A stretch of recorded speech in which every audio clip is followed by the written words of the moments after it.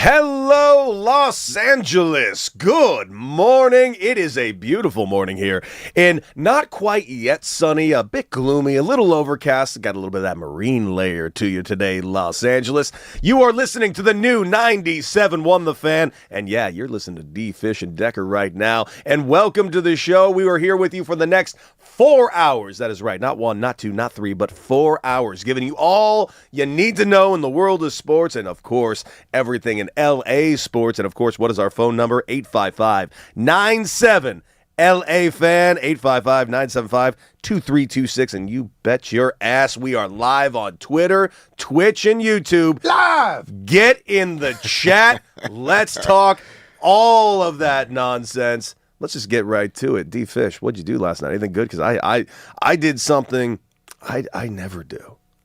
What'd you do, bro? Bro, I went to sleep like way early. Really? Like way early. Like frighteningly early. I went to bed. Didn't sleep. Went to bed at 7:30 p.m. last night. Like sleep? I didn't go to sleep. Went to bed at 7:30 p.m. Okay. The light was still out. I had a little bit. I had to black out my curtains a little bit. Crawled into bed. I was probably knocked out by 8:20. It was. That's nice. Next time I woke up, it was like 1 a.m. I was like, dude, I'm refreshed. I'm ready for the day. I had 3 more hours of rest to get. It was awesome. That's good for you, bud. I'm feeling good. Yeah. How about you? Not as early. Had a busy day per usual. And went to dinner.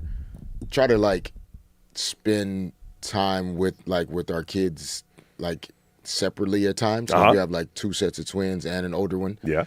So went to dinner with a couple of the kids around 7:30. Lasted till about 9. Great dinner. Just catching up with them. They're two of they are the two that are off to college, so they're home for the summer. Nice. So just kind of catching up. Nice dinner. Got back around 9-ish.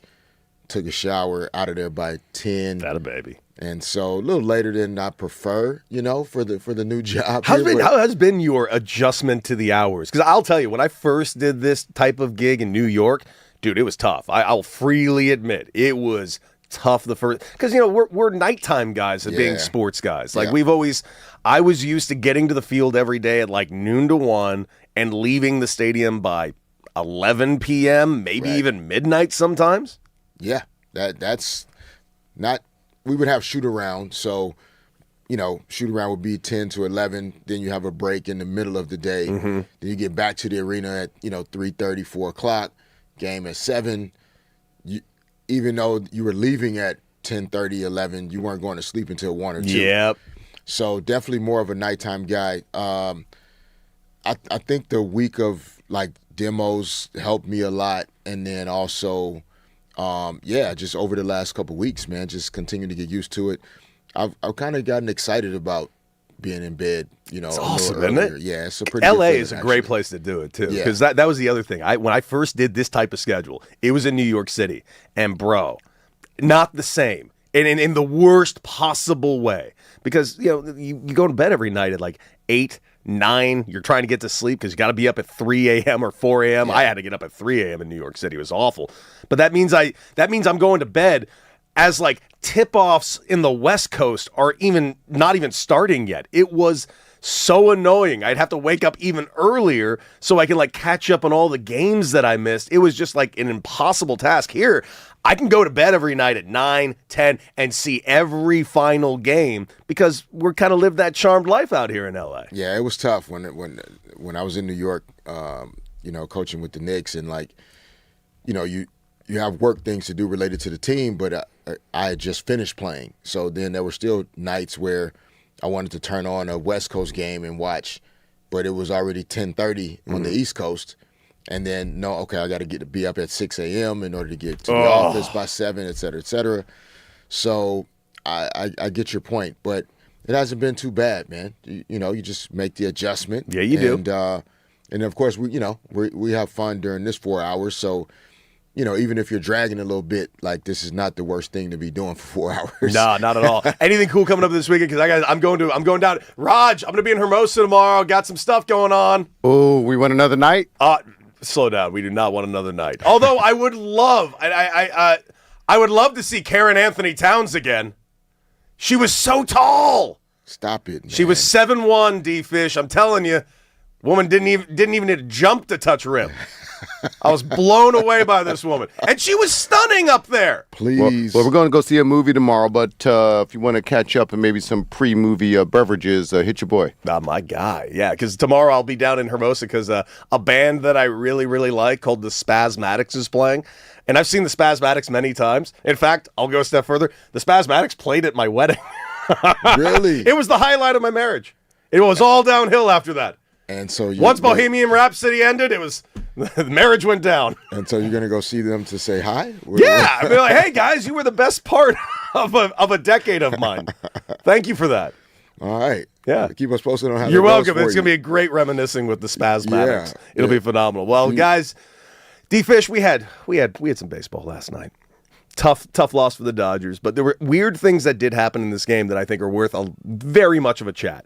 One, D-backs get a walk-off. Ketel Marte with his third walk-off hit of the season, and why waste any time? Here's Ketel Marte hitting that tank. Only hit in the series. Marte! There it goes! He's done it again! That right there, of course, was from last night's game. The Dodgers drop the series finale. It ends up being an even split 2-2 between the Arizona Diamondbacks. And then that, of course, was the hottest play of the game from Next Gen, the next generation of home comfort. Question. Yes. So from what I've noticed, most I don't want to say most, a lot of series are 3 games. Yes. Is there a difference when it goes to 4 games? Like mentality-wise? Yeah, A little bit. mentality-wise, you're in the city for longer. You know, like sometimes when you're in a city too long, you just get too comfortable. And very complacent. Yeah, Yeah. it happens all the time. You know what it is? For me, the 4-game series, this is why I hate a 4-game series rather than a 3-game series. The option that you could not win or lose said series makes it feel not non-competitive, but it's in like the back of your head. You're like, okay, it's okay. At least we split the series. I don't want to split a series. I want to win or lose a series. I never liked a 4-game series. I prefer them being odd numbers. Yeah, I mean, I would feel the same way. I just noticed on the schedule, like last week when it was like, okay, Dodgers, D-backs 4 days in a row.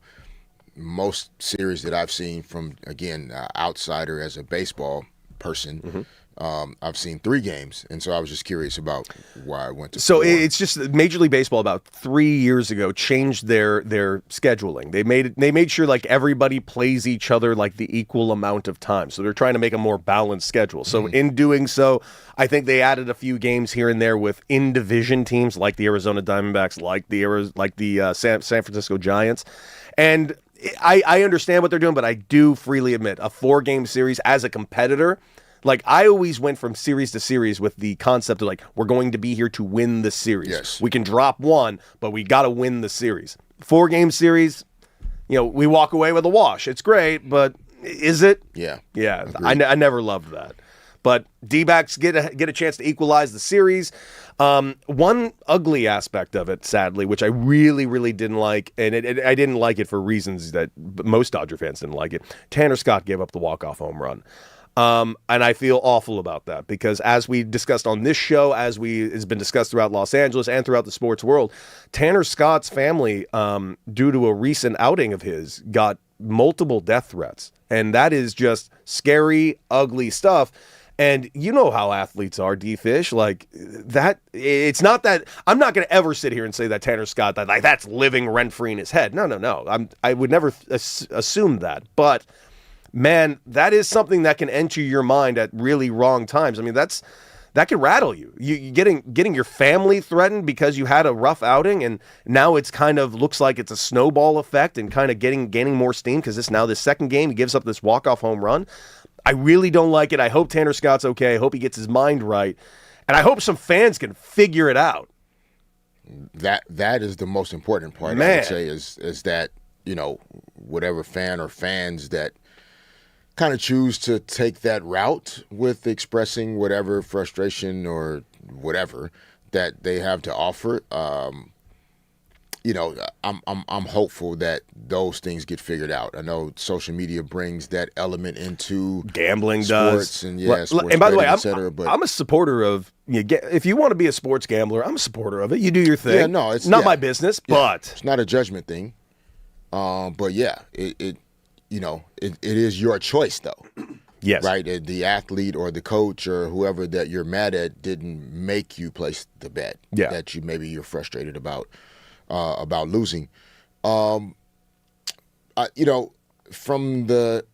what I saw, the pitch was pretty. I mean, he scraped that thing from pretty low. It was not a bad pitch. Yeah, it was not a bad pitch. Like I could see. I mean, it could be something worth watching, right? Like if he's having trouble placing his pitches, if you like you see in his performance is just not there, then maybe some of the off the field stuff is kind of starting to bother him a little bit. I can only imagine, if a game 2 or 3 days ago, I missed 2 free throws and, my family got threatened, and then the next game I was back on the free throw line in the same situation that I was in when my family got threatened. It would probably be hard for that not to enter my mind. Yeah.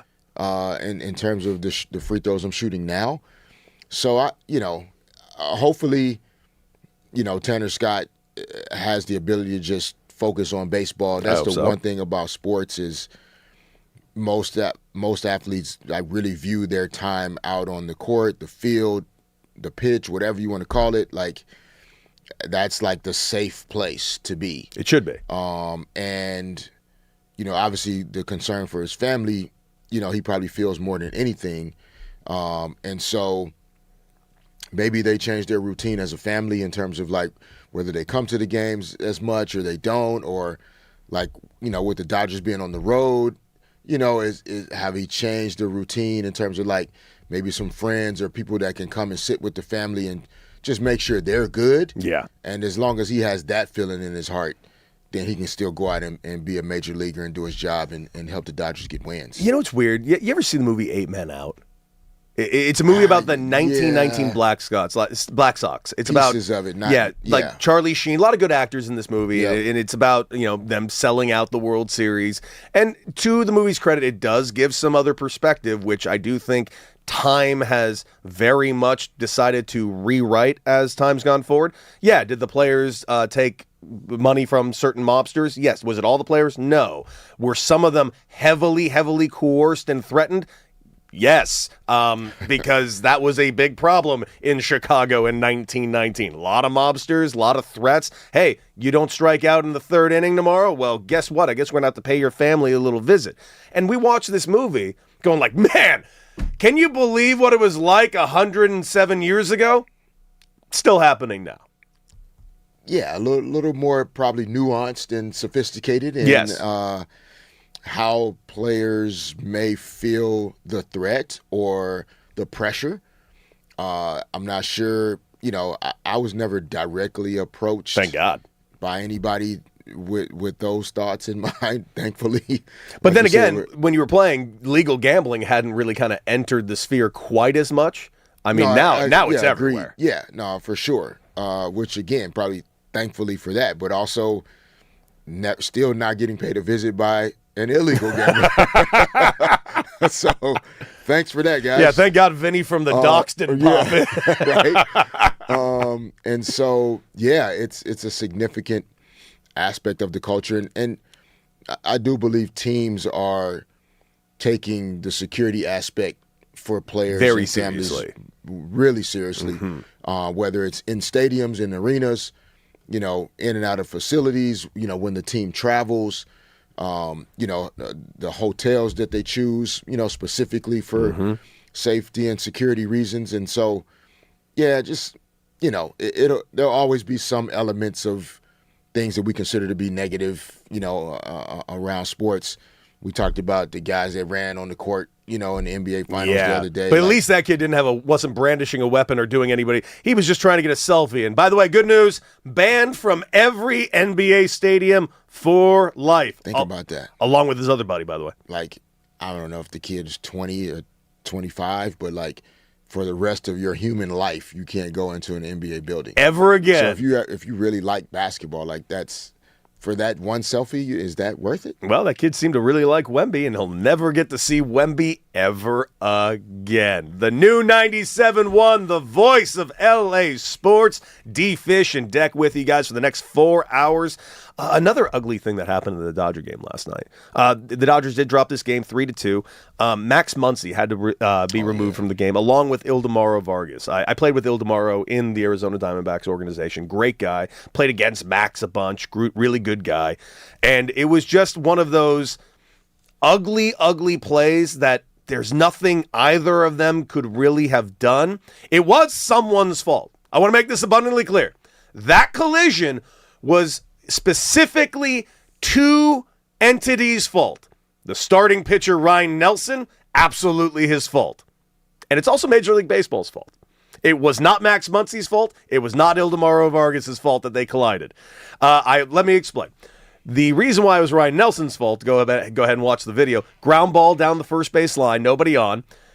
Vargy makes a good play to his left, turns around, and he's getting ready to flip it to the pitcher.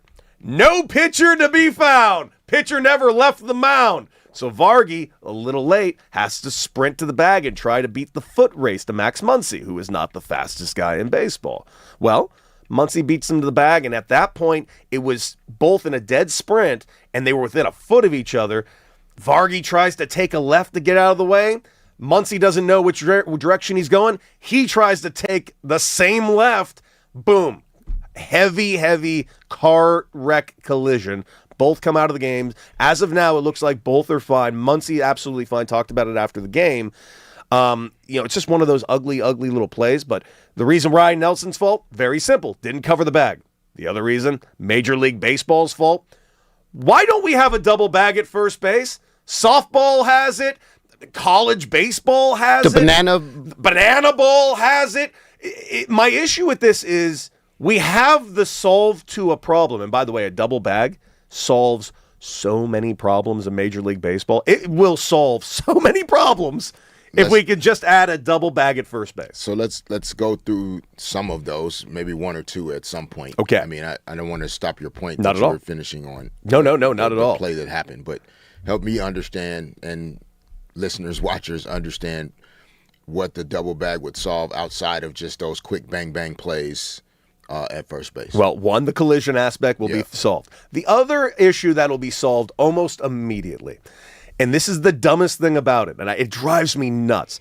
The players from home plate to first base get a call often, and it's usually runner's interference. Runner's interference means it's an out. Means if there's like a bunt down the third base line, and the third baseman makes a throw, and the runner is about to hit the bag, and the ball hits him, he can be called out for interference and interfering with the play. Runner didn't do anything. He's just running through the bag. But because the bag is placed in fair territory, the runner will have to be in fair territory running across the bag.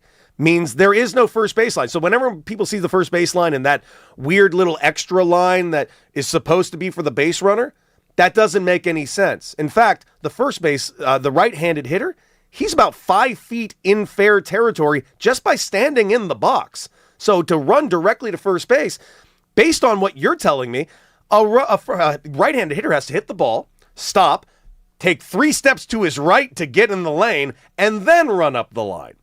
That's not how this works. I hit the ball, I run through the bag. So if I run through the bag at a direct line, at no point will I be in foul territory ever. I just never will. But if you place a bag secondary in foul territory, double bag style, I'll never be in fair territory. I will be out of the way of every potential runner's interference play. And the thing about it is, the baseline in every other baseline is more up to interpretation. Same with this baseline. Even though there's a line there, it's just up for the umpire's interpretation. So it happens all the time, and it makes no sense. Would it change the, not the bang plays in terms of the collisions, but would it make the umpire, or I'm not sure positionally what the I don't think it would change almost anything. Would it change the when like the tie goes to the runner in terms of like both guys getting to the same bag as don't think opposed it to will. like two bags. Okay. I think it would be exactly the same because there's also microphones in those bags, so a lot of those plays are also helped with the sound. So bang, bang, you could hear the glove, you could hear the bag, and also we have the advent of video replay now. Yeah, like that's true. we can see in a Major League Baseball game almost everything. And you got to give Major League Baseball credit for their video replay. It is top notch. The only thing I wish they could do is let's speed up those replays a little bit. Like why the ABS system works so well? It is fast, man. Yeah. Boy, is it fast. I still think Major League Baseball's replay system can be improved. Okay. But outside of that, double bag. You know why they won't do it though, right? Why? Because they think it looks unprofessional. That's literally it. It's unprofessional for two players to collide and almost kill each other. Exactly. No, yeah, but baseball is so stupidly stuck in their ways. They literally dig their heels in just the dumbest stuff. Interesting, man. Well, that's good baseball talk. We're gonna get to some hoops in a minute, right? Yeah, we're gonna get some hoops Right now, someone will break. Yeah, I like it. In fact, we're gonna go ahead and take that break because Raj, who is very, very professional, wants me to. Quick break. Raj loves it when I announce those, by the way. And coming up, Austin Reeves. Man, oh man, there's a lot going on with Austin Reeves. We're going to get to that throughout the show. Later on in the show, Michael Wilbon will be joining us live, host of PTI and The analyst over there. Godfather. The Godfather. That's going to be a great one. He'll be joining us in the 7 o'clock hour, not to mention your calls, 855-97-LA-FAN. But coming up, has it happened? Has Wemby been exposed? We shall discuss right here on the new 97.1 The Fan.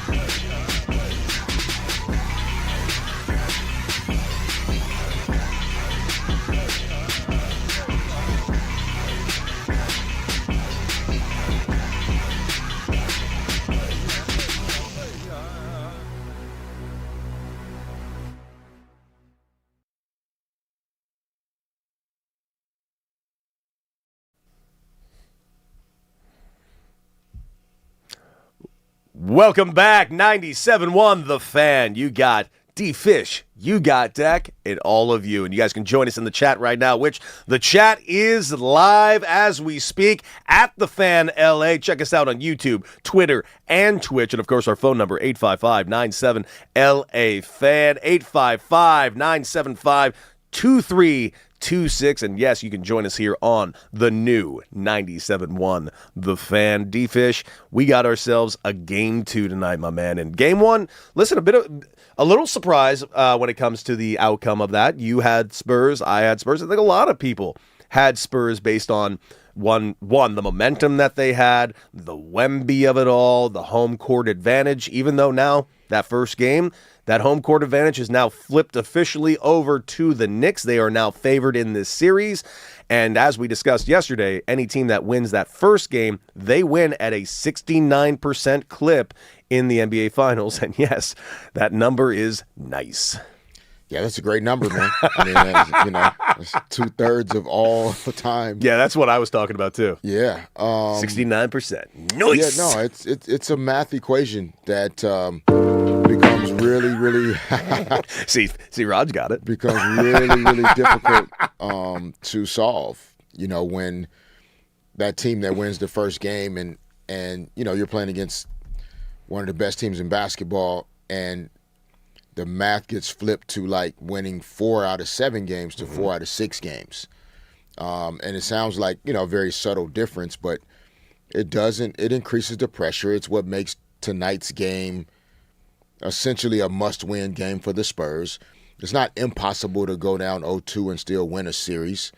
But, in terms of math and percentages and equations, you don't want to be in a position where you go down 0-2, in particular when you have the first 2 games on your home court. You have to establish home court in a big playoff series, just to make sure your opponent does not feel like they can just walk into your building and get it done anytime they want to. Yeah. So tonight's game will be really interesting to watch. The Knicks, the way their team is constructed, like they don't have guys that even feel comfortable being in the NBA. And what I mean by that is sometimes in these situations where a team wins the first game and they get a little complacent because they've already flipped home court advantage and they're comfortable with a split. And then because they know they're going back to New York for game 3. Yeah. But the Knicks roster is made up of guys like Josh Hart, Mikal Bridges, Jose Alvarado, even Jalen Brunson to some degree, Mitchell Robinson, Landry Shamet, Deuce McBride, even OG Anunoby. He's not a household name. He's a really good player in the league, but those guys are not the guys that feel entitled to this at all. Like, they just bring the hard hat every night because that's all they know how to do. That's what actually still has them in the NBA. So the Knicks kind of have this group that, like, they're not going to play like they're up 1 game already. They're going to still play the game tonight like it matters the most. Like, it's a must-win for them, too. Is there that aspect of, like, because this is one thing I noticed last year with the Knicks specifically, especially watching, like, the Tibbs system and all that. I always kind of looked at them, and the aspect of the Nova Knicks, how they are that college team that is, the core is still together now, which is still just a mind-boggling thing to say out loud.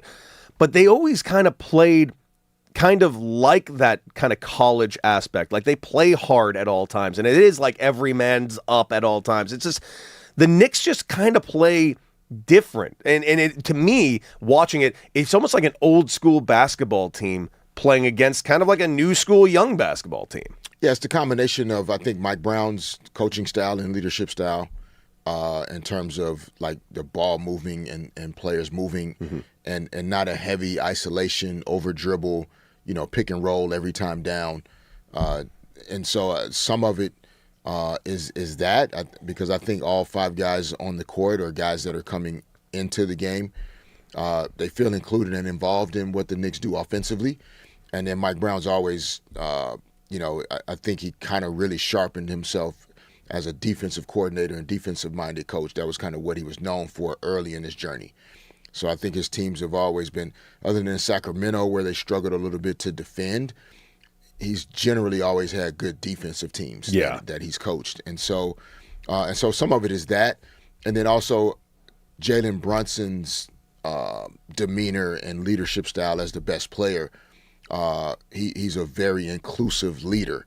And so then to your point, right, about all these guys just feeling like, they're in this together. Next man they're doing up. this together and it's next man up. Like it's part of kind of, the environment that they've built within their locker room. It's awesome to see. And by the way, 97.1 The Fan, Los Angeles. And those of you that didn't see this, we teased it. We got to mention it. I mean, it's quite fascinating what we've seen from Victor Wembanyama. And there's been a bit of a tale of two cities to his game this playoffs. There's been games where he's been truly a world beater. And there's been other games where he's had good games, but not being able to take over. And obviously the eyes on him are very, very, very wide open. And the lights on him are extremely bright. But Kendrick Perkins had some interesting things to say about Game 1 for Wemby, and here's what he had to say. It was that damn Karl Anthony Towns. When you talk about making somebody smell your cologne, that's what you call making. Issey Miyake a born number 9. He had one of them, and Wemby know it. Now, I'm going to tell the Spurs fans this. Y'all got a problem. Y'all have a serious problem. Victor, all I know is this. The Spurs have a huge problem. The defensive player of the year got exposed last night. And I'm going to say this, and I'm going to say this, I'm going to say this, I'm going to say this. He's going to say this. Yes, Towns played the best defensive game of his life last night.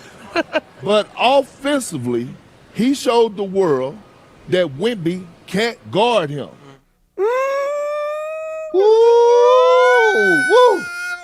D-Fish, what do you think about Perk's assessment of Wemby getting exposed?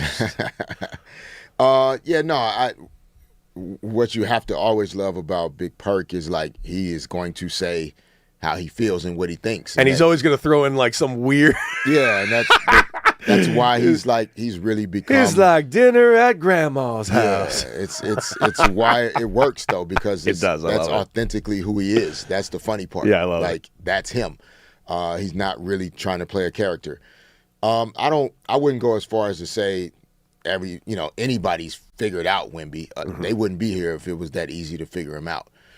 I thought Karl Anthony Towns did some really good things, defensively, but also offensively, in terms of, the ball being in his hands, the Knicks making him kind of a hub of their offense, but, him not having to, Cat not having to be the leading scorer on the team anymore. Like, he used to feel like he had to score in order to help the team win, yes. And I think Mike Brown has helped him realize there are other ways to impact winning that he's capable of providing to the team. And I think he's owned those opportunities to make plays for other people, to be a great screener, to crash the offensive glass and get the Knicks extra possessions, and not stand around like he has to get the ball in order to be effective. I think that's more so than Cat figuring out Wemby defensively. Cat's not a great defender in the first place, so I wouldn't say he's figured him out defensively. I think where he really figured him out in some ways is Wemby having a difficult time covering him. I think that's what Perk was referring to, is that Cat was able to catch the ball, drive the ball aggressively a couple times as Wemby closed out to him, and get right to the front of the basket for strong finishes. And that's something that we haven't seen, happen, especially in this playoff run. So that's what I think, Perk was more so referring to. But we'll see. I mean, it's literally one game. I can guarantee you Wemby's going to play better tonight. Oh, yeah. And I'm excited for it. Yeah, it doesn't mean Cat won't do some great things, and it should be a great matchup. They're two all-star caliber players. So we're supposed to see these two guys going at it and looking like they're causing each other difficulty in being successful. Yeah, and by the way, we will be talking with Michael Wilbon in 20 minutes about exactly this. But I got to say this. In the chat, Rob actually says, no drink Rob, Towns can't keep going on defense. He will fall apart. What is your thoughts on that type of assessment? I mean, yeah. Fall apart might be harsh, but, you know. Yeah. I think but his point is that, like, Cat is not, I don't think Cat has an all defensive team on his resume. Mm-hmm. Like, that's not what he does best. And so I don't think he's necessarily going to fall apart, though, at this point. Like, because when you're 3 wins away from the NBA Finals, whatever the best of you is, it's going to come out. You might not shoot the ball well, but one thing you won't see in the NBA Finals almost from anybody or any team is a lack of effort and energy and, like, putting out everything you possibly have to try to win. Those things alone make you a better defensive player. Yeah. So we are gonna see a better defensive version of Cat in the NBA Finals than maybe we would during an 82-game regular season. Well, guys, you hear what we think. What do you think? 855-97-LA fan. Do you think that Wemby has been exposed? Do you think tonight's going to be a different story? We want to hear from you, and it's 855-975-2326. And, of course, later on in the show, we got Michael Wilbon joining us in the 7 a.m. hour. Looking forward to chatting with him. Everything finals, Knicks, Rams, LeBron, Lakers, you name it. And he's in San Antonio. I hear they have a river walk there. That's kind of cool. And, guys, we want to hear from you. Also, join us in the chat at The Fan LA. Coming up, listen, Vegas is basically a suburb of Los Angeles. So it's got us thinking for today's Top 5. Right after this on the new 97.1 The Fan.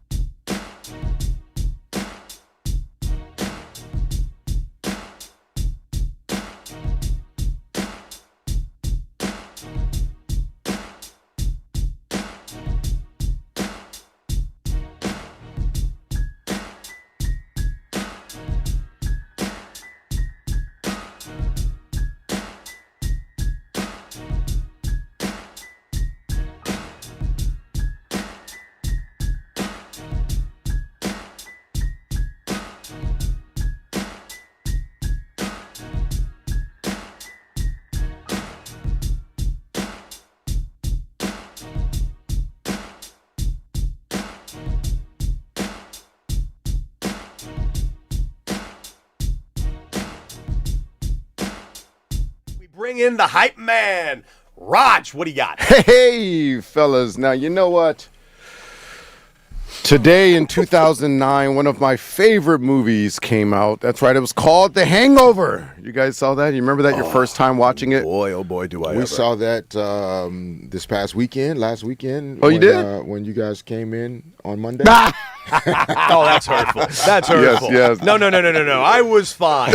Others might not have been, but Yeah. I was fine. Cody tapped out a bit earlier. Yeah, I than, left at 10. Not everyone left at 10. No, he didn't. Yeah, ours was something called the After Party. Would have been our movie. But anyway, so Cody, 2009 and Fish 2009, The Hangover came out, of course, which, like I said, one of my faves. So it got me to thinking. Of course, this movie was mainly based in Las Vegas. Yes, so, it was.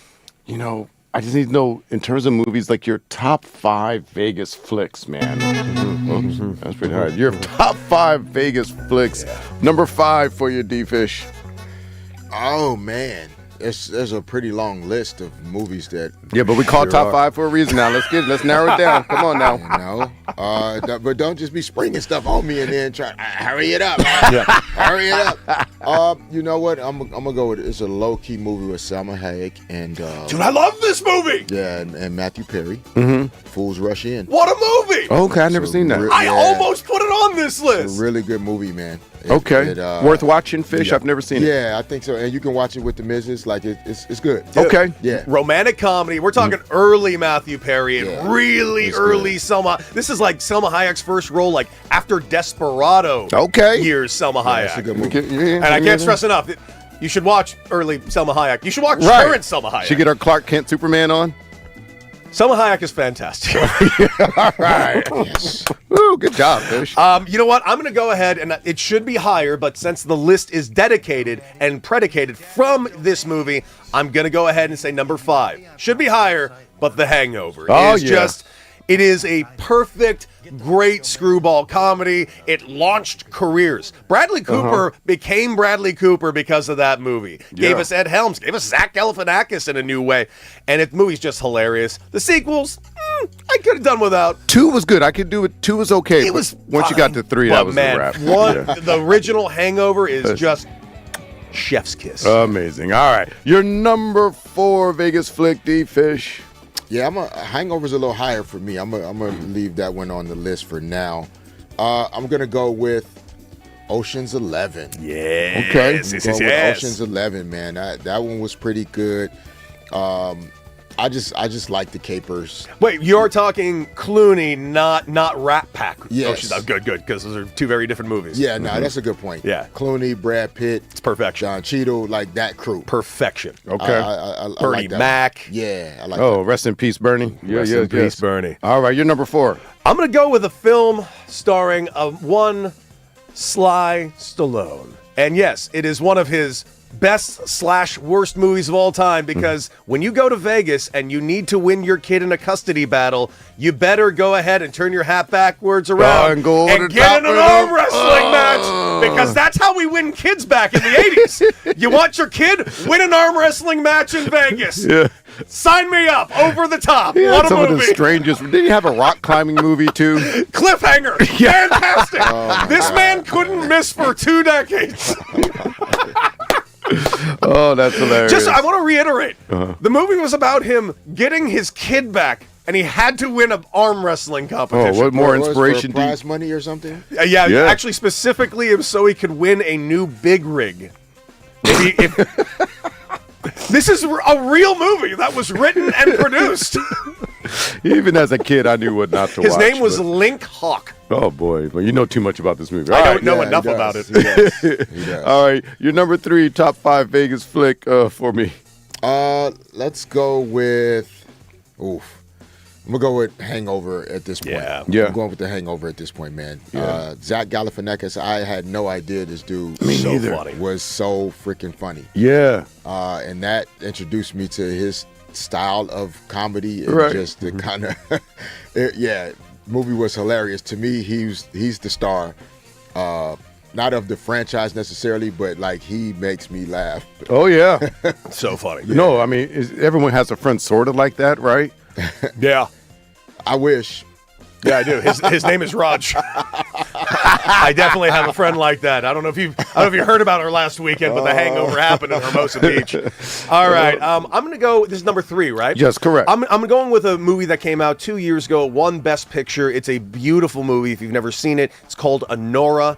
It is about a woman who is like a sex worker who meets this oligarch, and they get married, and it's just this whole crazy They done story. stole Pretty Woman. And it basically was basically Pretty Woman without the charm and the realistic nature of Pretty Woman. It was a great movie. If you've never seen it, cannot stress it enough. It's a beautiful film. If you haven't seen it, go watch Pretty Woman. All right, what do you got, Fish? Honora. What's your number 2 Vegas flick? This one was a fun movie to me. Okay. I don't know if it's never been critically acclaimed, but What Happens in Vegas, which Interesting. is obviously like one of the. A lot of people dig that movie. Yeah, it's a great movie. Ashton Kutcher and Cameron Diaz, and they basically accidentally get married, and then they have to learn how to be married, and I think we're all still working on that Love one. it. Love it. I was bad at it. Yeah, Sometimes you need a couple chances at it. You know what I mean? I didn't say I needed a second chance.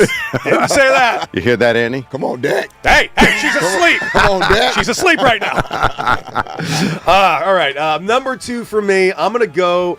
You said it earlier, and I'm with you. When I think Vegas movies, I think capers, but it's not the caper you think. There is a action caper known as Smokin' Aces that takes place both between Vegas and Lake Tahoe. Yeah, that's nice. And it is a violent, bloody, I've seen that. insane The elevator movie. scene and all Elevator. that? Oh, the Yeah. elevator scene. Yeah.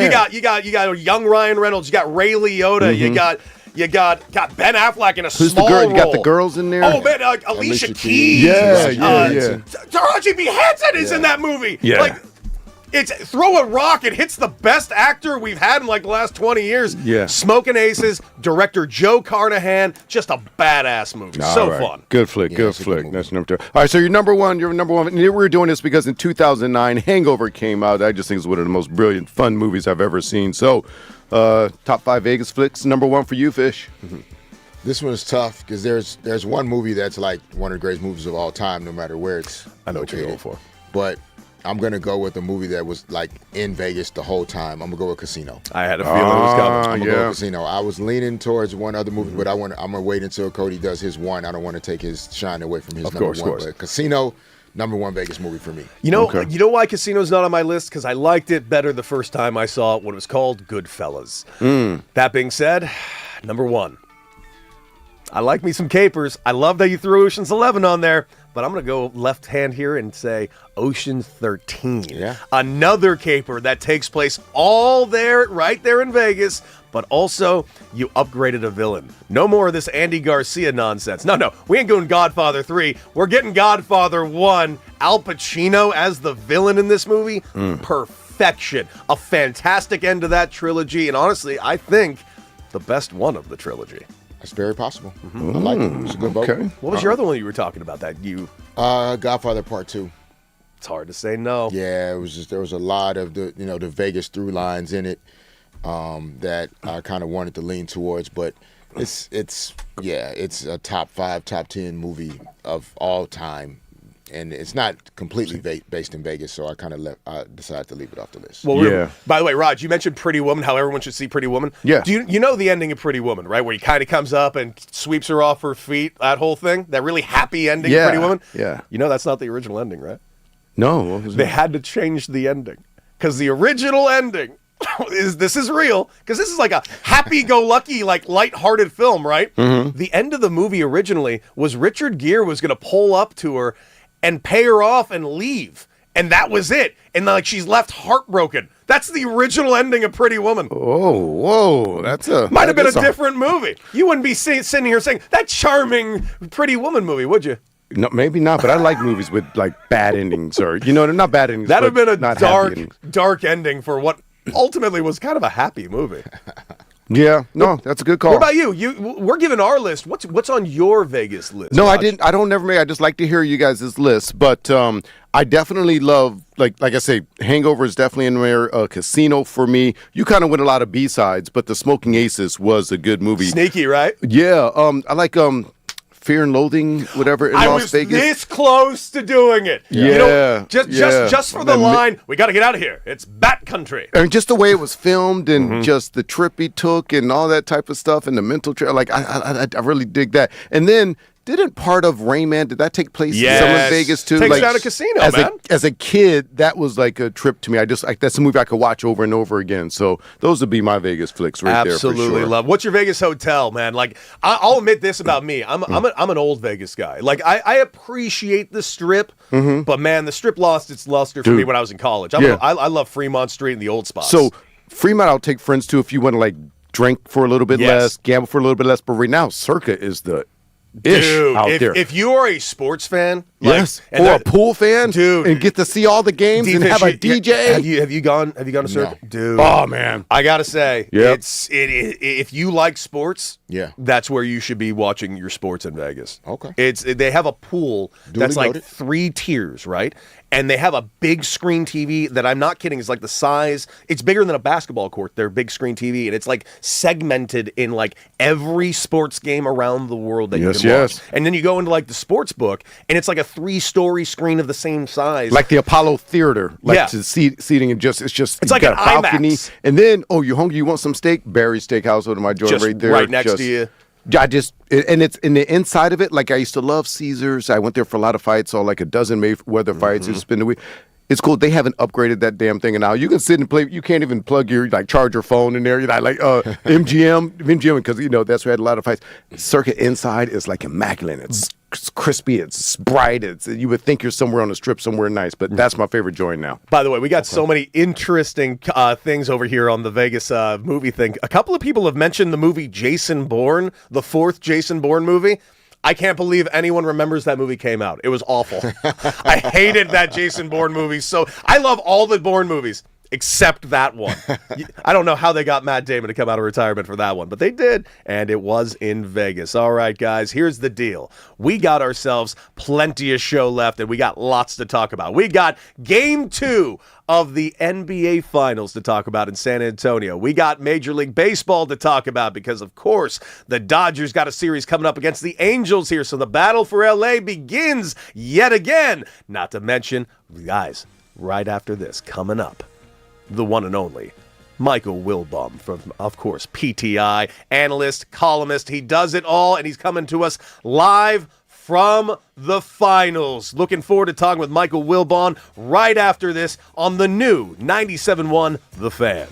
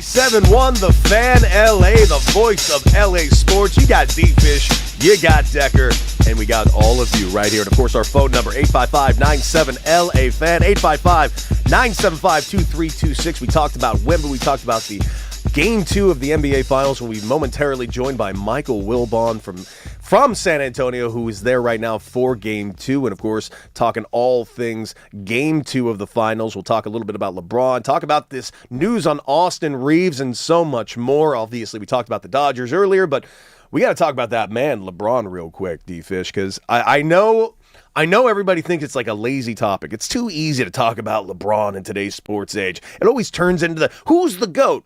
We're not interested in the GOAT conversation here on this show. Well, we just aren't. It's a lazy kind of old-fashioned topic that people like to throw out there when they don't really have much to talk about. And in LA, we always got something to talk about. And yes, we got plenty to talk about with the future LeBron James, which heavily affects not just the Lakers, but this city, this league, and this league's future. And there are a lot of options for LeBron James. It's just, what is the most attractive option, D-Fish? And if you believe reports, all of a sudden, there is a suitor that has been linked to LeBron for many, many years. Been trade talks and free agency talks, and it's never kind of come to fruition. But if you believe reports, it might be that the Golden State Warriors might have a borderline inside track to get their hands on LeBron James. It's being reported that they do have a potential plan to offer LeBron James $15.1 million. So if he's going to take a pay cut, and it seemingly looks like LeBron James will have to take a pay cut wherever he goes, the option of being put with Jimmy Buckets, Kristaps Porzingis, Steph Curry, and Draymond Green. Listen, I'm not going to pretend that's the youngest team in the league, but you're telling me I'm not going to watch that opening night? You bet your ass I'm going to. I'm going to hate watch it, but I'm going to watch it. He said I'm going to hate watch it. Oh, I'm going to hate watch the living hell out of that. Oh, that's going to drive me nuts if that happens. Yeah, I mean, Tim Kawakami's a good journalist. He worked in L.A. for a long time. I think before he moved up to the Bay Area, started to cover the Warriors. So I don't think this is hyperbole in terms of like probably not out of pocket. And it doesn't mean that he's gotten this information from the team or from LeBron and his team, but just laying out the case as to like how possible this is, and that if he is going to choose to leave the Lakers, what other teams have realistic options, not only to sign him, but also field a team that can win the title. Those names, they were in the play-in without some of those guys even healthy enough to play. So you for sure, if they're healthy enough, that is a group that could, win enough games to make a run in the postseason. It's still the big question for anybody in the Western Conference is, can you beat OKC? Can you beat San Antonio? And if it's not going to like accelerate your team to that level, is it worth it? I think the point that Tim Kawakami makes though is the Warriors wouldn't have to give up anything in order to sign LeBron, which is pretty big, which is pretty huge, right? The Cavaliers, or maybe even the Lakers to some degree, would have to maybe make some hard choices from a roster construction standpoint in order to sign LeBron to a certain contract size. And so it's all speculation at this point. The one thing about it, which I think our guest here will explain to us as well soon, is that LeBron can do what he chooses to do and what he feels like is best for him. And that's one of the most powerful things as a pro athlete is to be an unrestricted free agent. So much of your career, especially early on, is not in your control other than how you perform. But your contract situation, most of the time you come in, you're on a rookie contract or a developmental contract, and then maybe they extend the team option or they sign you to an extension, and you don't really get to unrestricted free agency until later in your journey.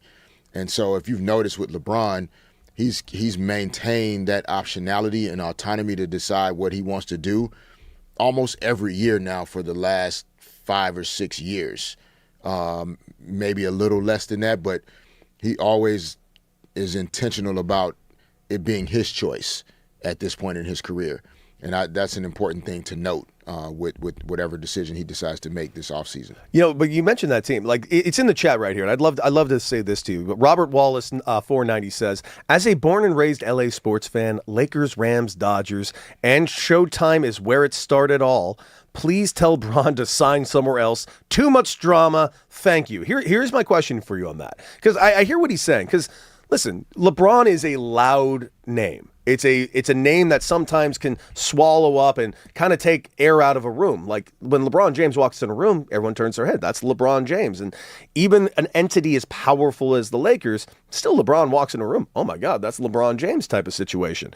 Do you see LeBron's tenure here of 8 years to be drama-filled? Because I kind of feel like, yeah, has there been like a couple of hiccups here and there? Sure, but I feel like the majority of the drama around LeBron has been more kind of manufactured by media than it actually is real LeBron drama. Yeah, what is the definition of drama in this conversation?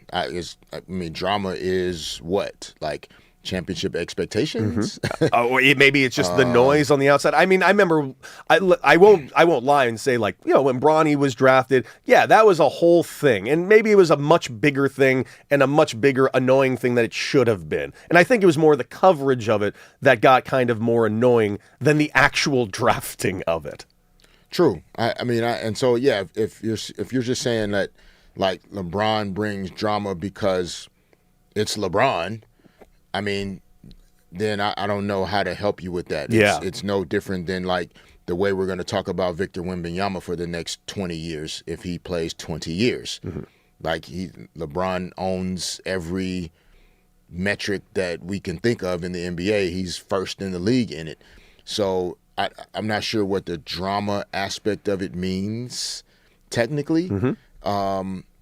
We haven't, he's not getting speeding tickets. No, he's not. Getting into fights at restaurants. And as far as I can tell, he's been a model citizen since he's been in LA. I don't know what drama necessarily means, just other than some people, there can be a fatigue in terms of just like, people don't want to keep talking about the same person. They want a new name. They want a new jersey. They want a new, and that's what Luka represents for a lot of Lakers fans. It's like, I think people just want to turn the page to Luka, and they feel like LeBron's had his opportunity in his time.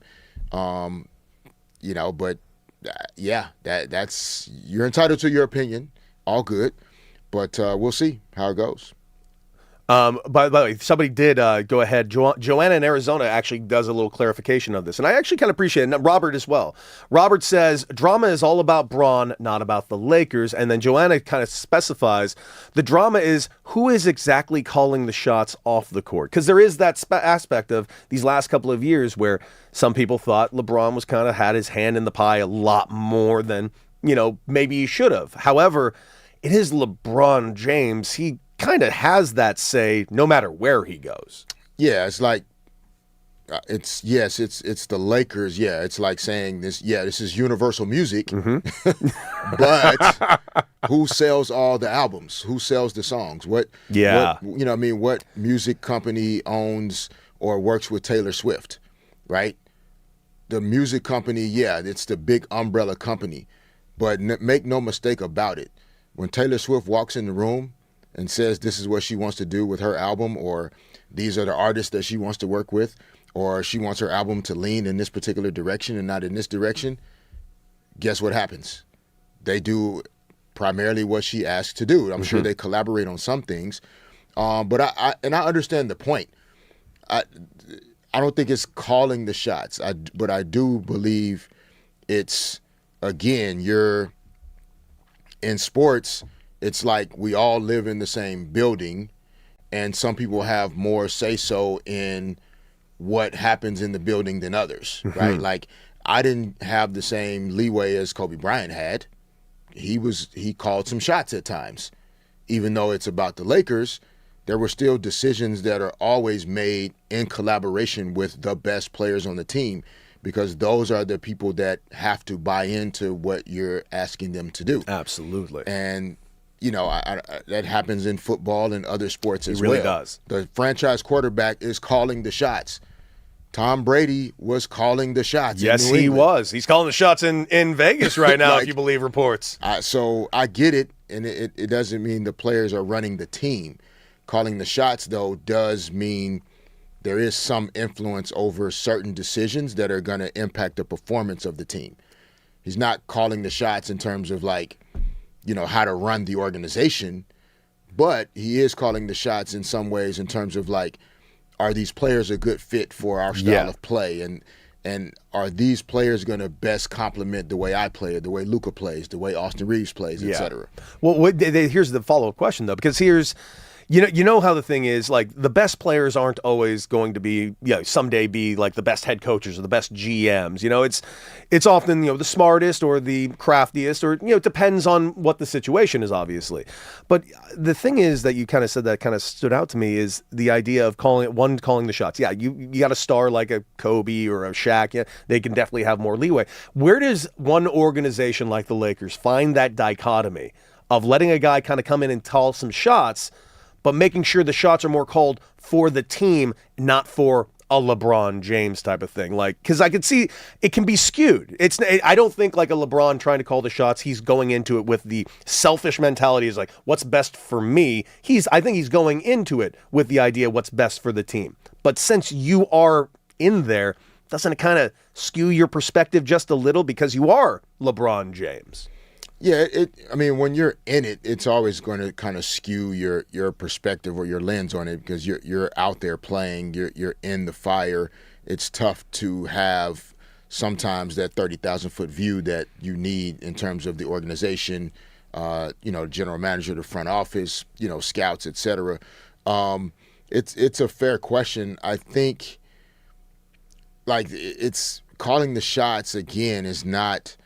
It doesn't mean he's handpicking every player or every decision that's being made. It's not that. I think it's more so. It's the biggest shot that's being called is that we're trying to win championships right now. It's not like LeBron is not on the Lakers to like be in the play-in tournament. It's not. So that's the thing that's driving the decisions. It's not LeBron micromanaging every decision, but it's the overarching, like, we are trying to win the Western Conference and win championships. So instead of us focusing on drafting young players and developing them over 3 or 4 years, we're signing free agents and trying to make trades or do things that can help us win championships right now because LeBron is here. And so that's where some of the calling of the shots comes in. And then the calling of the shots in terms of, like, what personnel best complements playing with a LeBron James. It's if you have Kobe, if you have Shaq, if you have Shai Gilgeous, if you have Giannis, if you have Tyrese Halliburton, like, all of those guys, they're calling shots and collaborating with the team on how to put a group together that can go out and win. There's pros and cons to it, but it's the price that you pay to be in partnership with players of a certain caliber. The Chicago Bulls come to mind, right, for me in this conversation, in this narrative. Their front office for many years when Phil Jackson was there and then ultimately left believed that organizations win championships, not coaches and players. Yeah. Which led to Phil Jackson deciding this wasn't the best place for him to be anymore. Yeah. Which contributed to Michael Jordan deciding, okay, I think my time is about up because the front office isn't making decisions that are in the best interest of me, my career, my time as Michael Jordan to win right now. Yeah. They're, bringing in – they didn't love Tony Kukoc coming to Chicago initially. They felt like that was a front office decision that wasn't necessarily best for the team. Tony Kukoc ultimately helped them, but that wasn't necessarily their favorite decision, but in terms of Michael and Scottie, to be honest. But my point being in bringing that up is when a front office or ownership group starts to make it feel like they're in charge and the players work for me and I tell you what to do because you work for me, ask the Chicago Bulls how that feels. And that has been 28 years since they've been relevant in any conversation about anything other than losing to LeBron James's Cleveland Cavaliers in the playoffs. That's the most relevant the Chicago Bulls have been since they decided that front office and ownership groups We're the ones that- winning that championships. winning championships. So that's the dichotomy. Is sure you have to try and find a balance, but the Lakers have always found that balance in leaning into and investing in their superstar guys. Magic Johnson, Kareem, Shaq, Kobe, like all those guys are different, but the Lakers have always leaned into what do we need to do to maximize those guys, because those are the guys that are going to help us get the rings. And let us not forget, the Lakers do have a championship ring to show for the 8 years that LeBron has been here. Mm-hmm. There have been other guys in the NBA that have been in the NBA for 8 to 10 years that don't have rings yet. However, in his 8 years here in LA, there is a championship ring to show for it. Yeah, sure. Would we and like we've heard more? though, but Of we course. also heard that was like the hardest championship to win. And it's weird how fans have a different perspective on it than players do, because the players, every player I've asked about it that has played in that playoff, they've all adamant say, look, that was ungodly hard. That was the hardest one I've ever done. And yet you talk to a fan, it's like, that's not a real championship. Mickey Mouse ring is what they try to say. Yeah, it's different, but it wasn't easy to win. I mean, you think about the season being disrupted and there being a stoppage. Yeah, it was nuts. And then having to kind of pick back up, and then, the pandemic not only caused disruption in terms of like your basketball workout calendar, but it caused a ton of disruption in terms of even how you view life and health and wellness. It's all because of Rudy Gobert. It's all his fault. Oh my goodness! We saw him do it. How did we get to this? It's just Rudy Gobert caused Why y'all COVID. bringing up old Okay. stuff? Hey, you saw it. You saw it too. And that's why we all are still mad at Rudy Gobert. New 97. I don't know if I'm that mad. I mean, I got to do a lot of shows from home, a lot of radio from home with the Comrex. I didn't hate all of it. The new 97.1 The Fan. You got D-Fish, you got Deck, and all of you. Join us right now on @TheFanLA on Twitter, Twitch, and, of course, YouTube, and, of course, our phone number. Where do you want to see LeBron? Los Angeles, 855-97-LA-FAN. Would you be okay with LeBron stepping out the door and going up the street to play for Golden State? I'll tell you this. I wouldn't like that one bit, D-Fish. And by the way, we did tease that we were going to have Michael Wilbon in this exact segment. Michael had to go and do a TV hit. He will be joining us today in the 9 o'clock hour now. So looking very forward to talking with Michael Wilbon of PTI and all ESPN fame and all the work he's doing over there at the finals as we speak. He's, in fact, on TV this very second. Had to get pulled into a segment. So he'll be joining us at 9 a.m. The chat is kind of going off on this and making a lot of points. Joanna in Arizona is very against LeBron coming back. She keeps making the point about LeBron was able to successfully draft his own son in that spot, in that leadership position. So I understand the annoyance of that, but to Bronny's credit, seriously, D-Fish, I've done a lot of making fun of Bronny. I have, and I probably will still. But Bronny's done a pretty good job with the roles he's been put in. Has he not? He's been put in very many roles, but he's done all right. But I don't think many people in the NBA have drafted any player at number 55 and expected him within a year or 2 or 3 to be an impactful player to a high degree. Yes, there have been some players that have been selected late in the second round that ultimately became great players, but not in 18 months. And in those situations, not necessarily on teams that are vying for championships. And so there's some element of this that has always kind of taken place in the NBA, not necessarily father-son dynamics, but, a drafting of a player or a signing of a player because they have a great relationship with the superstar player. Take, for example, Kevin Durant and Jeff Green. Like, Jeff Green is one of the greatest dudes to ever play in the NBA in terms of his person, super talented, had the heart condition that didn't disrupt his journey necessarily in the NBA, but maybe didn't allow him to reach some of the full potential that he truly had. Jeff Green's a super vet. He's a guy that's been on Kevin Durant teams for multiple years recently, but not necessarily an impactful player in terms of playing time. But it's not solely. in a lot of ways, it's because of the relationship that Kevin Durant and Jeff Green have, stemming back to the Seattle Supersonics when Kevin Durant first got drafted into the NBA. So the Houston Rockets have a guy on their team that may or may not help them win a lot of games on the court, but he's a great dude. He's good in the locker room. He provides a certain level of safety and comfort for Kevin Durant. You're a best player. And that's kind of more so when teams make decisions. Giannis has a younger brother that's on the Milwaukee Bucks roster. Yes, he does. He doesn't help them on the court a ton, but your best player feels more comfortable having someone that he trusts with him every single day. And so it's nuanced. I get it. I'm not saying that you're supposed to be drafting sons and cousins and whatever just because people say so.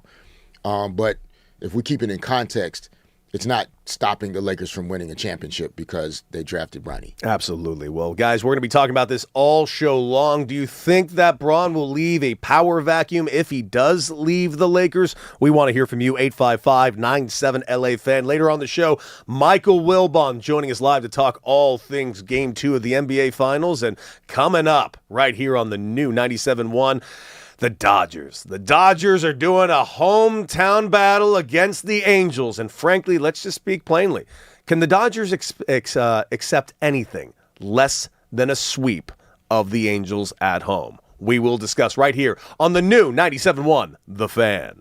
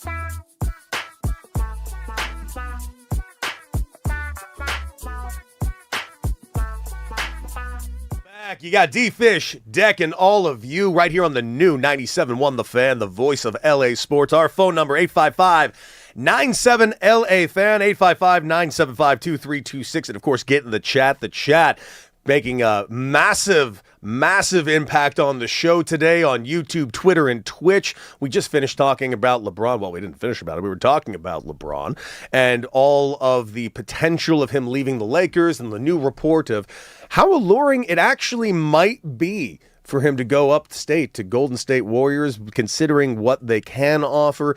The question just kind of becomes, and D-Fish, you tell me, man, it seems like no matter what the situation is, if the goal for LeBron James, no matter what, is to win a title, then his options are relatively limited on where he can really ultimately go, don't you think?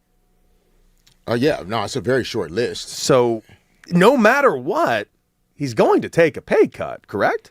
Most likely. But if there's not a scenario where, he's able to find a situation that fits best, then I think the Lakers would end up still, needing to or having to pay not necessarily $50 million, but pay him the highest number to stay, right? Like if you're thinking about taking less money, you're not going to necessarily take less to stay unless you feel like the Lakers have the better chance of winning and advancing. You like the roster construction, but the Lakers have a lot of questions around, what does Rui Hachimura's future look like? Yeah. What does Luke Kennard's future look like? And Austin Reeves is really looming. Austin Reeves' decisions. And so, a lot of those things are going to play a part in how the Lakers' path is viewed, by LeBron and other teams, other players. And so, the pay cut conversation, I don't think LeBron is viewing it as I have to get the max because I'm worth the max. Like if we punched into whatever AI engine platform you want to use, how many NBA players this past season, take age out, averaged 20.9 points, 7.8 rebounds, and 7.2 assists or whatever LeBron's averages were. It was ridiculous. It would be a pretty short list of guys with that stat line averaging for the season.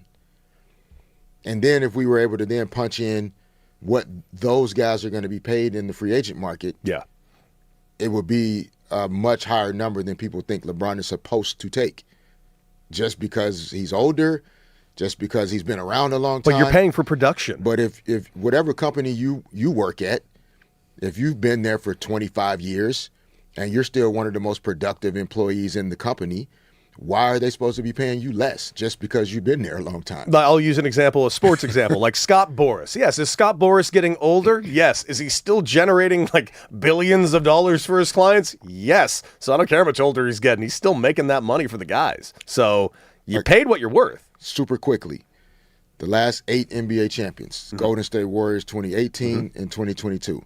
So Steph Curry is the only superstar in the NBA that has 2 titles in the last 8 years. Oklahoma City won last year, the Celtics the year before that, the Nuggets the year before that, the Bucks in 2021, the Lakers, of course, in 2020, the Raptors in 2019. Man.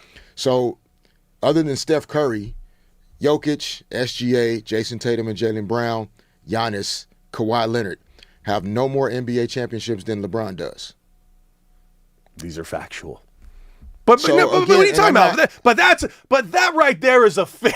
I'm not saying the Lakers are supposed to re-sign LeBron that doesn't allow them to do whatever goals they have set. I'm not saying that.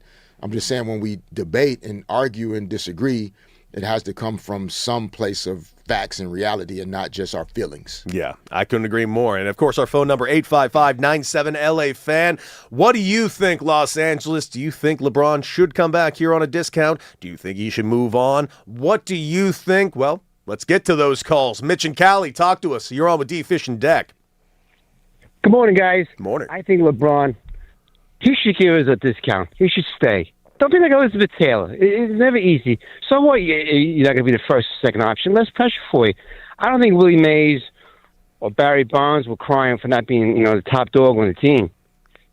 And if Aaron Donald somehow will come back, the Rams can only pay him $1.8 million. And now he can take a big discount like that. So can you, LeBron. Stay in L.A.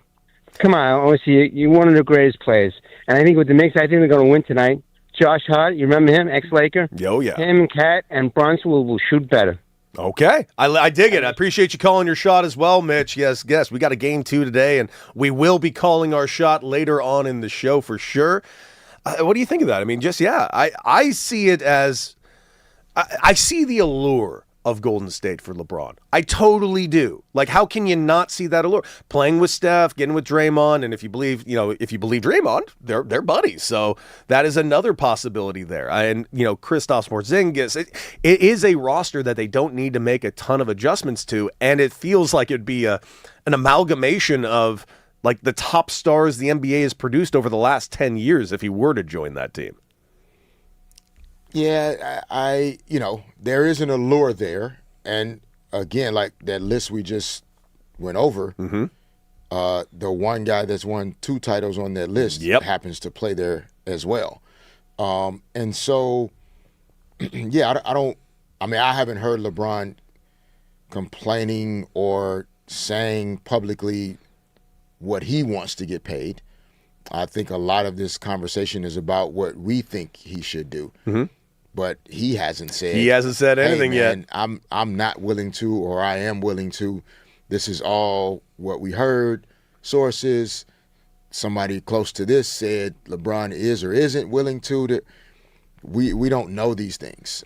So we're in this waiting see position. And, it gives us a lot of stuff to talk about, which we love. Yes, we do. And we need it. So let's keep it going. Well, let's go and add to that because the chat is on fire with their incredible jokes. And I quote from Dom, Golden State? Nah. Olden State?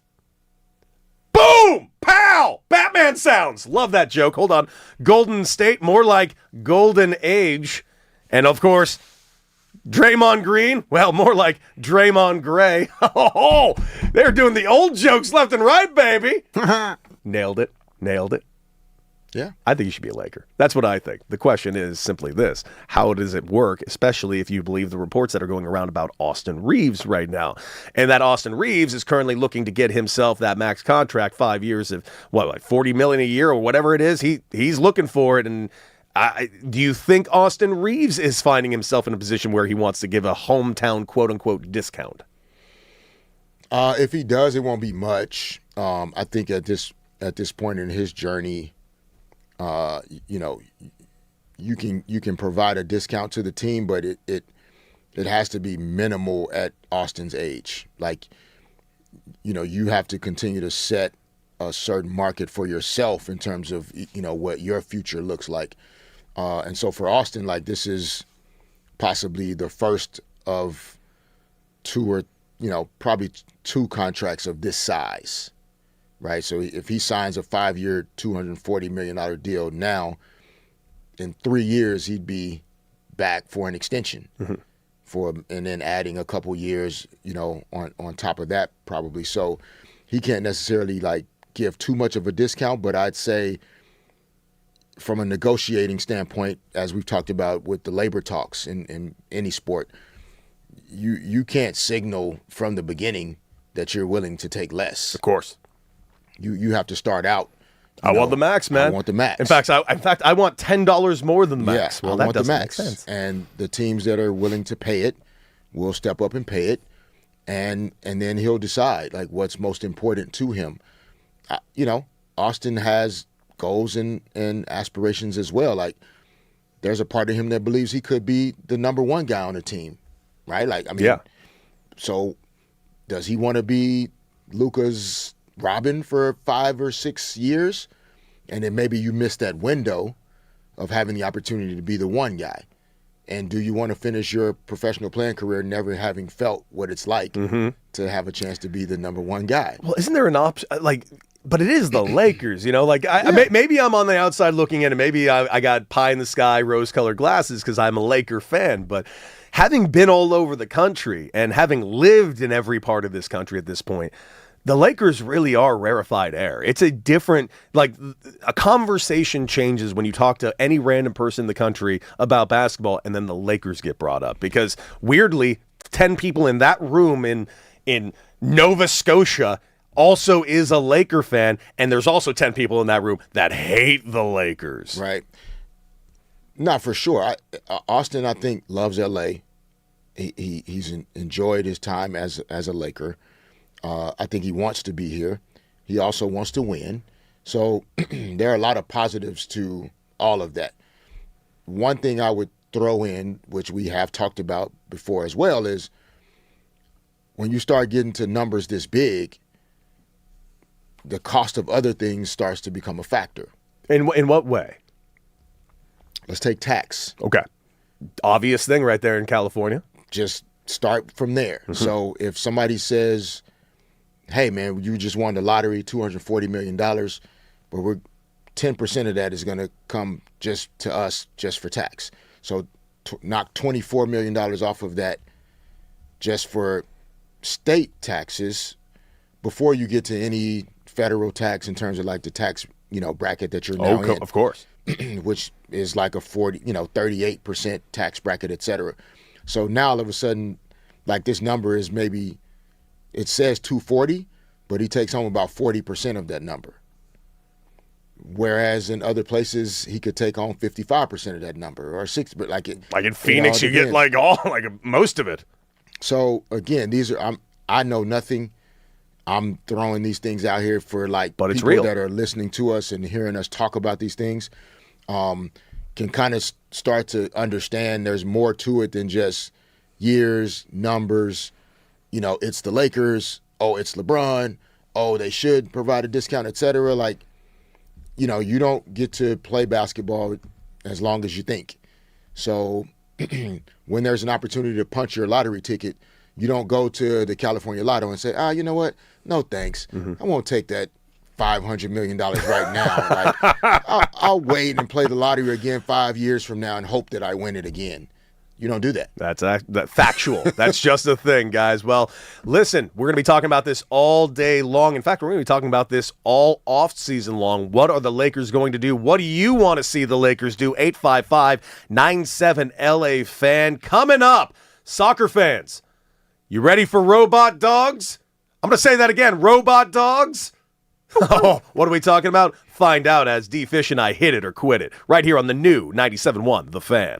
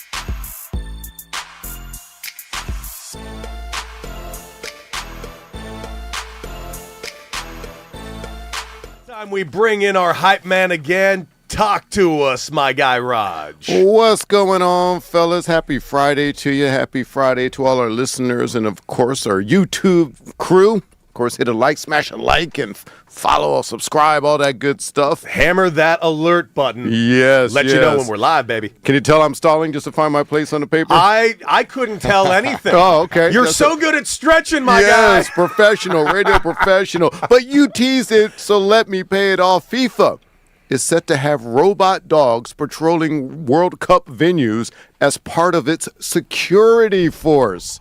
Hit it or quit it on robot. Well, we already know Fisher doesn't like real dogs. Do you like robot dogs, Fish? Raj, you're gonna stop lying to the people, man. Raj is like stop lying is to the creating people, a bro. hostile work environment, and I don't know why. He's trying to get them PETA people all over your ass, and I don't know why. Uh-oh. So I love dogs, man. I know you love dogs. So robot dogs at the FIFA though. I mean, yeah, sure. I like. Okay. I hit it, but like my question is, what happens when like you do something? Like, is the dogs gonna arrest you? Or Are they gonna sniff it out? Yeah. I hate that I've done some research on this. Oh, talk to me. Real quick. I'm gonna quit this. Okay. But listen. One, I find them creepy. One, go look them up. They're those Boston engineering things that we've seen videos of that I used to think were all AI, and it turns out they're actually getting real. They're like basically little crawling surveillance drones that somewhat look like dogs. And I can't stress this enough. By saying it looks like, it's a stretch to say Okay. this looks like a dog. It walks like a dog, but it's just a weird walking around robot that does facial recognition, and it's basically a surveillance drone at the games. I don't like it at all, but then again, who am I to we got Waymos driving all over the place. Those I are know. basically little surveillance drones. So they I'm got so us. used to them now. Big It's Brother's funny. got us, man. Yeah, There's nowhere we yeah. can go. Our dogs are surveilling us now. That's All right, hey, let's switch it up here. A little bit of NBA, a little bit of golf here. You guys are both golfers, right? yes. Yeah. Sometimes. Okay. I'm so good. I feel you. Hey, well, Cat Carl Anthony Towns says he can hit a golf ball. Hold your judgment. 400 yards, Fish. 400 yards. Cat says he can hit a golf ball 400 yards. You hitting it or quitting it on that? I mean, I don't know if maybe it happened once. I quit it because when you say it this way, it means like you can do this. Like He said there Roy- was a green that was that the hole was 400 yards or something like that, and he hit his driver and he rolled up on the green for 400 yards. That's what he says. Okay. Yeah, I mean, yeah. like so, 400 yards playing downwind. It's whatever. Like maybe it happened one time. All But right, D-Fish is protecting his brethren, and I don't like it. I don't. You're a liar, Cat. Yeah. No way this happened. Roy McIlroy can't hit a golf ball 400 yards. Exactly, Cat.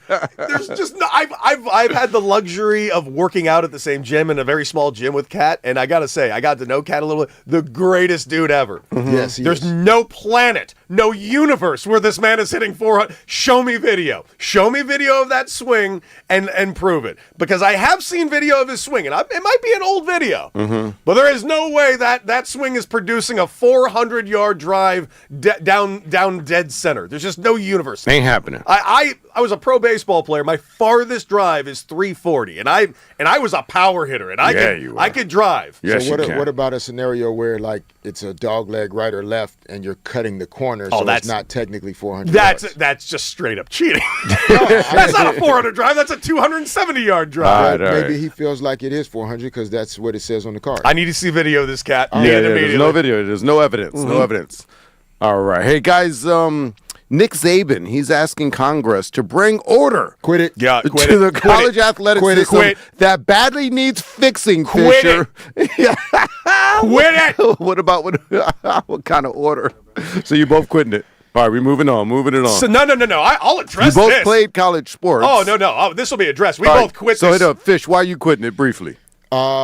Just more so that Coach Saban is the one saying it. Like I'm sure the system needs to be Modified, evolved, yeah. modified. Yeah, sure. There's some things But that the we need to shore messenger. up. But I don't. My thing with some of the coaches that had like a tremendous amount of success in the former system. Yep. It wasn't broken in, huh? It wasn't broken in. Yeah, So, Nick Saban liked this system Yeah. way more when he was the only one that could pay his players. He Right. doesn't like everyone else getting paid. And God forbid the players get paid, but Nick Saban can't be the only one that gets paid anymore. No. There's just something about it's weird about those old Southern white coaches just desperately needing all that college money, huh? Yeah. Weird, huh? I heard that. Hey, let's see. Hey, so peep me out on this one. So a Mount Everest, let's see, a climber or whatever, he went missing for 6 days. And he got rescued, but before he was rescued, his family was holding a funeral service for him. Now, hit it or quit it, or just like, I would stay missing for a little while. You know what I'm saying? Hit it or quit it, like, just not come back. You know what I'm saying? And you could, like, haunt them and stuff, like, sneak around and, like, just kind of walk by, like, damn it, what's that? So hit it or quit it on my idea, Fish. If your family thought you was dead and they was holding a funeral, hit it or quit it, just let them go ahead and do it. No, I quit it on the idea that, like, 6 days seems kind of quick for me. Dude, what? Like, Did you guys even It was look? because it was extreme conditions, guys, at Mount Everest. Like, people die No, up I there. understand that. Cool. Like, it's They was highly like, yeah, likely that he could have died in the conditions. Yeah. But within 6 6 days, days? the Hey, man, service that seems life insurance was Sounds good. like that family was really hoping. Like this, man, he got a good I ass. mean- He got a good New York life. You guys plan. planned a full funeral in 6? Did you guys move a rock and look? So, Fish, you wouldn't just like stay hit, no, like just stay I like would. for like a month and just come back and like walk by in a random grocery store like with a little disguise, like almost haunt them like a ghost. No. Nah, I wouldn't do that. Oh, I what wouldn't about- do that. what about I wouldn't you? Sit right with me. I wouldn't do that. Is that the question? Yes. I hit it. Yeah. You better believe I'm hitting it. Wouldn't that be fun? Clearly, screw this family. They just want my money and my insurance. It clearly shows because they just threw a funeral and didn't even bother searching for me. But you could just get off the grid, and I know you guys, former athletes, Oh no, you got people. I got better. What's that? I'm going to the funeral. I'm going to the funeral Yes. in disguise. And to see what they say and about I want to you? find out what these people really think, and then I'm going to adjust my will Be like, after damn the it, fact. my aunt is not crying hard enough. I noticed my sister was pretty excited that she was at this funeral. I think I'm going to change that will a tad. Yeah. See, Fish? See where we're going? Yeah, I see. All right. Find out what they really think. Yep. Hey, check this out now. Okay, so we talked about some, Fish was questioning the sources or the credibility of the Sasquatch people. Or no, this was not Sasquatch, which was the Loch Ness. Loch Ness, Monster. Yeah. So this one, you got not question this, a former CIA psychic spy, Fish. He claims to have located multiple alien bases hidden inside mountains. He said, if you see too much, you disappear. And his name is Lynn Buchanan. He's a decorated Army intelligence veteran, and he made this claim recently on Jesse Michaels' American Alchemy podcast. So, Fish, the aliens are inside the mountains. This is a CIA guy. Hit it or quit it. Raj, don't try to spin it like No, that. this is a CIA. You cannot question Did you this not? source. You just said the word special CIA psychic. That was a word you tried to bury that word in there. Psychic spy. Hello. Get this man his due. Psychic spy. If he saw too much and he hasn't disappeared. Yeah. But there is another story, and I haven't gotten that deep yet. There is another story. Some cats that, if you look it up, they are disappearing. They found one at the bottom of the ocean with a certain hole, and like there's some people that are conveniently being just disappearing. So Okay. So Yeah, I mean, I'm always down for Yeah, hit it. a Yeah. solid conspiracy theory. yeah, this is a CIA man too. You can't question this guy. Alien bases. In the mountains, Fish. We've been looking in the wrong damn Yeah, places. I mean, Me and but- you got to go to the mountains. What you doing this weekend, man? Have you seen Paradise? No, I haven't seen it. I've seen Paradise. So Cody, you on board? Hit it or quit No, it? What? quit it. All right, this is a true thing about the CIA. Yeah. And this is a former CIA operative did talk about this at length one time. He said, "What happens when a CIA member goes crazy? We don't get rid of him. We basically send him home till he's not crazy anymore, and then we put him back to work until he goes crazy again." That's what the CIA is. It's filled with very smart, very capable, crazy people. Oh. Well, they got the job. They went to school. They got credibility. Buddy, quit it. There are no aliens in mountains. I just think we've been looking in the wrong places. I think we're looking in the right places. All right, Space fans. seems like the Don't right worry, place to look fans. for aliens. D Fish and Decker got you. We will get to the bottom of all this true I believe stuff. aliens are real. Okay. But we got to get rid of this. Aliens are walking among us. No, they're in the nonsense. mountains. And we got to get rid. What are the Mines of What is this? Lord of the Rings? Mine's a Mordor.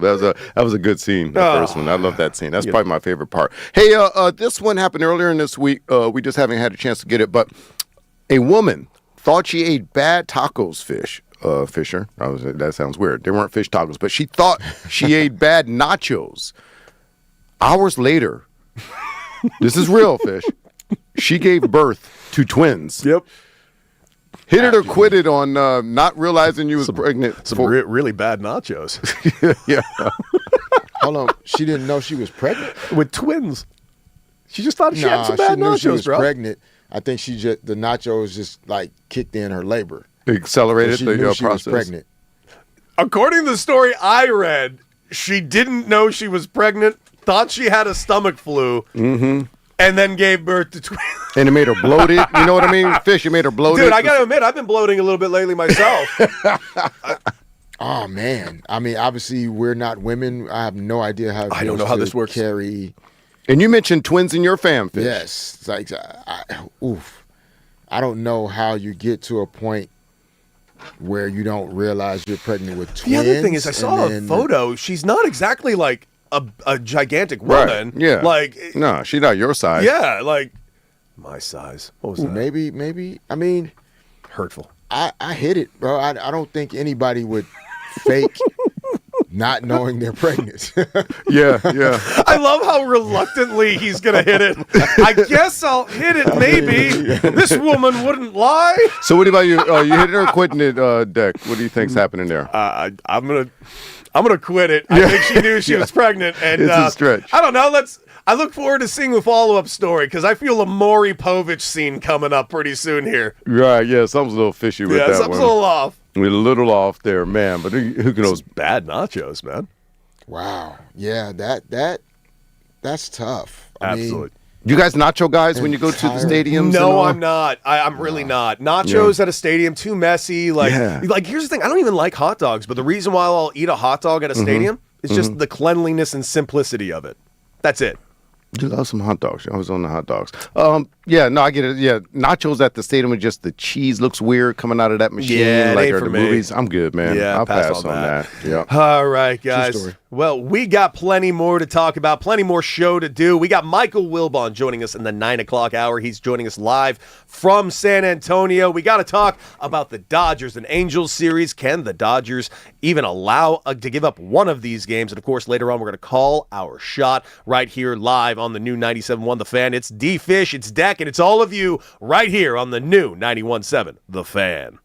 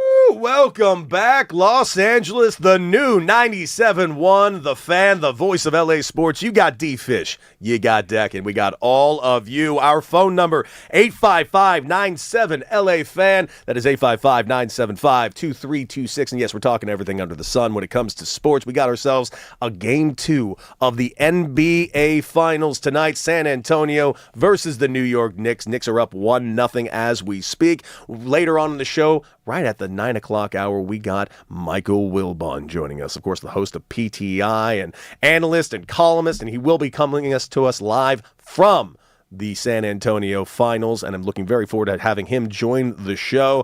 We've talked a little bit about LeBron and the decision that he has in front of him, not to mention the Austin Reeves of it all. So the question of the day, 855-97-LA-FAN, what do you think the Lakers should do? What do you think LeBron should do? I mean, LeBron has options. We've talked about the option of Golden State, and I'll plainly admit it.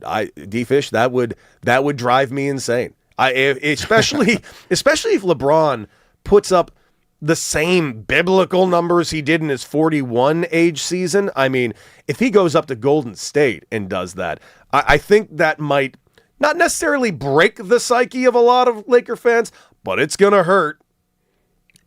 I mean, some fans don't think that, though. That's the thing.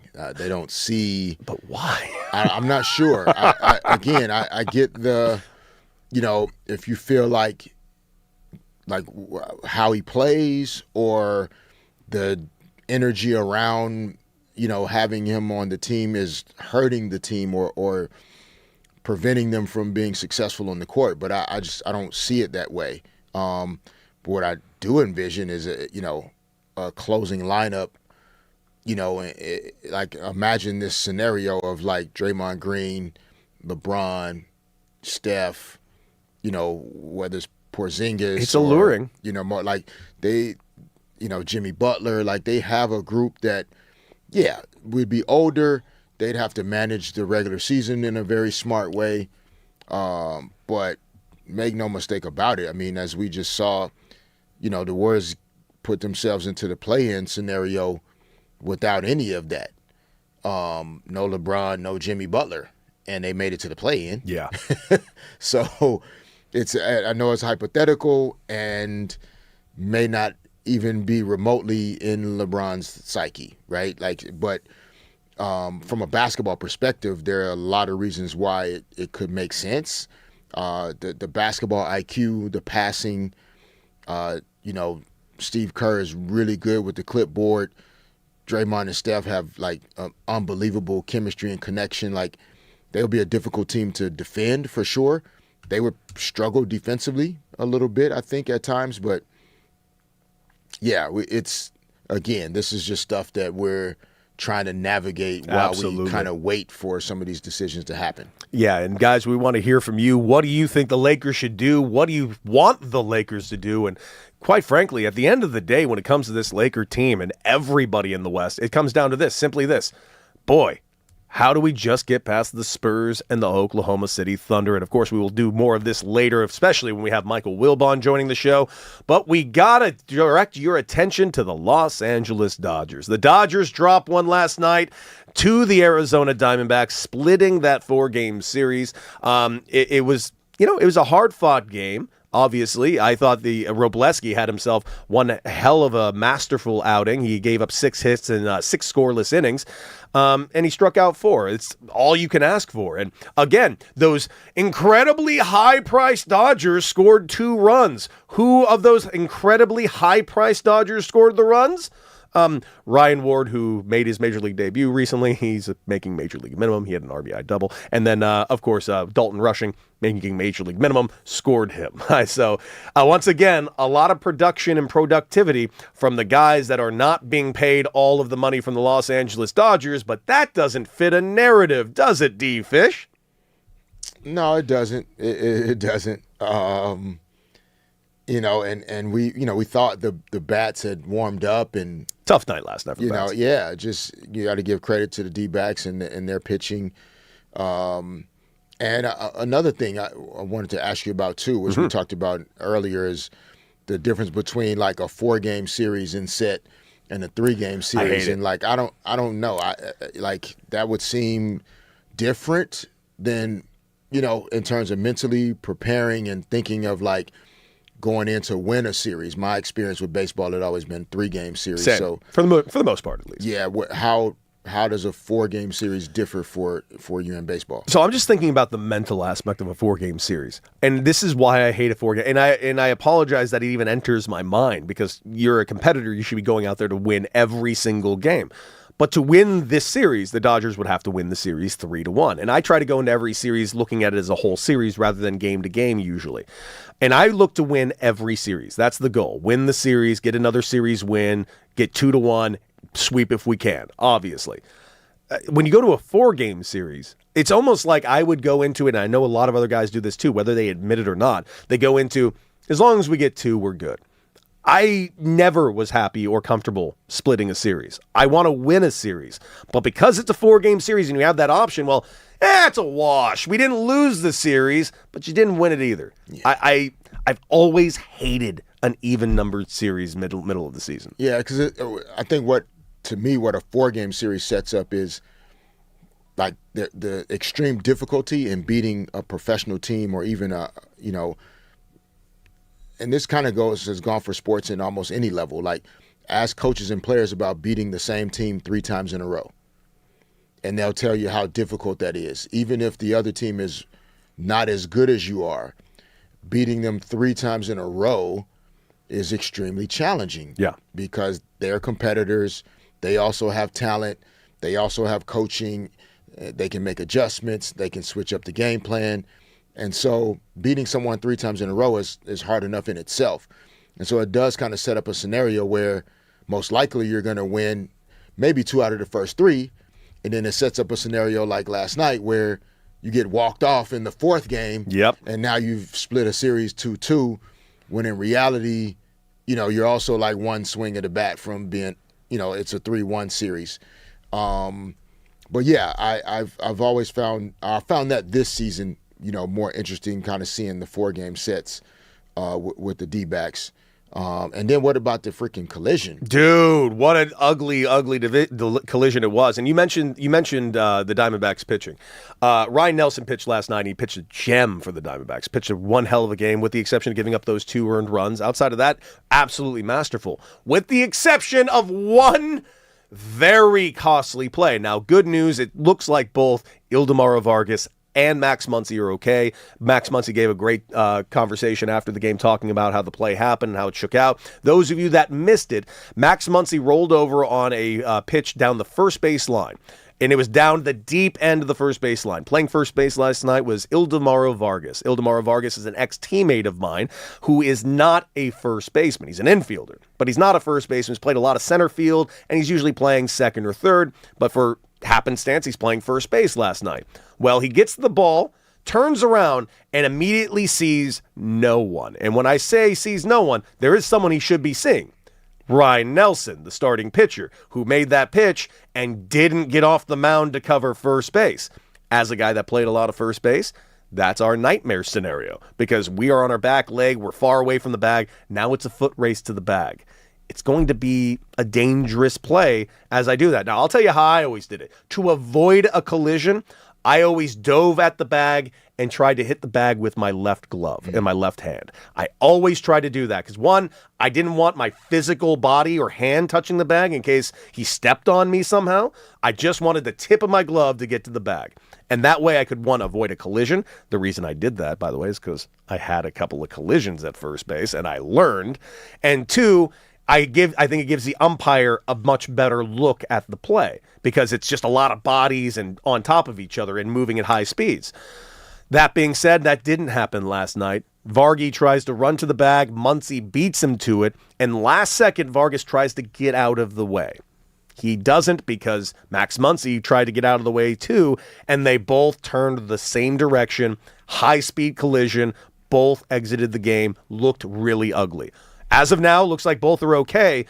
But the reason why it just drives me insane, D-Fish, is we already have a fix to solve this. There should never, ever, ever, ever, ever, ever be a collision at first base. The fact that we ever have collisions at first base is a waste of our time. Because normally when we have fixes these days, it's usually something due to technology. Oh, strike zone problems. Well, we have the tech. Let's fix it. This isn't even technology. Softball's been doing it forever. College baseball's been doing it for years. Banana ball does it now. Guys, put in the double-sided two base at first base.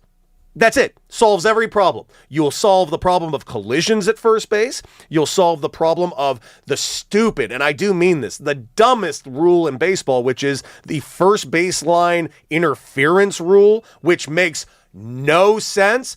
Real quick, I talked about this in the first hour, but I'll remind you. Why does the first base rule rule with interference make no sense?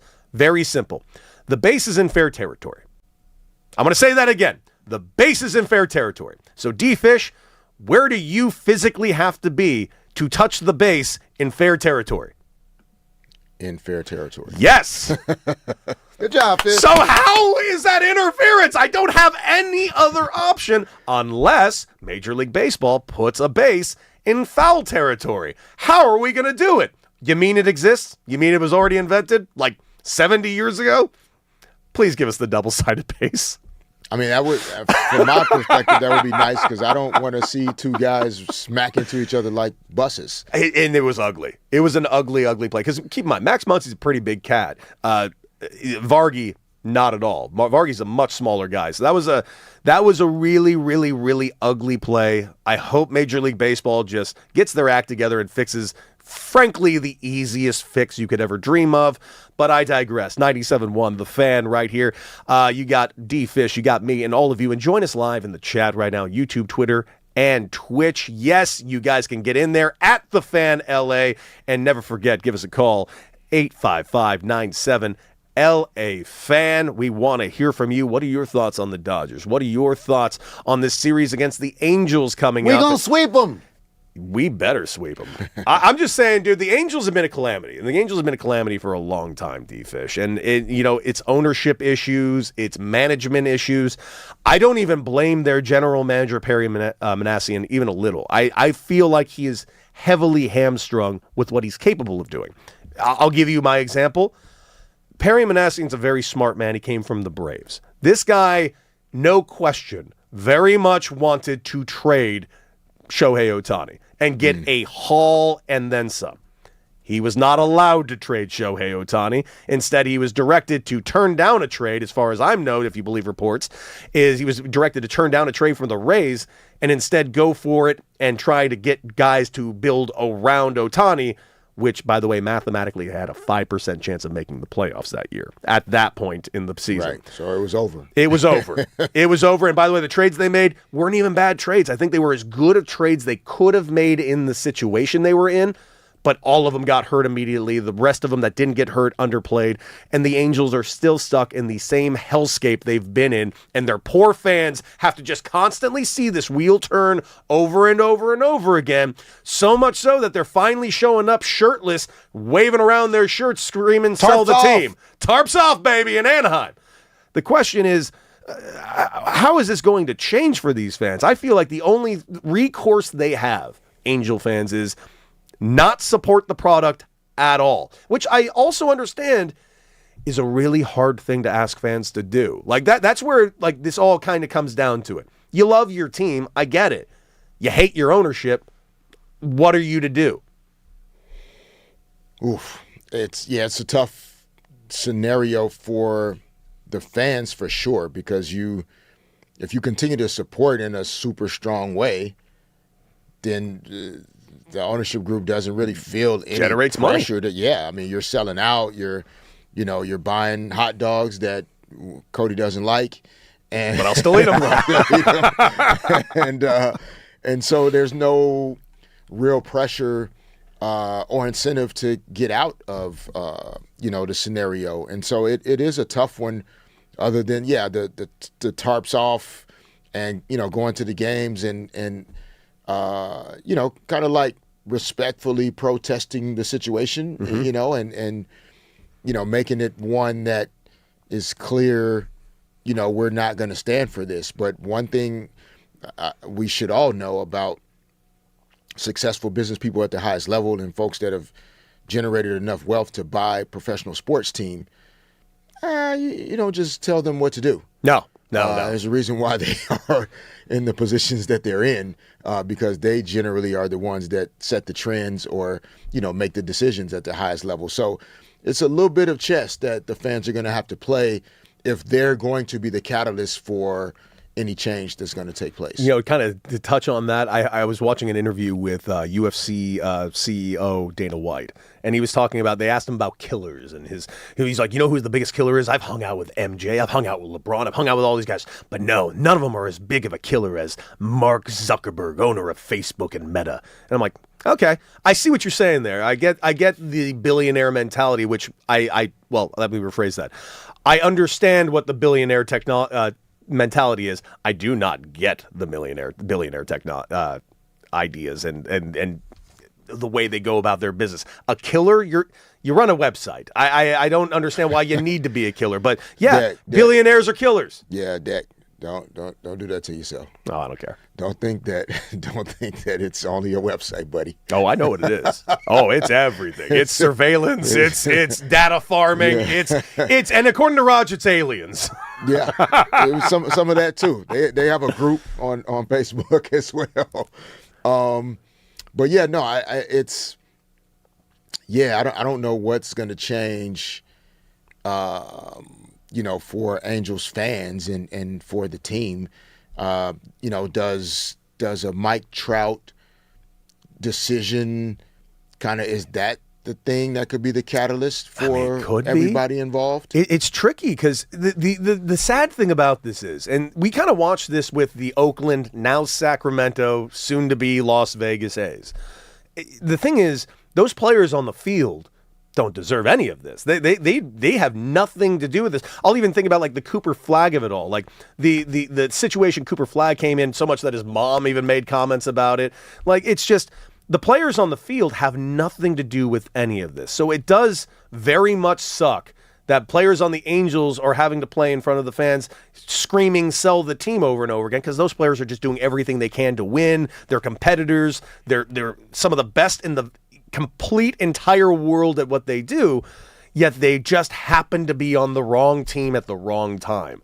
And this it sucks. I just don't know what the recourse for the fans are other than boycotting these games, which makes me, again, feel very bad for the Angels players. Yeah, it's difficult, man, because it's as the players have struggles on the field that all teams and players have. Like it's almost like these forces that are working against each other. It's like the fans want to show up and support the team so that they can be successful and win games. But then you don't have a team that's built to win games. So then that impacts morale. It impacts, fan energy. It impacts attendance.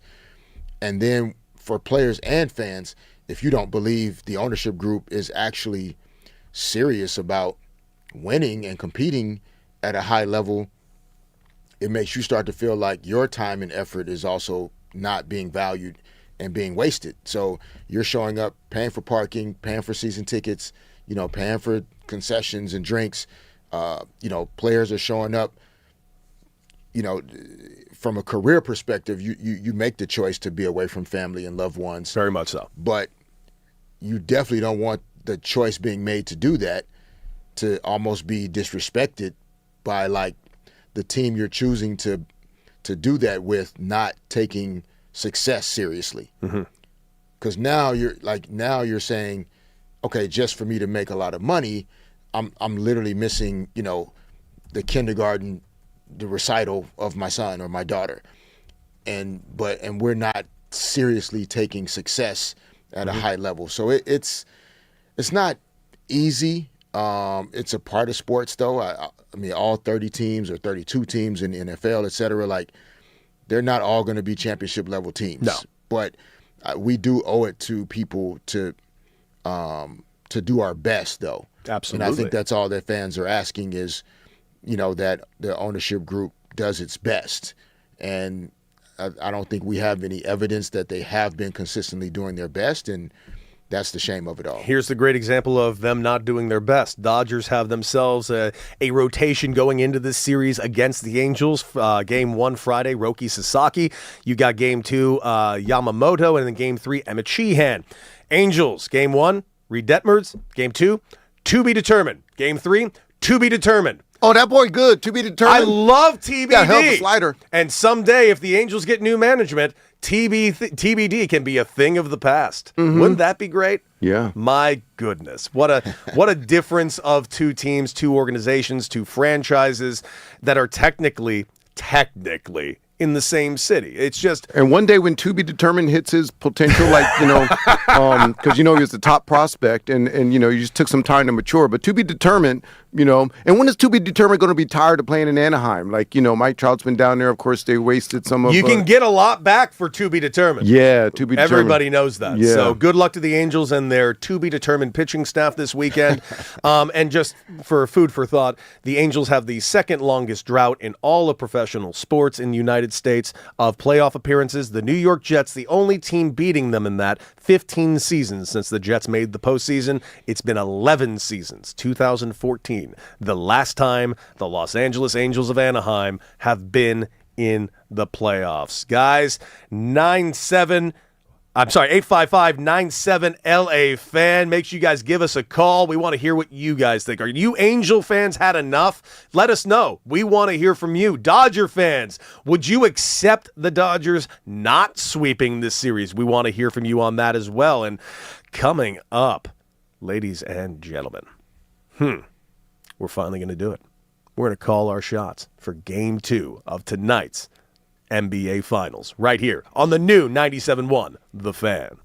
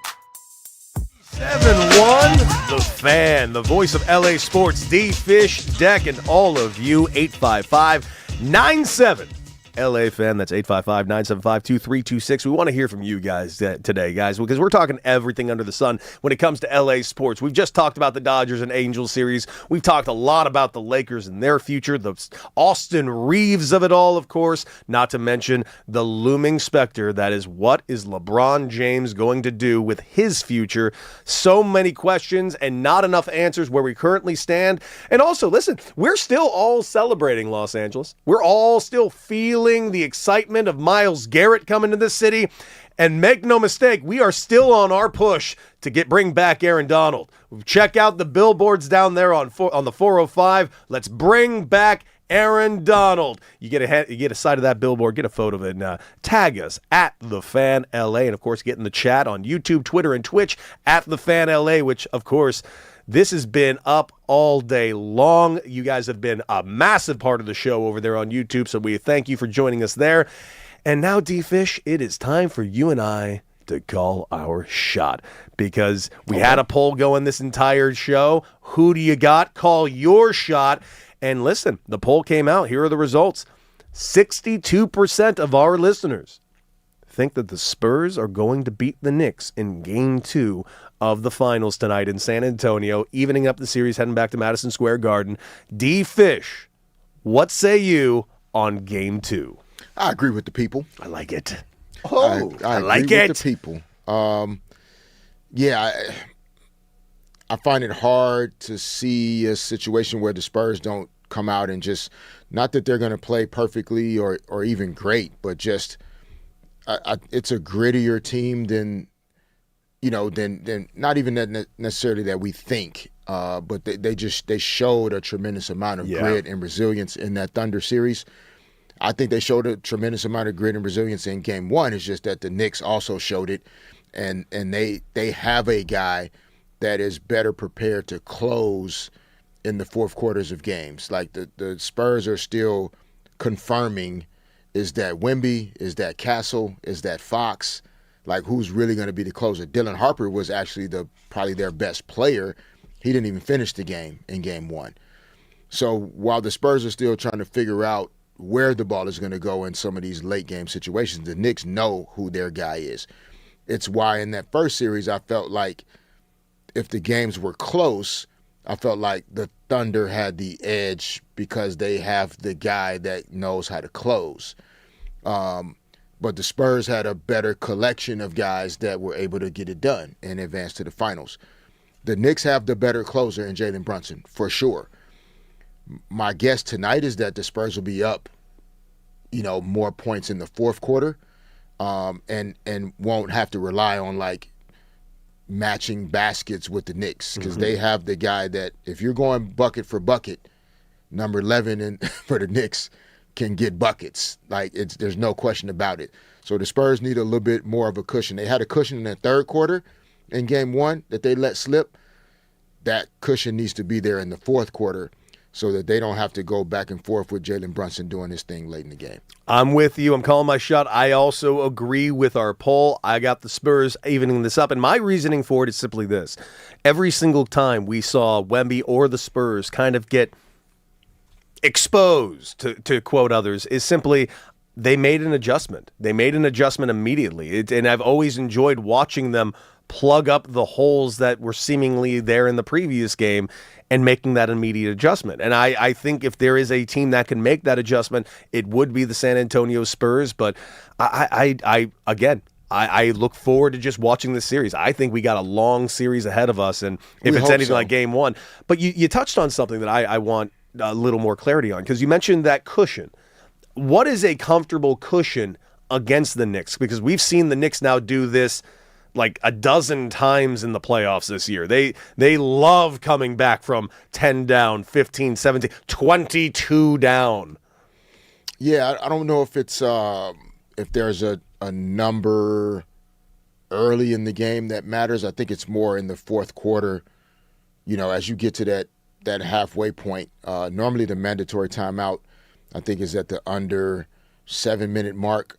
And then you kind of have that stretch between 7 minutes, and then there's a mandatory timeout at the under 3 minutes, but most coaches are using there's a use it to lose it timeout that if you don't use one of your timeouts before you get to the 3-minute mark, you lose it entirely. So the fourth quarter kind of goes in quarters where you have kind of like 12 minutes to 7 minutes, and then you have 7 minutes to about 4 minutes, maybe 7 minutes to 3.5, and then you kind of have the completion of the game. I think going into that last, 3.5 minutes, like the Spurs need a double-digit lead at that point. We saw what the Knicks did when the game was basically tied with 2 minutes to go. They went on an 11-0 run. By the way, you mentioned it the other day, and you're right. When Brunson hit that tie-breaking three in the corner where no one was on him, for some reason that three felt like it was 10 points. Like it was only 3 points ahead, but I felt it. I felt like, oh, now I know it's coming. Yeah, because Wemby, the Knicks were up 94-86. Wemby comes down, hits a step back three on the left side, high wing, cuts it 94-89. Spurs go down, get a stop. I think Wemby came back down, and if it was either that play or the next play, he got an and one. So there was another 3 points scored, and I think that made it 94-92, or maybe the Spurs scored and then he got the and one, put them up 95-94. They got a stop, but to Jalen Brunson's credit, he taps the ball out to Mikal Bridges, and then he ends up spreading out to the corner. And yeah, when that ball went in, it took the Knicks from down 94-95 to up 97-95. But it just felt like, even watching it from thousands of miles away, you felt the impact of that bucket. It was like the Spurs weren't going to be able to do anything to keep the Knicks from winning this game. And that's what happened. They closed it on an 11-0 run after hitting that shot, and they went on to win. So I think the Spurs need a late cushion. They really do. They're still a young team. Wemby's not a guy, as we saw when he tried to go one-on-one against Cat and dribbled it off his leg or off his foot. He's not quite ready yet to be a guy with like using multiple dribble moves to create shots late in the game that way. Whereas Jalen Brunson is that guy. And so in the fourth quarter, if you don't have a guy that's really good at individually creating his own shot and forcing the defense to react in a certain way, it's difficult to get high percentage shots late in the game. And the Spurs weren't able to create any of those. I think De'Aaron Fox is still feeling the ankle a little bit, so he's not as explosive as he would normally be. And so we're going to have to watch for, like, Dylan Harper tonight. Like, I could see the Spurs having him in a closing lineup and maybe taking someone else out if Fox is limited, or, I mean, Castle's been too dynamic to take him out of it, but maybe it's Harper instead of Champagnie. Maybe it's Harper instead of Vassell. But they got to find a way to get another aggressive creator off the dribble that can add some stuff to the paint and to the rim. Absolutely. Hey, Raj, what's going on in the chat right now, my guy? Well, in the chat a little bit earlier, it's funny you mentioned that because a friend of the show, Jeets22, says, Fish, can you see the Spurs moving on from Fox with Harper playing like he is? It's clear Harper is the future, and they could get themselves up with future picks like OKC plus salary relief. Like, he means not just making a move in this game, like you're saying, off the bench in your coach mind, but put your GM cap on. Do you see them moving on from Fox and letting Harp have that role? That's a good question. I'm not sure if they're ready to do that yet. I mean, there's a reason why they're in the NBA Finals, and De'Aaron Fox is a big part of that. I don't know if you hand the entire set of keys over to Dylan Harper quite yet, but you are going to have some hard decisions to make around his role next year if De'Aaron Fox is still there. Also, I'm not sure what value De'Aaron Fox has on the market at this point. Like, what would you really get back for a smaller guard that isn't necessarily a franchise piece by himself? Yeah. So then now you're talking about having to package him with something. And if the Spurs have some draft capital, maybe. But I don't know. I think they need still some veteran presence that he brings and that, Harrison Barnes, Keldon Johnson, those guys bring some veteran presence that I think these young Spurs are still going to need over the next couple of years. And I think maybe Harper, other than like Champagnie or someone else that can come out of that starting lineup, Harper and Fox can play together. Well, we said a lot of names right there, but the one name we weirdly didn't mention was Wemby. And Big Perk had some big ideas on exactly what happened to Wemby in Game 1. Here's what Perk had to say. It was that damn Karl Anthony Towns. When you talk about making somebody smell your cologne, that's what you call making. Issey Miyake, a bar number 9. He had one of them, and Wemby know it. Now, I'm going to tell the Spurs fans this. Y'all got a problem. Y'all have a serious problem. All I know is this. The Spurs have a huge problem. The defensive player of the year got exposed last night. And I'm going to say this, and I'm going to say this, I'm going to say this, I'm going to say this. He's going to say this. Yes, Towns played the best defensive game of his life last night. But offensively, he showed the world that Wemby can't guard him. What are your thoughts? He showed the world that Wemby can't guard him. Do you subscribe to that, or was it just an off night? Yeah, I think it was a little bit more of an off night and not an understanding of how to guard Karl Anthony Towns. I think one of the things that's really subtle about the NBA Finals when you play Western Conference versus Eastern Conference is you don't play these teams very often. And so, the Spurs played the Knicks twice during the regular season and then once in the NBA Cup championship. They played the Thunder 12 times this season. So now you're matching up in the NBA Finals against a guy that you don't have a ton of reps against. So it's like going up to bat for you and you haven't seen this pitcher enough to really know where he's going to go in a 3-2 count and how to time it up and be ready for that pitch. And so that's what Wemby and a lot of the Spurs, they're going through this in real time.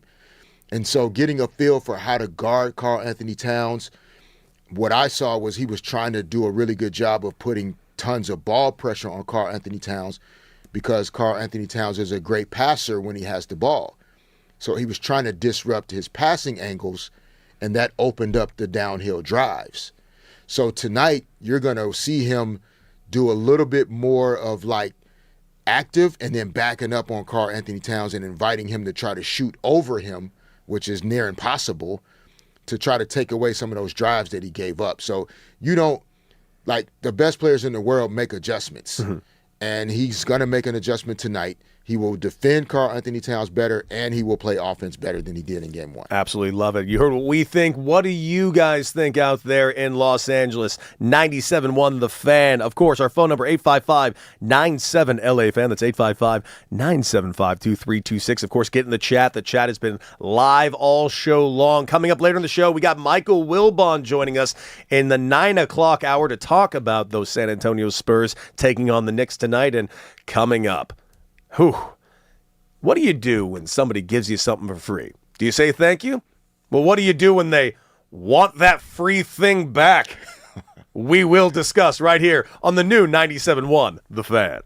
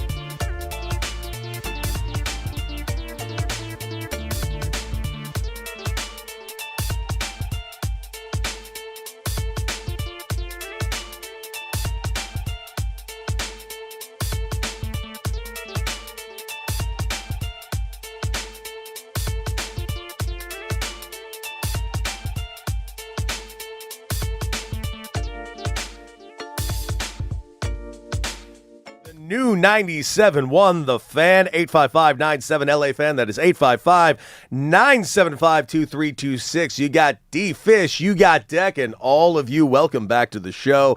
We have been talking everything, and of course, we got Michael Wilbon coming up in the 9 o'clock hour. We look very forward to talking to him about everything about the NBA Finals, of which he will be calling in from San Antonio, right there from the Spurs facility. On top of that, we also been talking about the Dodgers and Angels coming up this series. Listen, the Angels have found themselves in a really ugly place, and it's something that needs to be discussed as time goes forward. Will this team eventually go over any hump, or is it eventually just going to end up getting sold? And of course, we've talked a lot about LeBron, and of course, the news on Austin Reeves. We love all of your thoughts on that. The chat has been active from the beginning of the show. At The Fan LA. Join us on YouTube, Twitter, and Twitch. Get in the conversation with D-Fish and myself. But we teased it. We got to pay it off because we asked a very simple question. When somebody gives you something for free, D-Fish, you usually say, thank you. That doesn't happen often, but cool. But it does happen occasionally, right? Like occasionally if somebody was like, here, this is yours now. Thank you. Yes.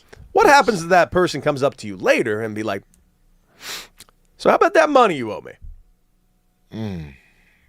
That's Seems like something a loan shark would do, or a mobster would do. IQ in FIFA.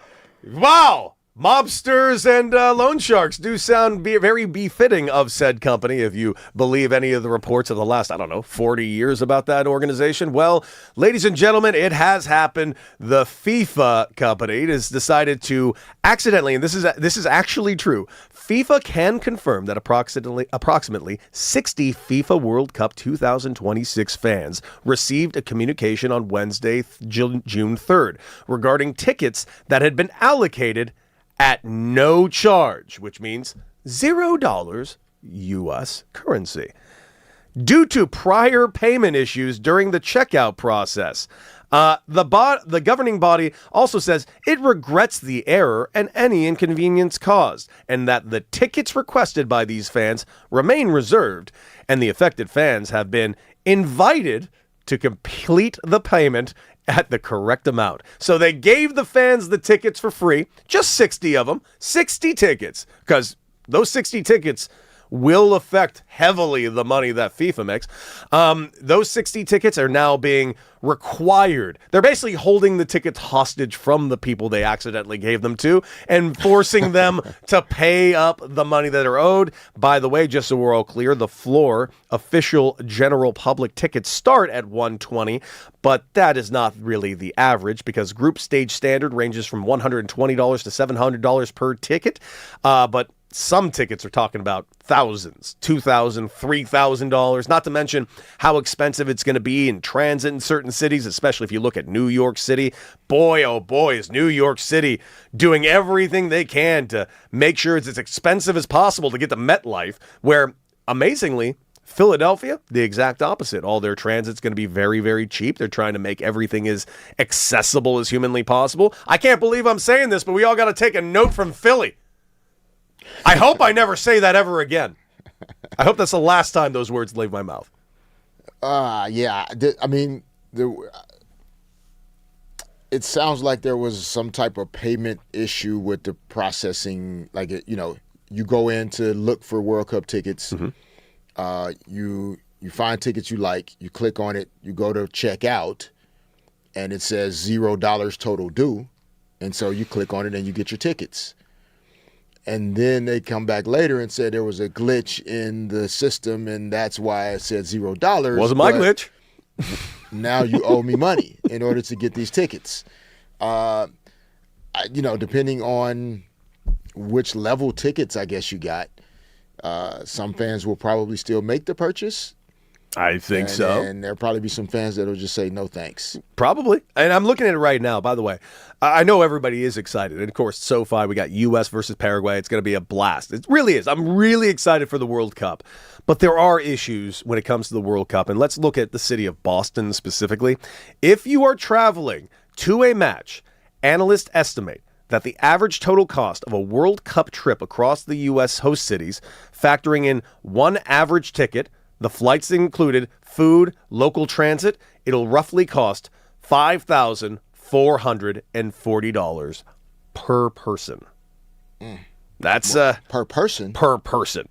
That is not exactly a cheap thing. So I'm really glad FIFA's getting these 60 tickets. I don't know how they're going to be able to pay for the next one. I get the, in demand pricing thought, but I mean, I would imagine, FIFA's making a ton of money on the broadcast rights for the World Cup. Oh, so my God. Worldwide? why like still charging insane amounts of money, for fans to actually enjoy being at the event is interesting. It's going to be interesting, man, in some of these venues to see. I mean, they're going to end up having to give away tickets to fill them up because I don't see, like, based on the current pricing, how? they're not going to sell out. Raj? Fellas.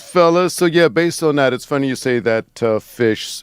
There are going to be, in California alone, Southern Cali, over 100 watch parties. There are going to be watch parties everywhere. That's the get around. People are not breaking their back because, for one, the hotels cost a grip because they put a surge on that. And so I'm not talking about us. I'm talking about people that come from around the world to see their countries play. So there's watch parties galore. Venice is going to be hyped with a ton of watch parties. Stay tuned because 97.1 The Fan, the new 97, we're talking about some things, maybe doing little things. You guys can come check us out, see us. But the watch parties are the way around, Fish. So that's going to be lit. And if you've ever been around a World Cup environment, the other countries they go nuts for this. I used to know a girl, let's say, from Peru, and back she was just like, all I want is for our team to score a goal. I don't even care if they win. I just want to see my country, not my team, score a goal. And they were just jubilant. Yeah, and but happy. we do have a big problem in the U.S., though, for the World Cup, though. A huge problem. Okay. Have you heard our chant? Your chant, by the way. Your chant, your country, Fish is it's embarrassing. Fish. If I have time, let me see if I can get it. Yeah, get can you this find going. that? Because if we can't find it for this segment, we need to play it later on in the show because I don't know what to say, Fish. As the kids would say, after hearing this chant that the U.S. fans have put together, we're cooked. we have no shot. After hearing that chant, I'm like, Paraguay is going to boat race us by 7. Who came up with the chant? Who Y'all did come did? up with? Who's y'all? I'm not y'all. I had nothing to do with this chant. And if you hear the chant, you will know why I had nothing to do with this chant. It is rough. Let me know if you find it because it is. Oh man! Also, like the looming specter that U.S. soccer just still isn't there, and it's so odd that U.S. soccer can't kind of get over a hump. Considering the fact you can make the argument, we got the world's best athletes here, we have the best access to doctors, we have the best access to sports technology. D-Fish, do you think this is just more Americans like American sports more? Yeah, some of it is that, but I mean, a ton of kids have always played soccer. Mm-hmm. I think, I think that the MLS is still kind of a new sport. NWSL is still a new sport. There just weren't like successful pathways where you could earn at a high level playing soccer. Mm-hmm. Over the next 20 years, I think we'll see some differences. Well, here's why the U.S. team is cooked in the World Cup. Here's our victory chant. Cause we support the U.S., U.S., U.S. And that's the way we like it. We like it. We love it. That's your chant. That's what y'all going with, Fish. Cause we support the U.S., We are going to get our asses kicked. Where our asses are going to be handed to us, not even on a silver platter. Paraguay is going to be kicking ass, not taking names, because they're going to be too busy kicking ass. It's the worst. It's the worst. I mean, the chant doesn't have anything to do with what's going on the field. Come on. If D-Fish shoots a half-court buzzer beater and then the Laker fans start singing that, Yeah. D-Fish, Lakers are cooked. Fish, I'm gonna play you Brazil. I'm gonna play you France's. Yeah, I'm I gonna wanna play hear some other Yeah, ones, we'll so I hear have some a other point ones, of and reference. that's what Yeah, y'all got. and I think that'll give you the full context of just how bad it is. Our context is good. Ooh, guys, that time has finally come. The Power Hour has made its way to the new 97.1 The Fan, and coming up, the great Michael Wilbon from PTI, and of course, all other incredible things at ESPN. Analysts will be joining us live from San Antonio. We got game 2 of the NBA Finals tonight. We're going to talk about it for a full hour coming your way right here on the new 97.1 The Fan.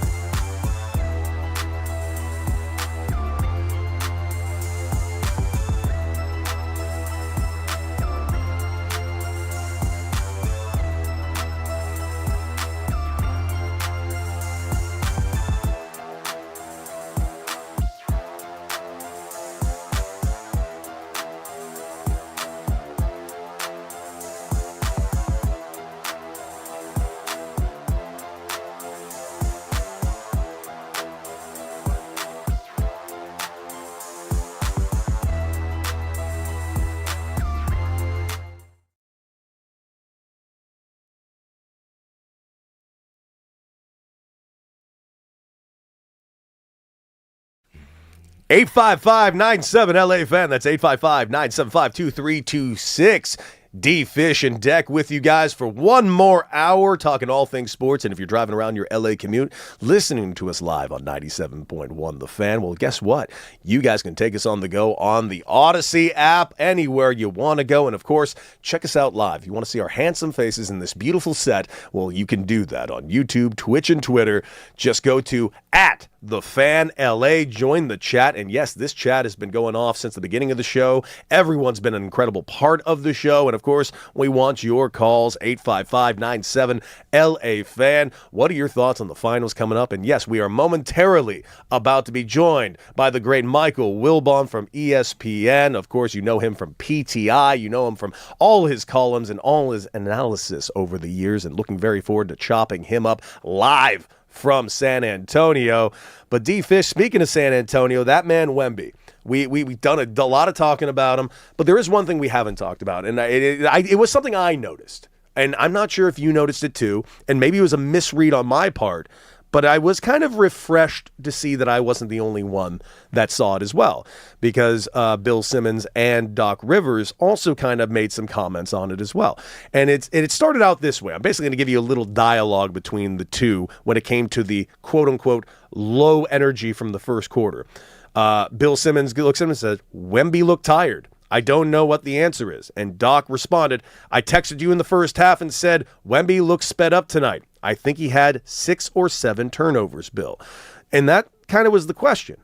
Is Wemby fatigued? I know he's young. I know he's 22 years old, and it's a weird thing to say, but he also is a kid that's never played probably this many games this deep into the season, as we all know. It's his first finals.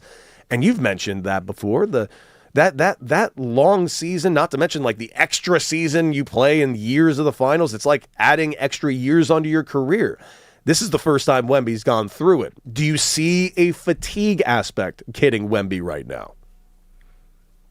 I mean, it shows up differently in each player, but everybody's fatigued. Oh, yeah. I mean, if you're still playing basketball in June, you are gassed.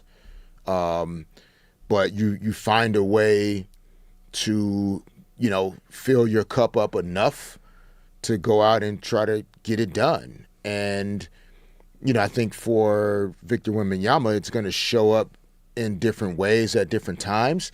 Not just the physical fatigue, but the emotional capital and energy that he's spending to be the face of this journey for this organization and for this team. I mean, you can only imagine the amount of requests and conversations and things that he's having and what this team is experiencing. So, yeah, he's fatigued, but he's going to find a way to be a better version of himself tonight. Absolutely. Well, guys, we're going to get over to the phones because we're excited to have him. He is a legend in the industry, and he is calling us live from San Antonio, where, of course, we will get Game 2 tonight between the Knicks and the Spurs. You know him from PTI, phenomenal columnist and analyst, the legendary Michael Wilbon. Michael Wilbon is a living legend, just to be clear, Cody Decker. All right. That just means I'm old, Derek. Well, Michael, how you doing, man? Welcome to the show. How is it in San Antonio right now? It's a little tense. I mean, they went from a 14-point lead to having Game 1 disappear down the stretch with Jalen Brunson, doing his Jalen Brunson fourth quarter clutch player thing. And so they're in a position where they absolutely need to win tonight. They can't go to New York down 0-2 and feel good about it. They need to tie the series tonight. Michael, one of the things we just finished talking about before you came on was the potential fatigue factor for Wemby and just, I mean, the amount of workload he must be carrying as a young player.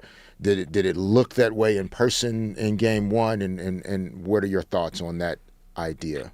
Derek, this is a great, interesting topic, and you will know firsthand from what it's like having been in so many finals in your life and great and big playoff games in your life.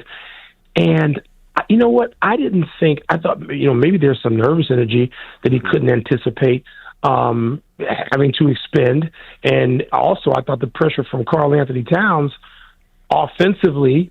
We saw him going around Wemby a couple of times. I didn't know that was fatigue as much as I just thought strategically, Carl understands what he has to do in those cases. And he went past or around Wemby 4 or 5 times, which is a lot.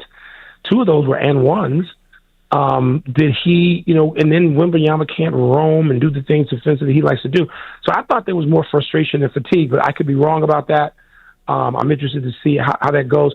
I think that we're going to see a fully engaged and much more energetic Wembanyama tonight. I think that starts, and I'm stealing this from Iman Shumpert, who I was just on First Take with, and Shump said, look, he derives his energy, and his teammates feel encouraged when he can roam and just affect the whole game that way, whether it's block shots or discouraged shots, steals, deflections, tip balls.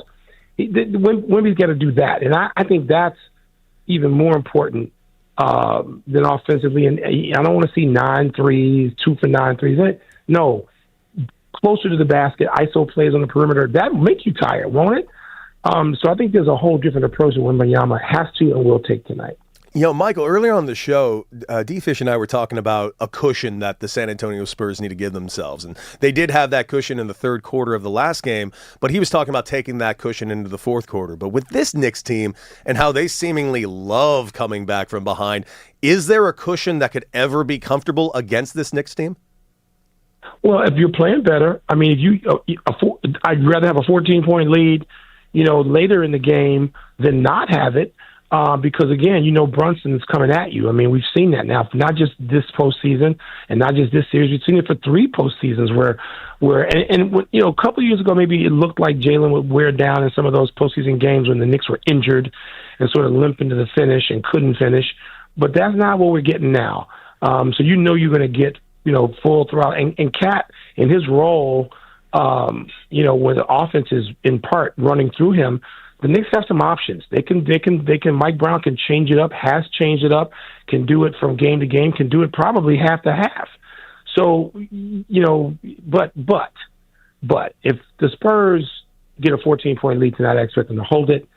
They're learning on the fly. Remember how young they are. I don't want to lose sight of that. You're talking about the 3 key players on that team are 22, 20, and 19. That's insane. So I mean, you've got De'Aaron Fox, yes, who's an older player, but not that old. He ain't an old grizzled vet. He's a vet, and so those are. Let's face it, those guys are on the floor the bulk of the time. I don't know if Mitch will sort of change how he deploys them in the fourth quarter. Will we see more Harper? I don't want to see less De'Aaron Fox. I want to see a better De'Aaron Fox. I don't think the answer is De'Aaron Fox not being out there. I think the answer is not just floating around the arc and getting some drives into the lane for the floater, for the fadeaway 12 and 13 footer. I want to see a better De'Aaron Fox, not less De'Aaron Fox. Absolutely. Michael, talk to us about the Knicks. Let's pivot to the Knicks. They didn't necessarily play their best game in game 1 either, and so what have you been hearing or observing in terms of their plans to come out and play better tonight in game 2? Well, Derek, Jalen gave voice to that, when he was doing his official remarks over the microphone and in more private conversations. The Knicks feel, there's some room for them to go. And Derek, Jalen was pointing at himself and saying, wait a minute, I went whatever the numbers were, 13 for 32. First of all, 32 is a lot of shots. But remember, he was hurt early in that game, and while he has completely dismissed it to his own team, dismissed it to his own father, and told his dad, his assistant coach, I'll be all right, give me a minute. And, so now if he can – But clearly he had to be bothered. The bulk of those misses came early. He was fine by the fourth quarter. So, man, if we see a Knicks team that plays better and more efficiently, then that's going to be something. I think we're in for a hell of a game tonight. Anunoby, was sort of feeling his way through early in that game, depending on what he was going to do. He's had a lot of minutes on Wembanyama in the regular season. But as you know better than the rest of us, that doesn't mean necessarily anything come playoff time. So those guys are looking to, have some bigger and more efficient contributions tonight. We are talking, of course, with Michael Wilbon, co-host of PTI, analyst, columnist, been around forever, an absolute legend in the industry. And Michael, we were talking also earlier about the Spurs and how they were able to make constant adjustments, filling up the holes that seemingly were exposed by Oklahoma City Thunder. Do you see that happening in this series where they can constantly make the adjustments to get one back up on the Knicks? They've got to. I mean, if this is going to be a series, and I still think it will be. Mm-hmm. And to be transparent, I said Knicks in 6 going into the series. I still feel that way, but that means San Antonio's got to get a couple of games, and one of those needs to be tonight to even get this to a point where you can have a 6-game series. Mm-hmm. You need to, they need to have that. They're 4-1 coming off losses in the playoffs. They have adjusted. Wemby's come off a couple of subpar games for him with huge performances. And I don't mean just statistically. Impact. When you see guys making U-turns out of the lane and going back and taking the ball out because they're not going to put up those shots in the lane that they might normally put up against everybody else in the league, that's part of the impact that Wemby has that isn't statistically measured. You don't have U-turns made by smaller players and those statistical categories for that, but we know that's impactful. So we got to see that those are adjustments that he has to make and they have to help him make, and Mitch and his staff. And yes, I believe we will see those adjustments. Mm-hmm. Michael, we're going to stick with basketball for now, and I'm sure we'd love to tap your brain on some other LA sports news with the Rams. But in terms of there's so much conversation about LeBron and his future in LA. It's something that some people love. We talk about all the time, and some people not so much. But I thought you said it as well as anybody. Like, he can do whatever the hell he wants to do. But any additional thoughts on just where you see this going for LeBron next? Well, you know what, and guys, this topic is everywhere. I mean, obviously, it's more pertinent in Southern California, but it's everywhere. I had an 18-year-old senior high school basketball playing son, and it seems like every night at our dining room table, there's LeBron discussion about where he might sit in, where he might go next. Look, I'm not going to sit here and act like I have any pipeline or have talked to LeBron lately because I haven't. But why wouldn't he consider at this point of his career retiring if he was tired of it? He's talked about, the difficulty in physically getting ready in the fanatical way he prepares himself for doing that. Derek, you remember this because you were there front and center. I was there for a lot of it. I remember Kobe and all the things that he did to get himself ready. A couple of years younger than LeBron is now, but late 30s, approaching 40. I remember those things. I remember in Washington, Kobe's last game there, I was doing an interview with him, and he said, come over at about 4:30. I'm going to do a simulation before the real game. I'm like, what? Like, you going to work yourself into that kind? He's like, yes, because if I don't work myself into that, then I can't do this at 7:30. And I had such great appreciation for that. And LeBron, the detail and the work that goes into getting ready, he might just say, I'm enough. And by the way, who's earned that more than him? The list is 2 people. The list is Tom Brady and LeBron James. That's it. And so if he says I'm ready to go, you give the longest standing ovation you can, and you understand. If he wants to come back to the Lakers, I see that, but I don't see them being able to put together the kind of team that he would want to necessarily have. Maybe so. I tell you what, I'm intrigued. I'm not saying this would happen. I'm intrigued as just a fan of basketball for my life. If he played at Golden State, if he said, you know what, I'm going to take a couple of runs with these guys, with Jimmy, who at one point was a nemesis, and Steph, who was clearly a nemesis, and Draymond, a nemesis. Guys, with those guys, like, why, how cool would that be? I want every one of those games need to be on national television. If you want to go back to Cleveland, I get it. I'm not going to tear my team up if I'm Cleveland, but they clearly are not. Part of my concern with Cleveland and my question is just like, why aren't they better? I don't understand why Cleveland wasn't better this year, particularly late and in the playoffs. And so, if you want to deal one of those bigs that might help Luka, if you want to do that, and LeBron has to sign off on any of that. He's not. You can't just move him around like a chess piece at this point of his career. He's earned the right. Mm-hmm. So wherever he is, we're going to be fascinated. I know you guys want to see him in purple and gold. I get it. The rest of us, I think, just I don't want to see it. I'm not ready for a season yet without LeBron and without Steph and without. Look, as great as it is to have Wemby and all these guys and the guys who are watching in this series, my God, Castle and SGA and Derek Harper and all the guys we see in the West, I'm not ready to not see LeBron and Steph and Jimmy Butler and those guys that have been around for, God, deep into double-digit years. I think there's more basketball there. I hope so. And however he runs it, we're going to be fascinated by it. We are, of course, talking with Michael Wilbon, co-host of PTI, calling live from the finals. And listen, Michael, it's been such a big week here in L.A. The Myles Garrett of it all, just everyone here is buzzing like you wouldn't believe. But it obviously has led to a lot of speculation. If you were to put a percentage on it, and we did ask Les Snead, and he said the odds are higher than they were a year ago. Do you think it's a possibility that Aaron Donald comes out of retirement and rejoins the Rams? Well, I get to gloat about this a little bit. I said when he retired, I didn't believe he was retired for good. I said that on PTI. There's video of it somewhere. I didn't believe he was retired for good. And I've been a couple of places. I don't know whether I was on assignment. It wasn't vacation, but I wound up walking into, get my, minor league workout on, and there's Aaron Donald having a workout, and it's like, oh my God.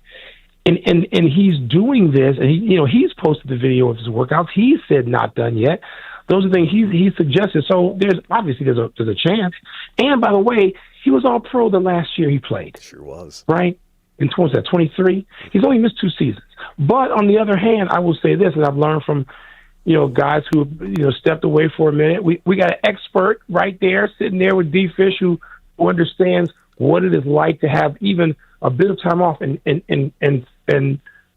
Aaron's wasn't forced by injury. So it's not like he, to our knowledge, was trying to recover from something in return for some catastrophic injury.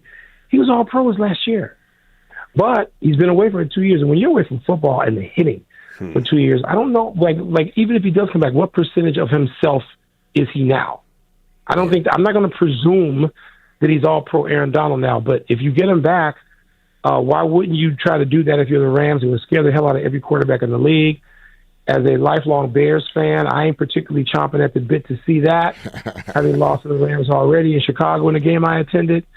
But, it's a fascinating time. I know between that and the Shohei of it, you guys got a lot going on out there right now. Well, we're living in the riches, man. It's pretty awesome right now in L.A. when it comes to sports. Yeah, Michael, man, we personally and professionally appreciate you taking some time with us this morning, man. You have no idea how impactful you have been to me personally and professionally, and then obviously to the profession of covering sports and talking sports. And we all have a much better life and lifestyle due to the trees that you chopped on the way to where you are, brother. So we appreciate you a lot, Derek, man. that's too kind of you, man. Listen, that's a two-way street, brother.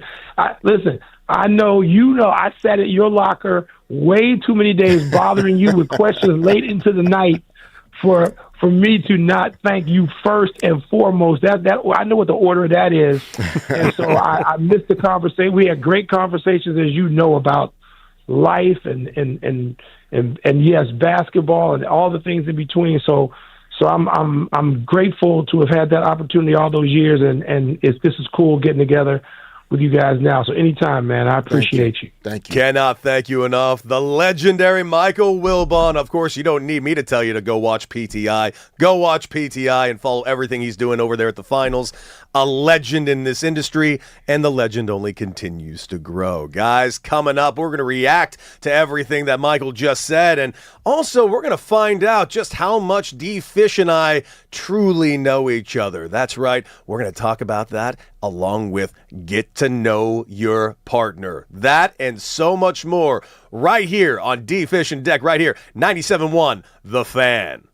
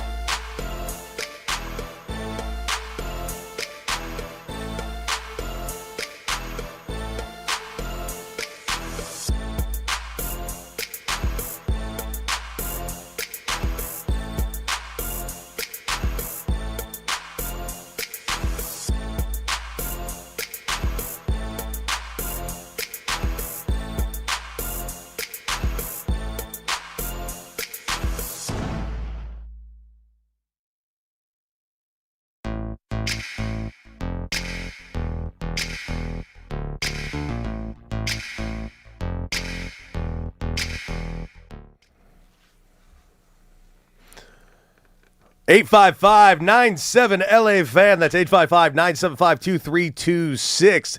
It is Derek and Decker live right here in the voice of LA Sports. And that, of course, is the new 97.1 The Fan. Get in the chat on YouTube and Twitter and Twitch. Of course, you can find us at The Fan LA. We just had the great Michael Wilbon on the show. Phenomenal. He was there live from San Antonio at the finals. And what can we say? I mean, anything eye-opening in what he said, because it is always great to hear from somebody that's getting a first-hand perspective of these games. You know, we see a lot on TV, but they're there. Yeah, and Michael Wilbon doesn't. He's not looking for a sensational take. Mm-hmm. Like, he's genuinely saying what he feels and sees, and his instincts are telling him. The Knicks in 6 got me. That caught me. I was surprised by that. Yeah, that's the. I mean, he's phenomenal at articulating what's happening in real time. He understands the nuance and the context of all of these different sports moments and scenarios and situations. But the Knicks in 6, that caught me by surprise a little bit. Mm-hmm. Not because, and I don't think that was because they won game 1. He was saying he had made that call before the series started. And so, yeah, I mean, he's there and he's seeing, a lot of this in person. We're watching and observing from television, giving our take, but he's literally there. He's seeing how these teams are playing. And that caught me by surprise. Yeah, me too. But listen, I'm excited for this series. I love where it's currently going. I still think I'm hoping for a 7-game, regardless of who wins. I just want to get a 7-game series out of this because I want to see more Wemby. I want to see more Jalen Brunson. I want to see more Cat. I want to see more Stephon Castle. Like, I have forget the fandoms and all of that. Throw that out the window. I really love every player on both of these teams' court. I mean, I love the talent that is on the court for this final. Yeah, I think not just the talent, but also, kind of similar to, I know, people had their narratives around, OKC, et cetera, but like the style of basketball that's being played at the highest levels mm-hmm. now when the championship is on the line, I think that's become fun again for people to watch. Like that 7-game series last year between the Pacers and the Thunder was fun to watch just as a basketball fan, regardless of who you wanted to win. And I think the Spurs have continued to embody that in terms of, yes, Wemby is the star of stars, but Stephon Castle's had a coming out party. Dylan Harper's had a coming out party. Devin Vassell, Champagnie, De'Aaron Fox, like all these guys have had these moments. Keldon Johnson, 6th man of the year. Like, and so I think that's also what's kind of engaging fans in a different way, is it's not just like dribble. The same guy's going to shoot the ball 45 times mm-hmm. and everything is kind of predictable in some ways. There's a lot of unpredictability about all of these matchups in these games because both teams utilize all of their players. Mm-hmm. And the coaches deserve a lot of credit for creating that environment as well. Absolutely. Well, we'll keep you updated, of course, of Game 2, which is tonight. But let's bring in the hype man and play a little game ourselves. Let's find out just how much we know each other right here, D-Fish. Yeah, that's right. It's called Know Your Partner. I was a little disappointed with how well you or how little you guys knew about each other the first go around. So was that week 1? That was week 1. It was week 1. We'd been around each other like an hour. It's only week 3, but still, it's cool. All right. Well, let's see if we can do better this time. Right. Okay. Cody Decker. Yes. What city was Derek Fisher born in? What city? Why, that would be Little Rock, Arkansas. Oh, okay. The S at the end is silent. I learned that recently. Oh, yeah. Arkansas. No, there ain't no Arkansas. Okay, Fish. We talked about this. What city? I paid attention. Yeah. What city was Cody Decker born in? I have no idea. Jesus. You just said it with at least pretend like you thought about it. Boy, I'll help. It's in Los Angeles. He's only said it 5 times during the show. No, he was raised, he grew up born in. Where? Born in Santa Monica. Does that count as a winner? Oh, I think it does. It does. Okay. I don't know what hospital he was born in. St. That's John's. no damn hospital. St. John's on Santa Monica Boulevard. Okay, Cody Decker, how many NBA teams did Derek Fisher play for? We know he won multiple championships. Oh, he's counting. Lakers, Thunder, Mavs, Denver for an hour. No. You weren't on Denver? No. I thought you were on Denver. Okay, so we're not counting that, so that didn't happen. Golden State? Yes. So how many? 5. That is correct, Derek. I said 4, 5. He counted 4 and said 5, so I don't know how he got that. Because I knew there was another one in there and I couldn't think of. Utah was the other one. Utah! That's what it was. Utah. Sorry you had to live there, Fish. How many organizations, MLB organizations, did Cody Decker play for? Oh, that's not 55. No, not that many. 7. 7 was what I thought, but there was actually 9 damn teams. I played for 9 organizations. Padres, Royals, Rockies, Red Sox, Brewers, Mets, Diamondbacks. Damn. There's someone else in there. So is it 7? Hold on. There's He someone said else 7. in there. It was a long 11 years, and I drank a lot. I'll think of the other ones. All right. Don't think of the other one. Okay. Derek Fisher, let's see. I'm going to double up on this one. What country did Cody Decker play for in the World Baseball Classic? Was that is true. In the World Baseball Classic, he played for a country. I did. I read about this. I did. I played in Japan and in Korea, but not for them. Where's my music? There we go. Nailed it. If it It's- helps, I am Jewish. Now you're gonna think. Oh, It does help. yeah, but it was Team Israel. Nailed it. Hey, Team Israel. That's right. That A was point a for major you. clue, of course. I feel like it was a good clue. No, but I did read about this when we started working together. I was like, okay, he played baseball there. I didn't know all the teams, but I do remember reading about the World Baseball Classic. Okay. Cody Decker. Yes. What was Fisher's college mascot? Oh, should I just hit the button? I'm just gonna go ahead and hit the button, but I'm gonna guess. Give me a hint on what this what did you play for one of the 1,000 Wildcats? One of them are in Southern California. Same name. One of them is in Southern California. Like one of the names. Okay, so it could be it's definitely not a Bruin. It's probably not a Trojan. I'm gonna say the Lions. It was the Trojans. Damn it! You had it and you let it go. Damn it! I thought that would be too obvious. Okay, that's right. We're playing Know Your Partner with Fisher and Decker, and they're doing all right. Who's in the early lead? I think we're Mitch? kind of tied. Who's in? Oh, it's tied up. It's tied up. Look at Okay, us we're going go. down. Know your partner. You got to know your partner. Look You're at going to us work with go. somebody or have a relationship, whatnot. Okay, let's go this. Derek, your turn to guess about him. What positions did Cody Decker officially play? That's No, not fair. Okay, there's the so he ones played where, except for one, it's where you put It's your actually- worst defensive players. It's actually except for 2. You put your worst defensive players in these positions, Okay, so except for one of them. Oh, that's except for right. one, No. yeah, catcher. I That's did. one. I was a catcher. Yep. This is a ridiculous question because I played 4. 7 of No. the 9 positions. There's 4 that you're listed under. Okay, so catcher. Yes. Yeah. The 3 outfield positions. Not the 3. No. 2 of no, them. 2 no. of them. Yeah.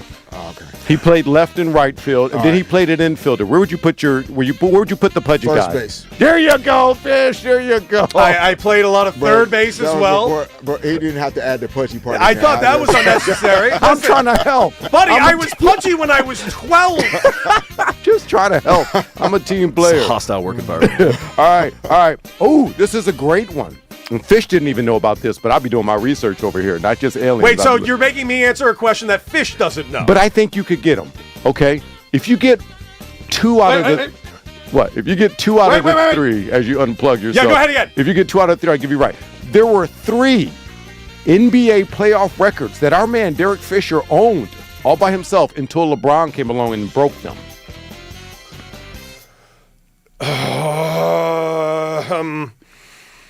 Games played. NBA games played. That's a right. Yeah, that's a good one. That's a good one. My man Fish owned 3 NBA playoff records. That's one. He played 9 extra seasons in Yes. the playoffs alone. So give me another record. This is Know Your Partner, guys. Assists. Damn it. No, man. No. He owned the playoff record. LeBron broke these records. Games played, NBA playoff games. Minutes? NBA wins. Wins, okay. Because remember, they had a bunch more series that the older cats didn't have. Okay. And he also held a playoff series one. Oh, Yeah, you could have okay. got that. You could have got that. All right, now, Fish. This is Know Your Partner. We got a couple of minutes left here. Okay. Which Hall of Fame is Cody Decker a part of? Which Hall of Fame? Yeah, listen to me now. Is it UCLA's Baseball Hall of Fame? Or is it SoCal Jewish Sports Hall of Fame? All of the above. Not all of the above. You can only pick one. Okay, UCLA.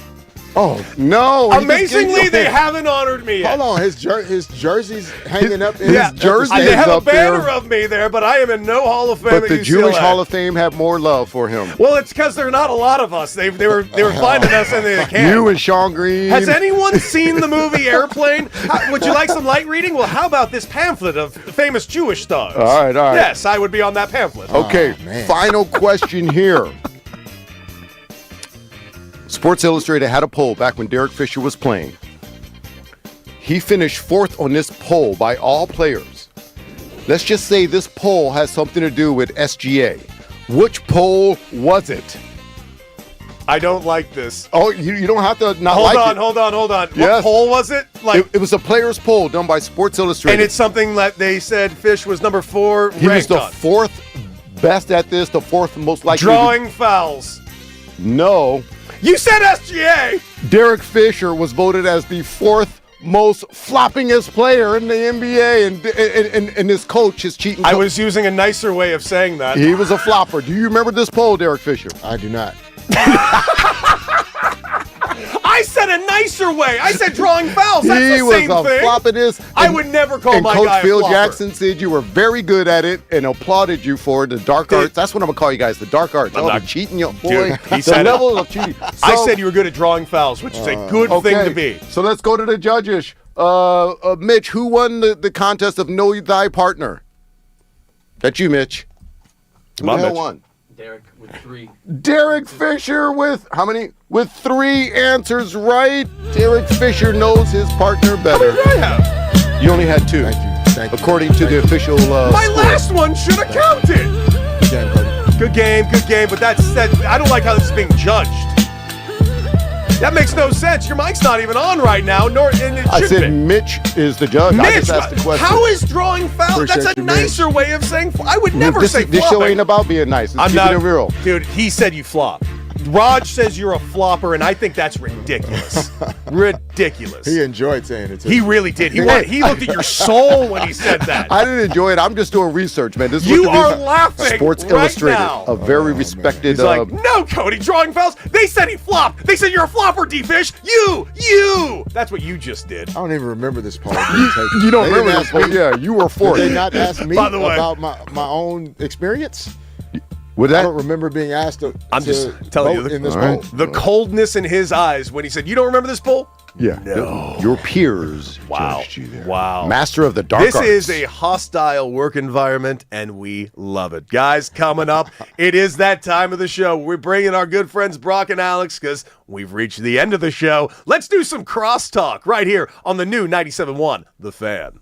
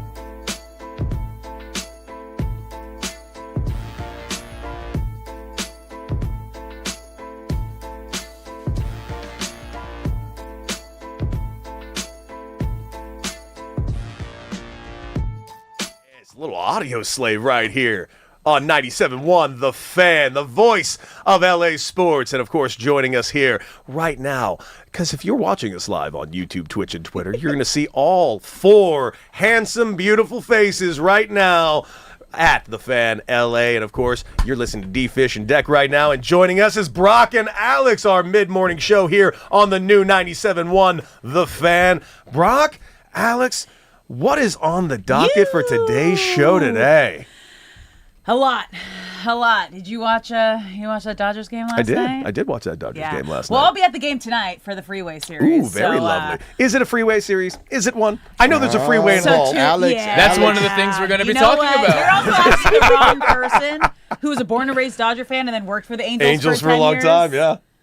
It's tough. Don't be one of those people. It's a brutal situation. It's we tough know for that. you. Yeah. And it's hard because I love Artie Moreno. Like he is why? because he cares About what? about the team. What team? But certainly not the Angels team that you're referring to. He does, but it's just it's run in a very family-friendly situation opposed to bringing outside baseball people in. You mean the people that over. know how to win baseball games and know what baseball that's the is? issue. It's like when you want to control too much, but you need to hire the right people to do what you keep trying to do. In the kindest way. Oh, that's me. In a nice way, you're saying he has no idea what he's doing. No, not at all. That's what I'm You're saying. putting words in my No, mouth. you're right. I'm just putting saying, those like, words in my mouth. I wouldn't compare it anywhere to, obviously, the Lakers, but how the Buss family was like a family-run situation. In that category, but just a lot lower. Much lower. Yeah. Like so much lower. A little less success. It's gonna But be. he cares and he loves the team and he loves baseball and like he's such a kind person, walks around, talks to all the fans. So like I don't have anything bad to say about Artie Moreno other than you should hire the right people. That's what I'm hearing. You should hire If he hires Alex Curry to run do some baseball operations. Yeah, that and media relations and branding and everything. Yeah, because right They need a lot of help. now you're doing a lot of heavy lifting for that man. I know. I will say. I know, I have throughout my entire career. I will say, outside of the lack of winning since 2014, the two name changes in a 10-year span is tough. That's you guys, tough. That's a tough look. The hardest part is on the broadcast. We were not allowed to say the Los Angeles Angels of Anaheim, and we couldn't say the Anaheim Angels. We couldn't say any of that. So what could you call them? Did you have to go back and say California Angels again? We said, welcome to the Big A. Oof. Yep.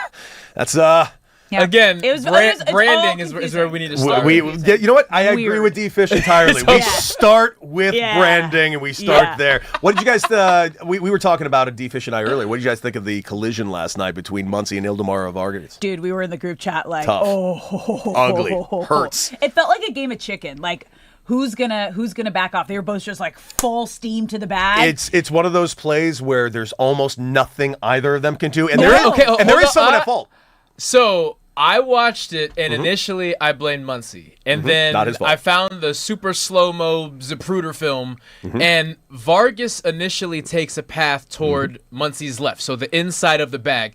So Muncie adjusts and kind of takes the wide path, and then Vargas inexplicably jumps out of the foul line to line right up with a 260-pound tank. No, I agree that how that looks, but I can't stress this enough. There is someone to blame. Okay. And it's funny enough, neither of them. Okay, here we It's go. Ryan Nelson, the pitcher, is to blame for Why? this. Because he didn't get his ass over. He's got one job to do. Oh, he didn't Go cover cover first? the bag. late. He Don't was late. leave your first baseman out to dry, or he has to do a foot race to the bag, which he was late to, and he tried to veer off last second. It was a last-second thing, and they both decided the exact same direction at the exact same time. Ryan Nelson, pitcher, nowhere to be found. And also, who's to blame? Major League Baseball. Put in the double bag. This is stupid. There should be Oh, now. College still has the double. College bag, right? has the double bag. Banana Ball has the double There's bag. no reason to have that kind of collision None. at first base because it's literally the all-out sprint Yes. as fast as you can every single time to try to beat out any kind of hit in that situation. What's so funny is Ryan is so far out of the frame that He's I didn't nowhere to be even found. consider him didn't as a either. factor Yeah, in he what came went in wrong. so He late. wasn't even in my. And so sometimes I get so nervous every time I see a pitcher run to first base because I saw a nasty ACL just. I think it was Garrett. But you also those are also the collisions. Richardson, yeah. Like when the pitcher is covering first, it happened there too. And then you get a cleat to the leg. Yeah. I there's just a get lot of so things that can nervous. happen. I'm like, I don't know. Like maybe just let it happen. Like I just don't want you to get hurt. Like there's so many variables that can come into play with a pitcher covering first base, and I understand that's the move and that's what you do. Like even in spring training, it's like. You do this over and over and over and over again. It's the right move, but I just get so nervous because I've seen and witnessed so many pitching injuries covering first base. But also, more to Fish's point, you're dead right. The spikes can happen there with a pitcher. Another reason to have the double bag. Like, it's just, it solves literally every problem, and we just won't do it. Because I think the reason, it looks unprofessional. That's it. No other reason. Strictly an aesthetic thing. That is it. Baseball is that stupid. What if you just make? What if they just made? I know they made the bags bigger. They did. But what if you make first base like just a jumbo first base? I mean, I guess you could. If you don't want the double bag, just do the double bag. Do you guys hear anything about our show today? Because there were a couple of massive revelations. What? Like massive. One, we broke down Vegas movies and what our favorite Vegas movies were. Yes, because you hate Jason Bourne. The movie Jason Bourne. Yes, the fourth one. Specific fourth one that nobody saw. It wasn't to be fair. Yeah. I think that's my favorite. But Fear and Loathing? Fear and Loathing was mentioned, but didn't make either of our lists. Okay. I think The Hangover is definitely it was my on favorite. both of our lists, unquestionably. Like, Can I get number one for both of you? Yes. Because Hangover is number one for me. Yeah, same. What'd you go with? Casino. Yeah, that's right. He went with Casino. I went with Ocean's 13. Please explain. Because I honestly think it's the best of the series. Takes place entirely in Vegas, as well as the first one, Ocean's 11. And I thought it brought in a much more interesting story and cast of characters as well. Okay, the characters thing is unfair because it's the same people. They just add another A-lister, so I can't argue with that. And they're going up against Al Pacino, which is awesome. Yes, Ocean's 11 is so fantastic. I understand the logic, but I still have to go with my gut, which is Ocean's 11. I spoke too soon. Hangover's now third. Whoa. Ocean's 11 is first. Casino is second. Hangover is third. Oh, we got influenced. But there was absolutely not The Hangover. Like it's so iconic. It is. Like it's just so iconic, and it just like it encapsulates like. Everyone has a Vegas experience like that where you wake up and you're like, what did we do last night? At any point in your life, like whether it was, we did a lot of Vegas in college in my sorority going out there, more so than like post-college. And it just like, when you saw it, you're like, yeah, that's it, without actually like having to was like that say your way it or of explain. saying you all had fake IDs? Did I had one? Did you guys catch my that? name was Tim Stewart for 2 years. No, I feel really like I hid it so well for my parents. You guys, I looked like I was 21 when I was like 14 years old. I looked like this. So I actually had a soccer coach. She was fired. Like I think because of like partying with students. But my freshman year, she's like, "You look like me, Twinny. Here is my ID." So I had a 27-year-old ID when I was they had to like, fire her. Yeah, she had no shot. Yeah, so I was the one. Yeah, I was. Hope she's doing all right. I know. By the way, there was another revelation on this show, and this show is kind of becoming a hostile work environment, and I want to explain why. Because Raj, blink twice if you need help. D-Fish is an absolute legend. Yet we got Raj over here claiming that D-Fish is like been voted as like one of the top floppers of the league. See, he's doing it now. He's doing it now again. It was in Sports Illustrated, just to give background. We were playing Know Your Partner. How and long? What's that? Like how long ago did this article? When the Dark Arts guy was playing. And so when he was playing, they polled his peers. When they polled his peers and they asked who was the biggest flopper in the NBA, goodness. and Mr. Fisher got number 4. You know why he's mad? Because D-Fish kicked the ass of his Celtics one time, and he hasn't let it go since. Not the time the refs didn't let him flop. But also, like, I feel like flopping is so much different today than it was like even 10 years ago. And flopping is an offensive thing, not a defensive thing. Exactly. Fish, it's almost the weekend. You get 48 hours without him, man. It's going to be great. I cannot wait. What's the Know Your Partner game? This guy back here, man. So Raj throws us questions about each other. Okay. And so we have to answer like, okay, how many home runs did Cody hit? Got you. Oh, how many teams did Fish So play he for? throws like this that? list to me, and I'd be like, and I said, I guess drawing fouls. And he said, nope, flopping. And D Fish is like looking That like, feels aggressive. what? That When feels, did that feels like a personal attack. the terminology switch from drawing foul to flopping? Like 2018 maybe? What do you think? No, I think the term has been the same. I think it's now offensive minded. Yeah. Before, Instead of before got you. flopping or drawing fouls, defensively was a thing. Yeah. Because that's how you tried to create additional turnovers or possessions. But then as the rules changed and the guys got so good offensively, they started to then create fouls offensively. Yeah. And then that's what's changed the whole narrative. Well, yeah, and because offense sells tickets, defense wins games, the offense is getting more attention on it, and then that's why it's becoming such a big flopping epidemic, and like there's so much attention on it, and as you said, it's what the kids are trying to do, and you're like, yeah, buddy, you're not going to get the call. Like this ain't the NBA. By the way, just so we're clear, one of our listeners is trying to call out Raj and just flat out said, Raj is a crook. A crook. Flat out calls him a crook. And it follows up. Derek Fisher is one of the best charge takers in the game. What a There crook. we go. I'm bringing crook back into my lexicon. I do not use crook enough.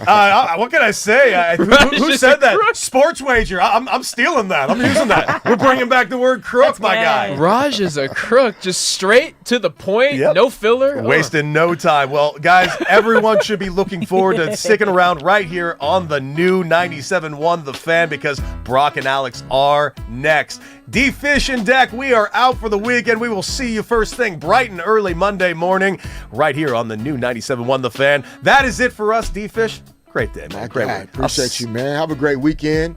Raj, you don't have a great weekend. Yeah, Raj is a crook. All right, that's it. Kick rocks. We'll see you on Monday.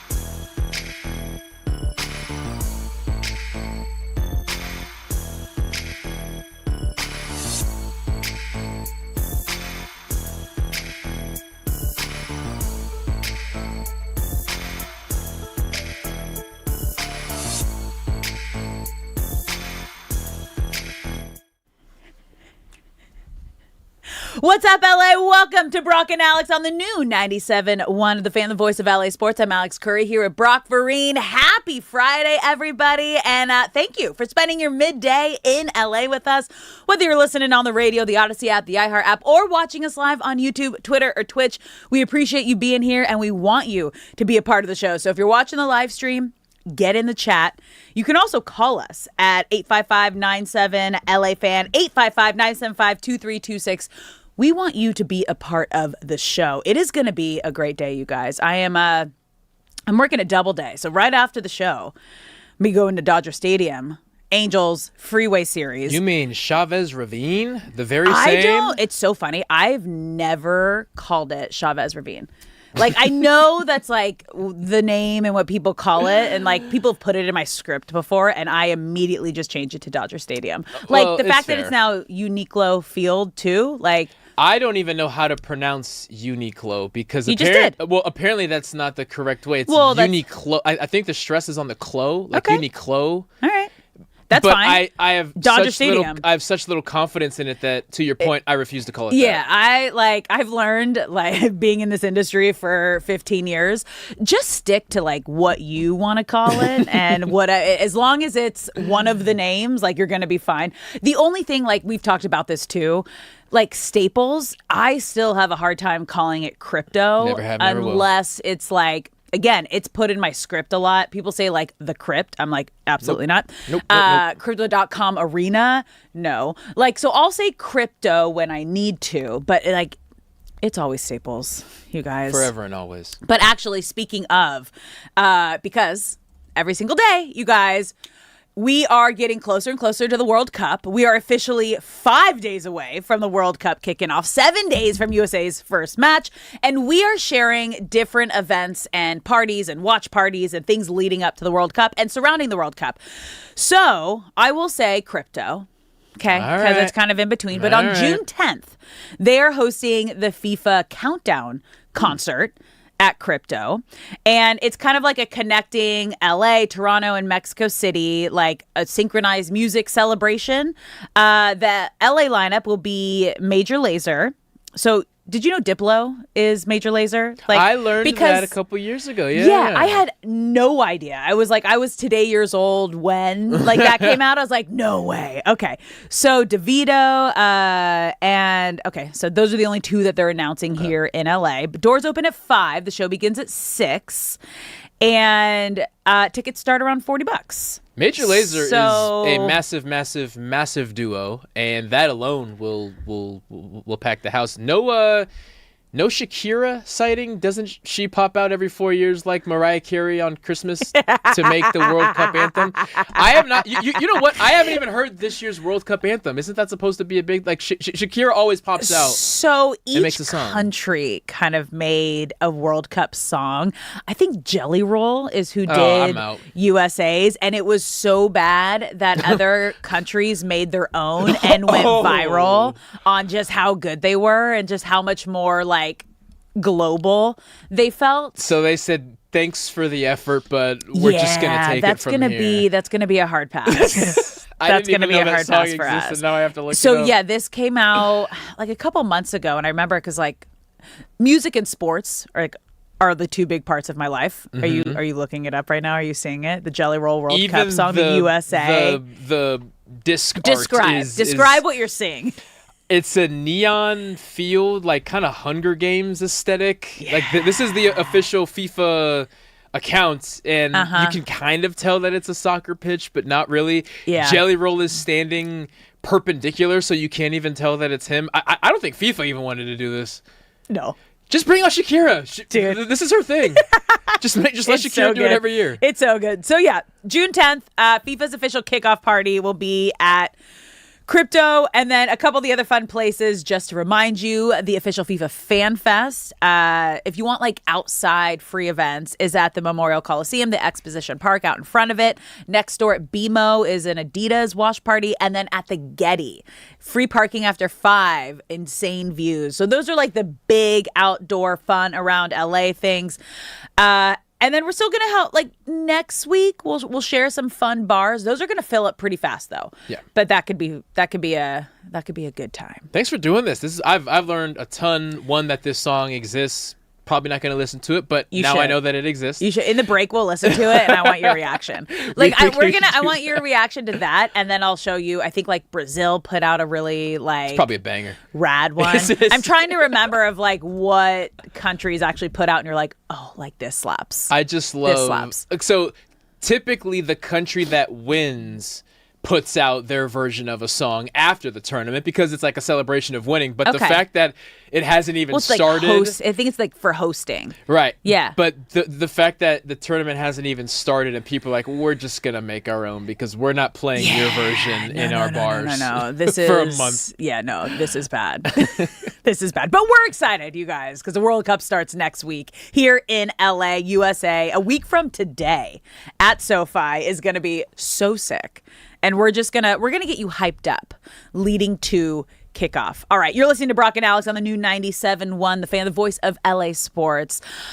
Let's get to last night's loss, Dodgers loss, you guys, because I think what makes this so frustrating is that was a winnable game in Arizona. The Dodgers had a lead heading into the 8th inning and lose in walk-off fashion, which is not typical for Dodger games. It's usually the Dodgers coming from behind and walking off on everybody else. Their first walk-off loss of the year.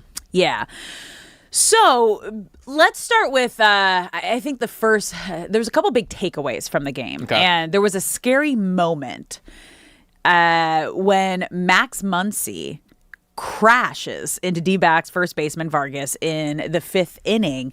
And I think our group chat was just like, oh my God, did you see that? Like, that was a football play. Yeah. That was a straight up football play. And it's hard. We were just talking about it with Cody and Crosstalk a second ago. This is the issue that Major League Baseball has with first base. Because in college, they have the double bag, right? So there's no issue. Like, when you're running to first base, like you are exploding out of the box and you are going full speed. And in a situation like this, when you don't have a pitcher coming to cover first base, whoever's getting the ball is also running for full speed to the exact same spot. And if you guys don't pick different lanes and you get there at the exact same time, what happened last night is kind of the worst nightmare situation. And they kept playing it slow motion, and it was just both these guys head down and looking up at the last minute, just bunk heads. It was scary. Like full, and Muncy's glasses, I think, maybe cut his nose because then he was bleeding. But let's take a listen to Max Muncy because he was asked after the game just about the whole situation. Ground ball to the right side. I saw the pitcher didn't get off the mound, and I saw he fielded it kind of running backwards, so busting it hard out of the box. And as I'm running down the line, I saw him in foul territory, so I got to the inside of the bag, and I thought he was going to stay, on that side, and it felt like neither of us knew which direction we were going to go, and then we both went the wrong direction, and bang.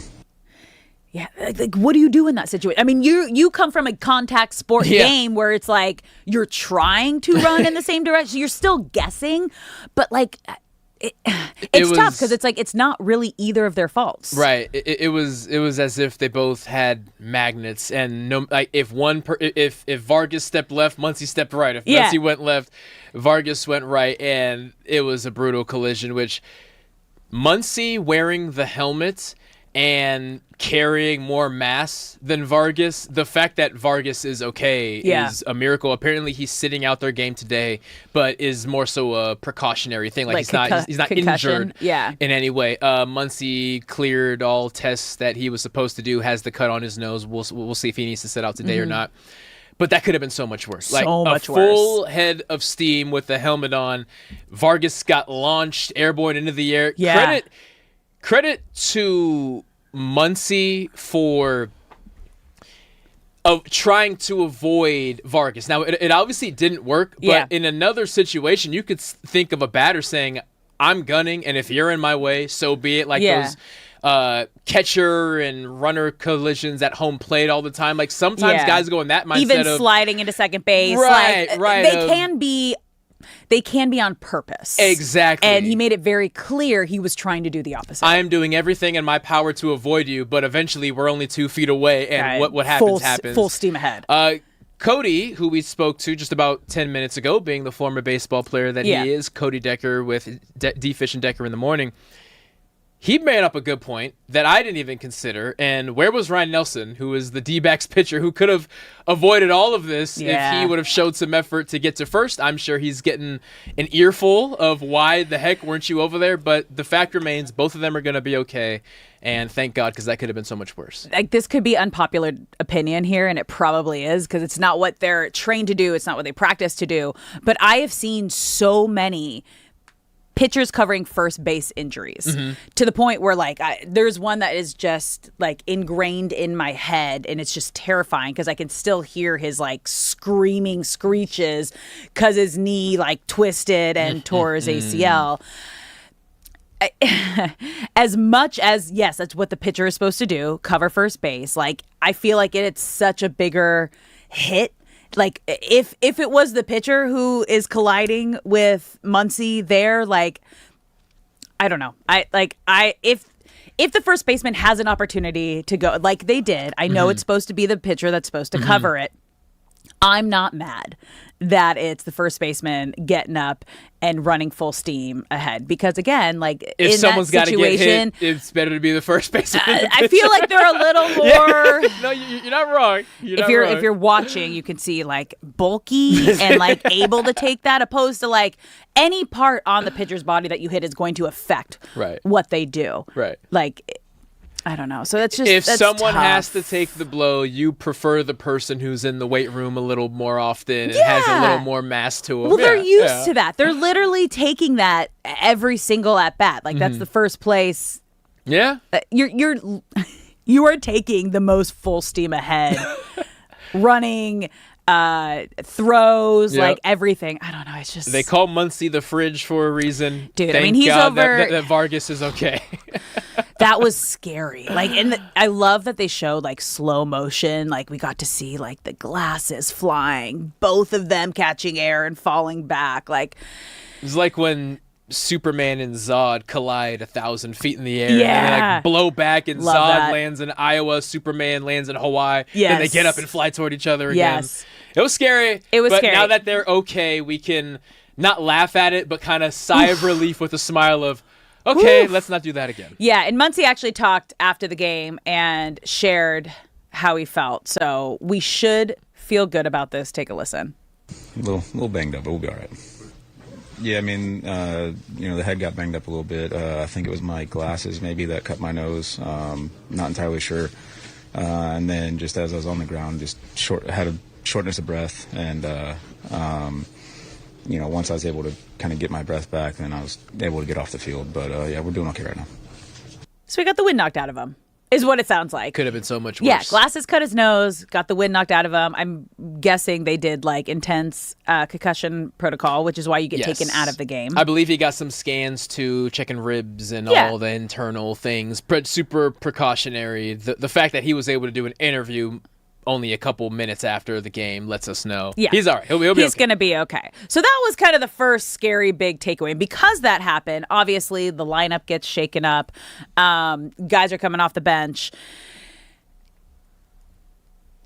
Next inning, Justin Roblensky, right, did his job. Okay? Solid game. Yeah. Gave them 6 shutout innings, allowed 6 hits, no walks, struck out 4. But the bats didn't give the bullpen as much of a cushion, let's say, as the day before when they had 16 hits. And in situations like that, everyone was giving up runs. Yep. And then you get to the 9th inning. Okay? Oh, that 9th inning. Why? This really kind of goes off my point I made yesterday. Why would you not put your hottest bat in the lineup? Okay. So Shohei Ohtani had a planned day off, but there was an opportunity where he could have come in and pinch hit to tie the game in the 9th. Now, I understand the situation that if he came in to pinch hit, there would have been a situation that Dave Roberts would have had to figure out bottom of the 9th inning. From a fielding perspective? From a fielding perspective, right. If you put Ohtani in for Espinal. Mm-hmm. Right. So Ohtani was the last player on the bench. So if he had pinch hit for Espinal, who was playing third base, who came in for Max Muncy, most likely maybe Smith would have had to shift from DH to catcher, Dalton Rushing from catcher to first base, and Freddie Freeman from first to third. Mm-hmm. So like it would have been possible. I just think for me in that situation, again, you're trying to win the game now, mm-hmm. right? Take the series. Shohei Ohtani is the hottest bat in the lineup. We know that he wants to be playing. Why not put him into that situation?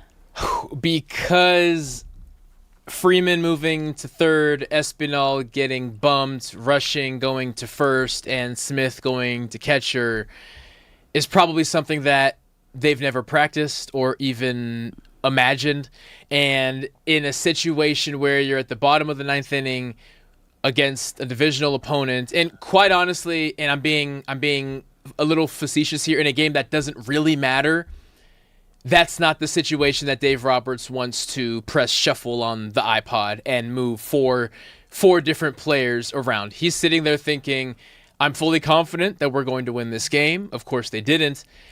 But I can absolutely see why Dave Roberts is saying, I would rather keep things the same than have to move 4 different players' positions. And if I decide that there is a rest day for Shohei, and then I put him in at the bottom of the 9th, even with the brutal Muncy unexpected collision, now I'm no longer making laws. I'm making suggestions when I make a call. And now every decision I make comes with a caveat of, well, this is how we're going to do it now unless something happens and then I change my mind, instead of this is the way we're going to do it and we're going to figure it out when we get to an unexpected event. So Dave Roberts was asked about it, and he said, I think for me it was more of once we get into extra innings, then I would kind of fire that bullet. It's harder on the road when you have to play defense if you don't score. And I get that, again. But Shohei Ohtani, would have loved to come in that moment. Loved to come in. And the situation that they had was they had Pages, Kyle Tucker, and Will Smith due up in the bottom of the 9th. So if one of them got on base, that would have brought up Espinal hitting in Muncy's spot, which would have been the perfect place to have Ohtani pinch hit. And Smith doubled with 2 outs. So it was there. Like the setup was perfect. Mm-hmm. Bring in Ohtani. Like, if anyone can do it, like, he can do it. And I just, again, I understand that they're trying to keep him rested for October. And that's kind of the whole outlook and the mindset of this. But in a moment like this, he sat the whole game. He's ready. And he would love to come in. And yeah, that's a bit of a shuffle to move everybody around like that on defense. But you're going to have to try it out sometime if this is something you're going to have to use later on. Why not? And it doesn't help the case that Espinal had a really ugly strikeout. Yeah. Absolutely brutal strikeout. But I'm still on the Dave Roberts side of my word has to be law. It can't be a suggestion. No. God, Brock. No. Riding with him. No. You're listening to Brock and Alex on the new 97.1 The Fan, the voice of LA Sports. When we come back, you guys, the Rams didn't just pay Myles Garrett. They protected their window and their future. More on that coming up next.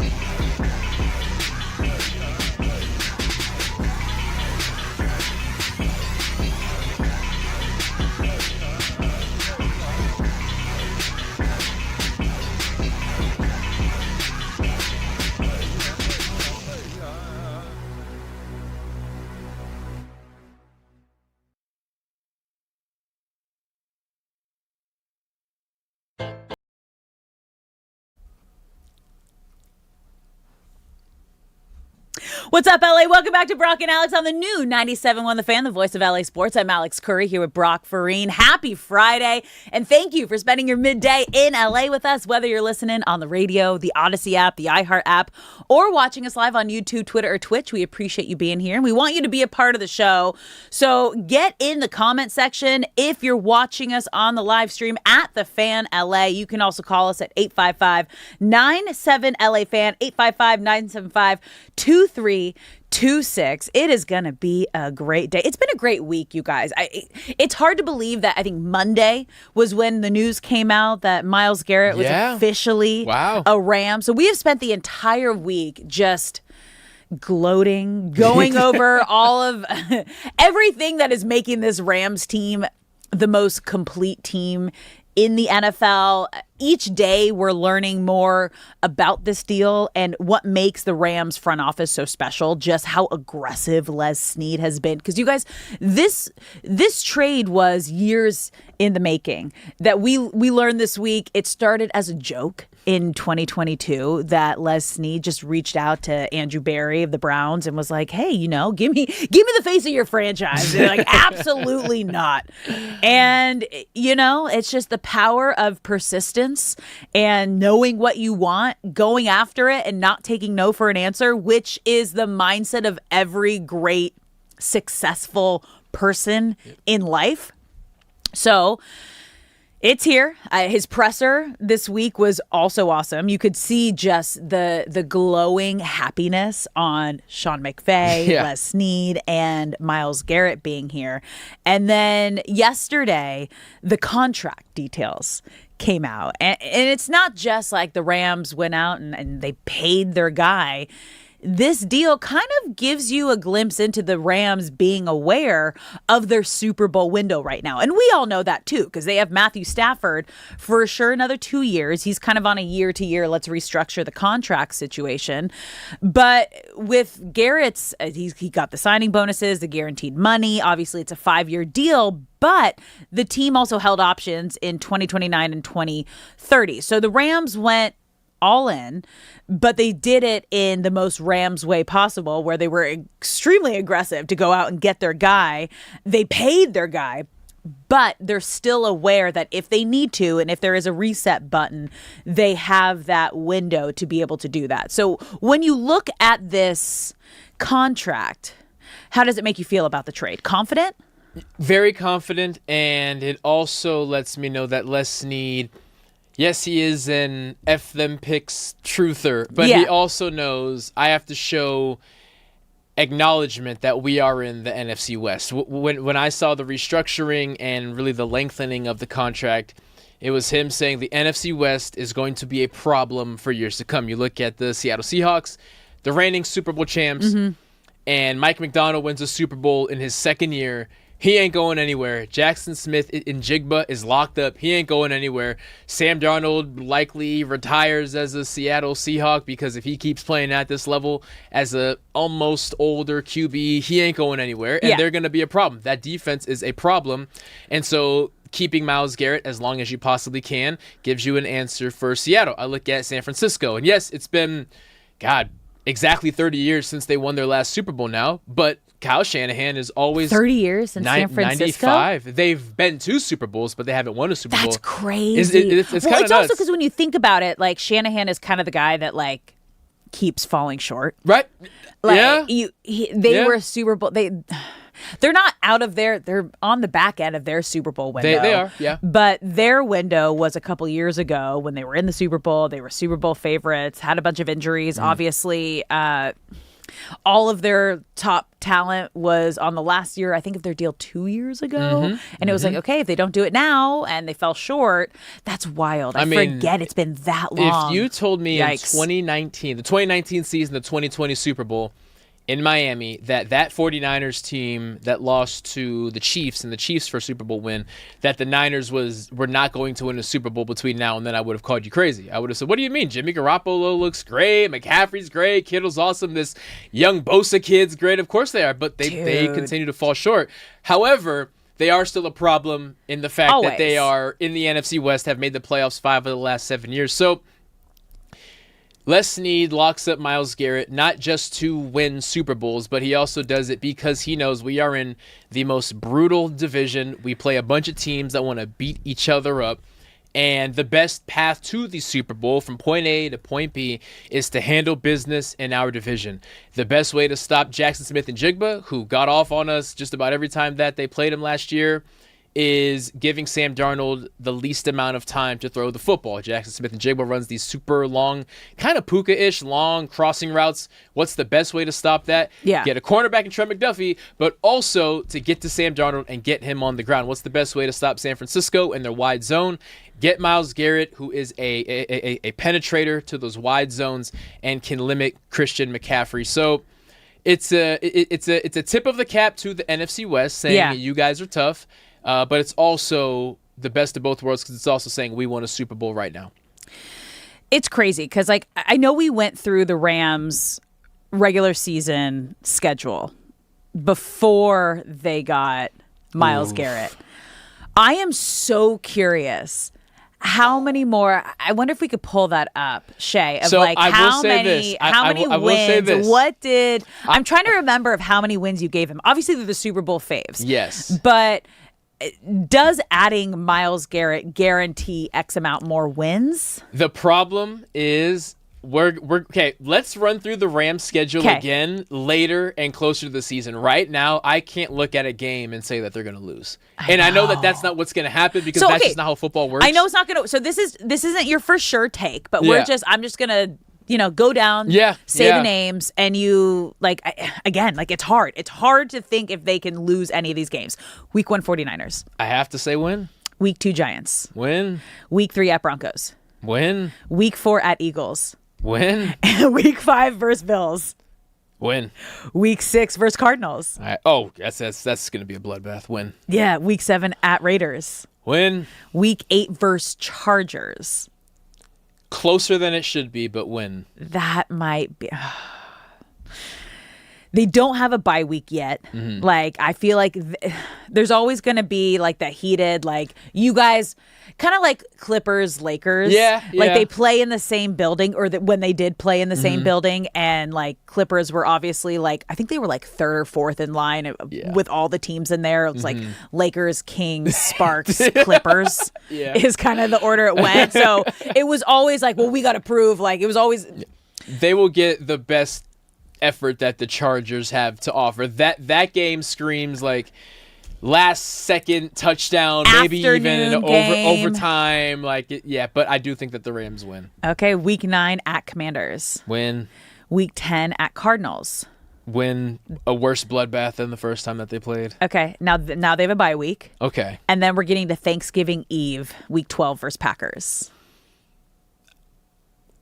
Garrett versus Parsons. Ooh. Yeah. I'm going win. And they had a bye week. So they're coming off of the bye. Yeah. They're rested. So I got to go win. Okay. Week 13 versus Chiefs.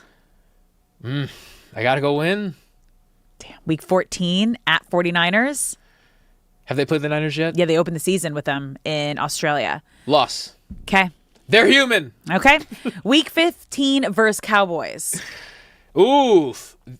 You know what? They're not going to lose back-to-back games, so win. But that game's going to have a Super Bowl vibe to it. Okay, Week 16 at Seahawks. Christmas. This is on Christmas. And this is the first Seahawk matchup. First Seahawk. Like, and they're at Seattle. They play twice in 3 weeks. 3 weeks, right? Yeah. The first one at Seattle, I'll say loss. Okay. Week 17 at Bucks. Win. And then Week 18 at home versus Seahawks. Win. Okay, so it's a 2-loss season. So that's 15-2. Yeah. And quite honestly, even those 2 losses, I don't feel comfortable. It's so fresh in my mind, and I'm so excited. Who did we have? Like 49ers and Seahawks? 49ers and so it's Seahawks. Divisional. And so that's like more the out losses of respect are going to them. Yeah. Yeah. No, because again, we talk about this. Divisional games are always just different. It's crazy, and it's funny because Sam Darnold was asked about, how do you feel now that Myles Garrett is in your division? Trying like, to kill you. Freaking out. And he's like, I don't think we play them until the last 3 weeks of the season, so I don't have to think about it until then. So that that's is my the question. funniest answer he could have given. But it's great. So would you prefer, if you know you're going up against, like, as a quarterback, now like everything changes when you look at the Rams, like, this is the day that I'm going to have to be running away from Myles Garrett. Because I don't know if you've seen this video. It's absolutely hilarious. It's when the Browns were playing the Packers and someone on the O-line, I don't know who, like, did not block Myles Garrett. And you just hear it in the video, run, Jordan! Jordan, run! So Just, that is one of my just favorite getting through. And you're like, that's what it is. Like that's what all of these quarterbacks are going to have to do. Like, you better that week before you're playing the Rams, do everything you can to make sure that your O-line is feeling appreciated. Take them out to dinner. Yeah, they are feeling healthy and great. And you're just like, anything, please. Everything you got to protect me from Myles Garrett. That is one of the funniest clips that has ever happened on a football field. Anyone who has not seen it, It's so go good. find another one. I think the Rams posted it. Good. Yeah. Another one is actually, fun enough, it's Aaron Donald when he's playing Geno Smith. I forget what team Geno Smith was on at the time, but Aaron Donald gets through immediately, and you just hear Geno Smith mic'd up say, "Oh my God!" and he just spikes the ball in front of him.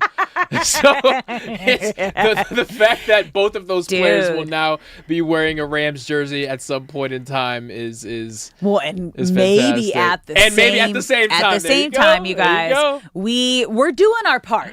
We're doing our part here at 97.1 The Fan. We put up a billboard on the 405. Our great marketing department got on that fast. After we had Les Snead on the morning show with Derek Fisher and Cody Decker, and he told them when they asked about Aaron Donald, he goes, I can't even go there right now because that has just been, since the Myles Garrett trade happened, I would say the second biggest conversation, like almost immediately within an hour, has been, okay, but what about Aaron Donald? Right.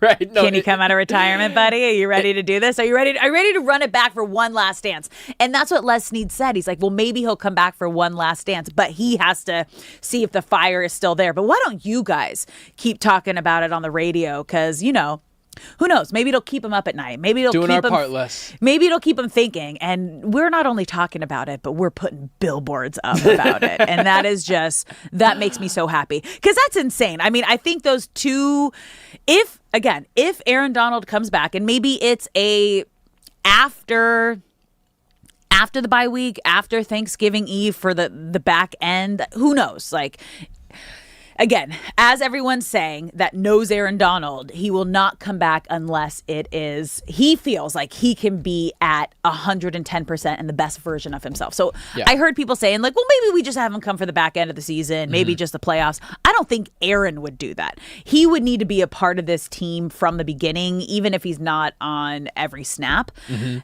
every play that he can be on. But those two losses, they might... bye-bye.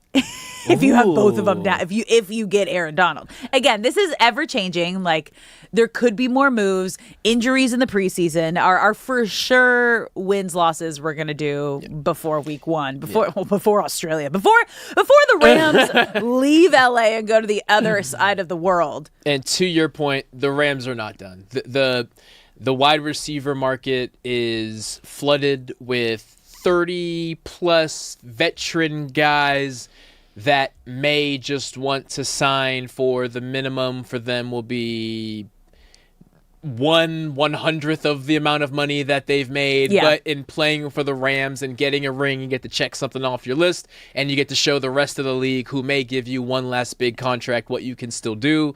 And there's no doubt in my mind that a veteran wide receiver will be at the wide receiver 3 spot on somewhat of a sweetheart deal before the season kicks off. So my question to you, because I don't judge athletes whichever way they decide to go, because you have a very small window to make your money, right? And we're talking about the Rams possibly picking up a veteran wide receiver 3. And if they did that, they probably have to come on the league veteran minimum. Would you be willing to take less to win a ring or just go get your bag someplace else? Because football has the shortest window and does not have guaranteed money, I feel like doing whatever you can to win a ring, the phrase ring chasing doesn't exist in football because there's an understanding every single play you could be playing your last play. It's just that violent of a game. Well, which is why I don't blame anybody. Exactly. And Super Bowls are so hard to come by, whereas, say, if you're a baseball player, you get your money. If you can be above average, you can play a decade plus pretty easily. You can play well into your 30s.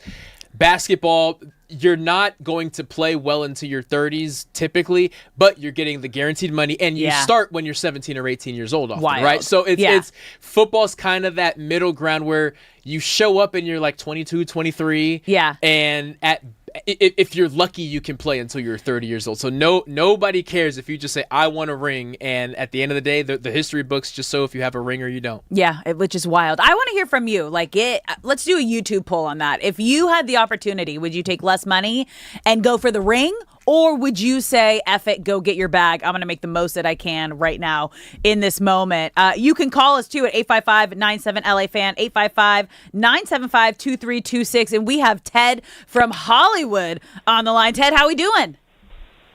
I'm so good. I'm so glad you guys are here. Thank you. No, it's not because of the content. It's just I can hear you guys so clearly, and it's so nice to be able, and the content's fine.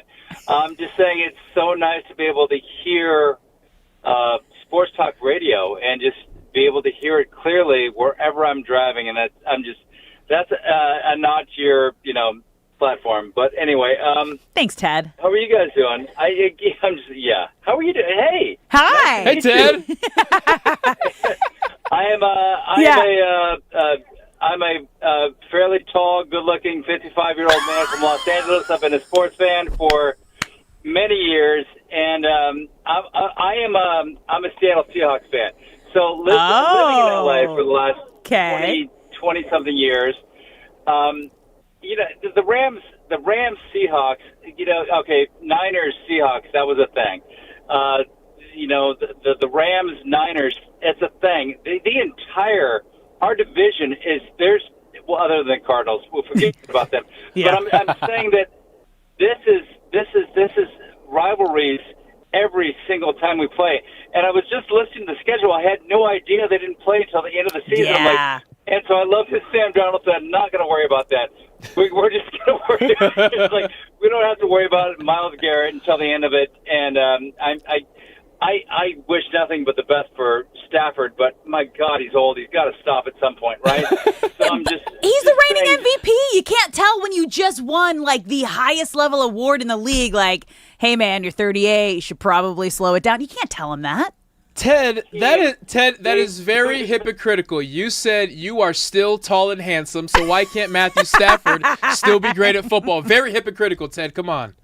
But here's also the thing. Because before you guys cut me off, because I know that this is fun and all, but a regular caller, and I love that. I'm saying that I am nervous because the Seahawks haven't done anything. And sure, you win, but the NFL, not for long, if you don't make moves. And oh, we lost Ted. Okay, Ted, we didn't cut you off. Your Yes. call dropped, but I'm going to tell you what's scary, and I get that about the Seahawks. He's like, we haven't done much. Yeah, you won, but that was one play away from the Rams being in the Super Bowl over the Seahawks.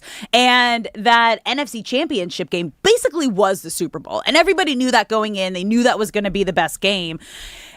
And the Seahawks lost a lot of their guys while the Rams got stronger. Yes, I completely understand where Ted's coming from. If you look across the landscape of the NFC West, you see, the 49ers signed Mike Evans. The Rams just signed the best defensive player in the game. And we chose not to sign Kenneth Walker III as a running back who not carried us, but had a massive role in us winning a Super Bowl. Your what the heck Super Bowl are we MVP. doing? Right, there you go, your Super Bowl MVP. I would say the fact that JXN will be there for a long time should bring some comfort. Sam Darnold looks like he has turned the corner, which should bring some comfort. And they drafted rookie Jadarian Price out of Notre Dame. Zach Charbonnet should be healthy. So The Seahawks didn't take a step back because the champ is the champ until you knock them out. But Ted and his very handsome 55-year-old tall self. Shoot his shot. Was he single? Was that him shooting his shot? Ted, if you are single, call back next week, and we are going to have the Ted dating sweepstakes. Dude, that's awesome. What I'm curious about Sam Darnold, do you remember, I'm seeing ghosts, Sam Darnold? He will never live that down. Does that come back now that you're facing a guy like Myles Garrett, late in the season? That's when injuries come in. I don't know. That might be the harder time to be facing the Rams. I would be seeing ghosts for the rest of my life if I had to play against Myles Garrett twice. I feel bad for every team that woke up after that trade going, damn it. Damn it. All right, you're listening to Brock and Alex on the new 97.1 The Fan, the voice of LA Sports. When we come back, do you care, LA? We're going to hit some of the big topics around the world of sports. Don't go anywhere. We'll be right back.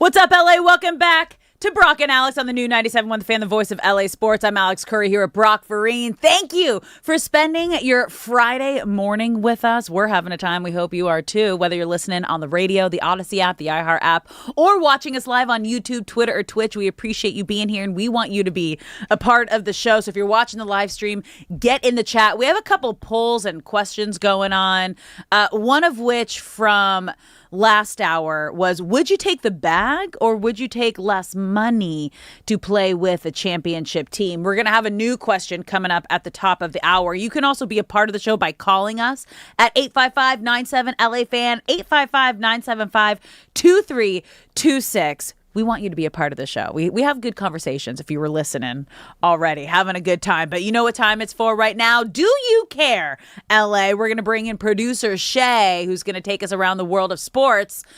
And we're going to share if we care or not, Shay. What do we got going on today? Welcome into Do You Care, LA's favorite pastime. You know it. It's my favorite pastime, where I get to ask you guys questions about stories around the world, not just LA, and I get to ask you guys if you care, and callers, if you guys don't care, if you do care, please call in and let us know. We're going on to our first one. Are you guys ready?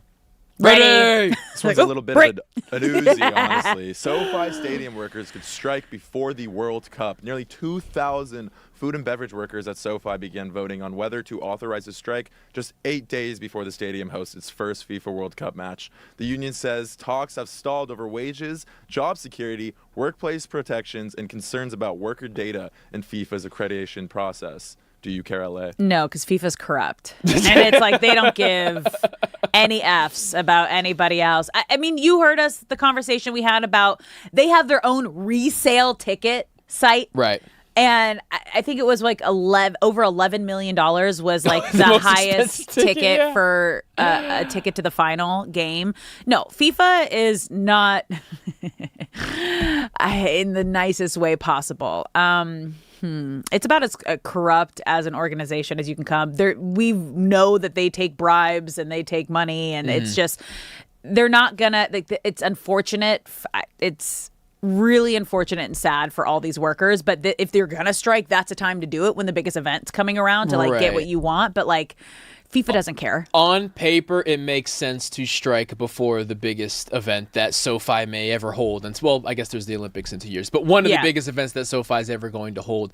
But to Alex's point, FIFA will be able to find 2,000 people, and you don't want to know where they came from, but FIFA is gonna find them. And this is, quite honestly, I doubt this is the first time they've been there. So I'm on the workers' side. Definitely. I just know how FIFA operates, and I don't know if they're even sweating over this because that is an organization at all.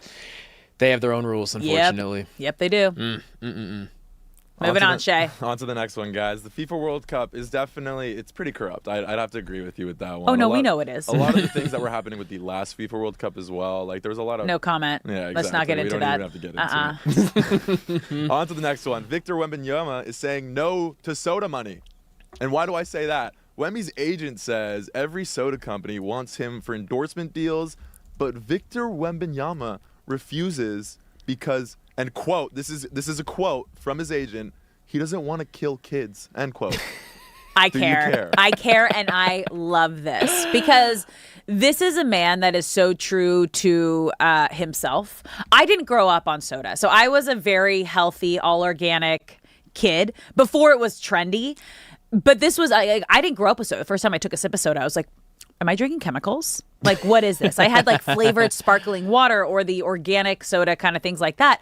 So I get it. And mad respect for him for, again, not just chasing a check, but standing by that if I'm going to promote something, he's very aware of the impact that he has at 22 years old to the younger generation. I'm not going to push something that I don't believe in. And that right there, love it.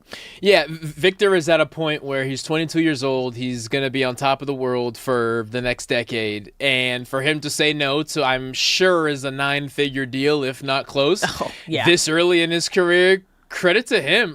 Soda or whatever it may be that he doesn't believe in, that I don't care how much money you have, success you have, that's a hard no. Yeah. And for him to stand on his principles, I'm sure that the monks are very proud right now. Are you... They are very proud of their 7'5" pupil. If you were not aware, he went and trained with the Monks this last offseason. Are you a soda drinker? I was big time growing up. I'll probably have one soda. I've had like one soda a year for the past 8 years. Are you like the but I crazy used to be a big time soda drinker. Diet Coke trend thing? I've never had a diet soda in my life. Wow. Just give me if I'm going down this path. Yeah. Give me it all. Okay, Just, so just there's give me all the I have chemicals. I don't drink soda, but like there are a very few situations where I'm like, that's what I need. And it's 3 very specific situations. Okay. If I'm flying, it's always a ginger ale. Oh, ginger Give ale me a does ginger count. ale. Okay, I do If have I'm ginger ale. hungover, I just understood this. Give me a Diet Coke. First time. Everyone was swearing by it. Didn't know that. I get it. If I'm feeling sick and like I just need something, give me a Sprite. Okay. Like those are the only times I'll ever go for a soda. Minus if like, you know, you're out at a bar and I'm like, you know what? Like a Jack and Diet sounds nice. See, but that doesn't count as a soda. Okay, to me. so I'm like, that's like, count. does that count? No, like, no. Because if I'm having whiskey, like there's either going to be like ginger beer or diet soda, whatever is in it that Those way. Don't count. Those doesn't don't count. count? Does not count. Okay. Does not count as soda. That's fair. Something about the liver, it just doesn't recognize When the you're soda. when you're mixing it with the alcohol, it's about the alcohol. It's not necessarily about what you're mixing it with. I'll take that. I'll take any excuse. If you're giving me a pass on that, I'll take it. You're listening to Brock and Alex on the new 97.1 The Fan. When we come back, you guys, are the Dodgers already being tested? Don't go anywhere. That's coming up next.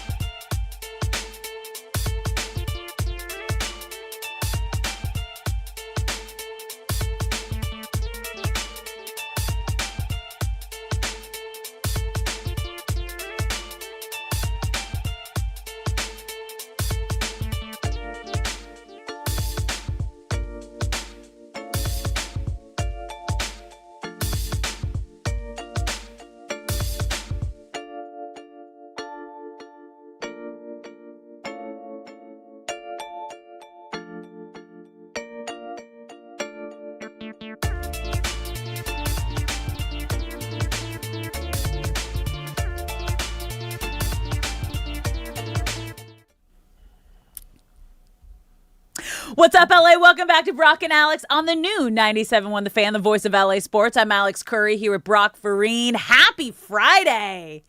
I kind of have to remind myself every day. With this new show, I'm like, it's the only time I've ever known what day of the week it is while working.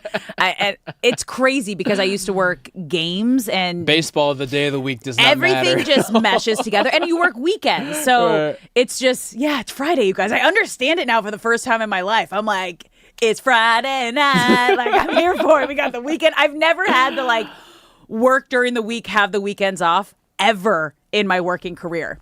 Oh wait, yeah, You actually too. that's true. Yeah, you too, because you played. Yeah. You play football on weekends. You covered football. You cover football on weekends. That is true. We understand. We're entering like a whole new life. And what a life it's been. I know. What right? a 3 weeks it has been. This is the end of 3 weeks, and it does not feel like it at all. Wild. So much. We crazy. appreciate you guys. Day oneers. What did we say? My sister, first time caller, long time listener. Yeah. On week 2. So we appreciate you guys being here, whether you're listening on the radio, the Odyssey app, the iHeart app, or watching us live on YouTube, Twitter, and Twitch. We're called The Fan for a reason. We want you guys to be a part of this show. So if you're watching the live stream, get in the comment section. You can also call us at 855-97-LA-FAN, 855-975-2326. And I have a question for you. With the addition of Myles Garrett, are the Rams going undefeated this season? We ran through the Rams schedule. Brock gave his win-loss predictions. Yeah. And we had a fan call, a Seahawks fan, call in. Handsome Ted is what we're calling him. So good. Shout Handsome out, Ted. Ted. He gave, If you're unsure of what we're talking about here, what did he say? He's like, I'm 55, I'm tall. He's 55, he's tall, and he's handsome. He's tall and handsome. Love that. I was like, shoot your shot, Ted. Are you single? Is that what you're calling for? Like, you left that part out. Put that out in the universe. But yeah, the 2 questions of the day. So we have Shay, do we have the poll going on YouTube yet? What did you say on the poll exactly? So my question was to Brock here, because athletes have an extremely small window to play, right? And there's always a debate and a conversation around, well, why don't they just take a little less money so they can get more pieces around them and have a chance to win a Super Bowl? So you don't have a lot of opportunities to make this kind of money as an athlete. Window is very small. If you get injured, even smaller. And that in football, every single play can be the end of your career at any moment. So would you take less money to win a ring, more specifically with the Rams situation right now, wide receiver 3, a veteran wide receiver? Would you come in for vet league minimum to try to win a ring, or just go and try to get your bag? It's such a tough concept. And the fun thing about it is no one is wrong. If you get an extra $20 million so that you never have to work again and your kid's college is paid for, that's a win. But if you also get no judgment. Yeah, but if you also get a Super Bowl ring and you get to live with that for the rest of your life, I would bet if you were to poll every single current NFL player. Yeah, I'm so curious. 50-50? Yes, because any player over the age of 26 is going to say ring. Yes. Any player under the age of 26 is going to say the money. Okay, so this makes sense. I'm curious, how old was Tyreek Hill when he decided to leave the dynasty that is the Chiefs? Because that is someone that we saw. You won a ring. You are literally on a team that was projected to continue to do what they were doing. And you left the dynasty to go get his bag and be on the Dolphins. And as we know how that went, not great. But he got both, I guess. He was 28 years old, but to your point, he already had the ring. He already had the ring. So I may as well get my money. Yeah. Okay. Yeah, which is also a factor. The best position you can be in any sport, but especially football, because of that small window, is winning that ring in your first couple of years. Because from that point on, you get to say, I am cemented in history, and I will be a mercenary for hire, and whoever offers me the biggest money, I am working for you. You have a Super Bowl ring in the family. We do. Yeah. Yes. What was that your brother's reaction? reaction? That was my brother's ring. That was 2015. His reaction? How many years in the league was he when he won that? That was his 4th year. Okay, so it was early. So it was perfect. It was perfect timing. Tom Brady era. Yep.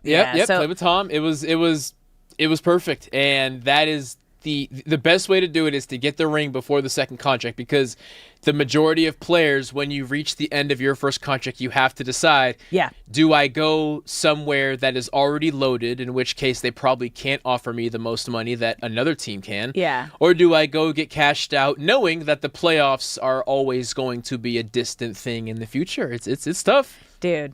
It's tough. It's wild. Or, like, as you said, like, just attach on to one of the greatest quarterbacks in the league. You get lucky enough to play with Tom Brady. That has a huge part of it, too. And that's a situation kind of going on right now with the Rams and Matthew Stafford. Which is why they'll have no problem finding a wide receiver 3. Yeah, I definitely think they're going to get one of the veterans for that wide receiver 3 spot. Real quick, while we're talking football, you guys, not sure if you've seen this yet, but breaking news about the Bears. The board of directors voted today to advance the stadium development in Indiana.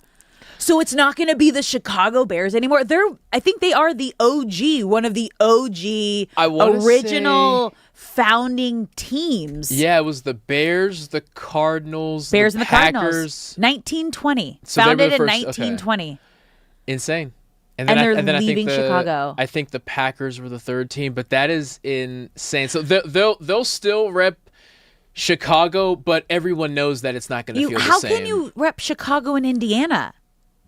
Branding, because they're going to assume. But it's not there. I know. And I understand the border. Like, when you look at the map, it's not as far away as you think, but it's a different. It's different. And I think if this was a situation like the New York Jets or the New York Giants, who play in Jersey because there is no room for a stadium in New York. So nobody holds any spite there. Like, where are you going to build this thing? Yeah, you can't. But the fact that Chicago has room, and there were proposals in the suburbs of Chicago to build it there, but you're choosing to build it in Indiana, that's going to rub people the wrong way.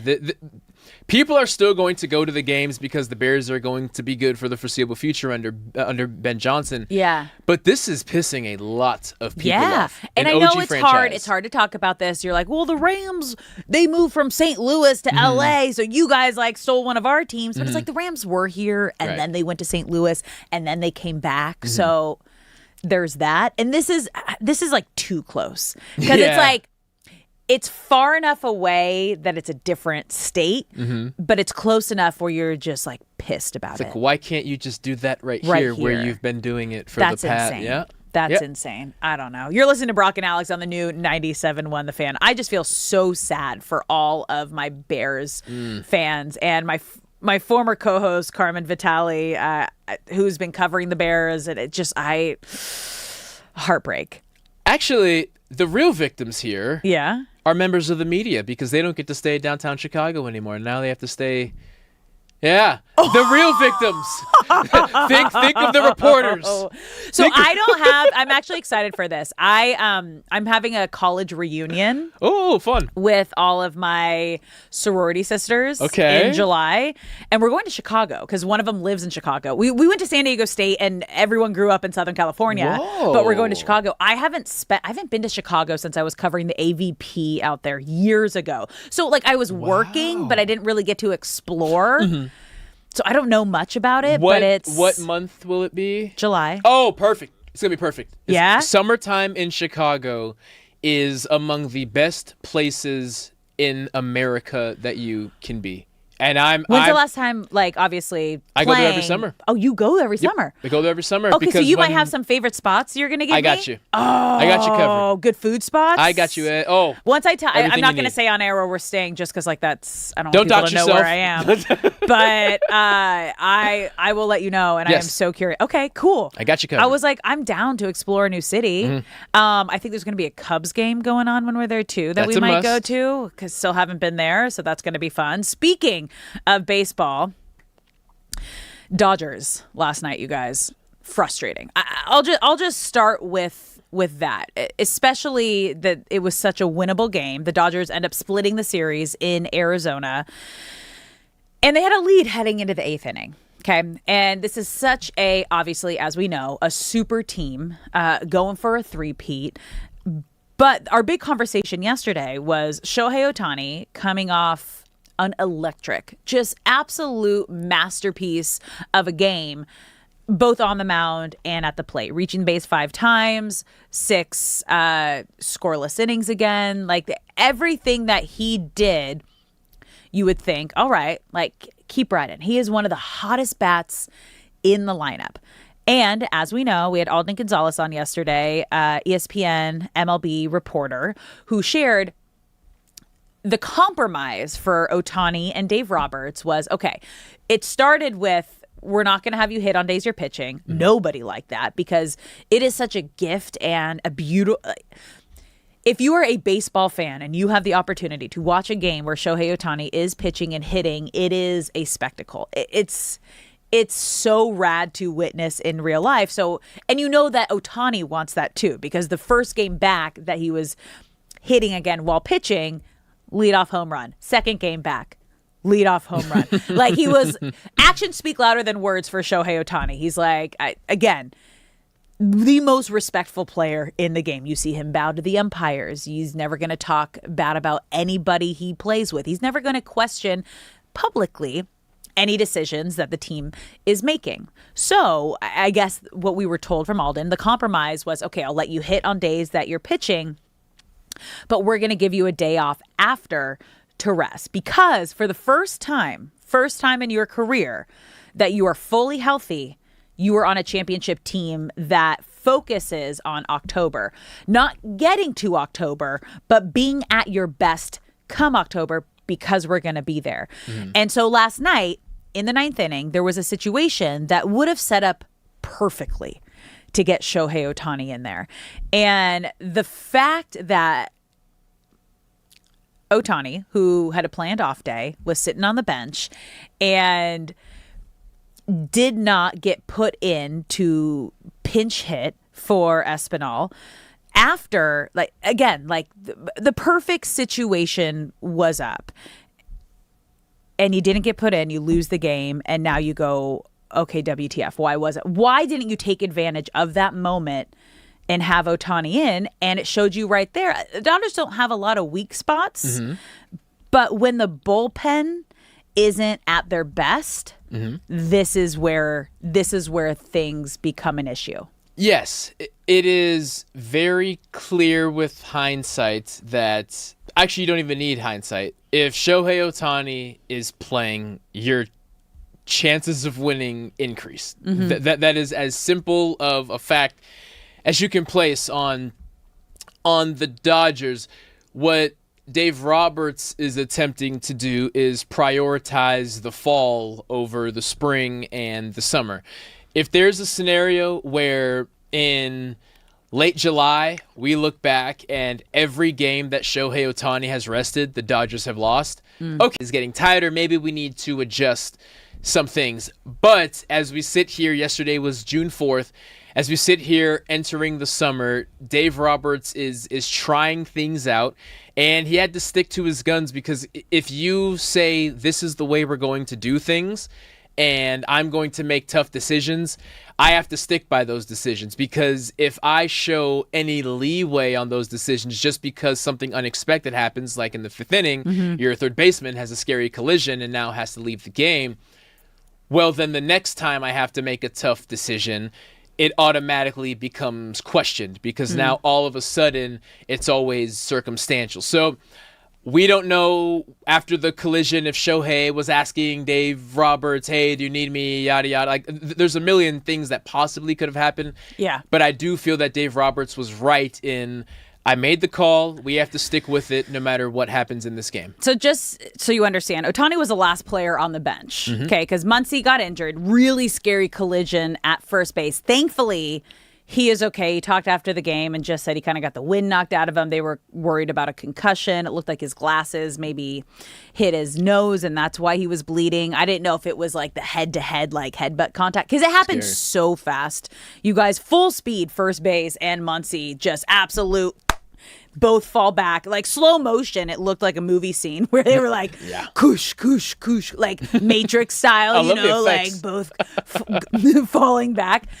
Again, thankfully he's okay. He spoke to the media after the game, and last player on the bench. And if he pinch hit for Espinal, who was playing third base for Muncy, that's where like the shuffle might have happened, where Smith maybe shift from DH to catcher, Dalton Rushing catcher to first base, Freddie Freeman first to third base. So it was definitely doable. And when Dave Roberts like talked about it and was asked about it, he said, I would have fired that bullet if we went into extra innings. It's harder on the road when you have to play defense if you don't score. But I think if Ohtani is in the lineup with how hot his bat has been, you're not in this situation. And that's what it comes back to, is hitting is contagious. And Shohei Ohtani, as we've seen, just over the last week, has just been absolutely red hot at the plate. And there is no other scenario where you would tell a hitter who is hitting that well, we're just going to give you a night off, okay? I know everything's great. We're just like, you're going to need some rest. Like, that's not how it works in baseball. You ride the momentum. You ride the hot streak. Baseball's all about timing and consistency. You play every single day. And I know he's looking out for October. I know he's trying to protect Ohtani from himself, because we talk a lot about protecting the player from themselves, as we saw with the Kike Hernandez situation, which was just heartbreaking. I just believe if you had Ohtani in the lineup, you would not be in this situation. That's probably true. The Dodgers didn't register a hit until the 5th inning, and even in the 9th inning after the Will Smith double, 9th inning, 2 outs was only the 3rd time that the Dodgers had a runner in scoring position. And you imagine if one of the hottest bats on the Dodgers and in the league really over the past couple of weeks is in that game, you have a hit well before the 5th inning. I feel two things can be true. I feel that if Shohei is in the game last night, you have a better chance of beating the Diamondbacks. That's a fact. Yeah. However, I also feel that Shohei not being there is not the reason that they lost. They are similar lines of thinking, but I don't think one means the other. I feel Will Klein is sitting somewhere right now thinking, I set up Tanner Scott for failure last night, and this game is on me. I'm sure Santiago Espinal, who, to his credit, got thrown into the fire after the Muncy collision. Yeah. And maybe wasn't in the go-get-him mindset, even though he needs to be. And you can't. Like that. Those are the moments where you shine. Those are the moments where you either prove yourself, like, okay, when someone comes off the IL, I'm the guy that you want to keep here because look at what I just did in those situations. Like, those are the moments that you have to capitalize on in your career. And he didn't. And I'm sure he's sitting somewhere kicking himself thinking they DFA'd me, then they brought me back for moments like this. Yeah. And I did not deliver. That last night was a very winnable game without Shohei Ohtani. And I still stand by trying to elongate how long you can drive your Ferrari instead of seeing how fast you can drive the Ferrari. However, on the same token, Dave Roberts, if this happens again, the questions will start mounting of, hey, are you sure this is the best way to go about it? But one game of proof of Shohei not being in the lineup and giving up the first walk-off homer that the Dodgers have given up all year long, I don't feel that's enough to revert course just yet. I mean, the good news is the Padres are on a hell of a losing streak right now. D-backs now number 2.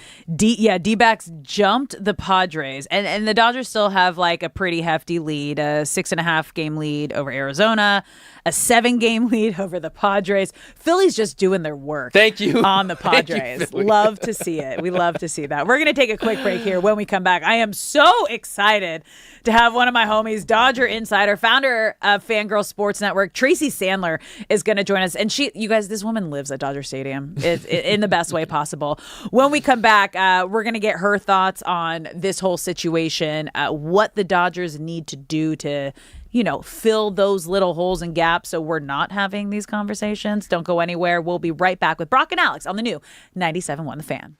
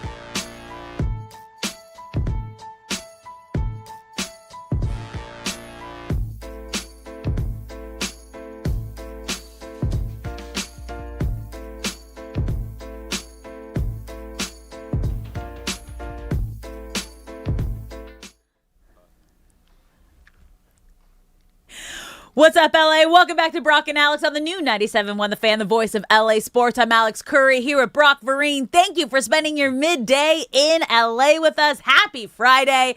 Whether you're listening on the radio, the Odyssey app, the iHeart app, or watching us live on YouTube, Twitter, or Twitch, we appreciate you being here, and we want you to be a part of the show. So if you're watching the live stream, get in the comment section. We got a nice little poll going on right now.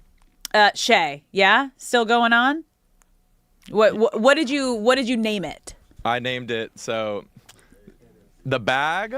The bag. Or a championship. To be a little more specific here, we're in a party city in LA. If you were a player, would you go and get your money bag, or are you taking less money to win a Super Bowl? Shay, just the bag. The bag. Yeah, if you weren't listening before, you got to be a little more specific here. I'll add to it a little bit more. So Nick actually put baggage claim. Okay. And I want to win a championship as well. So it's baggage the bag or claim. Championship team. And then when you choose them, love that. It's baggage claim, and then I want to win a championship. It's 50-50 right now. So if you want to check us out on YouTube. Which is what we kind of suspected the entire NFL would be. But right now it's time to bring in our first guest, 49ers beat reporter, Dodgers insider, the founder and CEO of Fangirl Sports Network, Tracy Sandler, joining the show. Hello, guys. I'm so excited to be on today. Yeah, I'm so happy to have you here. Now, I know you personally live at Dodger Stadium, right? It's like we're paying rent. It's your second home. She was there Tuesday. She was so kind to invite me to an event with Andrew Friedman, but wasn't able to go. But Tracy, let's talk about kind of like what we saw last night from the Dodgers, right? Because that might be the little bit of the concern, like all in one game, the bullpen, the injuries, the offense going quiet. When you see a game like that, what stands out to you?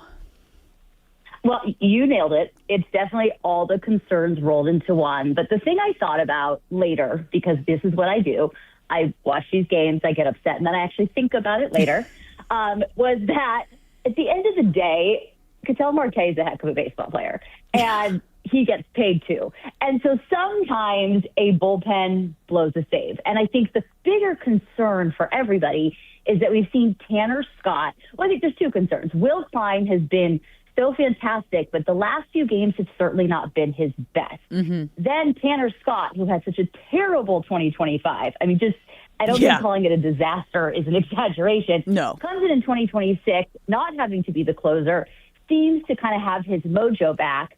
And we've seen him the last couple of games. He has had to go into this closer role because of Edwin Diaz being injured. We've seen him the last couple of games really falter. He's had 2 blown saves in the last week. I was at one of them on Saturday. Not fun. So that is problematic. And my bigger issue with Tanner Scott is mental. Like this for him, and I could be wrong. I am not a professional athlete, and I know his fans and the outside, sometimes we put more into this. But it does feel like for him, it can become a bit of a mental thing, because is it a little bit of here we go again? And that, to me, is a bigger concern than the game itself last night. And Tracy, continuing with that, we have Tyler Glasnow, who's kind of a floating target of when he can be back. We won't see Blake Snell until the earliest mid-July. Edwin Diaz probably not until the second half of the season. At what point does the story of this Dodgers bullpen go from the bad news Bears who are scrappy to, okay, I think we actually may have a concern here? You know, it's funny because I feel like we've had this every year the last couple years, and somehow it always works out in the end. And maybe lightning doesn't strike 3 times, but I don't know how big of a concern it really is for them, because, as you mentioned, Glasnow will be back eventually. You have Blake Snell, who will be back eventually. There's all this talk about Tarek Skubal. I don't know, the baseball world may have a collective meltdown, the likes of which we've never seen at the Dodgers getting Skubal. Facts. So it's hard to say, but I don't know that it's that big a concern yet. It's an issue, but for the most part, the starters have been able to go pretty deep into games. And I think that's kind of the rub, so to speak, is can that continue? You now have Lauer out there. Can he get himself to at least 5 or 6 innings? The other night, I don't think he made it to 5 full innings. They need that. They need the starters to be able to give them 6 innings, and I think the bullpen will be okay.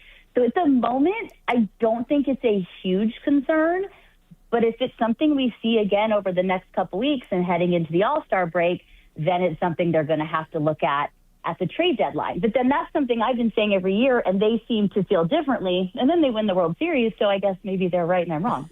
Well, something I'm a little concerned about, Tracy, is not having Shohei Ohtani in the lineup every single night. Now, I understand what Dave Roberts is trying to do on nights. Now that he's allowing him to hit on nights he's pitching, he's giving him the day after off. But last night in that situation where he could have come in and he could have pinch hit in the 9th inning, I personally don't believe we're in that situation if Shohei Ohtani, one of the hottest bats in baseball right now, is in the lineup. What are your feelings on kind of load managing Shohei Ohtani right now? I totally agree with you. They're not in that position if he's in the lineup, but it's June. And I think that's what they're trying to manage is the day after. I just think of something Oral Hershiser said on the broadcast a few weeks ago, and he said the real issue is the day after. Him hitting while he pitches isn't as taxing, not that Oral Hershiser did it, but isn't as taxing as how he's going to feel the day after. And I think with Shohei, they just have to be super careful. And I think of this as something Dave said a couple of years ago during the playoffs or during during a start where he had gone, I think, 5-6 innings. He hadn't thrown that many pitches, but Dave still took him out. And he said, here's the thing with Shohei. We lose him. We lose two players. We don't just lose one player, and we have to be careful with that. So I understand the load management, and I think this is a long season. They have a long way to go, and he makes a really good point. If he gets hurt and can't do either, then they're in really big trouble. So I think for a June game, I understand why right now it has to be load management. I don't think it's something we would see in October, but I think it's something we're going to see for a while. And Tracy, continuing with the thoughts of injuries, Ryan Ward, Alex Freeland, Santiago Espinal, Hassan Kim, Alex Call, Dalton Rushing, even Miguel Rojas in moments. What can you say about these fill-in players who some have been thrown into some disadvantageous moments, and they had a little slump there toward the end of May, but what can you say about these young guys in Miguel Rojas who are holding down the back end of the lineup? First of all, I feel like it's the young guys and Miguel Rojas. Yeah, and Miggy. What do you say about the young guys and Miguel Rojas? Yeah. They've been invaluable to this team. Yeah. Absolutely invaluable to this team. And I think that's, for me, kind of the argument when people are like, they're buying the World Series, they can pay all. Look at the guys who are keeping them afloat right now. Look at Miguel Rojas, who brought them back to win the World Series. Will Smith is a homegrown guy that won the World Series. And, Max Muncy's career was over when they brought him in 2017, and they totally revived him. So for me, that's kind of the argument, because they would be absolutely lost without these guys. And I think, like, for Freeland specifically, he comes up, and Espinal, he comes up, they send him back. They have to bring him back, and look at how he's performing. Espinal, same thing. He was there, then he's gone. There's all this talk about the contract and what do they owe him and what do they not owe him, and will we ever see him again? And then I think like 2 days later, he's back in the lineup. So they've been invaluable to the Dodgers, and I think it speaks so much to their culture and this win-first mentality, because without those guys, I mean, this team is not in first place or even close. Okay, Trace, we're gonna switch gears to the NFL real quick. I know you're born and raised in LA, but you are the beat reporter for the 49ers. And Trent Williams had an interesting quote this week saying that the Rams-49ers game in Australia basically took away a 49ers home game at SoFi. And he's not wrong. I mean, Tracy. I mean, I'm sorry, Ella. I don't think you wanted me to come on and lie. No. Maybe you did. In which case, Fred, shame on you for telling. No. Those games, it is so much red in that stadium, and I know so much gets made of it every year. And it's honestly, to be fair to the Rams, it's not even disrespectful for the Rams. It's just that this city didn't have a football team for so long that people gravitated towards the 49ers, and those people have stayed loyal to the team. But he's really not wrong about that. But, that's bulletin board material. I don't know how much it'll matter come September, because it feels like so long till we actually have football. Yeah. But he's not wrong about that. Sorry, guys. I'm so sorry.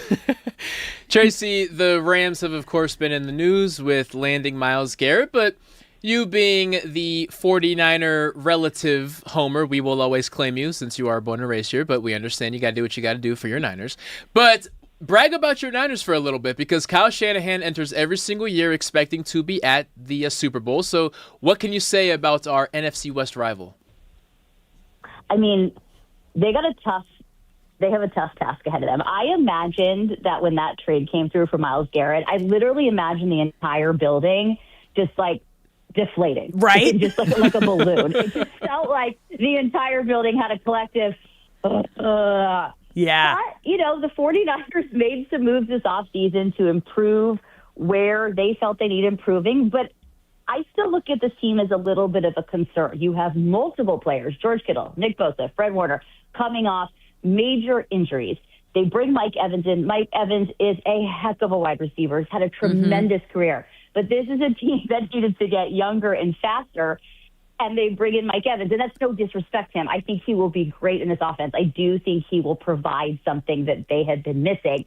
But I just still don't know if they're there, because I look at their stars and what they're going to go through to come back, and what they're up against in the Rams, what they're up against in the Seahawks. And the Seahawks, a lot of changes in their team, but that's a heck of a football team.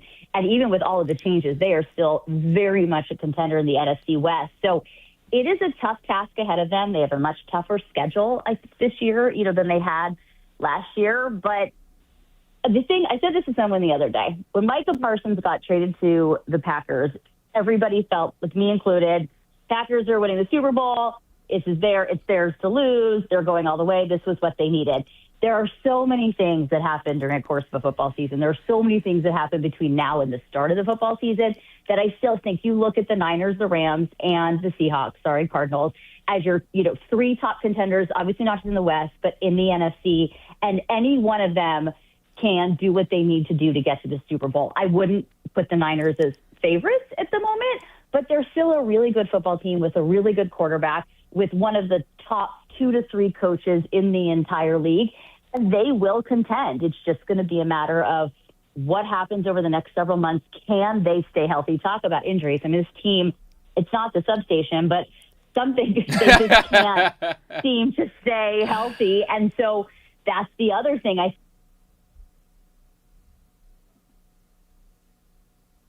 Did we lose Tracy? Being done. Oh, there she is. And that's, sorry. I was saying with this we lost team, you for a second. I still think, you're back. What is the last thing you heard me say? Oh, okay. You're back. They'll still contend. But the thing with the Niners, and I feel this way every year, there is Trent Williams, speaking of Trent Williams, season-ending injury away from the entire season being over. And that, to me, is where I see the biggest concern with all the other things I just talked about.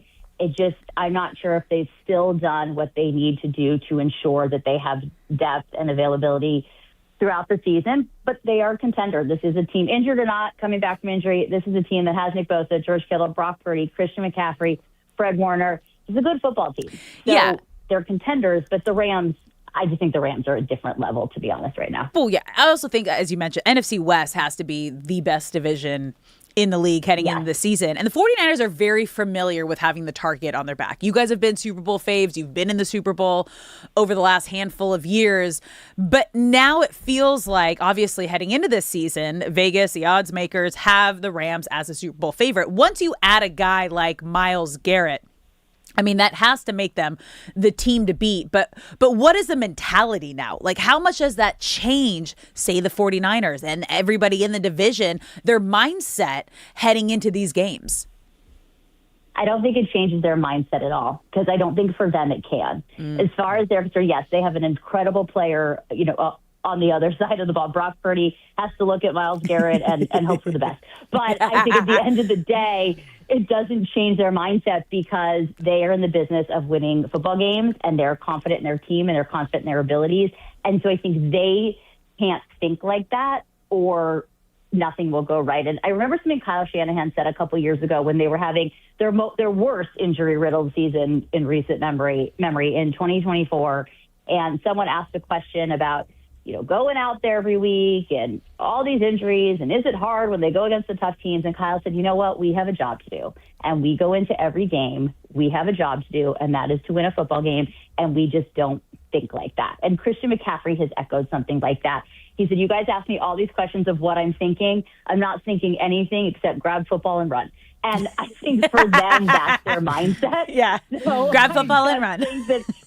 Grab football and run. So I think, and I'm paraphrasing. That is not an exact quote. Yeah. That's great. I'm definitely paraphrasing. But I think for them, it really doesn't change their mindset. It's just another really fantastic football player they're going to have to defend against.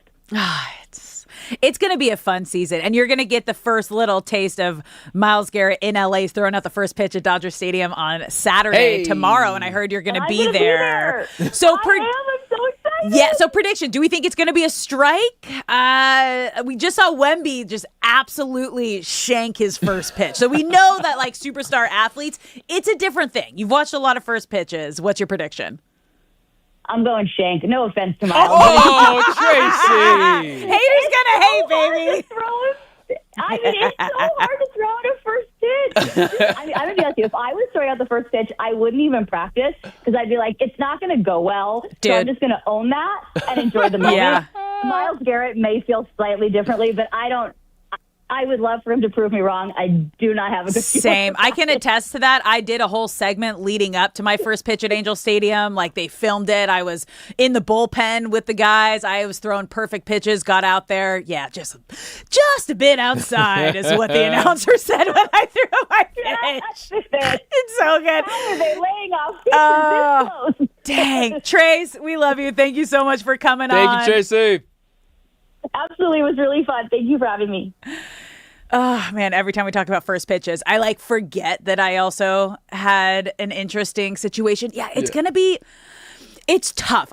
Do we know if he's thrown out any first pitches before? Because Cleveland had to have had him throw out a pitch at some point, right? They had to have. But because this is like an intro to LA. This is his intro week. It kind of, you're like, when you see, when you watched Wemby's, I mean, I guess it's a little different. The ball's a lot smaller than, I guess, but he's hand-eye coordination. True. So you would think that would go well. That baseball, I don't know if you saw the photo, it looked like a golf ball in his hand. Yeah. His fingertips were almost touching his palm. I feel like that was how it would look in Magic's hand, too. The first time I shook Magic Johnson's hand at Dodger Stadium, it, went up almost to my elbow crease. I was like, I knew I was a small human, but now I feel like a very small human. Miles is throwing funny. a strike. I got faith in him. Okay. We want to hear from you guys. What do you think's going to happen? You can call us at 855-97-LA-FAN, 855-975-2326. We are going to continue this welcoming Myles Garrett to LA. What superstar recently reached out to him? That's coming up next. You're listening to Brock and Alex on the new 97.1 The Fan.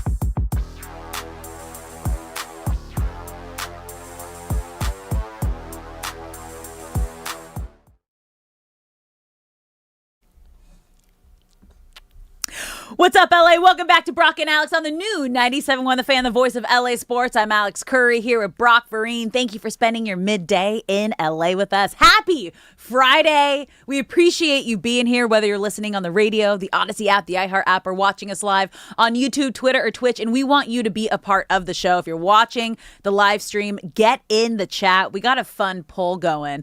If you were a player, would you take the money and run, go get your bag, or would you take less money to go and try to win a Super Bowl? And we both think, like the league, the players, it would be 50-50. And this is all centered around the Myles Garrett effect to the Rams. How many maybe veterans, the next kind of hole that they have is wide receiver 3. So can they get a veteran to come on league minimum and to try to help the Rams win a Super Bowl? I mean, the recruiting power of Myles Garrett is absolutely insane. We want to hear from you. You can call us at 855-97-LA-FAN, 855-975-2326. And we actually have Walrus in Encino right now. Walrus, what's going on?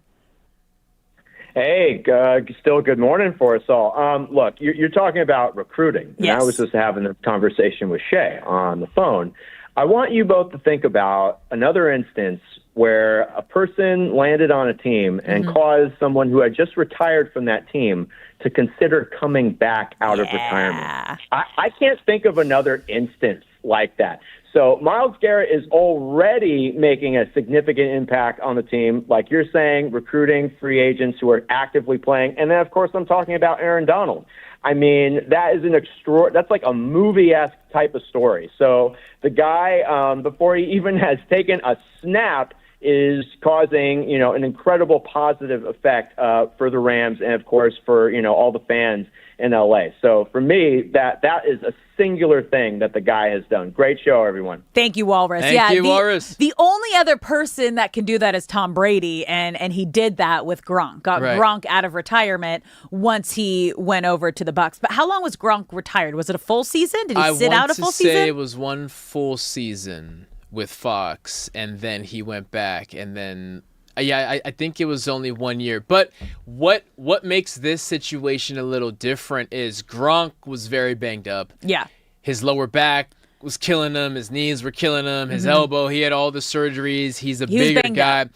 Whereas Aaron Donald never really had a drastic injury that affected his play. And this is strictly just, I want to play with that guy. Yeah. Like Gronk had to take a year off for himself, his physical health. Yeah, his body from to get back. The sense of I am breaking down. But Myles Garrett to have the draw to bring back someone who didn't have any physical ailments, he just wants to play with you. Yeah, that is a unique perspective. And Walrus, thanks for pointing that out. And it's just a testament to the aura, that's kind of been the word of the week for us. Hey. Aura of Myles Garrett. If you bring back Aaron Donald, you are the ultimate aura master. Love that. All right, Shay, what do you got for us? So, yeah, we've been talking about bringing back Aaron Donald. And we were talking about how, obviously, Gronk had to retire after 2 years after coming back. Okay. And this is a big if. Okay. If Aaron Donald is to come back, is it a one and done for him? Yes. Or do you think he'll stay? No. This would be a last dance, one and done, if he wins a Super Bowl. I mean, he only wanted to play 8 years in the NFL. Like, he always had that. He said he had that number in his mind, and then they happened to win a Super Bowl on his 8th season, so he gave it one last shot. This is the only situation where I see him coming back to play the game. I don't believe that if he can light the fire again, because that's been the conversation from Sean McVay and Les Snead, it's like this has to come from Aaron Donald, knowing that if I come back, I physically can give 110%. We know that he's still in shape from his workout videos, his open door policy of anybody can come and work out with him at any time.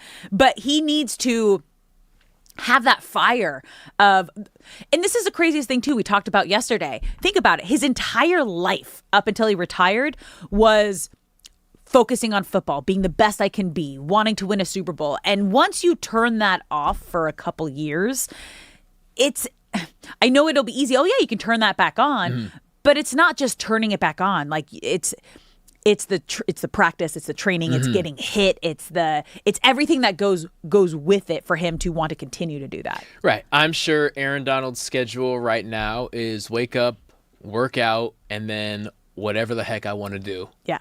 I want to take the kids And to he's the earned beach. that. He's We earned go to that. the beach. If I want to get on a plane and go to Tokyo, we get on a plane and go to Tokyo. So it's you don't just envision the games when you come back, because that's the fun part. That's what you train for. It's the getting to the facility at 6 a.m., being at the facility till 6 p.m., at least 4 days out of the week. Maybe Fridays you get home a little early. It's the travel schedule. It's everything in between. It's training camp. It's film. It's all of the things that make it a grind. So it would be a one and done situation. However, if he does come back, it is without question the most Super Bowl. It already is the most Super Bowl ready team that we've ever seen. But everyone would be on the same page of no one's asking Aaron to be here longer than 1 year, because we're winning a Super Bowl this year. Could you imagine, though, like, yeah, they're already Super Bowl or bust, but if you get Aaron Donald to come back, the level of Super Bowl or bust that this situation would be. I mean, anything other than what you had, we went through the schedule, the Rams schedule, what you had 2 losses? I had them 15-2. And they were both division losses. Division games. 49ers and Seahawks later in the season once they're banged up. I think we had them splitting. Yes. Splitting the series matchup for both those teams. It's tough. It is, and I still see it playing out as the peer pressure, and LA, it is on us to push all the peer pressure respectfully onto Aaron Donald. And at some point, I'm going to say during training camp, Aaron Donald will hit up his old trainer or his old D-line coach. He'll be there, right? Because they have veterans come to training camp and talk to the guys and kind of be like a presence, right? I don't know. You tell me what training camp is like. Because there are rumors of him thinking about this, I see him not going to training camp because I feel that creates a distraction. I think Aaron schedules a private workout with his personal trainer at some private location. Yeah. And after that grueling 2 hours, he gets to decide, okay, do I want to do this? Can I do this? Can I do this to the standard that I hold to myself? But I would be shocked if he does not put on cleats and pads and run through a workout at some point in August. When do you think we're going to get a decision?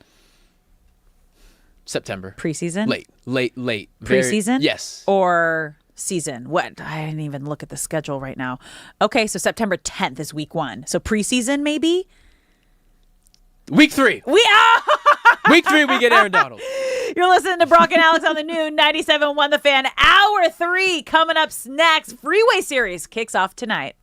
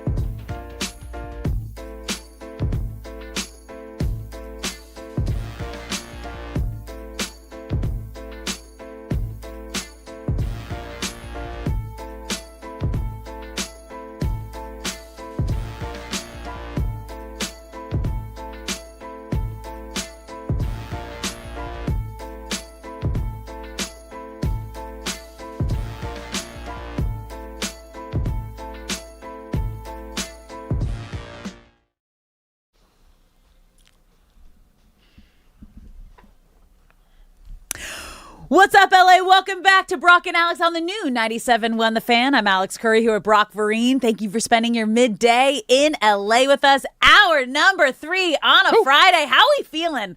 We're feeling great, you guys. We got the Freeway series tonight. We've been talking a lot of Myles Garrett. We've been having some fun fan call-ins and questions with all of you. So if you guys are listening on the radio, the Odyssey app, the iHeart app, or watching live on YouTube, Twitter, or Twitch, get in the chat zone. Be a part of the conversation. You can also call us at 855-97-LA-FAN, 855-975-2326.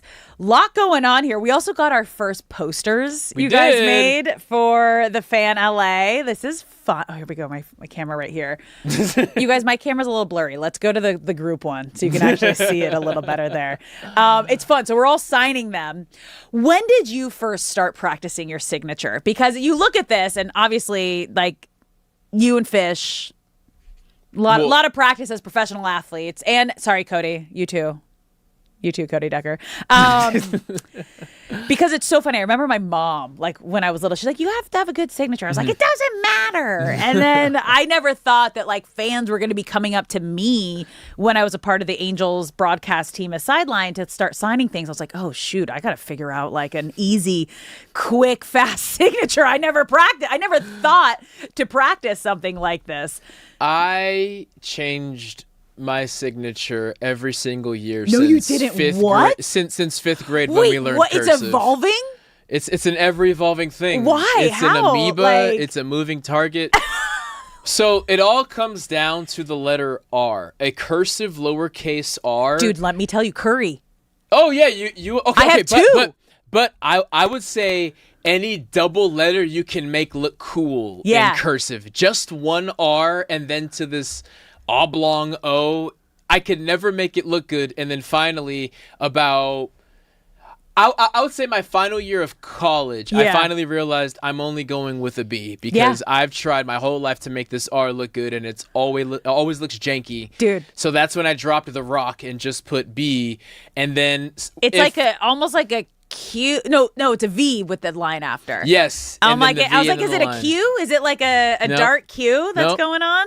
Just a big old V. So I realized stick with the initials and then put a little flavor on there. Stop fighting the R. The R is not going to happen. Dude, same with me with Curry. I kept trying to do Curry like Curry, and I was like the R's and the Y. I was like, it's not coming out the way I wanted to. I have a really rad A, so I'm just going to do Love Alex. And I just did a rad A. Starting off with the A is strong. Yeah. Yeah, that's all it is. There you go. It's so funny. People's signatures are so silly in the best way possible. And I love whenever you go to, say, a grocery store and you pay with a credit card and you have to sign.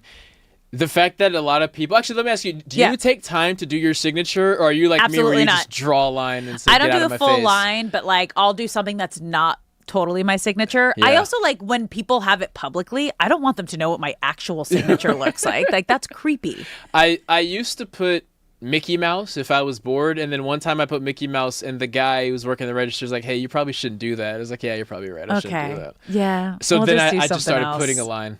Oh, that's fun. Yeah. Oh, that's fun. You're listening to Brock and Alex on the new 97.1 The Fan. We're talking about these new fan posters that we got with the entire lineup here that we are signing, I think, 100 posters today. I don't know where they're going, but between commercial break, that's what we're doing. Just signing the commercials. I am so excited because it is time for the Gen Z word of the day. Now, if you're new to this, we came upon this segment in a funny situation. I think I was saying the ick, and Brock didn't know what the ick was. So then we asked, our Gen Z crew, our producer Shay and Nick, the man behind working the cameras and social that you don't always see. Give us, we're going to expand everybody's Gen Z vocabulary. We're just going to get better at this. He's going to give us a word of the day. We're going to see if we can guess it. And you at home are going to play along as well. And then at the end of the show, if we don't get it, we're going to get a little lesson in the word. So Shay, what do you got for us today? Today's word of the day. So right now, we'll just give you the word. Okay. Next segment, I'll put it in a sentence for you guys. Okay. So right now, I'm just giving you guys the word. All right. Riz. Oh, yeah. Charisma. Mm-mm. Like you have Riz. They have Riz. Yeah. Mm-mm. Yeah. Mm-mm. That's what it is. They have Riz. They have charisma. We have a dispute. What? No, I use this word, and that's what like. Sounds like you've been using it wrong. It's not charisma. You've been using. Okay, I will use this is it. good. I will use it in a sentence next segment. But they Okay. have Riz, like they have Okay. like they have like the it factor. They have like all that. You're like, close, but it's not charisma. Okay. I'll tell you, it's changed. But It's how I'm changed. using it is correct. When you're talking about someone, like they. I don't know if have, you get to make that call. I'll use it. I feel like Gen Z is in that room and they have the dictionary. And we have our best so guess. You guys, I've watched a lot of these videos where you have a Gen Zer and like their parent like asking what the word is and they describe it. And this has been one of the videos that I watched and I remember because I was like, I'm not going to use words unless they connect with me. Like I'm a very old school, like gnarly, rad, sick. Like that's more of my vocabulary. Grew up at the beach. Fire, facts. Like there's a couple like Gen Z things that I'll use. But Riz was like, oh, sick. That's like they have Riz. Like I understood it. I don't use it often. I'm curious if you've been using it wrong at this point now. No. Don't say no. that. That's insane. Okay. So you guys guess at home too. What do you think Riz means? I think I'm right. Okay, I'm gonna fight for that one. Can I be right fighting a Gen Zer for what it actually is? Who knows? I know that this is incorrect and I no longer thought this, but for a couple weeks I thought it was just an attractive person, and then I was promptly told that's not Riz? Yes. Oh. But I know that it's used in the realm of like attraction sometimes. Yeah. Oh, they got Riz. That's why I thought it was just like an attractive person. But I've since learned that is incorrect. So I'm here with a clean slate, and I'm gonna nail this. And now I might be told that I'm incorrect. You're not I don't like being wrong. Incorrect. You're not incorrect. Okay. It's turned into something more. Okay, so I was correct. You were correct. Okay, so it was. That was the OG origin of it. But now it's evolved. Okay, thank you. Okay. Okay, so now there's more. And turned it into something else. Okay, so now there's added meaning to it. I like that. Okay, thank you for telling me I'm not wrong because I was getting really upset about that. I was like, no, I know this. I've done research on I don't Riz. want to give too many hits just yet. Okay, we'll save that for the next hour. You're listening to Brock and Alex on the new 97.1 The Fan. If you're just tuning in, we do a Gen Z word of the day, and it was Riz. And I was, I thought I had it right, and I did have it right. But now there is an added level to it that we will learn at the next hour. I mean, hey, a cap used to be something you wore on your head. And cap is now something else. So words are always evolving. Lies. Yeah, words are always evolving. We learned that one. Cap is lies. Yes. See, that one doesn't hit with me, so I don't think I'm going to use it. But okay, let's get to the game tonight, you guys, because Angels are in town, and the Freeway Series round 2 is kicking off tonight at Dodger Stadium. I will be there. Very excited because it's kind of like when you go back to like your old high school or like high school reunion and you're like, oh my gosh, I haven't seen everybody in such a long time. This is so sick. Where can people watch or listen to you? Well, I'll be on KTLA tonight. There you go. Yeah, I'll be on KTLA tonight from Dodger Stadium covering Angels at Dodgers. And the last Freeway Series, you guys, didn't go great for the Angels. Dodgers just went down to Anaheim and were like, oh, this was the reset we needed. And they were in a slump heading into that and just absolutely dominated the Angels. Makes me sad because what this Freeway Series used to be was it didn't matter what level the Angels were at. Dodgers are usually doing, they've done great over the last decade. Yeah. I mean, Angels haven't had a winning season since, I think it was 2015, I believe it was. 2014 was when they won the AL West. So either 2014 or 2015, right around there. Tough. And especially when you have superstars like Mike Trout, Shohei Ohtani was there during that time. Albert Pujols was there during that time. What the Freeway Series has turned into now, it's tough because I don't really think anybody thinks it's a rivalry, maybe besides Angel fans. Yeah, and one of my gripes with the what feels like frequent name changes is I feel that the Angels-Dodgers rivalry was at its best when it was Los Angeles versus Orange County. Yeah. That branding shift of trying to be seen as a team from Los Angeles, I'm sure there are financial research marketing reasons that they made the call. Right. It's literally the only reason. But it took away what I felt made it special, right? When it was the San Diego Chargers versus the LA Rams. I'm sorry, when it was the San Diego Chargers versus the St. Louis Rams. Yeah. That doesn't mean anything, right? Because No. they're two teams in two different areas, right? But when you're right down the street from one another, people have to pick sides. Yeah. Right? Well, they're also sharing the same building. And that's a huge part of it too. Yeah. So when you take a team from San Diego and you take a team from St. Louis and now they're in the same city, oh, I have to pick a side. Yeah. This is fun. This is cool. But when it's Los Angeles versus Orange County, there is a tribalism in which, okay, you may be a Clipper fan, I may be a Laker fan, but we can't stand the Angels. And that's what made it fun. When it was Orange County and now it's Los Angeles, it's like, well, I'm in Orange County. This is where most of the Angels fans are. I'm not repping Los Angeles. And there weren't any Los Angeles fans who were saying, oh, well, I was a Dodgers fan, but now that the Angels are here, I'm going to hop. You know what I mean? Like, I think it was trying too hard to manufacture something. Why I say all of this is why I feel the Freeway Series has lost its luster, not just because of wins and losses, because there are rivals that have dominated one another, but there's still that fire there. I feel the fire left and remains gone because there's no sense of tribalism here anymore.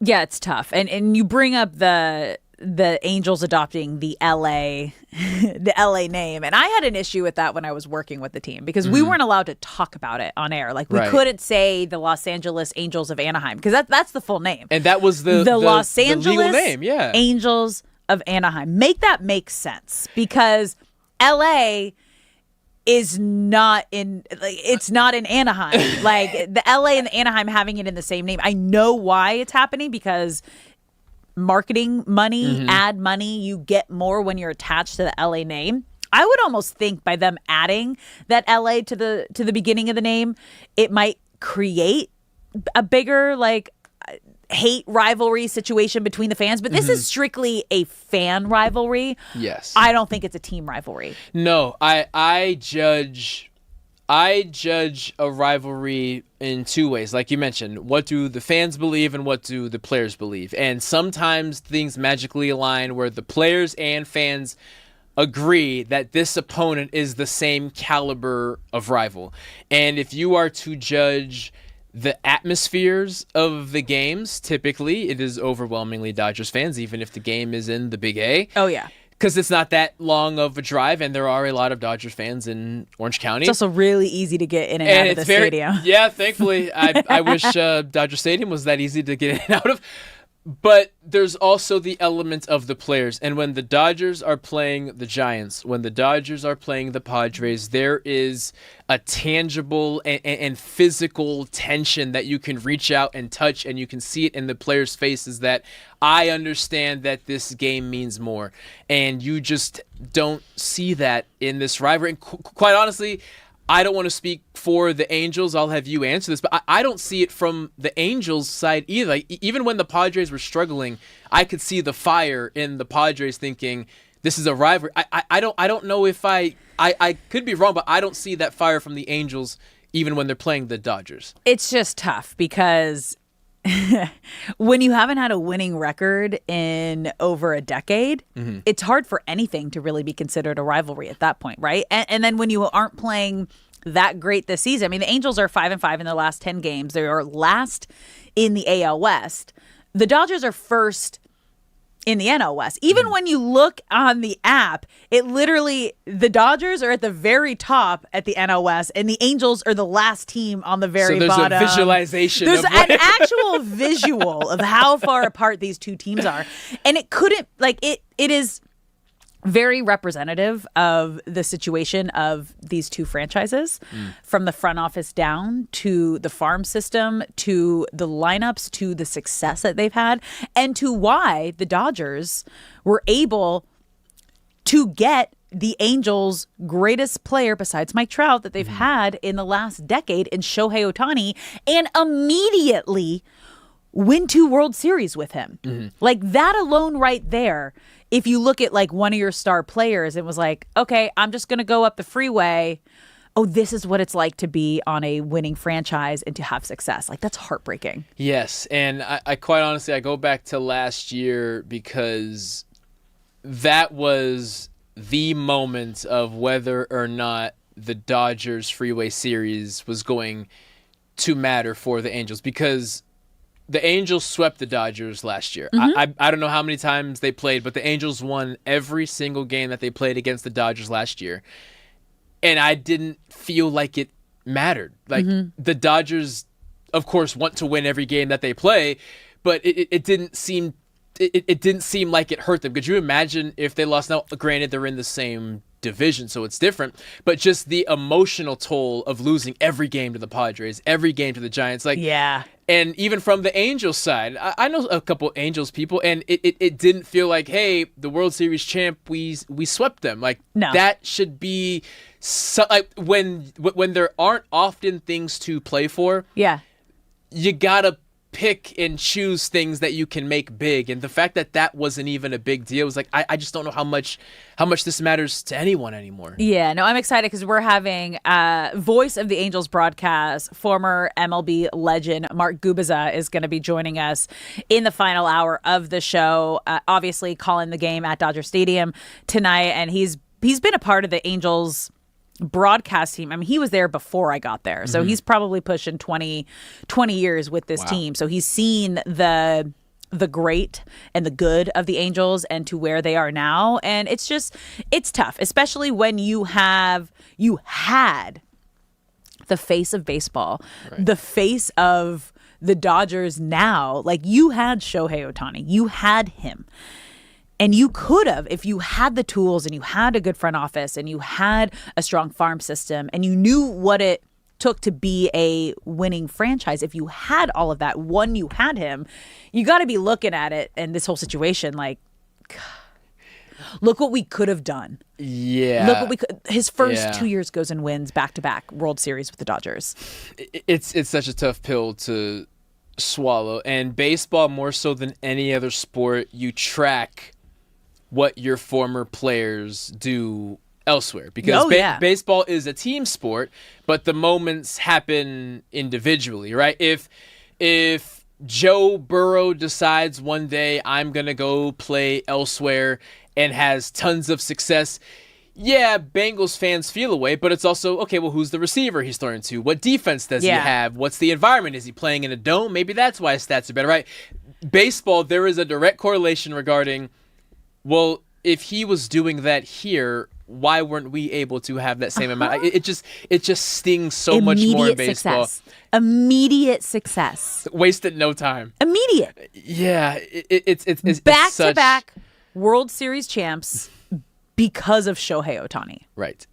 A clear elevation of a roster that was already among the best in baseball, and yet they took tenfold of a step toward greatness because of one player that you had for, what was he there, 8 years, 7 years, something like that? Oh, don't make me do math when I don't have it in front of me. And unfortunately didn't have anything to show for it. It just stings so much more in baseball. I mean, he got a couple MVPs. Which is great. Which is wild when you're on, similar to like a Myles Garrett situation going from Cleveland now to the Rams. But it's true. It's accurate. Yeah. It's true. He's going to be throwing out the first pitch tomorrow at Dodger Stadium. A nice little welcome to LA for Myles Garrett. Is he going to look over at Mike Trout and be like, Mike, it's possible, man. I was stuck in Cleveland forever. Oh, I thought you meant to ask. I was like, why wouldn't he ask Ohtani? Oh, no, you went to like hey, look what I did. You were the face of a franchise. I'm happy. It's not so bad. It's still possible if you're into it. You can actually go and win. You deserve to win a playoff game. Yeah. You deserve to win a playoff game. That's why Myles Garrett is throwing out the first pitch. It's not just an introduction to LA. It's a wink wink at Mike Trout. Like, it's not so bad, buddy. It ain't so bad over here. Yeah, but Mike Trout's already like in Southern California. He's still he's already in the great environment. We got Roki Sasaki on the mound for the Dodgers tonight. Angels pitcher has not been released yet. First pitch at 7:10. I will be at Dodger Stadium tonight. You can follow along at Alex_Curry. I also will be live on KTLA, having a good time. Excited to see all of my former coworkers and talk to everybody that we've had on the show, because we've had a lot of people from both of these teams on the show. Jose Mota, voice of the Spanish broadcast for the Dodgers, Kirsten Watson, sideline reporter for Spectrum Sportsnet, Tracy Mark Sandler, Gubiza, who's going to be on later in the show. We had Tracy Sandler on, Dodgers Insider, earlier today. Alden Gonzalez, who we had on yesterday. yesterday. I'm going to see everybody. So it's like going to see all my homies. Thank everybody in person for coming on the show and being a part of the show. And we want you at home to also be a part of 97.1 The Fan. You can call us at 855-97-LA-FAN, 855-975-2326. We want to know your thoughts on everything that we are talking about. But coming up next, you guys, Trent Williams just called out the Rams. Stick around to find out what he said next.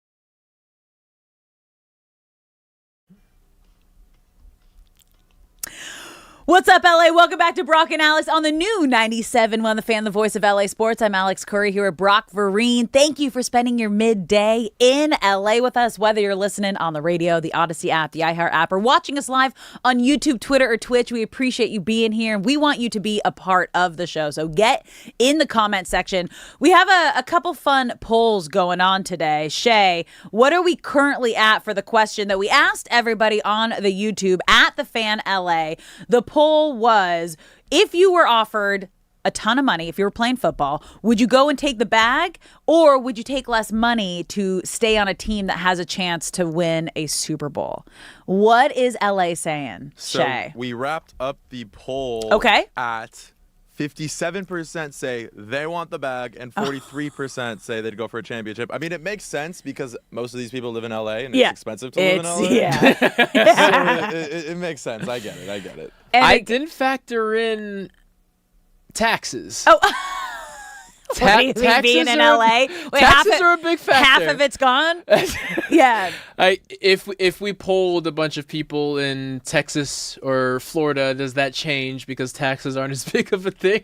How deep do we need to break this thing down? Dude, I remember the first time that I was like after college, like doing my taxes, had like a full-time job, was doing well with the Angels, and I looked at my dad, I was like, so my dad is in finance, was an accountant, CFO of a big company. And I was like, Dad, what do I do? He's like, well, make less money. I was like, that's it? He's like, yeah, like, you're making good money. You're going to be paying taxes. I was like, okay, thanks, Dad. That's great. It is sound logic. He's not wrong. Which is, I don't know. It always, anytime anybody complains to me about how much they pay in taxes, I was like, well, make less money. Just be happy. Be happy with what you're doing. No, funny thing by my dad. Also, a funny situation, you guys, from Trent Williams on the 49ers. So we had Tracy Sandler on earlier, who is 49ers beat reporter, born and raised in LA. And she kind of prefaced this, was like, when we were growing up, we didn't have a team here in LA. So the 49ers became her team, and she ended up becoming a beat writer through the Fangirl Sports Network for the 49ers. But Trent Williams basically said, when asked about the Rams, they're opening up the season in Australia, and it is technically a Rams home game. He said that game in Australia took away a home game from the 49ers.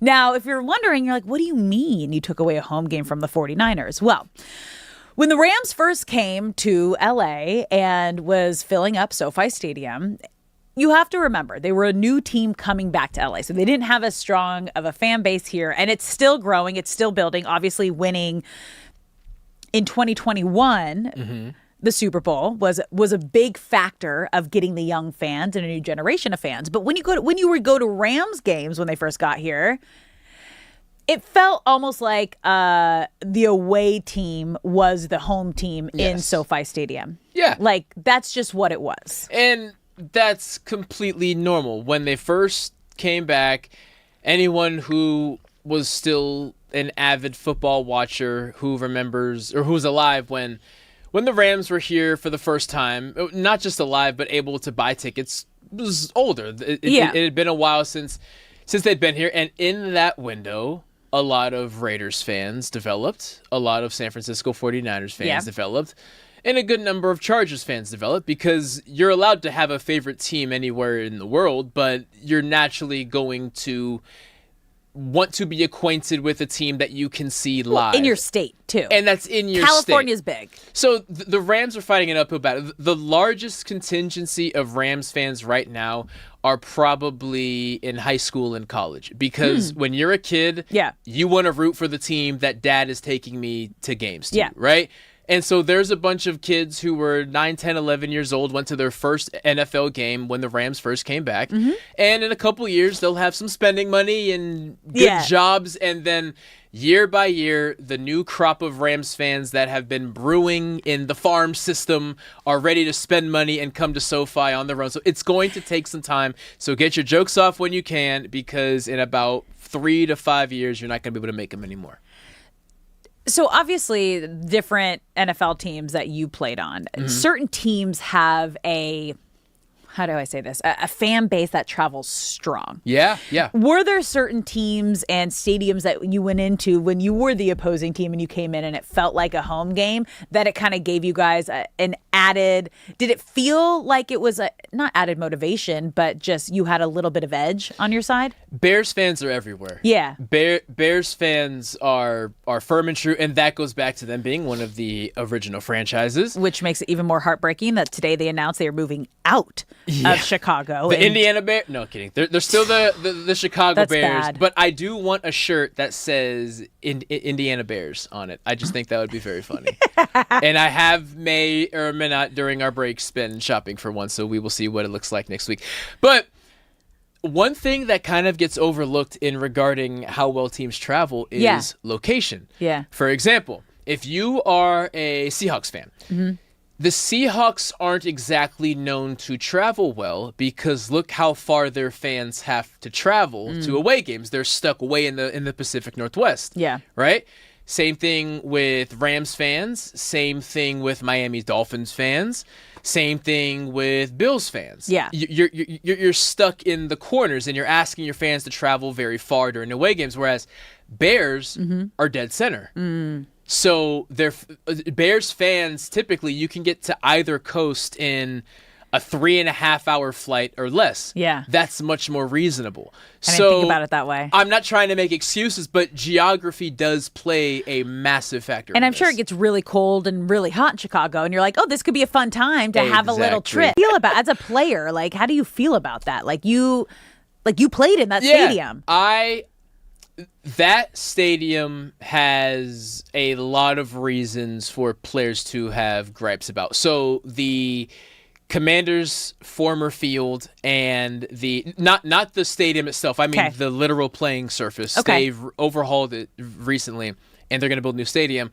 That field and the actual field at Soldier Field were considered the worst fields ever. Really? Why? It's the worst grass because the Bears don't own their field. The city owns the field, so there's high school games being played. It's basically a public park that anyone can rent out and play games on. So even during the season, yes, that's wild. So come October, the Bears are only playing their 5th home game, but there's been 20 games played on the field. Dude. So it just gets grass. torn up, and it's real grass. That's probably the biggest factor. So it gets torn up. So from a player perspective, I would understand why it has to happen.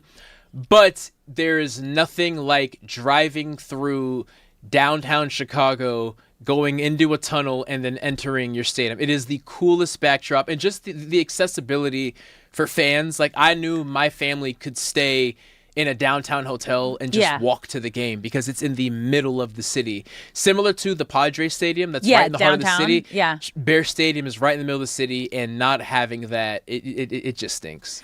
But I understand why they had to do it. So how far, right? Have you looked at like where the new stadium is going? I think it's like right over the border. It's just over the state line, but it's just not going to feel the same. It's not. Now, I'm sure everything will be state of the art, but it's not going to feel the same. No. It won't. Especially when you're like the OG team. You're the OG team. There's a couple teams doing that, though, because Chiefs, too. The Chiefs are trying to move. And this is very confusing, you guys. Again, as someone who's born and raised in California, I went to school in San Diego. I've spent my entire life on the West Coast. Kansas City Chiefs are not in Kansas. The city of Kansas City, yes. When you think about it, what you're picturing is all in Missouri. Yes. Kansas City is in both states, but the one that you're picturing is actually in Missouri. And now they are going to be moving over to Kansas. So now they're in Kansas. Yes. Yeah. Very so confused. that also has got to piss off a lot of fan bases. Of course. I mean, imagine being a fan and... Okay, imagine growing up across the street from the Forum. Yeah. Go back a couple of decades. In Inglewood. I mean, Inglewood is like drastically changed. Yo, I can walk to see Magic Johnson? Oh, man, that's awesome. But your kids grow up where the Lakers are. Actually, they're over there now, and I don't get to see those games. Downtown LA? LA? Yeah, so it's someone always wins when a stadium moves, but there's also a neighborhood that loses when a stadium moves. I mean, we're also on the winning side of a team moving because we got the Rams here. We have been very lucky. This goes back to what Trent Williams is talking about, how the Rams, the NFL putting the game in Australia took away a home game from the 49ers, even though it was at SoFi. So the Rams have done almost everything right that you can do on the football side of things when you move a team. Mm-hmm. And it's hard, especially coming to LA, you guys. Like, as we all know, you're listening. If you're an LA fan, like, we are a reason that this is a thing. There is so much to do in LA, and we hold our sports teams to such a high level, and we win. All we've known is winning, from the Showtime Lakers to right now being in the midst of a dynasty Dodgers, back-to-back World Series champs, and we're going for a three-peat. You even had the LA Kings back in 2014 win the Stanley Cup. And now the Rams, who, when they got here, did like the exact thing that you needed to do to get fans, and that was win the first year that you get Matthew Stafford and kind of get that next generation of fans that you were talking about, the little kids. So it's now what they did this offseason, I think, is the biggest next step that they can take. Yeah. Obviously, you gotta show up and you gotta win. Right now, they are the best team top to bottom on paper. They are the Super Bowl faves that Vegas, everybody else is telling you, like, this is the team to beat. But now you need results. Yes. What the Rams have done, and what teams that consistently sell tickets and sell out their home arenas in LA do, is you have to become a spectacle. Yeah. You can't just be a good sports team. You have to be a spectacle. The Dodgers put together a roster so enormous that they are now a spectacle, and that's why they have the best. They have 9,000 more fans on average per game than second place, which is the Padres. When you were talking Showtime Lakers, when you were talking that 2001 to 2004 Lakers, they were a spectacle, and they sold out every single game. Whereas I would say the Clippers have had great seasons. They've had better seasons than the Lakers in recent years, but they've never been a spectacle. No. The Kings have had some solid years, but they haven't been a spectacle. The Rams right now have gone from best roster in football to a spectacle. You have to go see this team that will likely go down in history of doing great things, and you have to say, I was there and saw that. And now it's a thing that's bigger than football now. When USC was at its heyday and the Coliseum was getting sold out, Reggie Bush and Matt Leinart weren't just a good football team. I just got chills, like, right? You talking about this spectacle. Time. Did you watch the 30 for 30 that they did on that? I had to relive every moment. Dude. I had to relive it. And I love reminding people that of all the spectacles, the biggest one I've ever seen in person was USC at its heyday. There was nothing like it. So it's so funny. So I did, I'm good friends with Matt Leinart, and I did a podcast with him, like kind of in the beginning of my career. And I knew, I understood like the heyday of USC, but like I was in a UCLA family. Right. So like I wasn't watching the games and wasn't at the games and didn't fully understand like the magnitude of it. And it was like a couple months into our podcast, I ended up watching the 30 for 30 and I sat down. I was like, whoa, Matt, you're like a huge deal. And he was like, yeah. Curry, really? I was like, I don't know. Like I always knew it, but like to actually watch it and see it. And he was like, God damn. But this is why, like, I do well around athletes because I don't really, like, I don't know. We're all just people. And I'm sure that they love that. No, USC heyday, the most exclusive place you could be was, or maybe the most exclusive validation of your fame was being able to get a sideline pass to a USC game. Dude. Sitting courtside at the Lakers, small potatoes. Sitting behind home plate at the Dodgers. During that time, small potatoes. From 03 to 05. If you were on the sideline of the USC game, you were an A-list celebrity, and that was the official stamp. Well, Snoop Dogg was there. Snoop Dogg was at practices. They were at games. Yeah. Like, these people were hanging out with the biggest celebrities at the time. Reggie Bush was the most famous man in L.A., and he was like 19 years old. That's insane. Like, can you imagine? Like, because again, like that was the pro football team. We didn't have like an NFL team, which so was like a huge part of USC it, like was the pro football team that everyone could like gravitate around. Yeah. So Yeah, I'm excited, not only obviously for what the Rams are doing right now and the roster that they're constructing, but if they can follow up and they can get results from live up to the expectations, live up to that Super Bowl fave, like just everything that we're talking about right now that we're going to continue to talk about for months until the first game of the season, it's going to be exciting because there's potential there. There is so much potential there. They will turn the corner starting this year regarding Rams loyalty and viewership because they have built something that cannot be missed. So I'm curious here. Does Myles Garrett coming to the Rams have a similar effect of Shohei Ohtani going to the Dodgers in terms of like must-watch games? Absolutely. You have to see it, even if you aren't a diehard Rams fan, even if you aren't a big football fan. Yeah. That is something where I have to go see that. You may not even like baseball, but you hear there's a guy playing both ways at a Hall of Fame level. I have to go see that. Yeah. So Myles Garrett, best, like... It's not just him, it's him being on this defense with Trent McDuffie and all these other names. Yeah. I have to go see what this defense looks like. Yeah, it's going to be interesting. Can't wait. You're listening to Brock and Alex on the new 97.1 The Fan. When we come back, you guys, this was a question that we were asking you, a poll we took today. Would you take the bag or would you take less money to try to win a championship? Well, we know what Austin Reeves wants to do. That's coming up next. Don't go anywhere.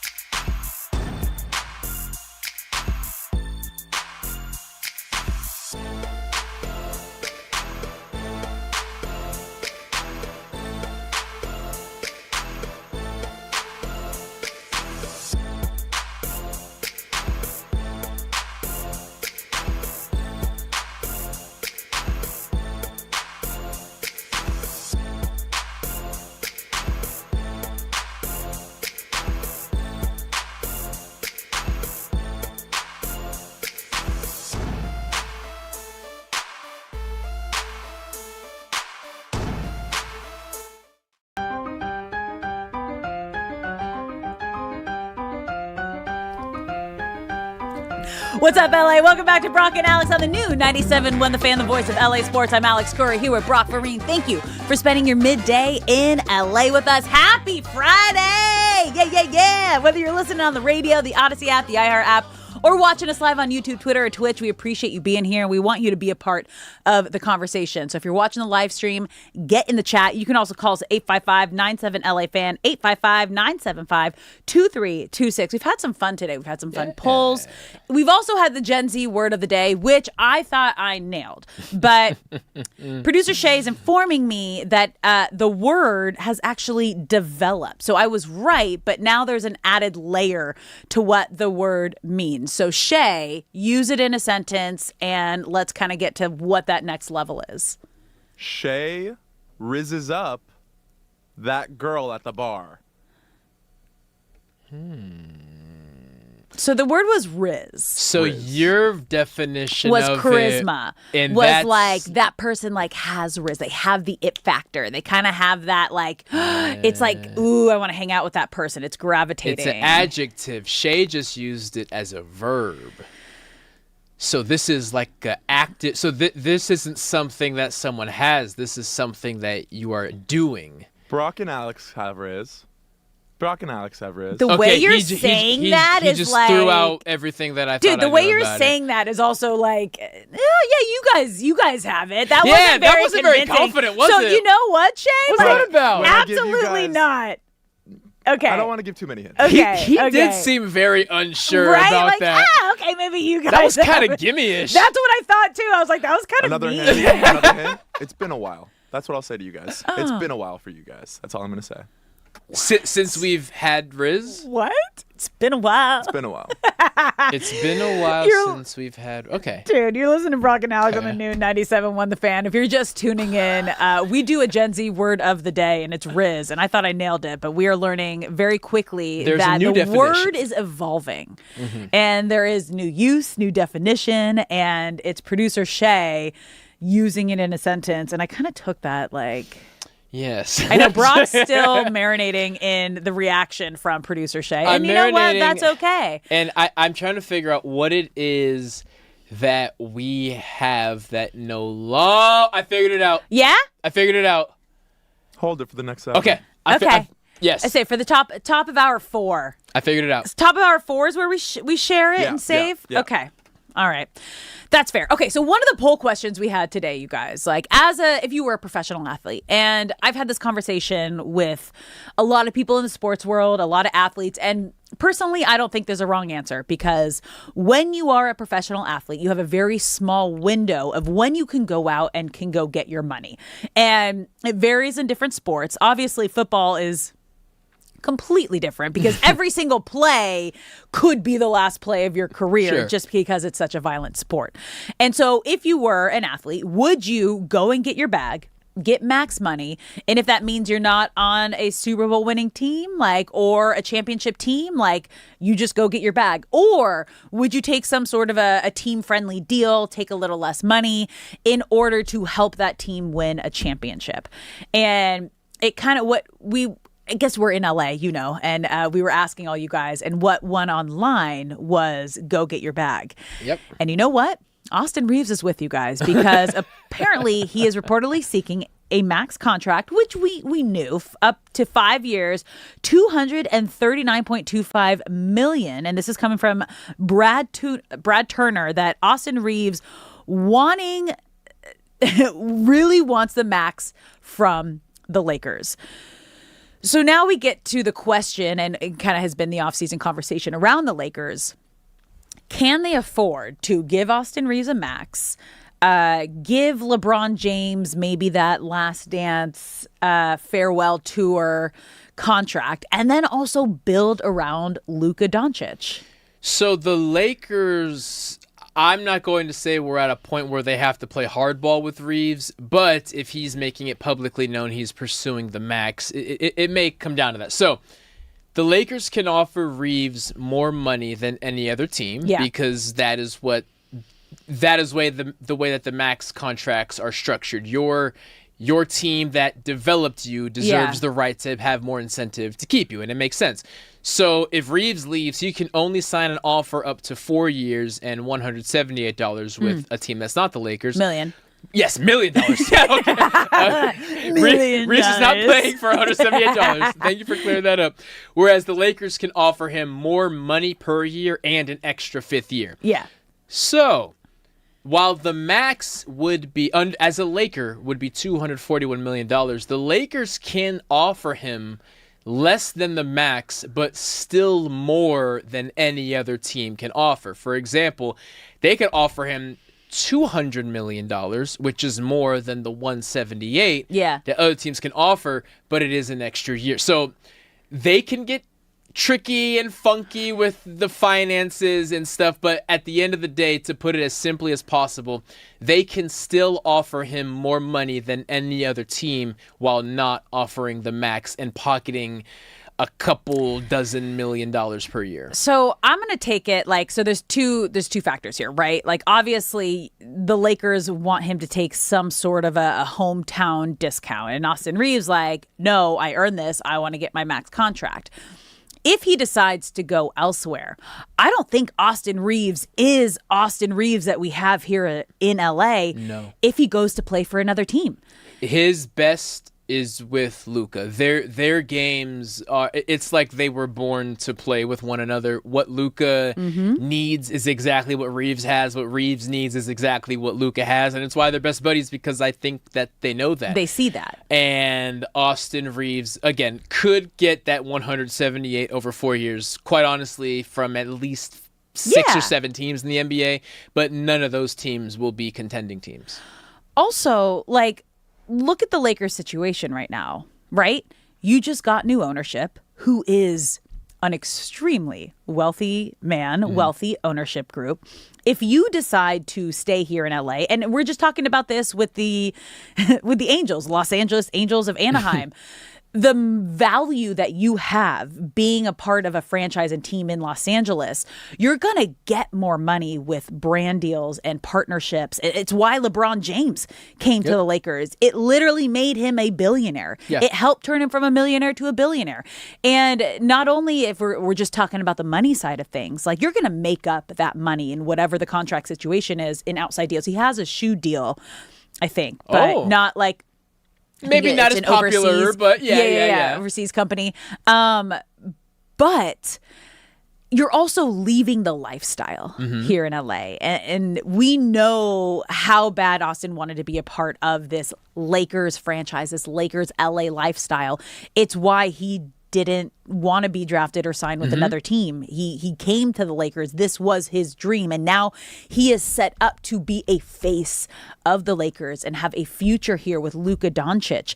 And I think he would be making a massive mistake if he didn't figure out a way to find a middle ground with the Lakers to make it work here in LA. Because, it's when you're talking about $100 million and years, that's a lot of money. But that's also something these guys can make up in endorsements off the court. And you're going to have a way better chance of doing that if you're here in LA. One of the best recruiting pitches that Golden State always has is come play for us and we're going to introduce you to all of our Silicon Valley buddies. Dude. And you're going to get opportunities to invest in companies that aren't going public for a decade, and you're going to be a billionaire one day. And that's the biggest thing that they have. LA has their version of that, is what do you want to do afterward? I bet it's in LA, and we'll make sure you're set up for success both now and in the future. And maybe they have to lean into that for Reeves. I think they're going to have to. Yeah. Right? If he wants 241, Lakers got to try and get him closer to 200. You're listening to Brock and Alex on the new 97.1 The Fan. Hour 4 coming up next, and we got Dodgers Angels tonight.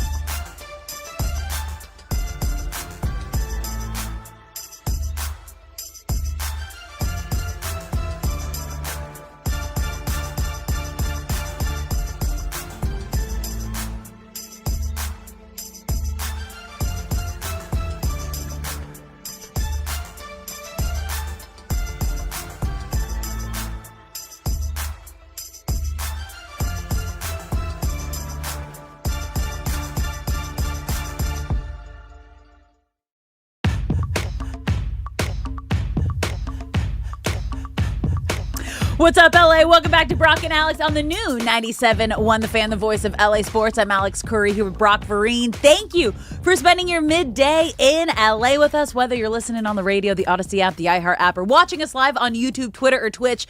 We appreciate you being here and being a part of the show. If you're watching the live stream, get in the chat. We want to hear from you guys. You can also call us at 855-97-LA-FAN, 855-975-2326. Happy Friday. Also on Fridays, if you've been listening throughout the show, we do a Gen Z word of the day. Brock and I are both millennials, but I like to think like kind of in the know millennial, at least for me. Yeah, I was gonna say, you're like, I don't know. And our producer Shay gave us the word of the day. And it was Riz. And I was very confident in my response of, it's charisma. It's, they just like shorten the word charisma. And I've seen it used before. But what we've been told is that it has developed. Yes. The word has new meaning and new layers now. And Shay has given us sentences, examples. Give us the sentence again. And then you're going to tell us what it is. And like, I want to see like how close I was or how far off I was. Alex and Brock have Riz. See the way he says that? It's so... And it feels like a snub. Shay rizzed up someone last night at the bar. So here's how I figured this out. Okay. I knew the initial definition, but of course definitions change, what we're learning. He said he switched it to a verb, whereas yours was an adjective. Yeah. And he said, me and you no longer had this thing. No. You have it. But the way you said something after that. You said, had though. Like you definitely had it. You guys may or may not still have it. That's the thing that let me know. Okay. Because we're both married. Which means this has to do with pursuing someone. Okay. That past tense of it all gave it away because I was trying to think, what do we both have in common? So is it time for an official guess? Yes. It's time for an official guess. My official guess to the new definition of Riz is being able to flirt as a single person with another single person and maybe lead to some romantic endeavors later on that evening. Alex? Well, you already got mine. Is that Nick laughing in the background that I heard over the mic? Nick, we hear you. Guys, I think I can say you guys got it. I think so. How would you describe what's the what Riz? So Riz is it's basically taken from charisma. Yes. That's what it used to be. Yes. If you have Riz, that means you're someone that can just pick up anyone off the street very easily. Yeah.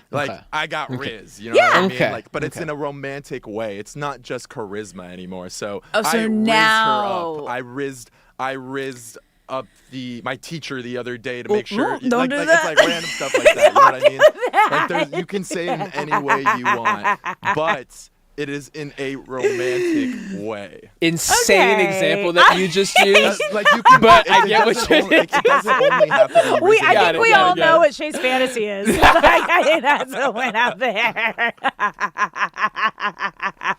5th grade history was tough. Dude. Stop giving details. We're trying to steer away from this. You won't let it go. Okay, so now we have the old definition and the new definition. We got this. We're good. You know what we didn't get this week from you? Oh, no, you did give one. That just was too easy. You're supposed to give an old school word that, see if Shay and Nick can get it. I did not think that. So my phrase earlier, I think it was Wednesday, was Audi 5000 because I did not know that was still in rotation. Songs, oh, right? That's why. I'm Audi. Yeah. Okay. Yeah, if it's used in songs, then everybody knows. Okay. That's how I figured out majority of that. I will up the difficulty. Actually, I'm not gonna say it because it's Friday. We're gonna say it for next week. I already know what word I'm gonna use next week. So Shay, I got something for you Monday. I'm ready to get it immediately. Right. Ready? Right. I mean, I kind of want to hear it now. You can't. I'm not good at you guys. I'm not good at teasing things. Let me just say this: if I get a Christmas present or a birthday present, I am giving it to you immediately, even if it's a month. You can't hide it in the garage or something. I told you I got my husband Father's Day gift and I already gave it to him 2 weeks ago.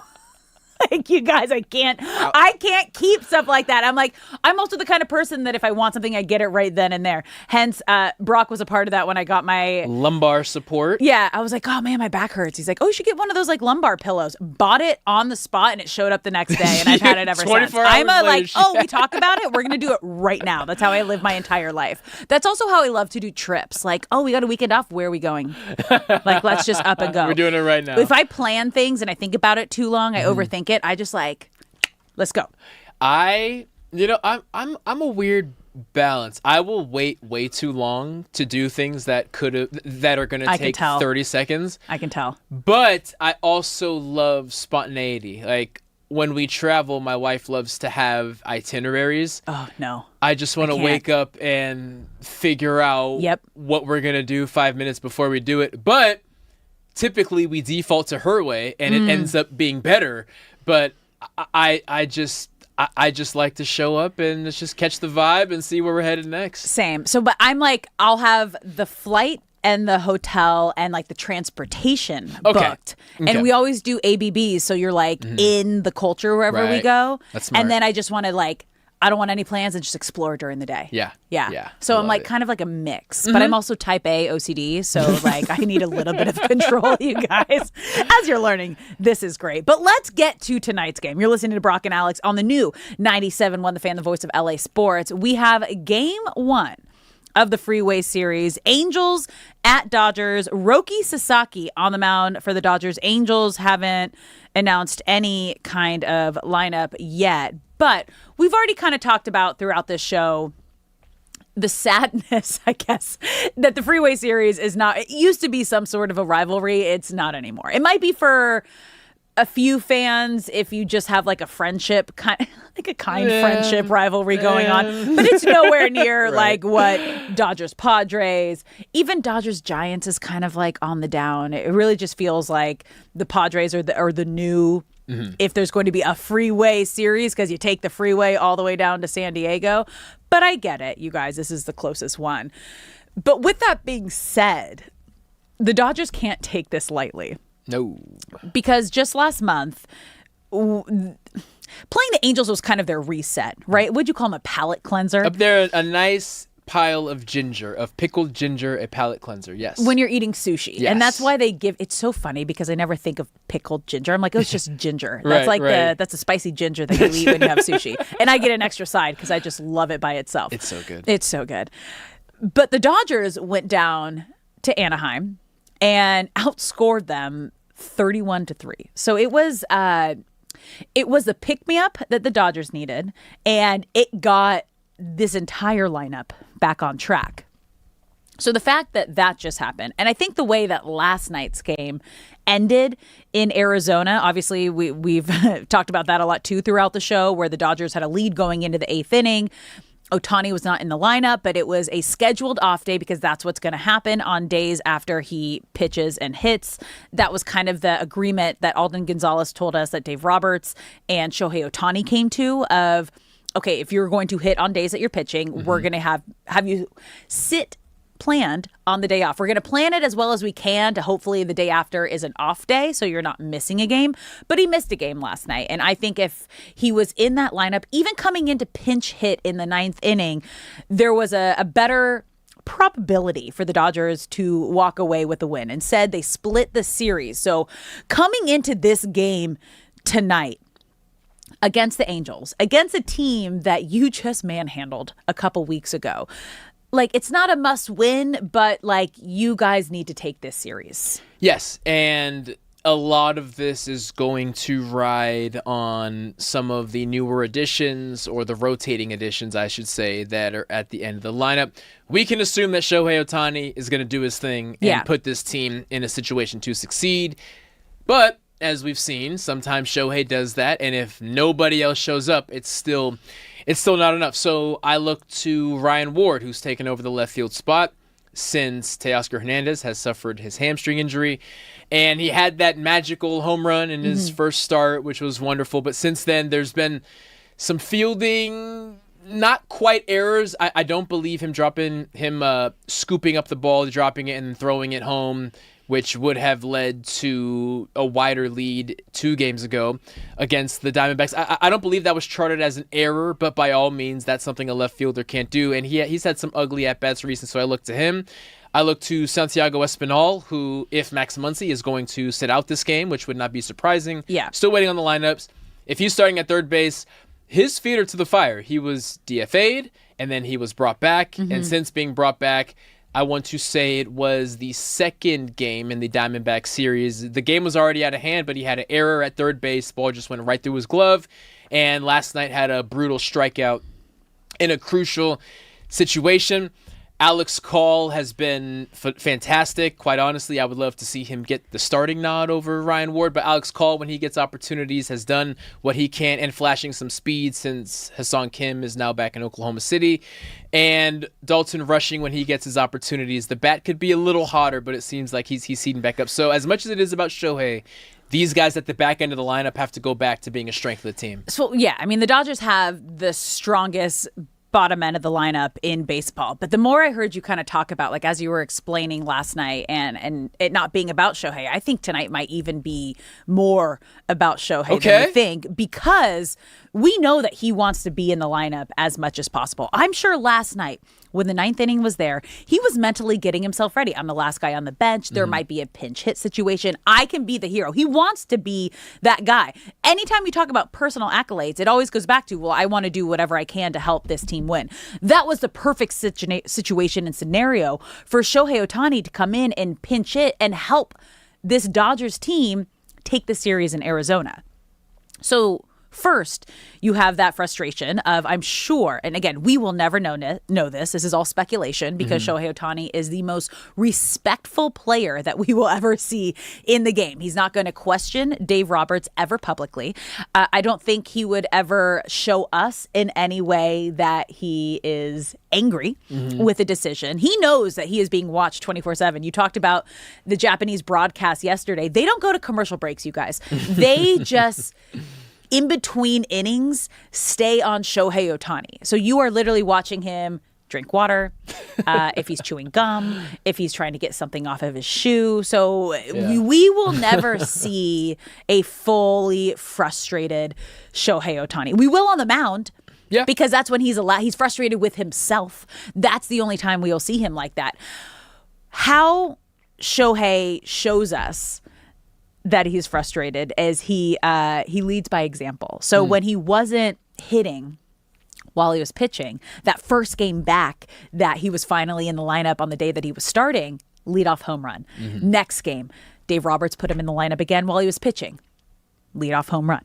So I feel like tonight is Shohei Ohtani's opportunity to let action speak louder than words, and to come out here and really put on a show at the plate to kind of help pick the Dodgers up from, the brutal end to last night's game, but then also against your former team, because there's always a little added something there. I don't know if it's as much, because you kind of just feel bad for the Angels, who have lost 29 of their last 43 games, or 11 and 21 on the road. They are last place in the AL West.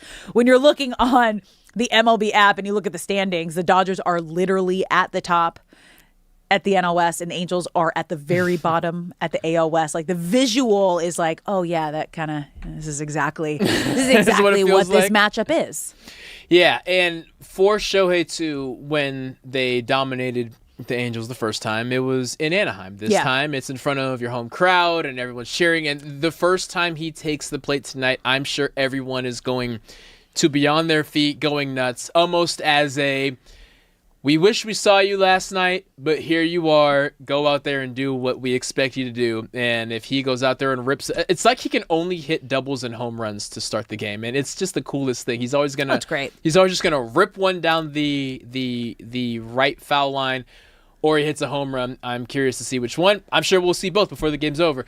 But the fact is, he's in front of his home crowd, and they have his back, and he needs to set that tone, because one thing that is concerning, and again, I'm with Dave Roberts' line of thinking. It obviously did not work yesterday, but I still understand what he's attempting to do, or rather attempt to preserve. However, it is clear that Shohei is the spark. To not have a hit last night until the 5th inning, and I have not done so yet, but if we go back and look at the games that Shohei has not played, it at least feels like it takes longer for this team to get going. He is so good at setting the tone, and when he's not there, it's a fair question to ask who is the tone setter on this team. I would argue in previous years it was Mookie. Mookie's had a rough go at it to start the year with the injuries and the slow start, but he's not that spark plug anymore. So who right gets now, right now he could be. It could change. He's just kind of in a little slumpy slump. Yeah, more so he doesn't have to be because Shohei's there. But when Shohei's not there, you realize, oh yeah, that used to be Mookie, but that's not Mookie's job anymore. So I want to see a fast starting team. Shohei lights the spark, but if he doesn't, I would also love to see who can get this team Kyle going Tucker? when 17 isn't there? Tucker stepped up Like, every that's now also and then. someone that you're like, hey, buddy, You were like, supposed to be we paid that. you a lot Yeah. of money. At what point do we start to question, was this the right signing? Was it the right place? You're not producing in the way, like, I forget how impactful of a player he is since he's been on the Dodgers, just because we haven't seen we have not seen it yet. I would say all-star break in regards to when do you start questioning, okay, is there something to be done here, right? Like he has elite fielding, which he has shown, but the elite plate discipline, which is one of the best attributes that he has, we haven't seen it yet. He's had some ugly strikeouts, and he has a habit of hitting ground balls in the most brutal moments when you expect a $60 million man to get that ball into the air. So I feel that Kyle Tucker feels the pressure, and just to tie it back to yesterday, when Shohei's not there, that's when you should be able to look at your roster and say, well, a lot of you are making a lot of money, and a lot of you have cases to be in the Hall of Fame one day, so where the heck are you?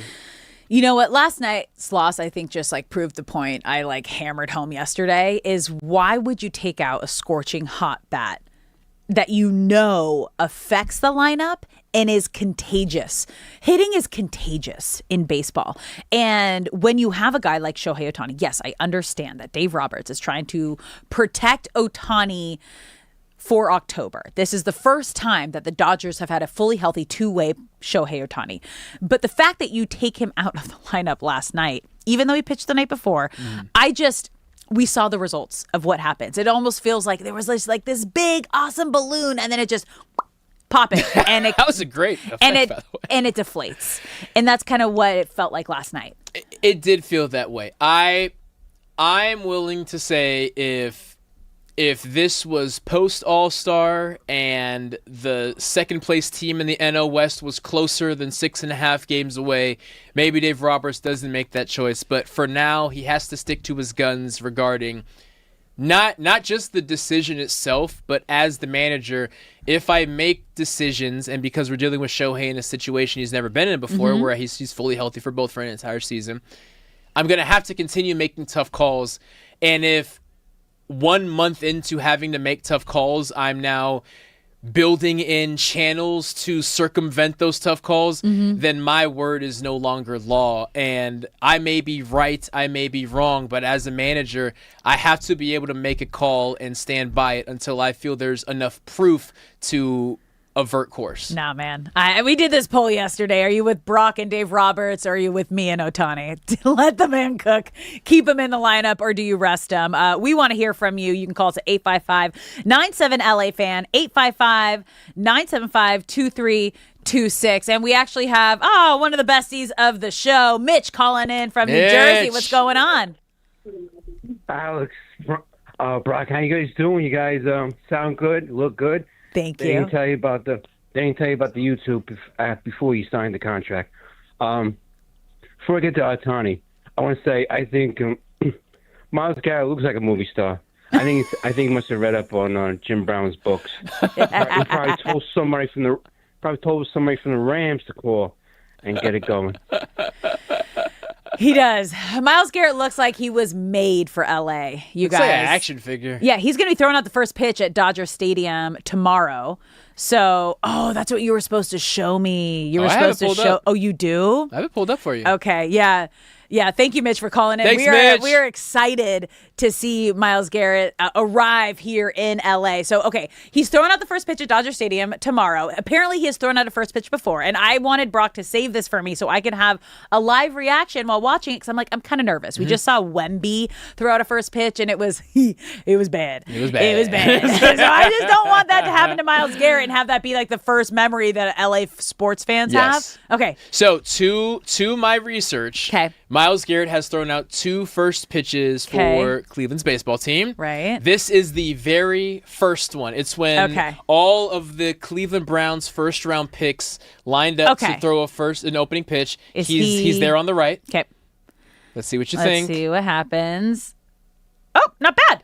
Right? Not bad. Not bad. Like it's clear that he probably has never really thrown a baseball, but he's so athletic that it kind of worked, right? I think he's throwing a strike tomorrow. Catcher didn't have to move. No. It had like a nice curve to it. Like, okay. I think he's throwing a strike tomorrow. Alex is a believer. I'm feeling a little more confident about this situation. I don't know. I'm going to be at the game tonight. I wish it was happening tonight so I could see it. Also, tonight we have the voice of Angels, Mark Gubiza, former MLB legend, you guys, is going to be calling the game tonight. And he is joining us here on The Fan LA when we come back. So don't go anywhere. I'm excited to talk to one of my faves in the biz, Mark Gubiza, coming up next.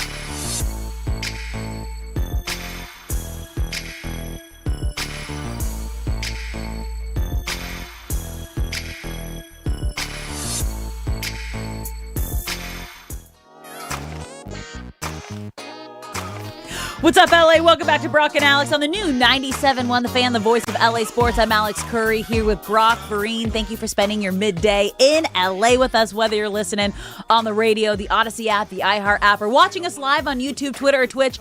We appreciate you being here and being a part of the show. I am so excited, you guys, to bring in our next guest, the voice of the Angels broadcast, MLB pitching legend, one of my favorite coworkers of all time, Mark Gubicza, the Goobmeister, joining us from Dodger Stadium. Alex, Brock, what's going on? How's everyone doing? We're doing great. I'm actually going to see you tonight. I'm coming to the game. I'm coming to cover the game right after this show. Nice. That'll be fun. You know what? There's always packed house, whether it's at Dodger Stadium or at the Big A. I mean, it's packed to the gill as far as baseball fans. We throw in San Diego in there, the way they pack the house. There's so many great baseball fans in Southern California. That's why this game is always fun no matter what the records are. Okay, so let's talk about the game then, right? Because the Freeway Series has always been a really fun, I don't know if it would technically be considered a rivalry now, but I remember just from my time with the Angels and growing up here in LA, it really is a fun series to bring everybody together. What is the vibe in the dugout on the Angel side? Do they come into this thinking it like a rivalry? Yeah, I really do believe they think it's a rivalry. I think mainly because of the energy they get from the fans at the games. And then, even go way back. I mean, my first legit game as a so-called civilian fan, I took my family to Dodger Stadium when the Angels were playing the Dodgers, and Tim Belcher and Chano Park had that bench-clearing brawl. And my kids are going, Sick. Hello, Dad, does this happen all the time at baseball games? I said, not normally, maybe at a hockey game, but, it's always been that kind of rivalry. I mean, you go even last year, the Angels played extremely well against the Dodgers. The Dodgers win a World Series, but the Angels can at least walk around and say they played well against the world champs. This first time into the Big A, the Dodgers has absolutely just dominated that series. I think they outscored the Angels like 31-3. Yeah. So there's always that battle. I think the players feel it. Obviously, I think Mookie Betts said it best. When you face the Dodgers, you feel every single game is a seventh game of a World Series because you want to be that guy on the mound or the guy at the plate that helps your team beat the world champs. Mark, the past 4 series for the Angels, they sweep the Rangers, they handle the Tigers, and then they fall to the Rays and the Rockies. What is the current state of the Angels in comparison to the first time these two teams played? Yeah, Brock, I think it comes down to is they're swinging the bats now. There's more consistency in their lineup, and they're not relying so much on hitting a home run. If they didn't hit a home run, they didn't score, and that's why they struggled so mightily, in that series against the Dodgers. And even looking at the Dodgers, when they don't hit a home run, their record isn't great. So obviously the goal for the Angels on the pitching side is to keep them in the ballpark, and for the Angels just being better balanced, putting the ball in play, not striking out as much, and we're seeing that a lot of late. And that's why even though they did lose a series against the Rockies, and they did lose that series, which they should have won down there against Tampa, that they were just a hit or two away from having a real good straight series. Now, Gooby, one name that both fan bases, I'm sure, still love is Shohei Ohtani. Is it still an emotional time for Angel fans when they're playing the Dodgers to see one of their former faces of the franchise now on the other side? Yeah, I mean, he's always going to be a legend, obviously wearing the Angel uniform because the things he did there, and obviously what he's doing with the Dodgers, too, a 2-time World Series champ, MVP 2 times in a row. But you look at some of those magical games when we talked about it before.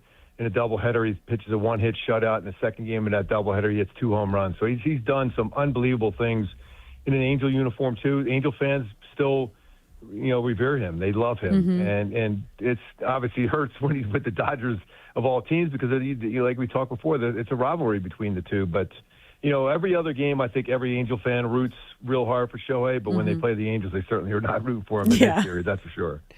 And Mark, Shohei, of course, used to be the right-hand man of Mike Trout. Who would you say is Mike Trout's right-hand man now? Joe Adell's doing his thing. Zach Neto's doing hilarious things when he plays the Oakland A's. Soler's out there. Who is the number 2 right now in Anaheim? Yeah, that's a good question. I think I would say Zach Neto. Those guys are connected to the hip right now. I like the fact when I see that they're in the dugout, on the planes. I think Trout has really taken Zach Neto under his wing. He's a high-energy guy, and, he's been out the last few days. I think more likely we'll see him in the lineup today against the Dodgers. He's just a really dynamic all-around player. Last year he had 20 plus home runs, 20 plus doubles, 20 plus stolen bases. I mean, it's a pretty amazing young player and a really good defensive shortstop. So I think those two, generally they're against each other in the lineup. Zach Neto leading off, Trout hitting second. So I think those two guys together really, between a veteran and a young kid, that they've connected really good. I love hearing it. Kind of like what Torrey Hunter did for Mike Trout, which was one of my favorite relationships, seeing that.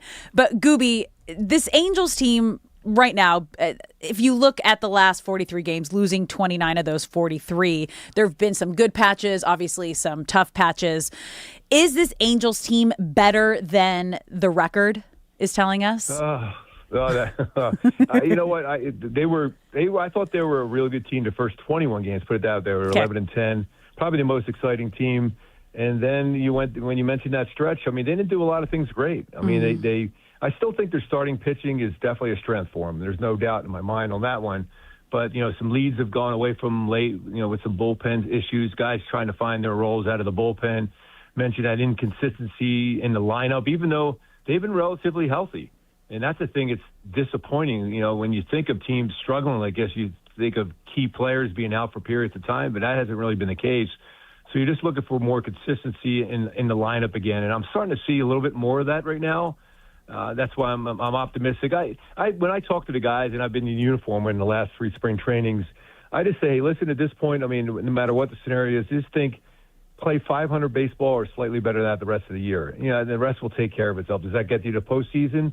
In the American League, anything's possible because I don't think there's any strong team. Now that you have Aaron Judge going to be out 4 to 6 weeks with the Yankees, there's no real strong team. I think Seattle in the AL West is a team that's capable of going on a run, but they did win 8 in a row, then they lost the game. So we'll see how it goes. But just play 500 baseball the rest of the year. Start developing some of these younger kids, which I want to see come up from the Denzer Guzmans, the Christian Moores, the Rowdy Rodriguez, the Sneeds, and the Shores. These good young arms that are possibly coming up. That's what you want to see, those guys developing and the team getting better and being a 500-plus team the rest of the year. Well, Mark, you just mentioned that the AL always seems to be up for grabs. And, of course, if teams at the top are losing guys like Aaron Judge, then anything technically is possible. So as most teams right now have just over or exactly 100 games remaining, we'll say All-Star break. What do you hope to see from the Angels before the All-Star break? This is some kind of identity. Otherwise, and I think, they're going to be active, I think, in the trade deadline this year. The last few years, kind of, when they were close and having a shot at it, they were willing to add. And then last, couple of years, the reluctance to, make moves one way or the other way. I think this club could be fairly active in the trade deadline, as far as on the trade market. So we'll see. You just want to see, knowing Shawnwell, who's doing a rehab assignment in Rancho Cucamonga today. Hopefully he'll be back, maybe even, Saturday or Sunday if he has a couple good at-bats there. Obviously it helps playing so close by. Just those guys, and Logan O'Hoppe keeping developing. Joe Adell, who's turned into a really good player, in my opinion.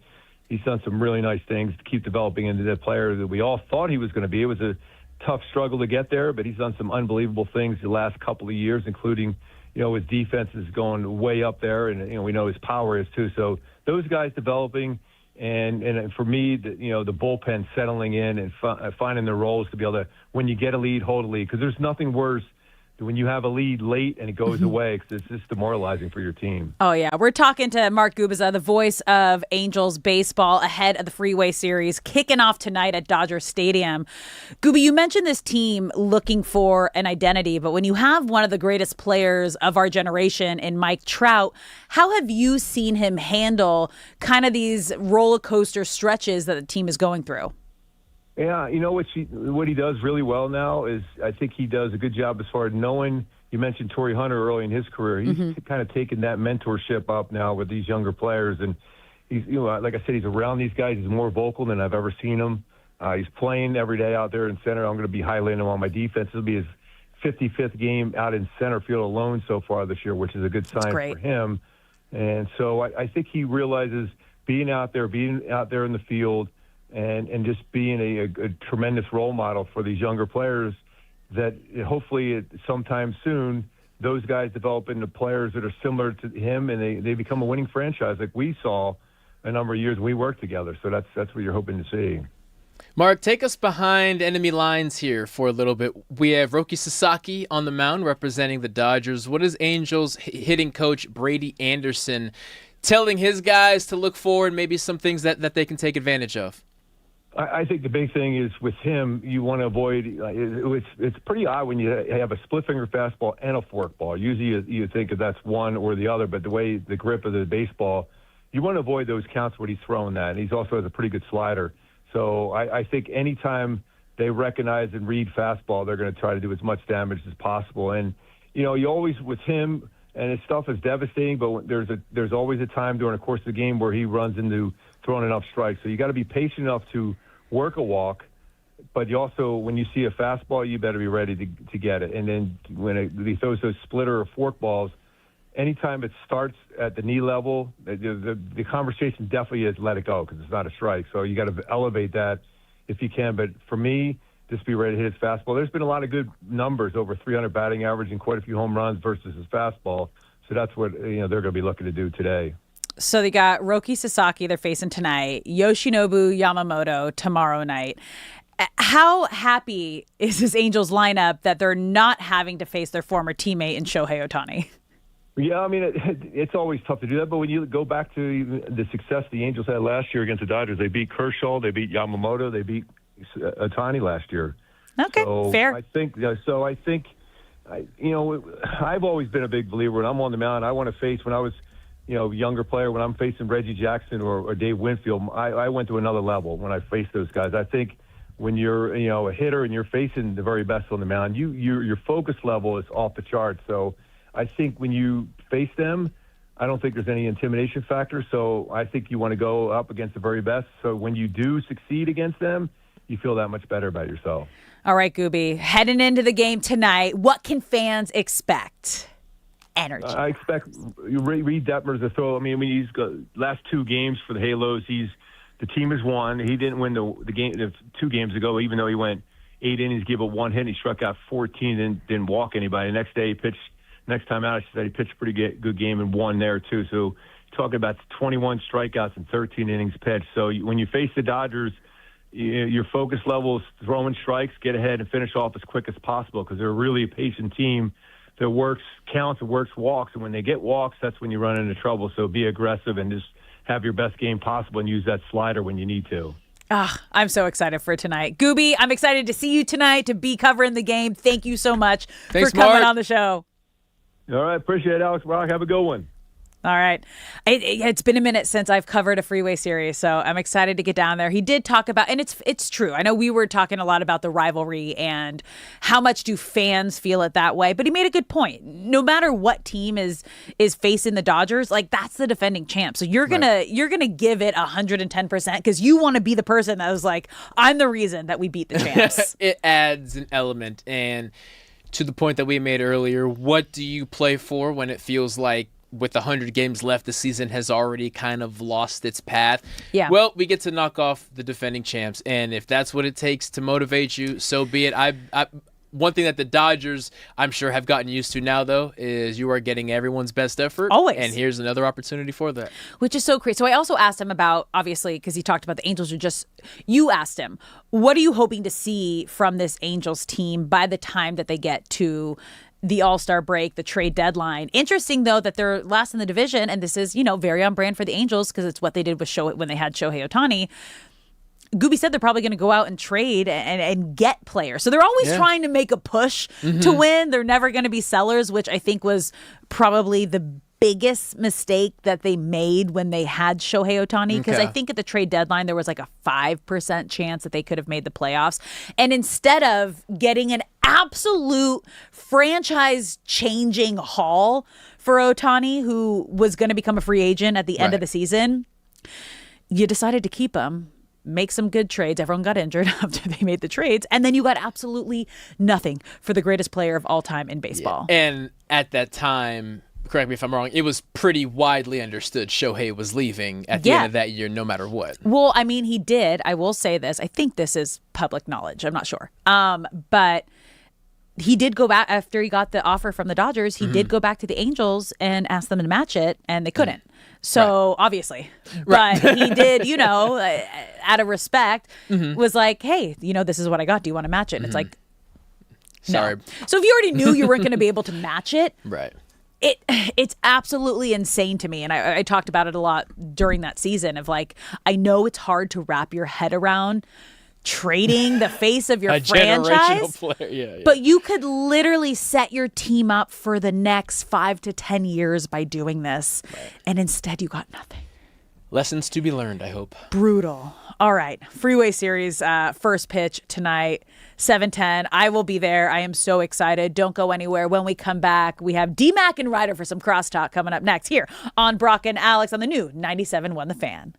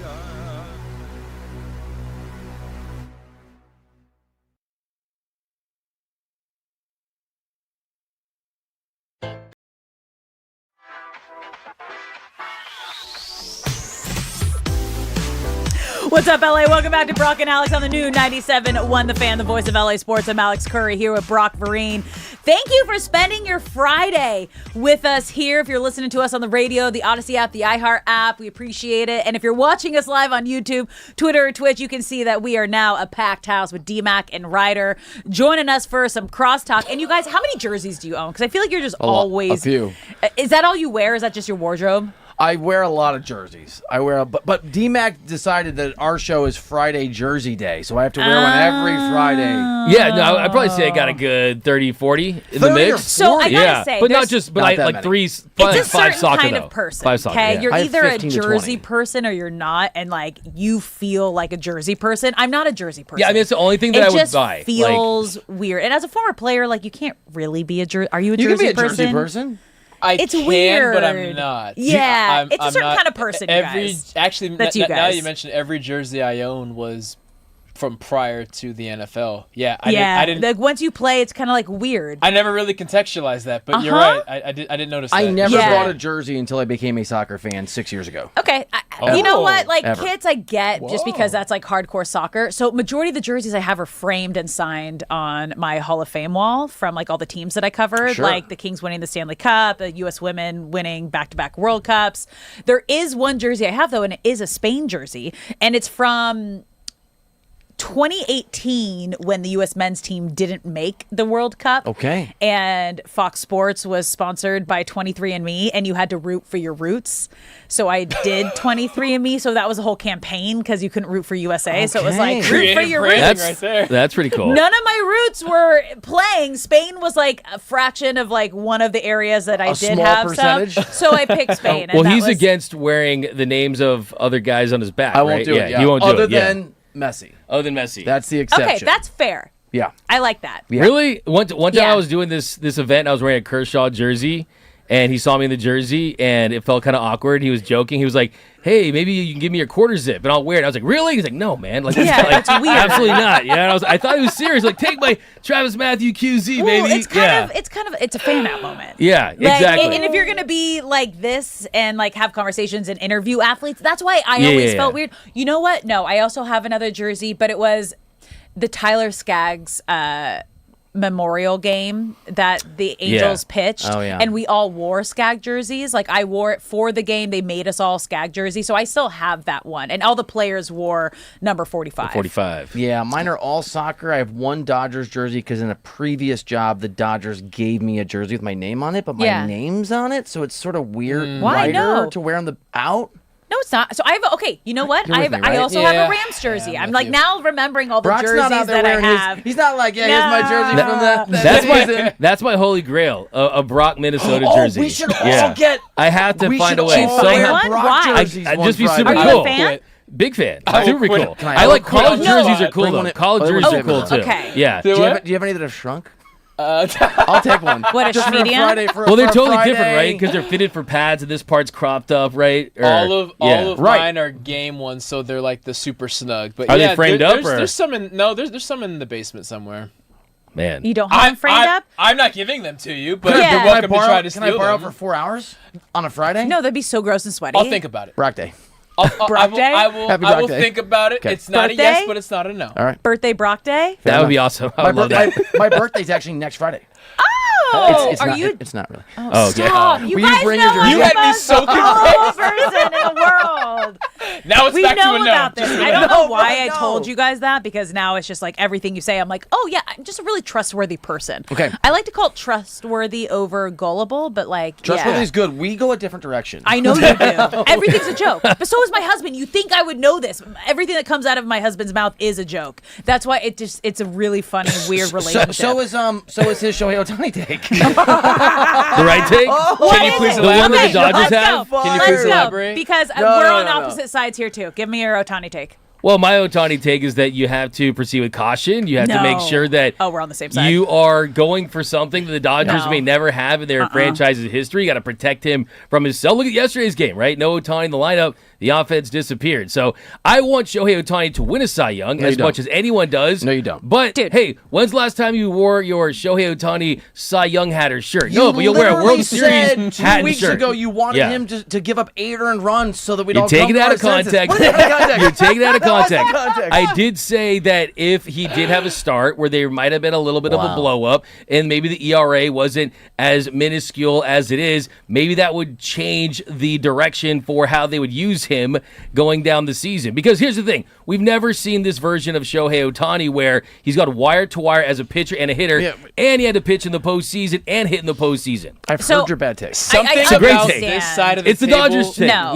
We are reliant on all Dodgers ideas. I understand where you guys are We're- coming we're from trying to win a like ring, a baby. manager side of like, okay, this is the first time the Dodgers have ever had a fully healthy Shohei Ohtani. And when he was last healthy as a two-way player, he was on the Angels where you're playing to try to get to October opposed to playing to be healthy and ready in October. However, baseball is a game where you don't really do load management like you do in every other sport. And when a bat is that hot, are you ever going to go up to a player and be like, oh, you're hitting so well right now, I'm going to take you out and give you some rest? No, you let the man cook and you keep him in the lineup because hitting is contagious, not only for him, but for everybody else in the lineup.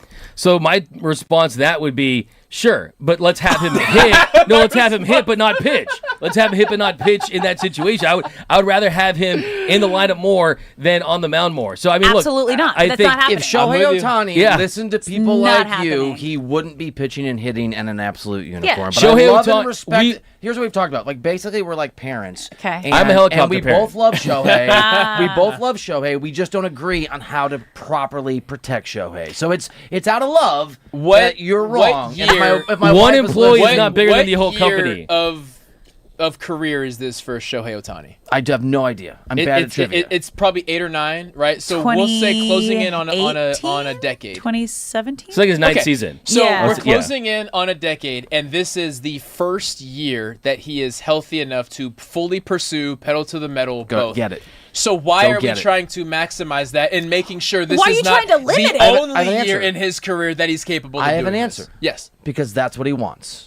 Yeah. And he has made a career out of proving very smart baseball people, smarter than me, baseball people, wrong about what he can do. And if I'm Dave Roberts, I trust Shohei over Dave Roberts. I'm Same. saying I have made some controversial decisions that led us not to make it to the World Series, but in the past 2 years, I've made some controversial choices that have led us to World Series. You mean Well, Dave robbing well, here's us? the thing. So I mean, but Robbing us of what a Cy Young. helps the Dodgers Will the more, puns right? reset Like- on Monday? No, we're not doing them anymore. Like I was saying, Doug, give Shohei up. pitched the wrong year. He picked the wrong year to pursue his Cy Young at the highest level. It's like the 1994 Best Picture Academy Awards with Pulp Fiction and Forrest Gump and all those great movies. You have Christopher Sanchez, you have The Miz, you should have Paul should Skeens. Tarantino just don't put out Pulp Fiction? That's not what I'm saying. It makes That's you not what I'm better saying. when Cancel you're the film? competing against the best. But also, it limits his opportunities because he's in a six-man rotation. If Shohei Ohtani was really serious about this, he would go to the organization and say, no, I don't want a six-man rotation. I want a five-man No, he wouldn't. rotation But you where can't I do can that get with the innings Japanese out. being pitchers because they're ridiculous. used to That's- having that much days in between and rest. That's what Exactly. you need to do if you want them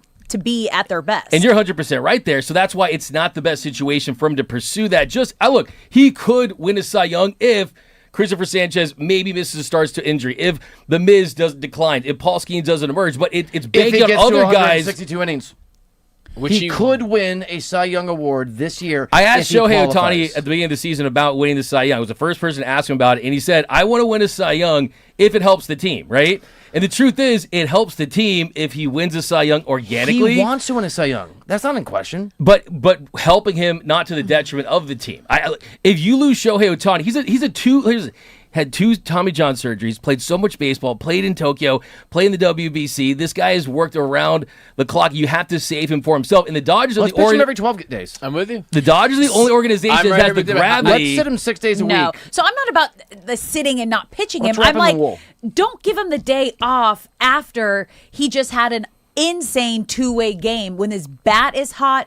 If he feels good enough to come in and be in the lineup last night, especially use him to pinch hit there in the 9th inning. I know Yeah, the that's a defensive great situation point. would Last have been bat a on the bit of a bench. shuffle, Yeah. but like that is the time to use him. You know he's ready, and you know mentally he was ready for that moment. He signed what is effectively a lifelong contract, And how foolish would you feel if you're Andrew Friedman and you said, the one time we had Shohei Ohtani fully healthy to do both of these things, we burned the candle at both ends, and now here in 2029, he's a two-way player. He Here's the thing. You know what I think is going to actually end up happening? And you want him to be great at both of those things for as long as possible because he wants to die a Dodger. Shohei spent his career proving people who doubt him And here's wrong. the cool thing, too. I think what Shohei will end up doing is not winning the Cy Young. I think he's going to win the batting title, though. He's hitting 301. Last year, Trey Turner won the batting title, hitting 304. So, hey, win the batting title this year. Win both. Or he wins another MVP. That's, I mean, he's unanimous there. Or he goes for his fifth MVP. And it's the greatest season ever, the MVPE, most valuable player ever. I'm so disappointed in my co-host. I'm creating a new award. Dude. Sorry. Let's get Robleski in the Cy Young conversation, by the way. Show my man Robleski some love. Is that? I love talking ball with you guys, by the way. I just want to say. Is this where it's going? Okay, I'm excited. D-Mac, I'll see you tonight at Dodger Stadium. Don't go anywhere. D-Mac and Reiter coming up next here at 97.1 The Fan.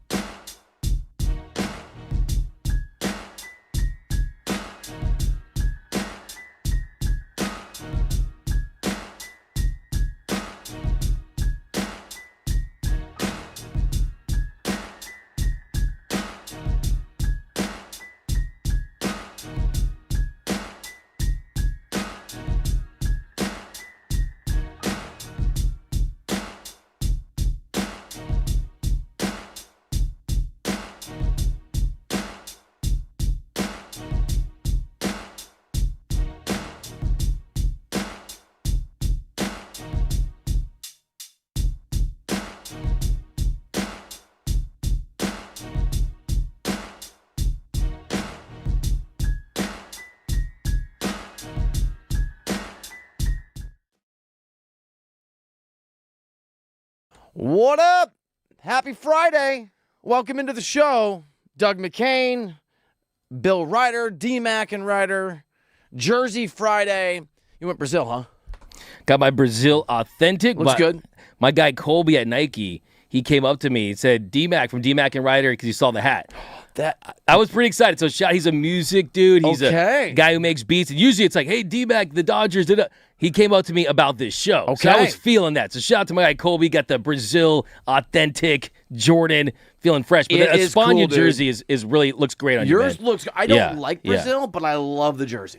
And you're killing it because that's your team, man. That's my team right like now. that's your squad. Yeah, here we go. Let's go. Yeah, let's do it. Maybe we'll do a little bet. Who goes further? Should we? Okay, I'm here for that. 10K? I'm here for the style points, I don't bro. have that kind of money. 855-97 LA fan. If you want to give us a call, 855-97 LA fan. We have a big old show planned today. We There's do. A lot of Austin Reeves wants the max. We're going to revisit the sounds of joy of Myles Garrett becoming a Ram. Albert Breer had a great story. It's really interesting. Behind the scenes of how the Rams wooed and won over the idea from Andrew Berry of making that trade for Garrett. We'll preview the Dodgers game. They're obviously playing the Angels tonight. World Cup preview. One of the big boys are in the group that we'll be looking into. We'll do the Ritter Hero of the Day. If you're streaming us, if you're hanging out with us, drop a comment in there. The Fan LA. Man, that was a rough Dodgers game last night, dude. It was physically rough for Max Muncy. It was emotionally rough for Tanner Scott. It was not a great finish. 3-2 loss for the Dodgers. A walk-off for the wrong team at the end of that game. That was pain. It was the first walk-off loss of the season. Will Klein, who's been great, hadn't given up a run since May 3rd, so he has been pitching very, very well of late. Gives up that shot, that solo shot to Corbin Carroll. He's having a fantastic year. They made a 2-1 game, and then we saw after Perdomo tied it on Alex Vesia, the bottom of the ninth. It was Tanner Scott, Marte, a bomb, made a 3-2 win. That one hurt. I mean, look, it was a missed pitch. It was the first pitch of the at-bat. They wanted down and end, left it up. You got to execute those pitches, and now Tanner Scott looking more like the Tanner Scott that we saw last season. Last Saturday. Yeah, last Saturday, last season. Yeah. Little worried, not going to lie. A little concerned. I'm a little worried, too. Yeah, I mean, look, I look at this bullpen, and everything's great until it's not, right? And that's kind of the thing with... Till it's Scott? Till it's Scott. There you go. Bang. We're not doing it today. We are. Let's do it. I just broke the rule. Here on D-Back and Ryder. Tanner not last night, not getting the save and not getting the job done. But here's the thing. When you look at the bullpen, when you look at the rotation, that was a game where it just felt like the Dodgers were kind of sleepwalking through it with the offense. Justin Robleski pitched well, 6 shutout innings. Yeah. But my biggest takeaway from last night's game, and something that I've been harping on, I know I sound like a broken record, is this team, without Shohei Ohtani in the lineup, is a very ordinary team by World Series standards. And last night, Mookie Betts hitting leadoff, he goes 0 for 4. Freddie Freeman 0 for 4. Andy Paz is 0 for 4. Tucker was able to get a hit, goes 1 for 4. But the top 4 in your lineup go a combined 1 for 16. And it concerns me that the vast majority of the hitters in this lineup are all having down years, and maybe this is a team that is more reliant on Shohei Ohtani than ever. You want him out, bro. You wanted him not playing. I want him to focus resting. on hitting. Yeah, that's fair. I want him to focus on hitting. I want him to focus and on that's everything. Why, and that's fair. And you're right? You're absolutely right, Bill. The fact that he's in the lineup when he is, it definitely takes this team to a whole nother level. And He's last been night, on fire, dude. Oh, he's been scorching. He's been the hottest hitter in all of Major League Baseball. June Tani trademarked by Doug Martin. There we go. June Tani is certainly a thing. Mar works. Man, that's okay. Reader. Now we're even. But you're right, Bill. I mean, if he's in the lineup, this team scores runs. And I look at this team, Max Muncy, I think we'll talk about in a second here. Yeah, Ryan Ward was able to get a hit. But if this team is going to give Shohei Ohtani off days throughout the year, which is fine, it's going to put pressure on guys like Mookie and Freddie and Andy Paz and Kyle Tucker, Will Smith and Teo and Muncy and guys like that. They don't step up. This team is going to be in a position where, yeah, you'll probably win the National League West. Yeah, you'll probably be in a good spot in the playoffs. But I'm worried about the decline of some of these players. And last night, it magnified that for me. You used the exact right word to start D-Mac and Ryder on this Friday on 97.1, The Fan, the voice of LA Sports. It was pain.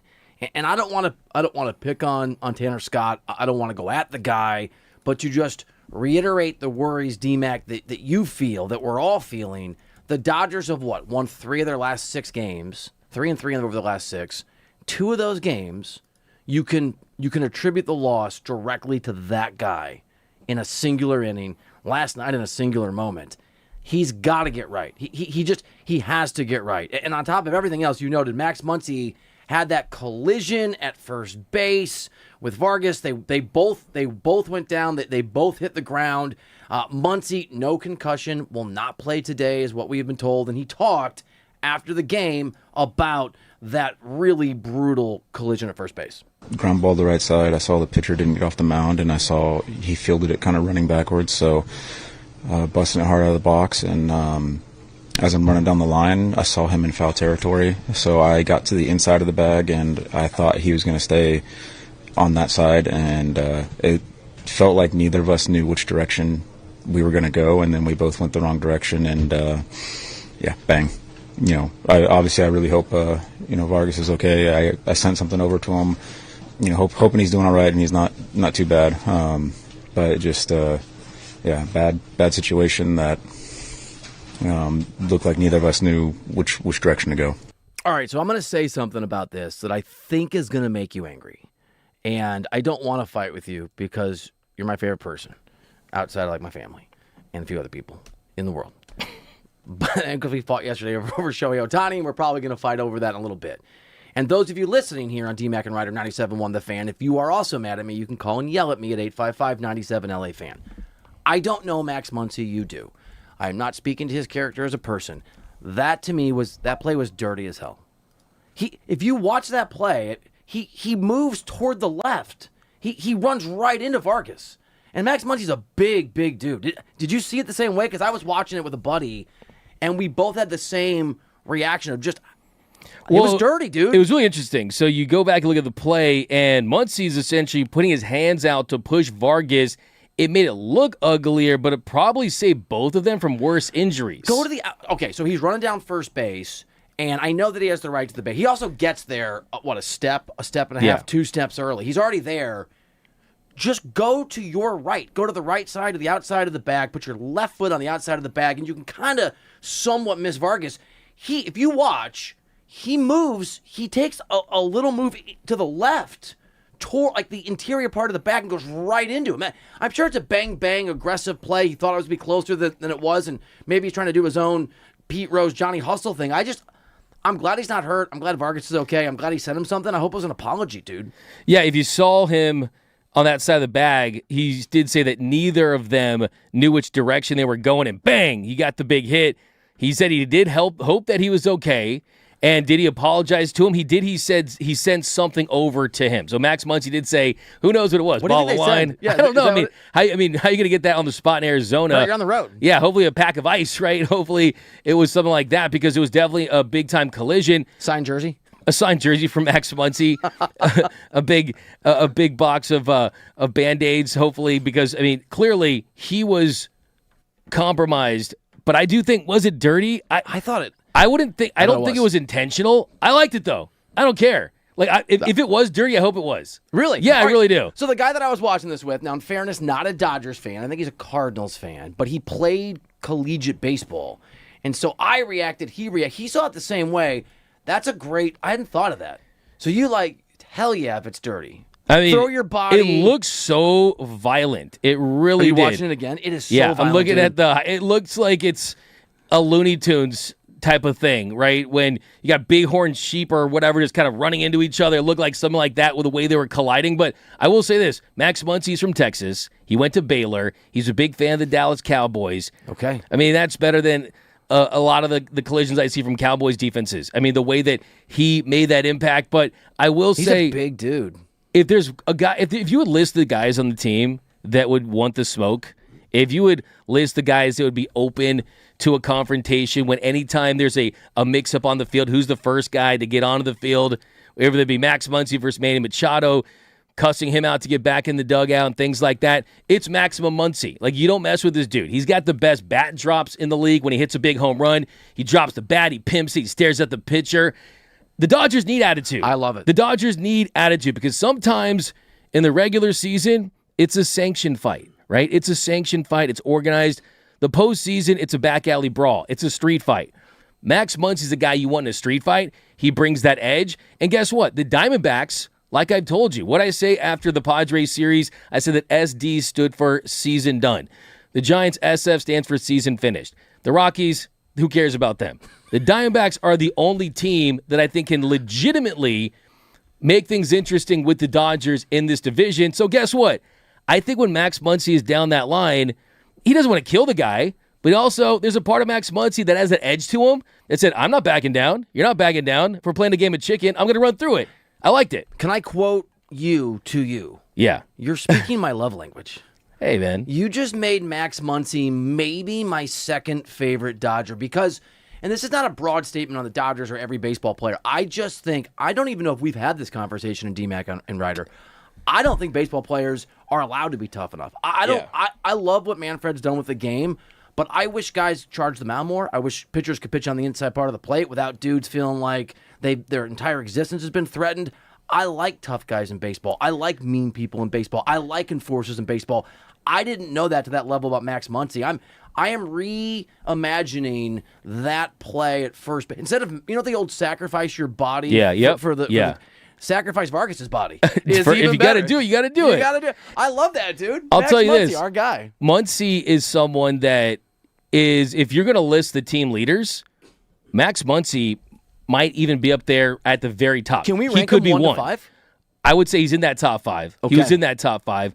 I'll tell you, too. Where does Shohei fall, given the language barrier but the excellence? Shohei's greatness, his aura just rubs off. And I think that he's so It's a focused presence. and intentional. Okay. He's not going to be a rah-rah guy, but I mean, look, I've never even seen anyone call Shohei. They either call him Show or Goat. They literally say, hey, Goat. They like call him Goat. They call him Goat in the clubhouse? His teammates call him Goat in the clubhouse. Yeah, like that's it's like amazing. that. But Max Muncy. People do that to you here at the station. It's getting a little annoying. I'm not gonna But they lie. mean like the old Goat, where it was like what is a bad thing, Yeah, like they with do Vince go, Scully. "Bah," when you walk by through. It's very weird. Yeah, for sure. Yeah. But Muncy's got an edge. I remember last spring training, I went up to Max Muncy and I was like, "Hey, Max, you got a couple of seconds for some questions? Just some of the off-season Did your voice stuff. go How you down like that?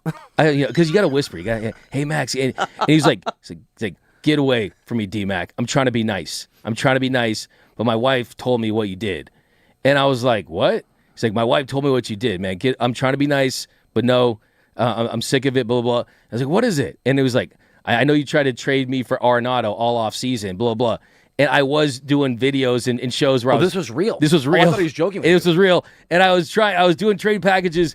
Maybe just look, there's a lot of offseason content you're trying to fill. And Nolan Arenado was a really good third baseman at the time, and he's a hometown kid. There were rumors I was including Max Muncy in some packages, and apparently his wife showed Max Muncy that I had been doing that, and he's like, no. And then he was really upset with me. But fast forward a year later, I actually ended up helping him promote one of his really awesome events, and I did a great interview with him Was in the it a dugout. UFC fight, or what was it? It wasn't a UFC fight. He's the nicest, most charitable, incredible player to people, to the media, and but don't mess with him, dude. Don't mess with him too. But I love that the guy's a badass.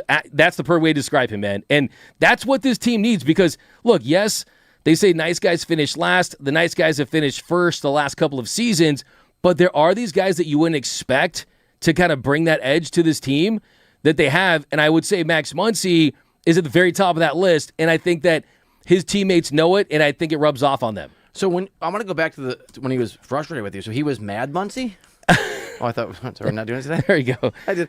Are we doing it today? He was Mad Max. Yeah, he was. There you go. So you just did the D-Mac and Reiter. I liked it. That was a movie reference. That was a movie I love it. You know what? You're my Mel Gibson. Yeah. Look, I was joking with him last season that, hey, he could go down as the all-time leader in Los Angeles Dodgers home runs. I mean, think about how incredible that is for Muncy. That is incredible. The fact that he was an afterthought. The Oakland A's gave up on him. He was playing in the Mexican leagues, didn't know what his next opportunity was going to be. He ends up with the Dodgers in 2018 as a non-roster invitee, ends up a multi-time All-Star, someone who really goes down as an iconic Dodger, and I think one of the most underrated, under-celebrated Dodgers in the history of this franchise. I love everything about that. He is D-Mac. I am Reiter. It's D-Mac and Reiter, 97.1, The Fan, the voice of LA sports. If you want to call us, 855-97 LA Fan. If you're streaming at the Fan LA, the Fan LA, you can drop the comments in the old comment section. We'll get to those. We'll read those. We want your voice to shape the show.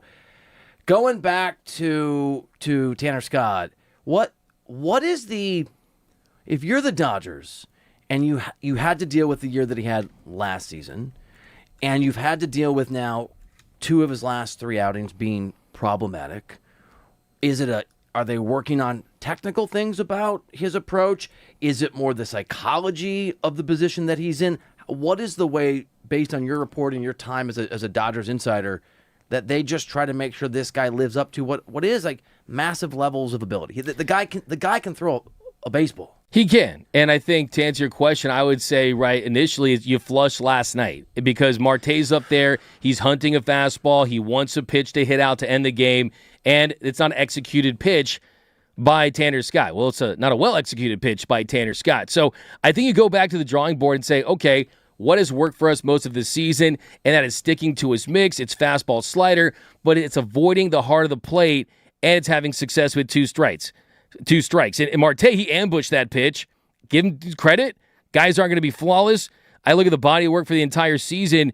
He has done a great job of keeping the ball in the yard so far this season compared to last year. But I will say that it does make me think, hey, when is Edwin Diaz coming back? Because that's got to be Edwin Diaz in that situation, because that is where Tanner Scott has thrived for most of this year, where you don't have to throw him out there every time you have a save situation to get those final outs. So I think the best way to optimize him from a mechanic standpoint is knowing we're going to cover the edges of the plate, but also I think it has to do with the personnel, the bullpen, and not always having to rely on him in those situations where he's not as comfortable. D-Mac and Reiter, 97.1 The Fan. Mookie Betts, 0 for 4. Kyle Tucker, 1 for 4. Obviously, we know Betts went back to the leadoff spot yesterday with Shohei getting the day off. Tucker was in that cleanup spot. I mean, I know we're having the same conversation, and it isn't turning to rainbows and puppy dogs and unicorns and happy stuff. But just as a confidence check, I'm assuming that you continue to be, like I am, frustrated and now concerned about both of these guys. Certainly. I think the Kyle Tucker piece of this I'm a little encouraged by, just because of the night he had a couple nights ago. He said he had a great feel for his swing, something that he hadn't felt in a couple of years. And he's also young, right? By baseball prime standards, he's still sub-30. He's 29 years old. You have to hope that he gets it together. Mookie Betts, on the other hand, 0 for 4. The thing that really concerns me about Mookie Betts is not only the fact that he's not getting the results of the hits, it's that you can't point to something like, oh, he's swinging and missing at pitches. Oh, he's striking out a lot. Mookie Betts does not strike out. Mookie Betts does not miss pitches this season. It's just when he does put the ball in play, the contact is not finding grass, and you're not seeing the same level of power. And look, this happens for all players, right? You're fighting Father of Time. You're fighting, okay, I've had this elite level of greatness throughout my career. I think we have to accept the fact that Mookie Betts, from an offensive standpoint, is just never going to be that hitter that we saw throughout his career. But a buck 83. Oh, it's getting ugly, man. It's so not ugly. pretty. His on-base percentage is almost 100 points, 100 points below, and his on-base percentage is lower than Andy Pa's batting average. That's not pretty. And here's the thing about Mookie Betts, if you want to just kind of point to the path here, he's essentially in an extended spring training because he missed significant time. He only did get 2 games down at the minor league level to rehab for this.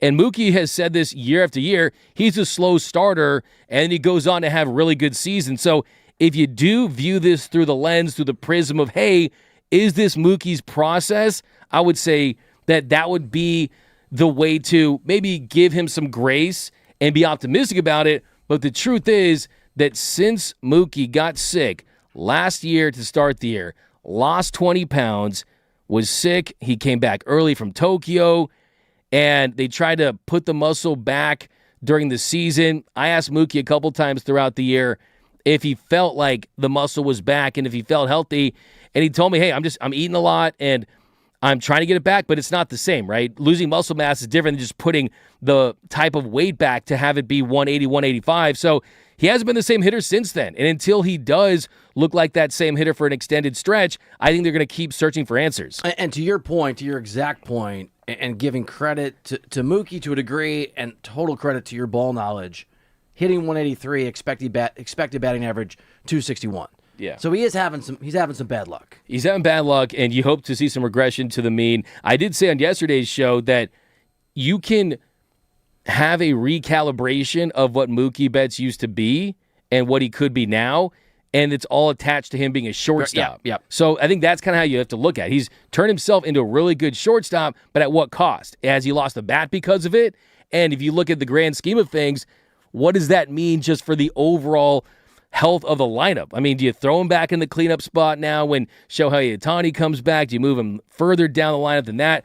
What I want to see his friend JD Martinez. I want to see JD Martinez, who lives in Florida, get on a plane, fly out to LA, spend a week with Mookie Betts, break down that swing. JD Martinez would always bring the iPad out, and they would just break down his swing. Okay, we already got a billboard up here in Donald. Yeah, Can we get one in Florida? Yeah, get JD Martinez is the Mookie whisperer. Last year they were in Tampa Bay, and JD worked with Mookie, and from that stretch until the end of the season, he took a more of a line drive approach instead of looking for the slug. He was a much better bat. If there's one guy out there that I think can make Mookie find something and have something click, I think it's JD Martinez. So JD Martinez got to come out to LA and work with Betts. DMAC and Reiter 97.1. The Fan, if you're streaming on YouTube at The Fan LA, it's Brazil and España. It's Jersey Day. It is a good-looking jersey, dude. Hey, man. We're gonna talk a little World Cup later in the show. Brazil. You and I do not agree on Shohei Ohtani and the sort of Cy Young path and/or how much importance the Dodgers should put on that. We're going to revisit that conversation. We'll take your phone calls if you want to weigh in. We didn't get to everybody yesterday at 855-97 LA Fan. And Katie Wu at The Athletic had a really good piece on something you've been talking about, not just Shohei and what he can do, but the daunting reality of trying to win the Cy Young Award in the National League this season. We will dive into that next here on DMAC and Reiter.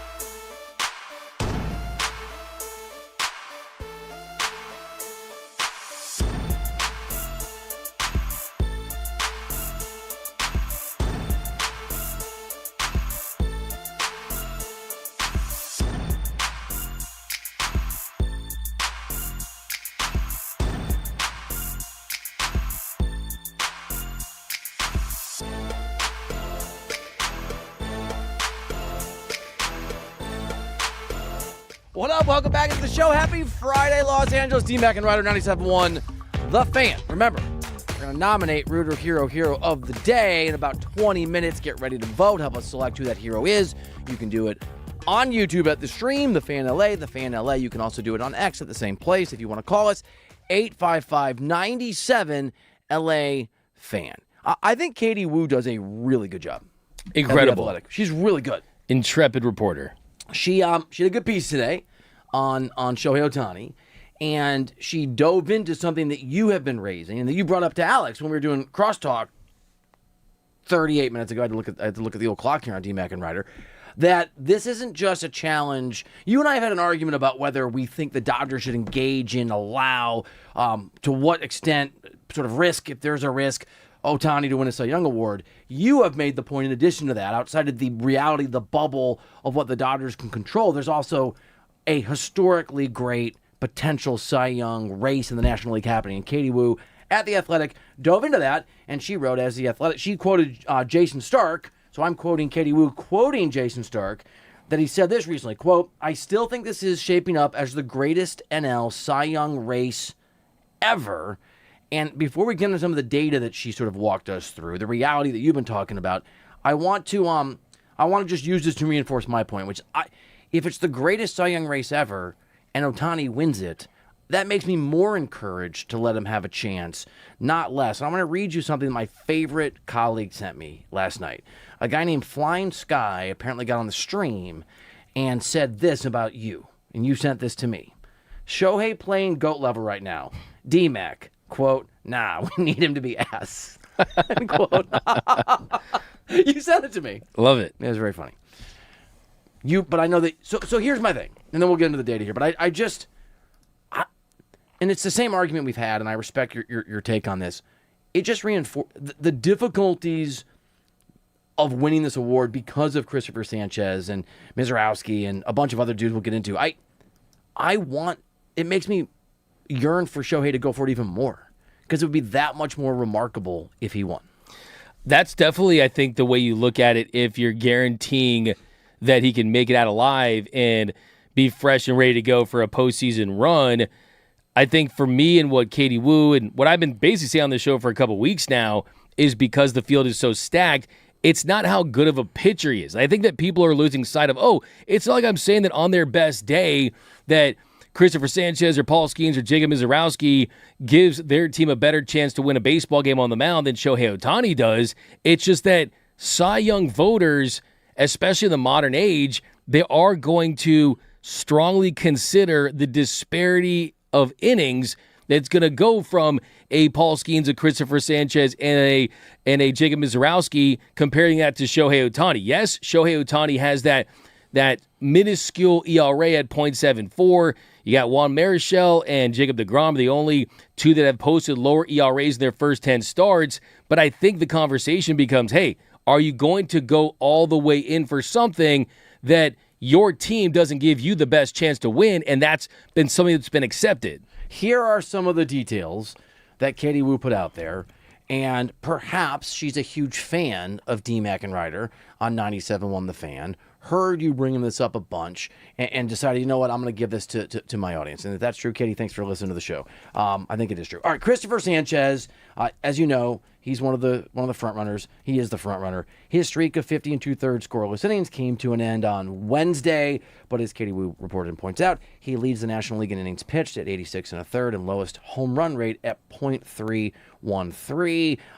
The ace in Milwaukee, Mr. Mizrowski, 99.5 mile per hour average velocity, which is it is incredible, like how guys are pitching right now.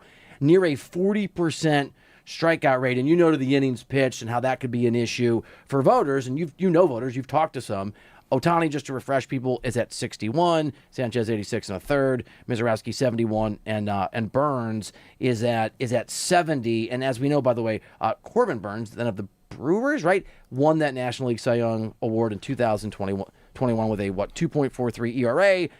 Only 167 innings pitched. It's the lowest total for a Cy Young winner, not including relievers, in the 2020 season in the history of the sport. He did beat out Zach Wheeler, who had 213 innings, and he beat out Max Scherzer that year, who had 180 innings. So and I know you know this.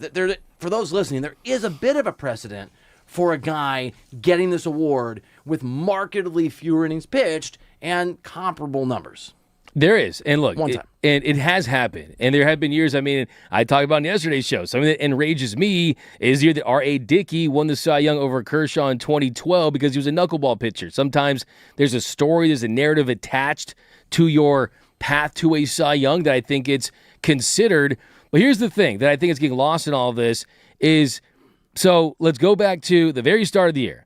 I asked Shohei Ohtani about winning a Cy Young. What do you tell me? Yeah, I want to win a Cy Young because if I'm winning a Cy Young, it means I'm pitching well on the mound, which means I'm helping my team win games, right? And then it came out that Shohei Ohtani, he had a conversation with the organization. I do not want to miss a start this year. I want to make all 25, 30 starts. I want to make a run at a Cy Young. I want to become the first Japanese pitcher to ever win that award. Well, guess what? The truth of the matter is you can't have everything that you won this organization unless you move down to a rotation that's a five-man rotation. And here's the thing. So he has pitched in a five-man rotation before. He has done that in his career. There's a middle ground. You can also, when he has 89 pitches, you can send him out for the 7th inning. You can. You can pitch him an extra inning instead of a day's less rest. And that's my point, right? That's my point. And to your point, that if Shohei Ohtani had his way with the organization, maybe he does go out. But the difference between that start, though, Bill, he was dealing with the blister, right? He was bleeding, and they had a lead. Sure. I think if he doesn't have a blister there, it's a closer game, I think that's you think Dave puts him out there? I think they steal one more there. But I also think, too, you can't max out your credit card for like a house that's not for sale, right? You don't want to just chase a mirage. So you can't? You can't. You shouldn't, at least. And I think if you're in Shohei Ohtani's case, yeah, you have to make things very clear with the organization. I think, so here's the thing, too. If this was a normal year and Shohei was going toe-to-toe with those other pitchers and they weren't all in on a three-peat, then maybe I think that they give him the opportunity to do that. I just don't think that it's in the best interest of the Dodgers, and I think long-term, I don't think it's in the best interest of Shohei Ohtani. And I know, and we disagree. By the way, we haven't done this yet. I do think they'll make sure he qualifies. I think he will get I think he'll get what he wants in terms of qualification. So I don't doubt that. Can Shohei Ohtani go 162 innings? I certainly think that he can, but there's going to be other pitchers out there that are over 200. To that exact point, we've talked about Christopher Sanchez. We've talked about Mizorowski. Katie Wu points out that Burns has a 2.05 earned run average for the Reds right now and a strikeout rate over 10. Chris Sale, who's won this award before, has been dominating for the Braves, who obviously are one of the best teams, if not the best team in baseball, with all respect to the Dodgers. I mean, they're probably not, but they're certainly leading the East. He has a 2.23 earned run average.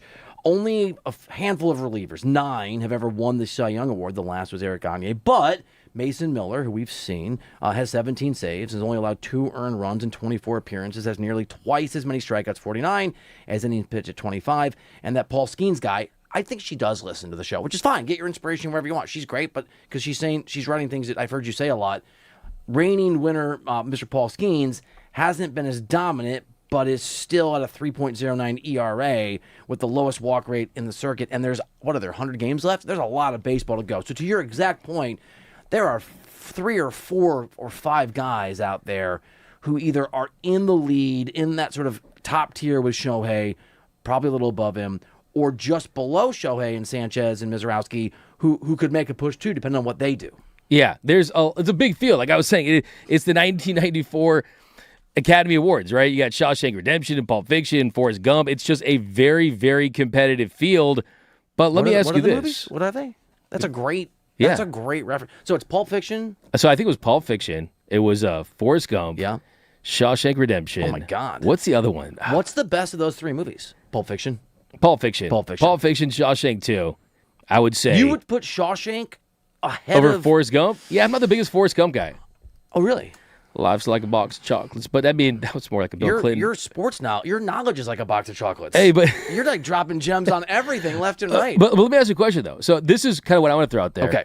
As far as this race. And look, I love how much you love greatness and you want Shohei Ohtani to do the unthinkable and you want him to make the impossible reality. And I am with you. If there's one human being that's ever existed in the world of sports that can do things that you just can't believe, it is Shohei Ohtani. Like I said, it's not stats that measure Shohei Ohtani's greatness, it's disbelief because he does things that you can't believe.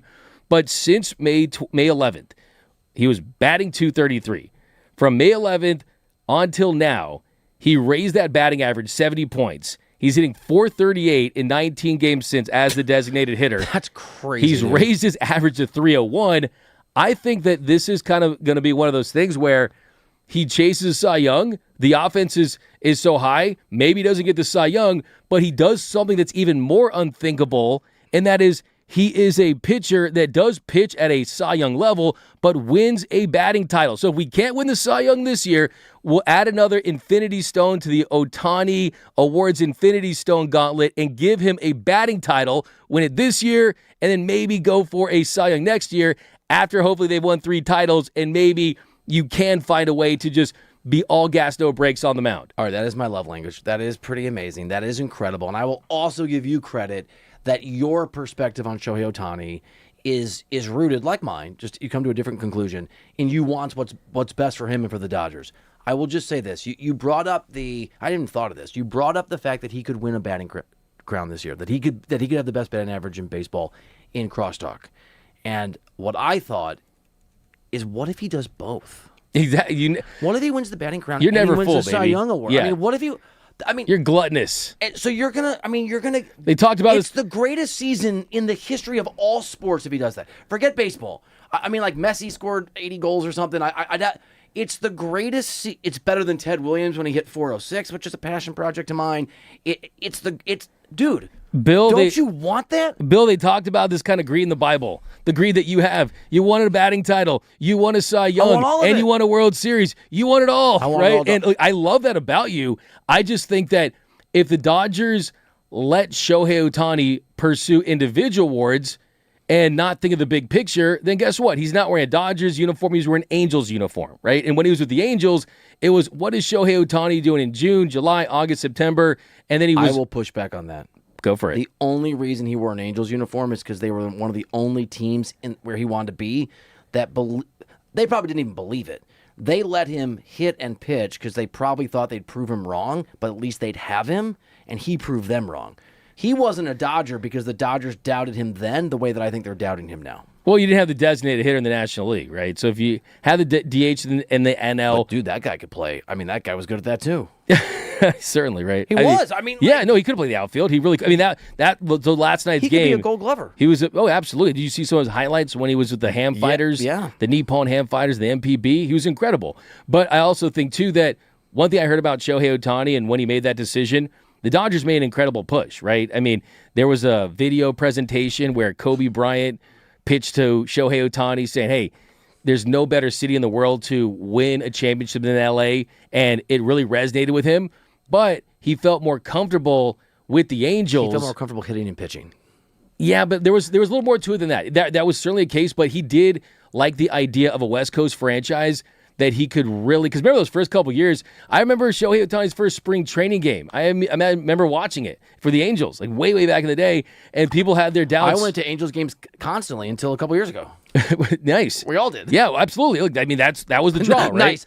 My point being that Shohei was playing there. Sure, he was. But here's the thing. I think the reason why he went there was because he wanted to establish this. And when we started to see the pitching and hitting, it did happen overnight, right? So if he wanted to kind of continue to pursue that, like he's on to bigger and better things. I mean, the Angels was like his college years. Bigger and better the Dodgers is like he's in the real world. He's working. That's his job. I agree. Right? Dude, bigger and better things like the batting crown and the Cy Young Award in the exact same year.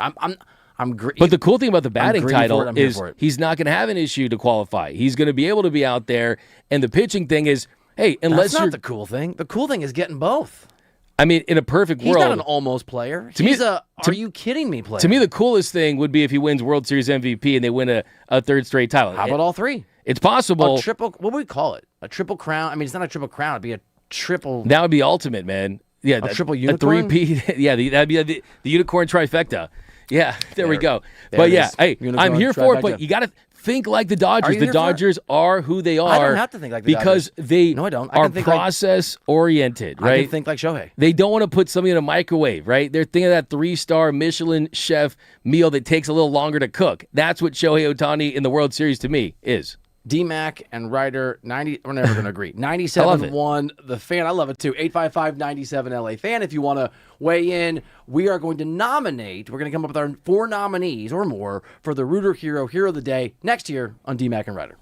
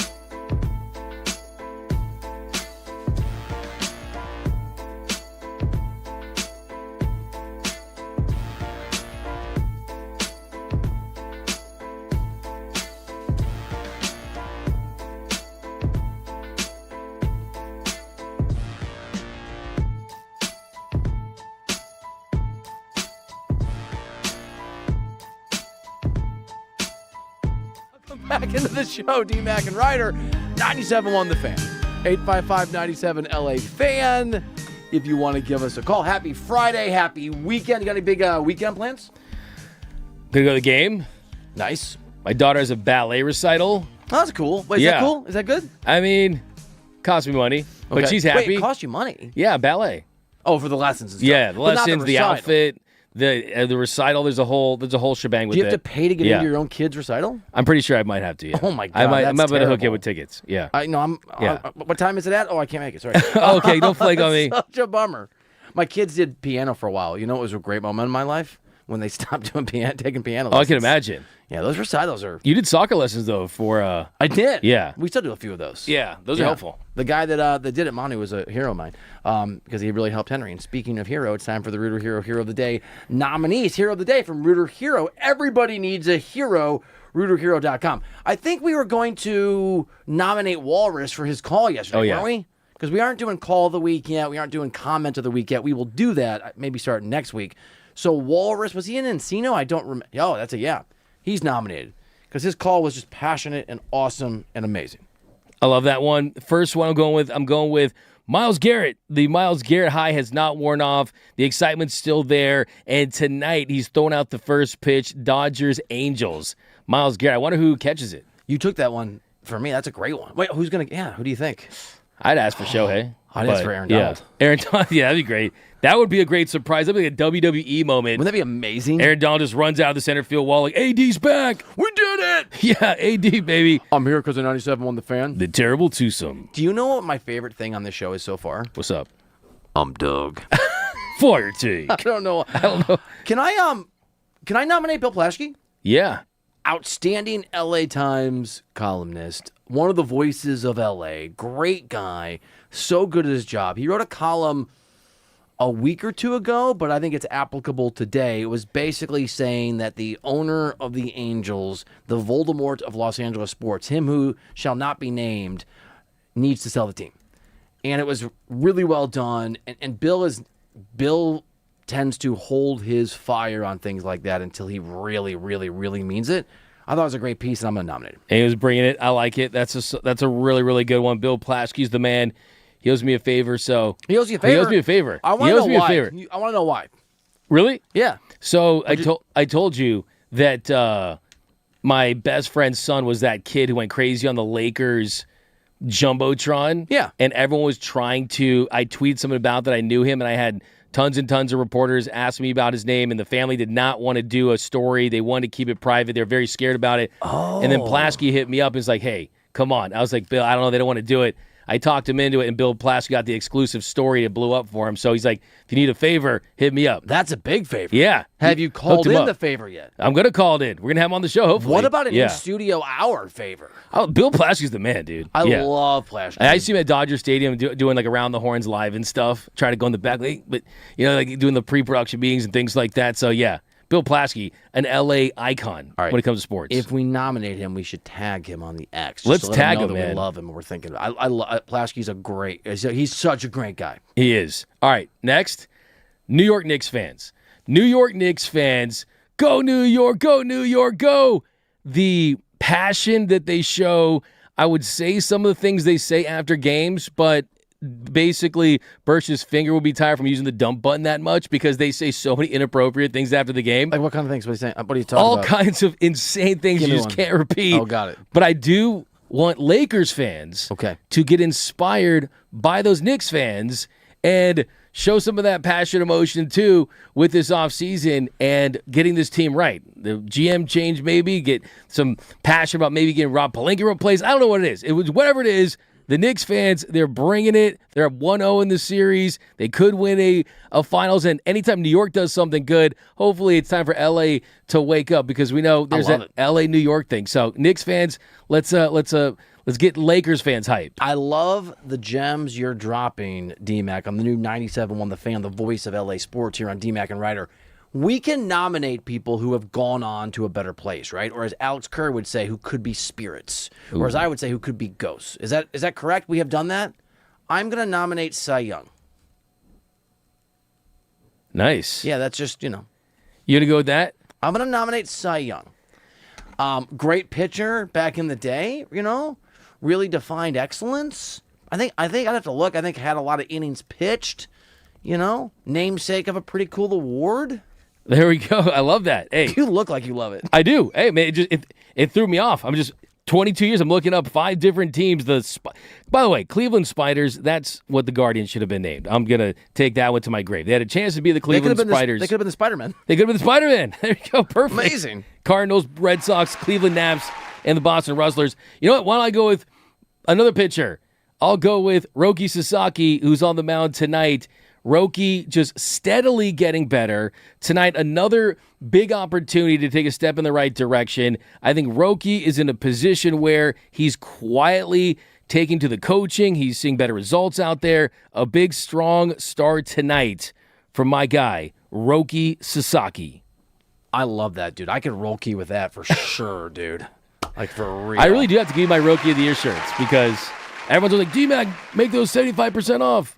But no, I'll pay you 125%. 120? Yeah. Hey, man, you love your Roki Sasaki. I love that about you, too, man. I do love me some Roki. Yeah, you really do. What would happen in a year from now if Roki has a chance to win the Cy Young Award and for whatever reason you're like, let's not chase that? You think I would just storm out of the studio? Well, considering he doesn't have to hit, I think I would support it. I understand. I'm just saying for the sake of the conversation, do you think I'd storm out? Storm out of the studio? Yeah. I hope not. It'd be lonely in here. I'm Doug. What did you say that has me? Was it yesterday in Crosstalk? You're just like, Doug. Bill. Can I nominate your voice? I got a deep Doug voice for everybody in LA. Why did I make you Southern? I don't even know. Why did you make you Southern? 97 won the fan. 97 won the fan. I'm Doug McCain. I don't know why I sound this way. All right. So we who we got? We got Roki. We have Cy Young. Remember that guy? New York Knicks fans: Bill Plaschke, Myles Garrett, and Walrus and Encino, all nominated. We'll narrow it down to 4, and you all will vote. Please do that at the Fan LA for the Rooter Hero of the Day. Austin Reeves wants his bag, and D-Mac wants him to come to his senses. All that next here on D-Mac and Reiter. They have the sources.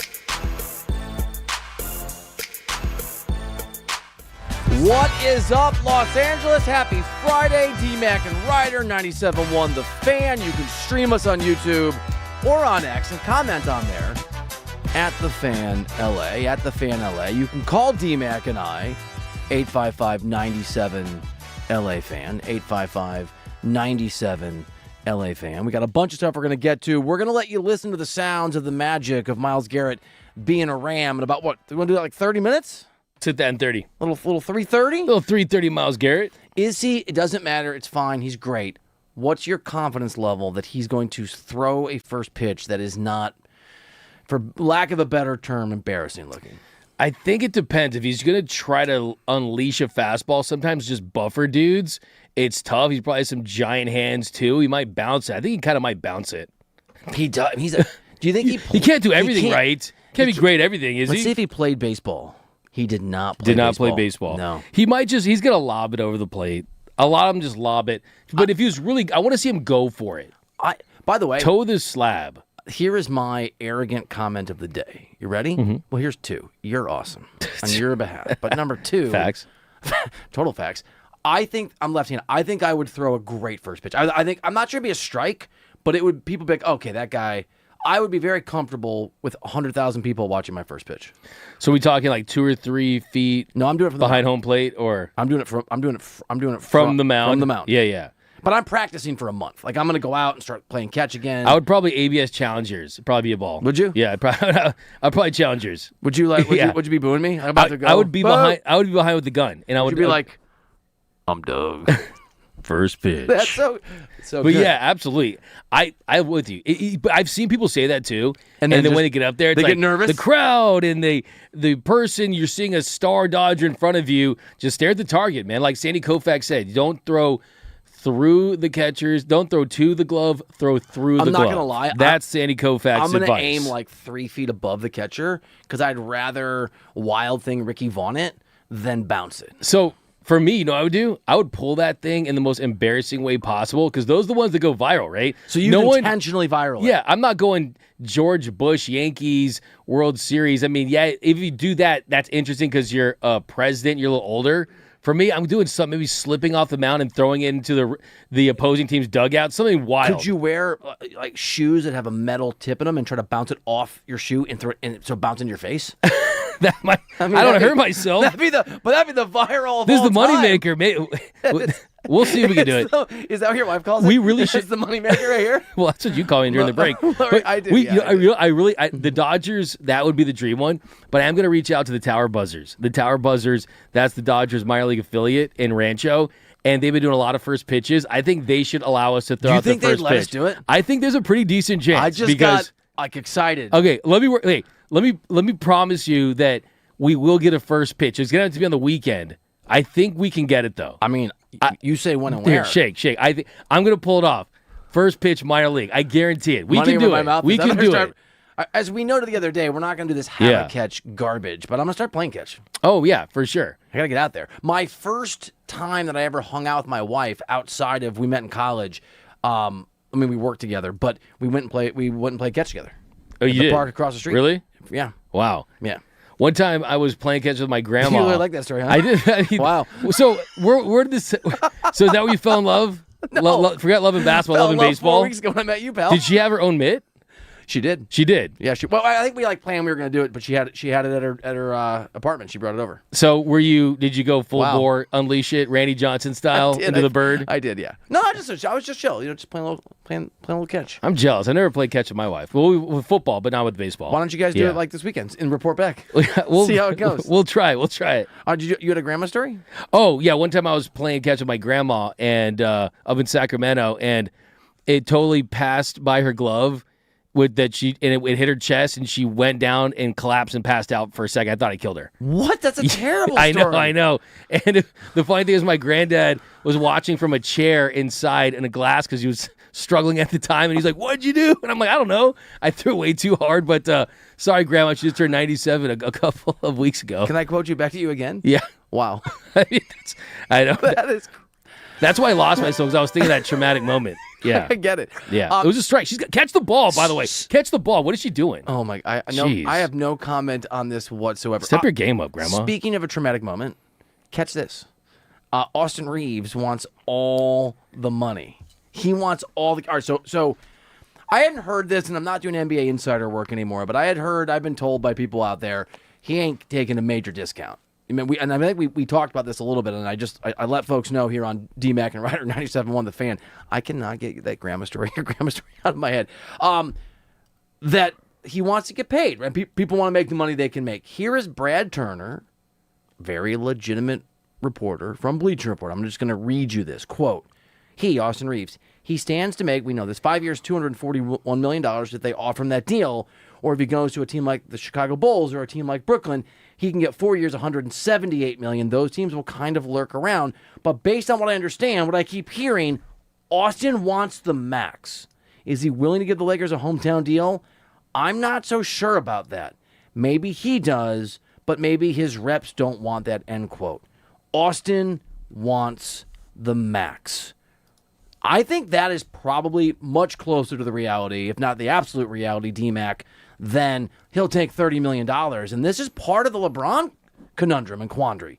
You cannot give LeBron a bunch of money if you can give Austin Reeves the max. I'm a little more bullish on Austin Reeves. I'm not as convinced of Austin Reeves as I am some other guys. You don't want them to pay him, right? Am I properly remembering your perspective on this? Where are you at? So I don't want the Lakers to give him the max, right? Because you give him the max and you put yourself in a position where he needs to emerge as an all-star to have value if you want to flip him for another player next season, if you don't think they can contend for a title with Luka Doncic as their primary superstar. But here's the thing. This is what the Lakers have done to themselves. They've backed themselves into a corner. We have zero leverage. And if you're Austin Reeves, of course you're going to say you want the max, because what's the alternative for the Lakers? If they don't pay you and you say, okay, I'm going to go take $180 million to play with the Brooklyn Nets, you're left with nothing. I mean, the cap hold for Austin Reeves sitting at $21 million, it makes sense for the Lakers. And this is unfortunately the position that they're in. To me, it does feel a little like you're marrying the girl next door, right? Because it's comfortable, because she's there. But is Austin Reeves the best fit long-term that's going to help you win, that's going to help you accomplish all your career goals like that could do for you? I don't think that's the case. I think that this is a world where the Austin Reeves contract could end up like the Chet Holmgren contract, except even worse because he's not a defensive anchor. Okay, so I like Austin Reeves a lot. I would rather have Chet than Austin Reeves. Me too. 10 out of 10 times. So we keep talking about, and I think it's important to bring up or worth mentioning to those of you listening here on 97.1 The Fan. Thank you for hanging out with Doug McCain and Bill Reiter. That's me, D-Mac and Reiter. In that March where LeBron took that back seat, when the Lakers really were healthy, and you had Luka and you had Austin, and in fairness to LeBron, you had LeBron James, they went 15-2. And a team that had the 19th defensive rating in the NBA, which is bad, had the 10th over that stretch. They went from 9 in offense and 19 on defense, rating-wise, to 6 and 10. And Reeves, over that course, though, wasn't amazing. Over those 17 games, that 1 month, D-Mac, he averaged 22 points. He averaged 22, 5, and 6. It's good. It's good numbers. His shooting was very impressive. He did have 2 steals per game, which is kind of crazy, which is very, very strange. I want them to sign him. We know that Luka Doncic wants him to be there. At the absolute max, I will offer to you that the right move actually might be a sign and trade, and that the proper, I think, way to interpret Brad Turner's Bleacher Report, if it's correct, if it's true, that Austin Reeves and or his reps, distinctions without a difference, if Austin Reeves, the basketball player, is going to require a max deal, then that means he's valuing money over everything. That's fine. That's okay. You can do that. It also means he'll value that extra year because it's so much money, you can sign and trade him. And that means he can go to the Nets, or he can go to the Bulls, or he can go somewhere else who want him so badly. If you're willing to pay him 4 years, $178, you're going to be willing to pay him 5 years, $241, and you're going to be willing to trade him. You're going to be able to give up something to get him. So the question becomes, and this is where I'm interested in your expertise or your educated guess. We know that Andrew Friedman and Farhan Zaidi are the Dodgers brain trust, are involved in Lakers decisions. I'll be very curious if you think they intervene and are more involved if they manage Pelinka in the decision of whether to give Austin a max, and if they sign and trade him, what they try to extract in return. Because I don't want Pelinka making those decisions. That's the billion-dollar question right there, Bill. How involved will anyone from the Dodgers sides of things when they're taken over, when they've started to input their ideas? I don't think that they are going to have a massive involvement in it. That's just how I feel in my heart of hearts. I think that you look at Rob Pelinka, if Rob Pelinka is at the point of his career where he's letting those guys come in and do his job, if I'm Rob Pelinka, I'm out of here. Like, if I'm Rob Pelinka, I'm very upset at that notion. But if it does come down to what you're saying and a sign and trade possibility, I think a couple things. I think, one, Austin Reeves for $240 million under any context, to me, is a bad deal. Like, to Period. me, end of Stop. story, full stop. Just because you are banking on the fact that he emerges and levels up as a player. We're giving $240 million to a player that's never made an All-NBA team, that's never made an All-Star team, that's never been consistently good in the playoffs.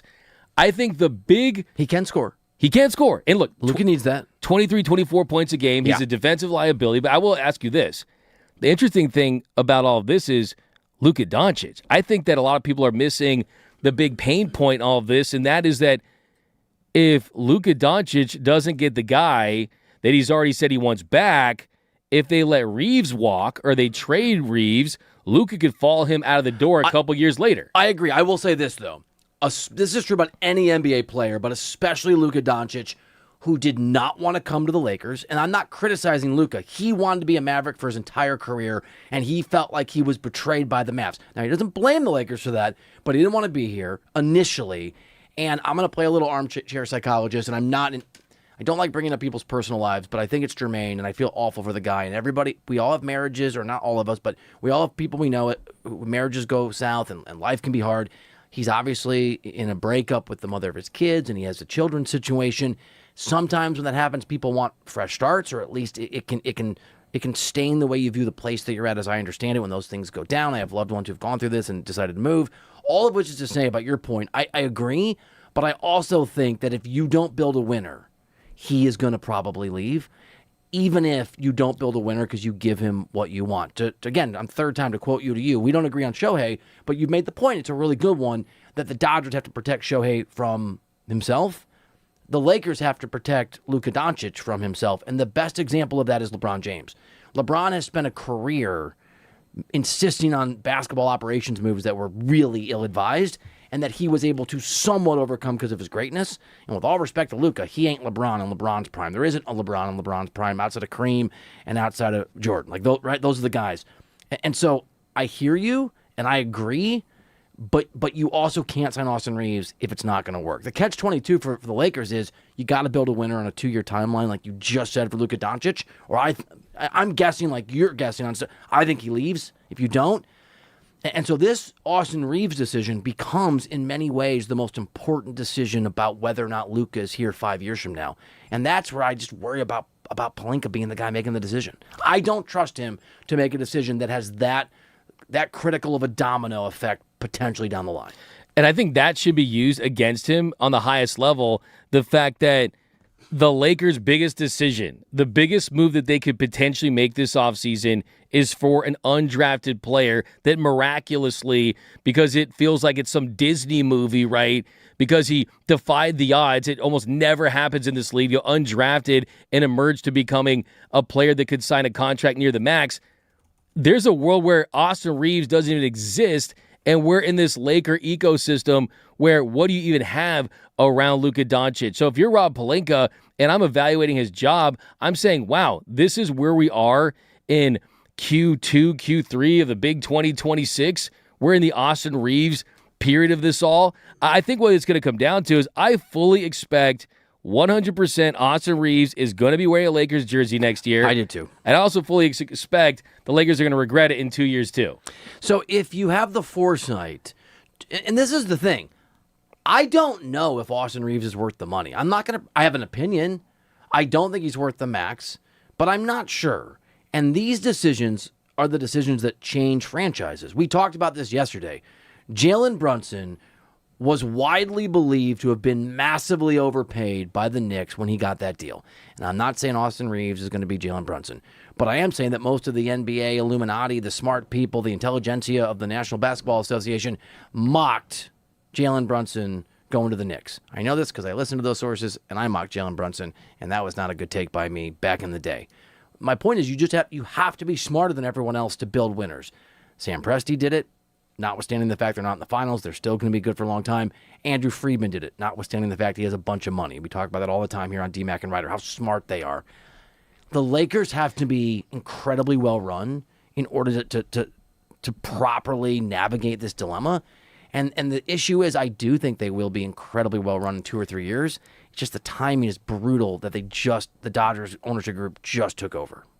And that's really what's looming over the franchise, right? But wouldn't you say, Bill, that the Lakers' intentions, if it was not to trade Austin Reeves, they would have no issue, right, giving him $240 million. If I'm Austin Reeves, I'm saying, well, if you're giving me $200 million, you're paying me, you want me to take a hometown discount because you want the flexibility to know that you're going to trade me. If I were the Lakers and I'm saying, okay, here's 5 years, $200 million, something in that range. You're playing the biggest market. You have the best opportunity to make off-the-court money. You're playing with Luka Doncic. You got the weather. You got L.A. You got a somewhat outside shot of winning a championship ring.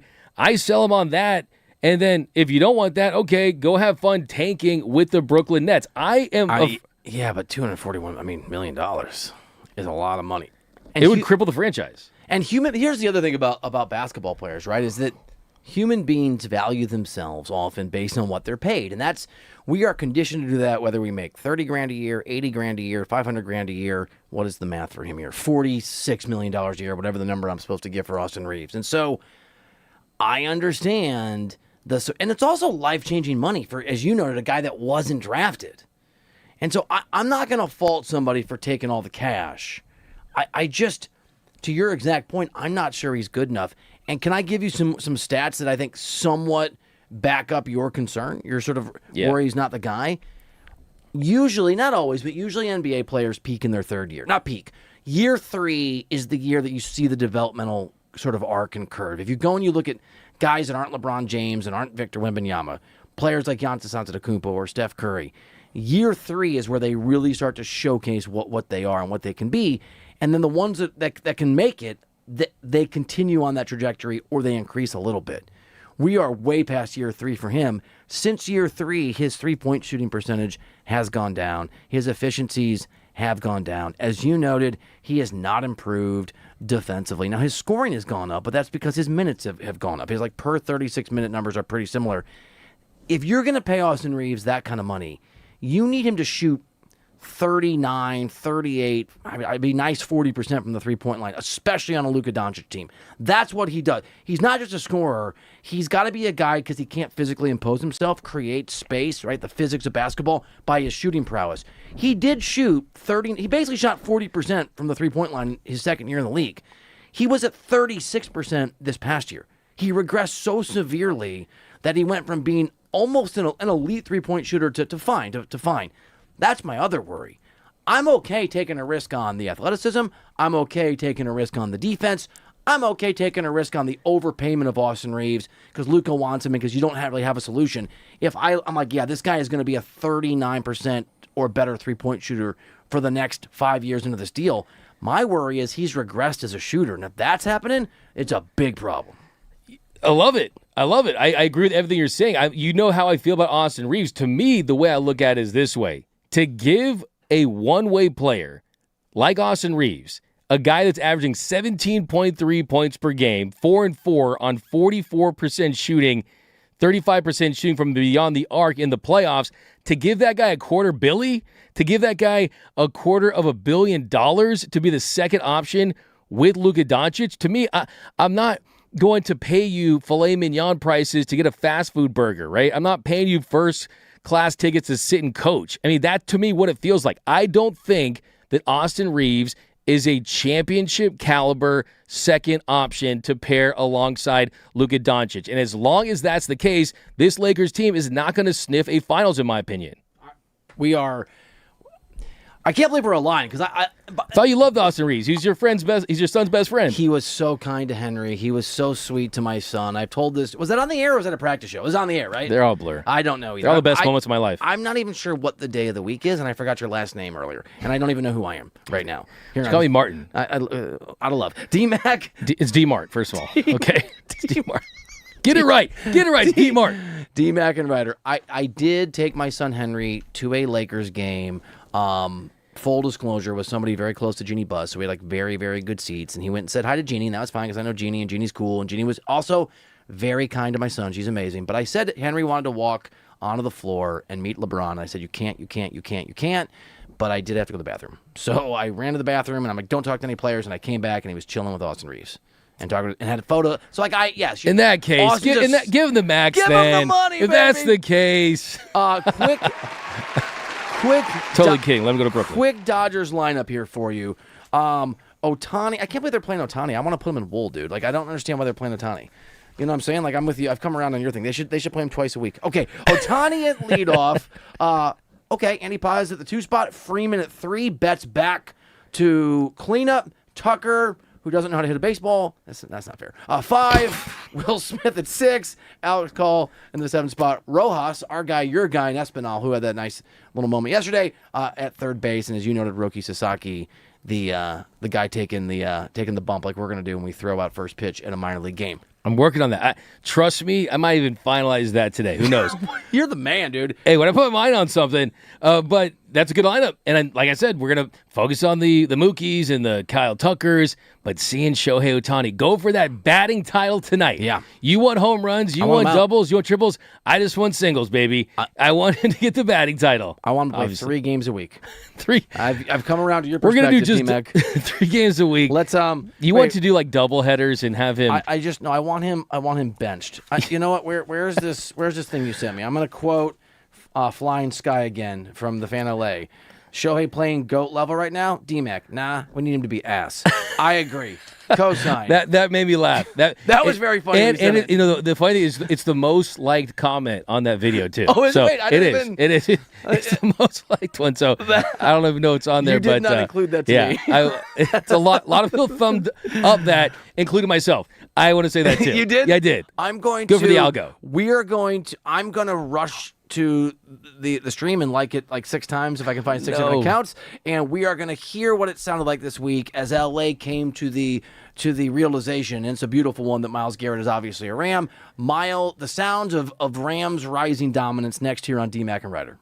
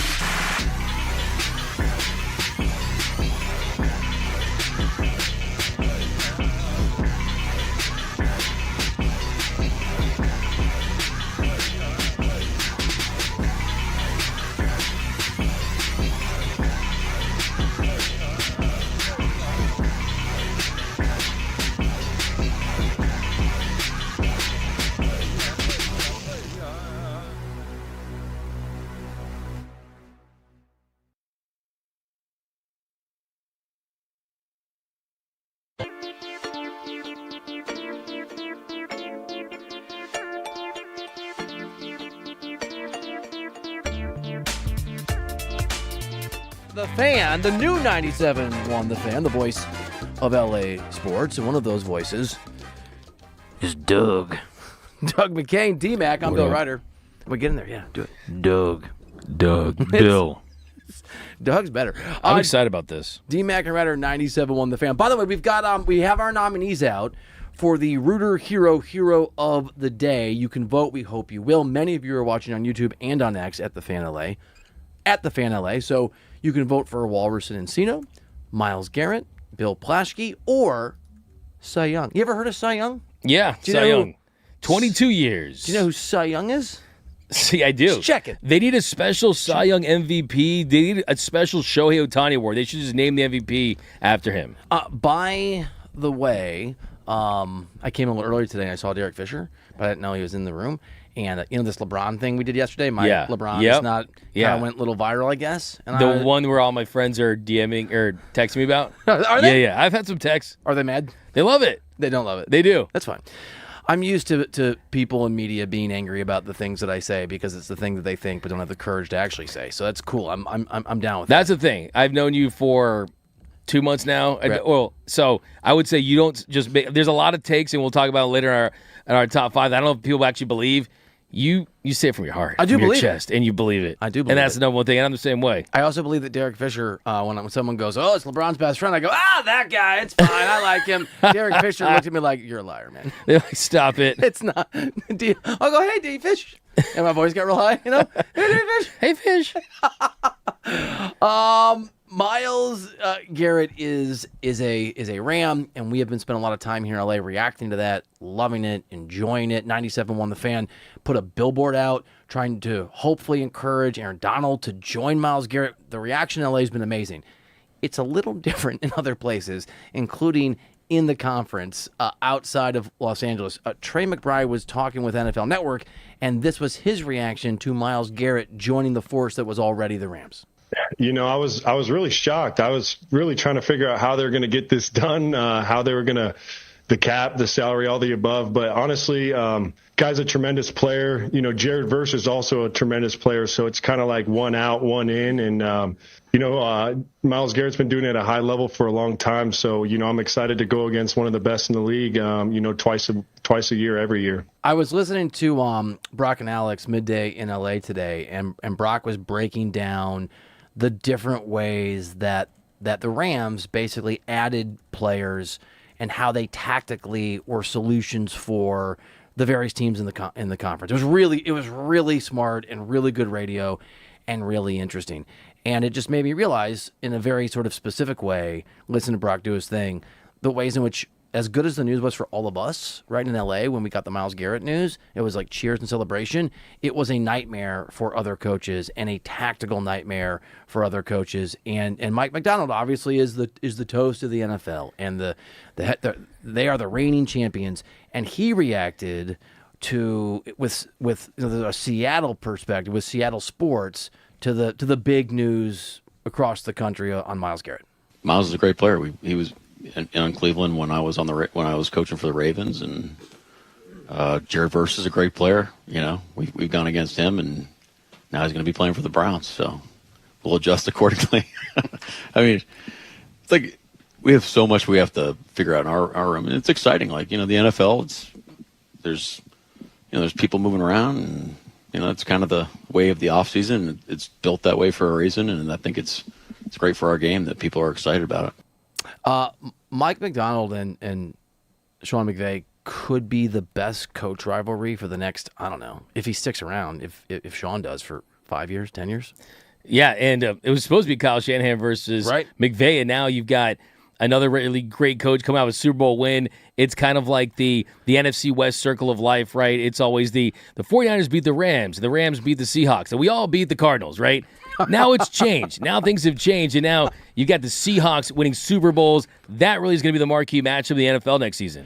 And that is, and with all respect to all the other stadiums in the country, that is such a tough place to play when they're mediocre. 12. Now that they're incredible. I like how he was edgy about it, though. I like how he was a little edgy about it. He was edgy about it. Yeah. And that's what I said after the signing, that, Jared Verse, really good player, a lot of potential. He's a problem. Myles Garrett, he causes defensive coordinators and offensive coordinators and coaches around the league to lose sleep.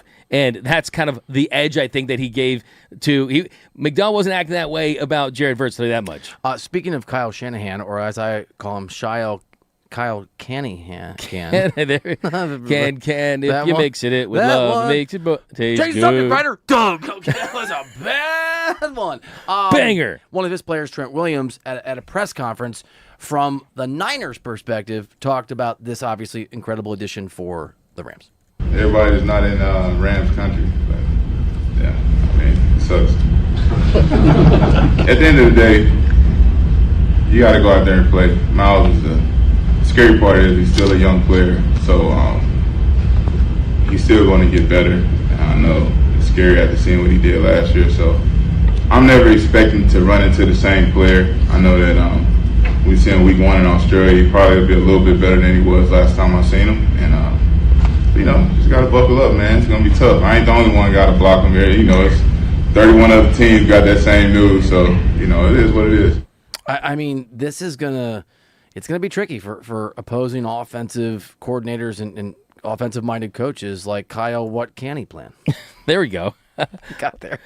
We polished that one up. We polished that one up. 40 seconds. A little Flash Network shopping a little bit in your brain. That was a rough one, though. Swirl it around.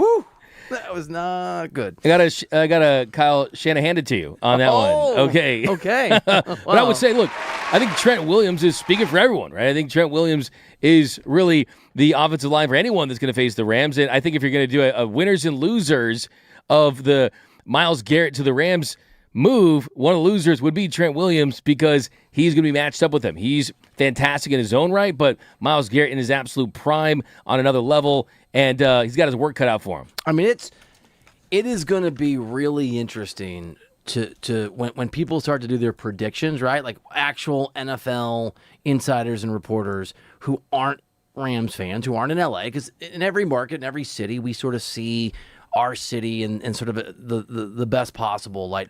I'm really curious when all these predictions come out, what the record is that people predict for the Rams and for the Seahawks. Yeah. I mean, 15 wins is not a crazy number. That isn't. It isn't at all. I mean, especially if they can get Aaron Donald back. Yeah, oh my God, dude. Who knows? I mean, this team could run the table. I mean, very tough to do that in the National Football League, but they're as stacked as any roster that we've seen in recent history. But you take AD and you put him in the mix, that could really start the conversation. The other thing about Myles Garrett, I mean, there's a lot about Myles Garrett that's incredible. By every account, and I haven't been around him, but I know a pretty well-known agent, NFL agent who happens to be based in Cleveland.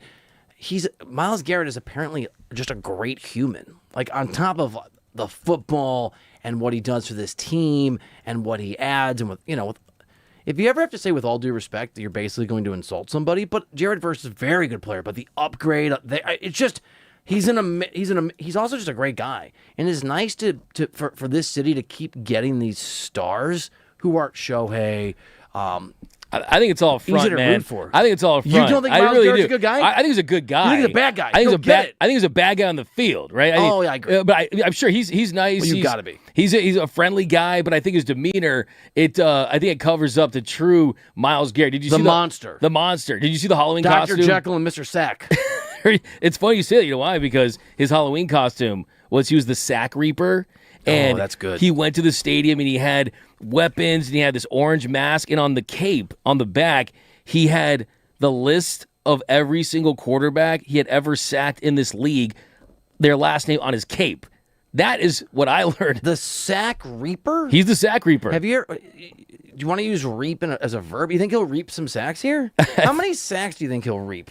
Man, that's like a kill word, right? It is. I think he's going 3-0, man. I think he's hitting that 30 piece. So I had this thought. So that's also my weirdly my favorite beer. So do you remember when Messi did he retire? He got to 700 goals, and they sent a Budweiser, a commemorative Budweiser, to every goalie that Messi scored on. Did you see that? Do you remember this? I don't know. A year ago. That's pretty hilarious. And like some guys were like, "Okay, thanks for the 41 beers, you jerks." If Myles Garrett can get to a spot where he actually breaks the all-time sack record. He's 75 away. If he reaps 75 sacks, D-Mac, do you think we can do a 97 won the fan, D-Mac and Reiter, Budweiser sort of collab where we deliver, I guess it should be 200 Budweisers to the various quarterbacks, or have them on and present them to them? It's our idea. We claim it. Give them some beer. Yeah. Maybe give some icy hot in there too. Maybe it's a case for every time that you got sacked by him? That could be a really good lucrative move. This Messi thing is amazing. You should look it up. It's you got so a beer cool. for every goal? So basically, every goalie that Messi scored on got a FedEx or whatever, I don't know, delivery one day, and it was a commemorative can of beer. Maybe Bursch can look it up, and like very fancy. But it was like you got scored on. So like if you're a guy that Messi scored on one time, you got one beer in the mail. If you're a guy that played Messi all the time, you played in La Liga, and he scored on, and you're the goalie, and he scored on you 41 times, you got 41 beers. So it was a gift, but also rubbing your face in it. It was Myles Garrett's costume you just described, but his beer delivered to your home. I like that. I think it's like cool. it too. I mean, you could also do something in game. You know how there's certain teams where if they miss one of the free throws, you get free chicken nuggets. Remember the Lakers, if you keep on 100 points, you get 2 tacos from Jack in the Box. Right. Maybe he does something from Jack in the Box, but it's Sack in the Box. If he Sack gets in a 2 or Box. more sacks in a game or something, right, then you give him something like that. This is a marketing meeting here. We're working on it. We're cooking, baby. We're cooking with, what's the expression? Cooking with grease? Cook with gas. Cooking with gas makes more sense. Grease would set your house on For fire. me, it's I'm Uber Eating something, or not cooking that much. But Are you not, yeah. by the way, I'm a pretty good cook. Yeah, I know. I'm I've pretty heard. good cook. I've heard. I have some moves. I'm not just cooking you on the laugh off. I'm cooking actual food. What? No? If you're cooking, it's like putting Cheerios in a bowl with like 2 hot dogs and some cheese and some top ramen. You're probably cooking top ramen, baby. I'm bringing Michelin rated food, and you're like, it's fine. Here's a taco. Do you know what? Making my famous chili. Do you know what always tastes great? What? The NFL Report, and it's up next here on D-Mac Rider.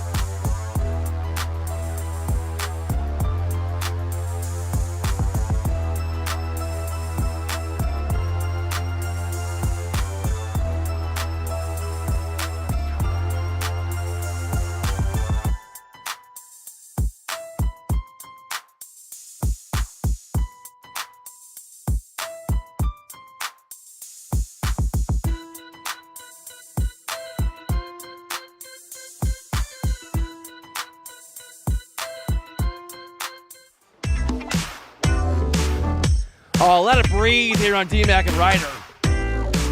Andorra had to drink some water. What's up? 97.1 The Fan. Happy Friday. So this is week 3? Week 3. Can I tell you something? I'm loving doing this show. It's so much, I really am.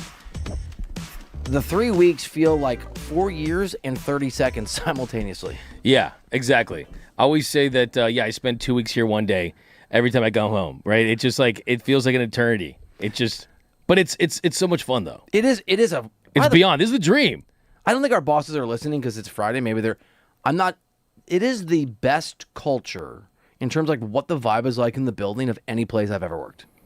I've worked in some terrible places. Yeah, it really does feel like just every single person you come across here, the vibe's just 10 out of 10. Just the vibe check here is incredible. I'm not going to say what was bad, but it rhymes with ETS. Kind of. Pick up on that? I picked that up. You got there? Let's run with it. 0 bleeps given. D-Mac and Reiter, 97.1 The Fan. Anyway, it's been super fun. I'm loving working with you. Bursch just sent me this thing, so I can give you the actual messy thing real quick. It was a Be a King by Budweiser. 644 goals when he set the record. He sent 644 beers to 160 different goalies. Diego Alves got 21 bottles of beer, and a bunch of dudes got 1, and then everything in between. So maybe we can do that for Myles Garrett at some point. And when that happens, when that day arrives, we could include that in this segment, the NFL Report. Oh, look at that transition. Boom. Why am I whispering about it? I don't know. Turn up your radio in your car on the FM. ASMR. Doug. Beautiful. The NFL Report. Dude, that is a good... I'm obsessed with trailers. You could be the trailer guy. In a land before time. In a sports radio studio. It's real good, bro. I'm not going to lie. Mine's like, hi, guys. I get excited. Hi, Bill. Hi, guys. Guys, this is the NFL Report, where we take a look at what's going on in and around the league, focusing in on Rams, Chargers, and a little bit of Raiders. First off, hey, great news for my Ventura County Rams fans. Potentially great news. The Cowboys confirmed this week that the Rams and Cowboys will hold a joint practice at training camp again this year. They've done this rather often, especially since the Rams brought their practice facility out to Woodland Hills. The date's still to be determined, and still not clear if it will be in Oxnard or Woodland Hills, but a trip to Oxnard will be much easier for those in West Ventura County, and a trip to Woodland Hills will be much easier for the Cowboys fans out in L.A. Very much looking forward to whatever fight breaks out that we are going to talk about for 30 minutes that day. That's what it's all about, right? Just the mix-ups. That's how you know that football is upon us. Aaron Donald just ripping his helmet, trying to take on the entire you put him back. Bengals. He's back, baby. Yeah, he's back. Oh, that's optimism right there. A couple years ago, that's how it went down. I think the Cowboys are a bunch of losers. I'm so tired of people calling them America's team. America is a country of winners, and the Cowboys are a team of losers. Can we stop calling them America's team? Can the Rams be America's team? Yeah, when your last Super Bowl, you have to watch it on VHS for those movies. That definitely tells you what it is. I always say it's not a logo, it's a rating for their success last 30 years. So I agree with you. You got to win. At some point, you got to win, and they have not gotten back to the Super Bowl since the 90s. I'm so over Dak Prescott. Oh, Dak Prescott gonna respond. When I do one and then you do the exact same one, then you get mad. I need you to understand what's going. You asked for an example earlier. Well, you never we just decide where we're going. I didn't do it. I didn't do it. Okay. It just happened. Do you know that some authors write their stories and some authors say that their stories reveal themselves to them? That's me with a laugh off. I feel it. I'm not choosing. The humor's choosing. Wow. Thank you. Here you go. You don't know what to say. I do. That's the third time in your life you've been speechless. I'm like, do I unleash these or just I keep on thinking I'm just going to keep them? Yeah. I'm just going to bank them. Based on the history, if I were you, I would keep them too. Okay. Good. Guys, Okay, I had Michael. actually... oh, good. Just breaking the studio. I'm breaking your feelings and the studio. Like 10 years ago, I went to one of these joint practices in Oxnard when the Rams happened to be there. This was when the Rams were still in St. Louis. And what was really cool about that practice was there was 90% Rams fans in attendance. A bunch of people there with signs and everything, hoping that the team would come back to LA. So this Rams fan base, it's been strong. It's been strong ever since they had left. I don't want to ram this idea down anyone's throat, but it'd be cool to do some shows from there. It would. It would be awesome. Rams fans are as hyped as ever for this team. And just some on-site stuff. Get some love, the energy, take advantage of it. I'm here for it.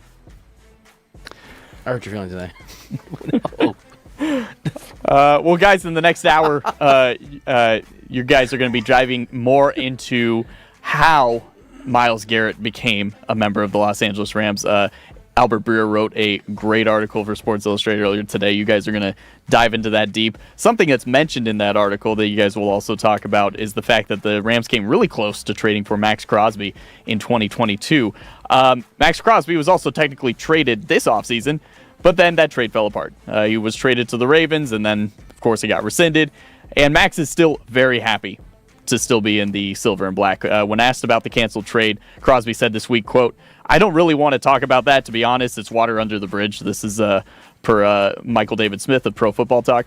He said, quote, "It's a long time ago. I'm here, and I want to be here, and I'm excited to be here, and I've got a lot of work to do. It's water under the bridge." Also, according to various reports, Crosby is as much of a participant as he can be at OTAs thus far as he continues to recover from knee surgery. So, D-Mac, something you're going to learn about me is that I am highly skeptical of athletes when they answer questions about things because, understandably, they are guarded and they're used to being criticized. And, jerk face radio hosts will say that they're not real LA like I did about LeBron because we tell the truth even when it's hard to hear. So I was inclined not to believe Max Crosby, but then he used the cliche, "It's water under the bridge" twice, so he must be telling the truth. Hey, that one always works, right? Cliche alert, dude. Yeah, I mean, anytime you're liking pictures, you're showing AI photos of you in other teams' uniforms and things like that. I mean, yeah, it does feel like he was born to be a Raider, but he just doesn't fit their timeline for contention. If I'm the Raiders, I'm trying to find any way I can to get out of the Max Crosby business because I don't think that him there leads to their future success with Fernando Mendoza and just all the changing and what they're doing with Kubiak. And they just need to move on from Crosby. And he's clearly put out. I mean, he is. I do feel bad for the guy. This is I know a family where they broke up, and then the dad realized that he didn't have anywhere to live, and then they had to live together for a while. That's what this feels like. It feels like that way, right? too, especially because it went down. He went through the emotions. He posted like a 10-minute video. It's just a really weird. Ugly. It's like LLJK, I'm back. There should be a way, and I don't know the science of this well enough and the ins and outs, but if we ever next time we have an NFL insider on, we should ask to just eliminate the loophole of physicals. This happened with the Lakers too, and Williams. I find it to be, at a certain point, give me a break. That's my real scientific take. Hey, Goodell, at a certain point, give it a break. That solved it. I see it. Thanks. Well, from a player who was traded and then not to a player who could be traded. That's actually Chargers running back Kamani Vidal, at least according to the speculation of Mo Moton of Bleacher Report. Moton mentions the arrival of Keaton Mitchell to the Chargers and looks at how he is the perfect player for Mike McDaniel's system, which could easily push Kamani Vidal to third on the depth chart. Moton said, quote, "Despite his contributions in the previous season, Vidal could drop to number 3 on the depth chart if Mitchell flashes his pre-ACL injury quickness. If Vidal falls out of favor in McDaniel's offense, the Chargers may look to deal him to a team that needs to bolster its backfield committee." How do you feel about personnel decisions being based on a coordinator who may not be there for more than a year? Yeah, it's really interesting, right? I mean, you don't know the type of success they're going to have with him, but I still feel like, look, all three of those guys are young in that backfield. It makes sense. I mean, you're not going to have a three-headed monster. There's a lot of potential there. I'm sure teams will come calling. They need to find ways to build some depth in that roster any way they can. That's kind of how you start to do that. It's a good report by Mo Moton. I will say this, that if you traded that guy, I don't know what his emotions would be. That's a good one. You got the score back. No, don't look. Don't worry. Everything's fine. Everything's great. Nothing to see here. Brazil. Hey, I love the jersey. On Jersey Friday. I've never seen that jersey before, by the way. I've never seen that one, no. Well, they haven't They did well. I mean, there's this big release, Jordan Brand in Brazil. It's cool, dude. Yeah, I mean that's the thing about Brazil. I mean, say what you want, but I mean it's Yankee pinstripes. It's Brazil. I mean, there's Argentina. I think you throw in there. Yeah, they're on the list. The Spaniards are solid. I think this year Spain's are very clean. It's a bonus jersey. Like, can we have a bonus, I guess, NFL report question? Oh, I don't know. That's right. Well, this is not local, but big news in the NFL today is that the Chicago Bears are technically moving to Indiana. Are they doing that? Yeah. Yes. Yeah. So you know I'm a Bears fan, right? I might be done being a Bears fan. I've been done emotionally being a Bears fan for a long time. Some of it's the job. I don't know where you come down on this. I don't want to cover teams and be around teams that I once rooted for because it changes it. I'm not an Indiana Bears fan. I think I'm out. I haven't decided. I think I'm out, dude. I mean, call them the Indiana Bears, right? I mean, how can you justify having an iconic C on your helmet? To me, this is such a Bears thing. I agree. Having one of their best seasons in years. You got Caleb Williams, so much hype. You got Ben Johnson. And what's the reward to the people of Chicago? You're moving the team to Indiana. This is disgusting. This is deplorable. This really bothers me on a big level. Illinois is not going to have a football team. It's absolute. Indiana's going to have 2 football teams. It's so obnoxious in the extreme. I'll just be a Rams fan. Hey, man, I wonder if join the Rams, man. This is your opportunity. My all kid's the hype. a Rams fan. Nice, I won the fan LA. This is your moment, okay? Do you think under the Aaron Donald maybe billboard, did the Madden curse strike early for Bears fans? Yeah, it did. Really already? Oh my, it did, didn't it? Maybe this is it. Was that yesterday when you said, and I said it won't be a curse, guess- and then now guess that it they're in is. Indiana? You know what's not cursed at all? Doing the list next year. D-Mac and Reiter. They have the sources. They have.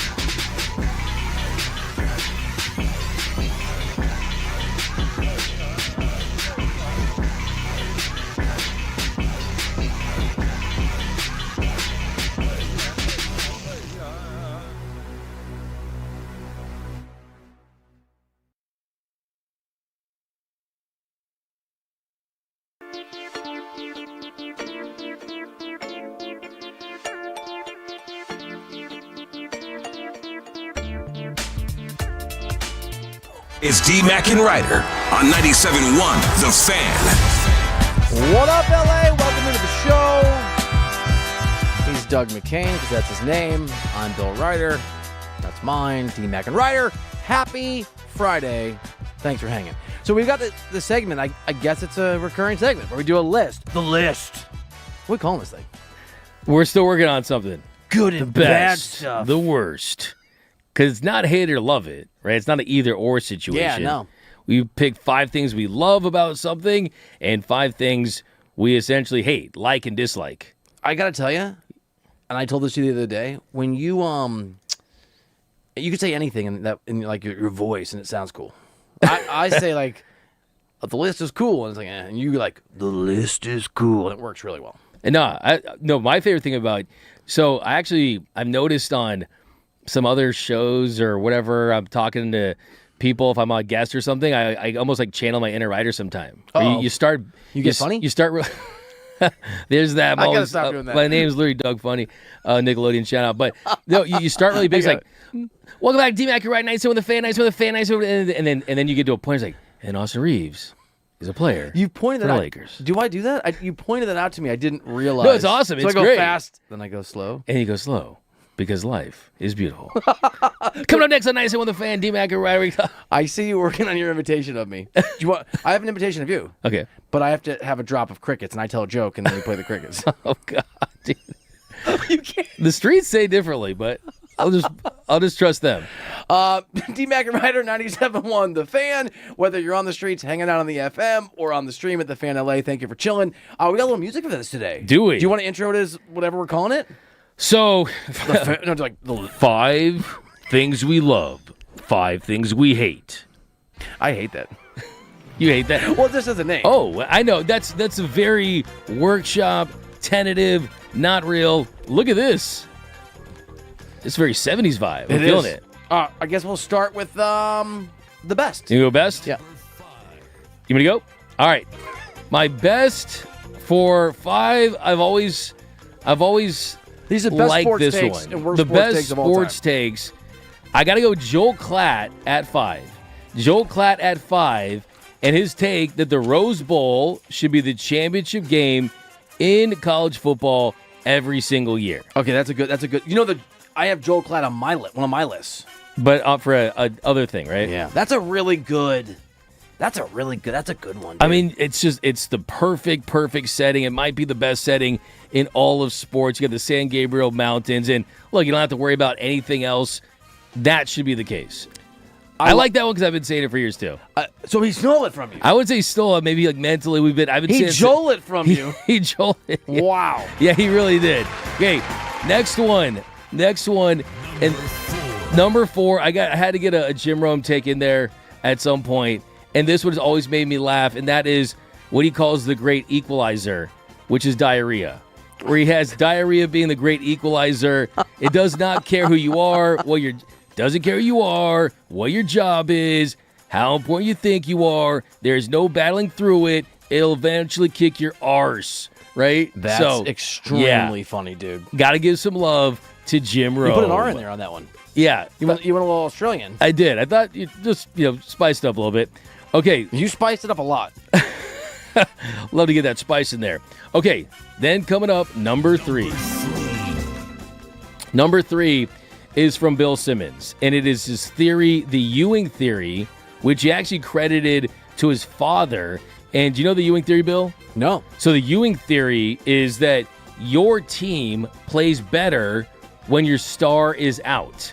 And his theory and his dad's theory was that the Knicks in the 90s were actually a better team at times when Patrick Ewing was out. So got to give him some credit right there. The Ewing theory, you can see it applying. It doesn't always apply, but you kind of get that bump right there. That's okay. Dude, this is a good list. I love it. It's a good list, yeah. Did I sound skeptical? That's what I do. do. You didn't have any high hopes for me. I had a bunch of auto mentions, too. Well, let me. This is a really good list. Is that it's a good list. Here we next. Here comes number 2. Number 2.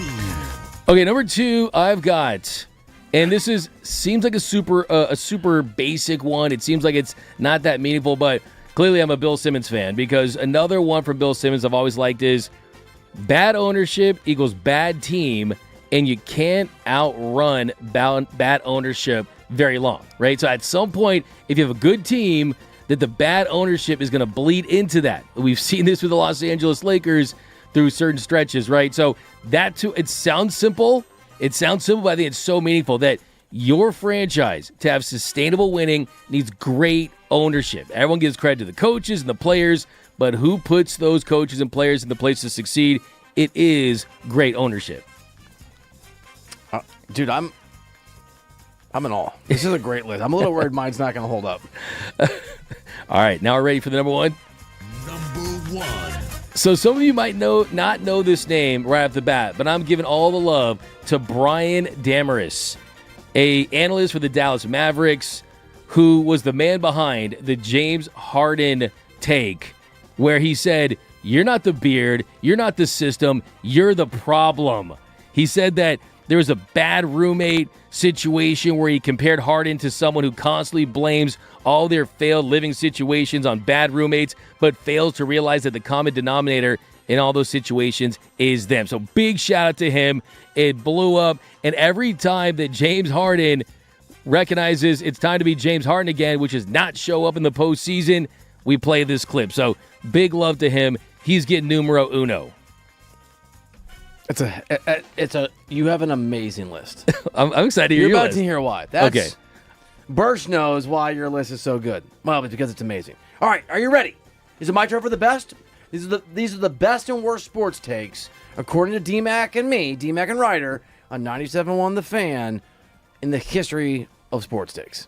Number 5.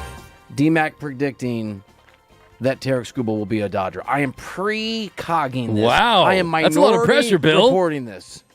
First of all, they're already in the mix. Second of all, they're the betting favorites. And third of all, I am beginning to enjoy the way in which when you say something to the Dodgers, all the Dodgers reporters and writers out there scramble and run and spread ankles, run to their computers to try and report themselves what you've already said. Hey, yourself. It happens. Hey, It's I'm proud of my amazing. Myles Garrett pick. That was like my best work of late. Oh, you want me to? Okay, I thought that was a good one. You're criticizing my praise of you? What is happening? You had the Myles Garrett Okay. prediction. You want me to? All right, cross this off your name from the list. Number 4. Now, we have so many similar things here. So this is a list, a best and worst list of takes of all time. And so I also wanted to get Jim Rome on here because he's the GOAT, right? He's the GOAT for me, and you have him third, I think. He's I don't know. Okay. He's my GOAT.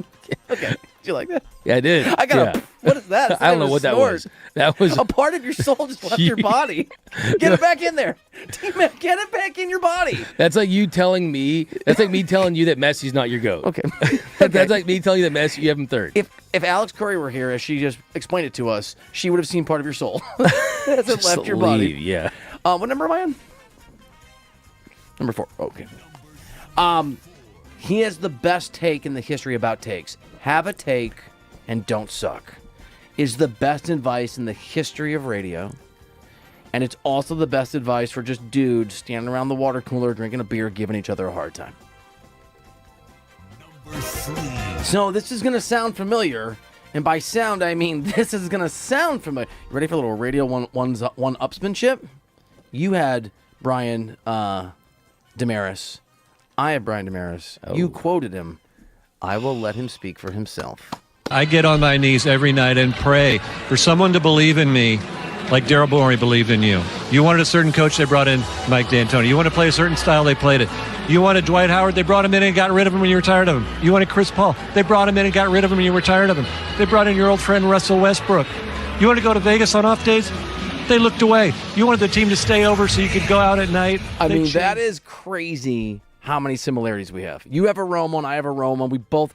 By the way, that Harden take you just heard, that he got crushed for that. I was very like on the anti-Harden train back in the day, and so, but I felt like I was on an island. And I remember when he did this, I thought, oh wow, this guy went to 1,000 degrees beyond that with a real platform in the NBA, and that was not a popular opinion.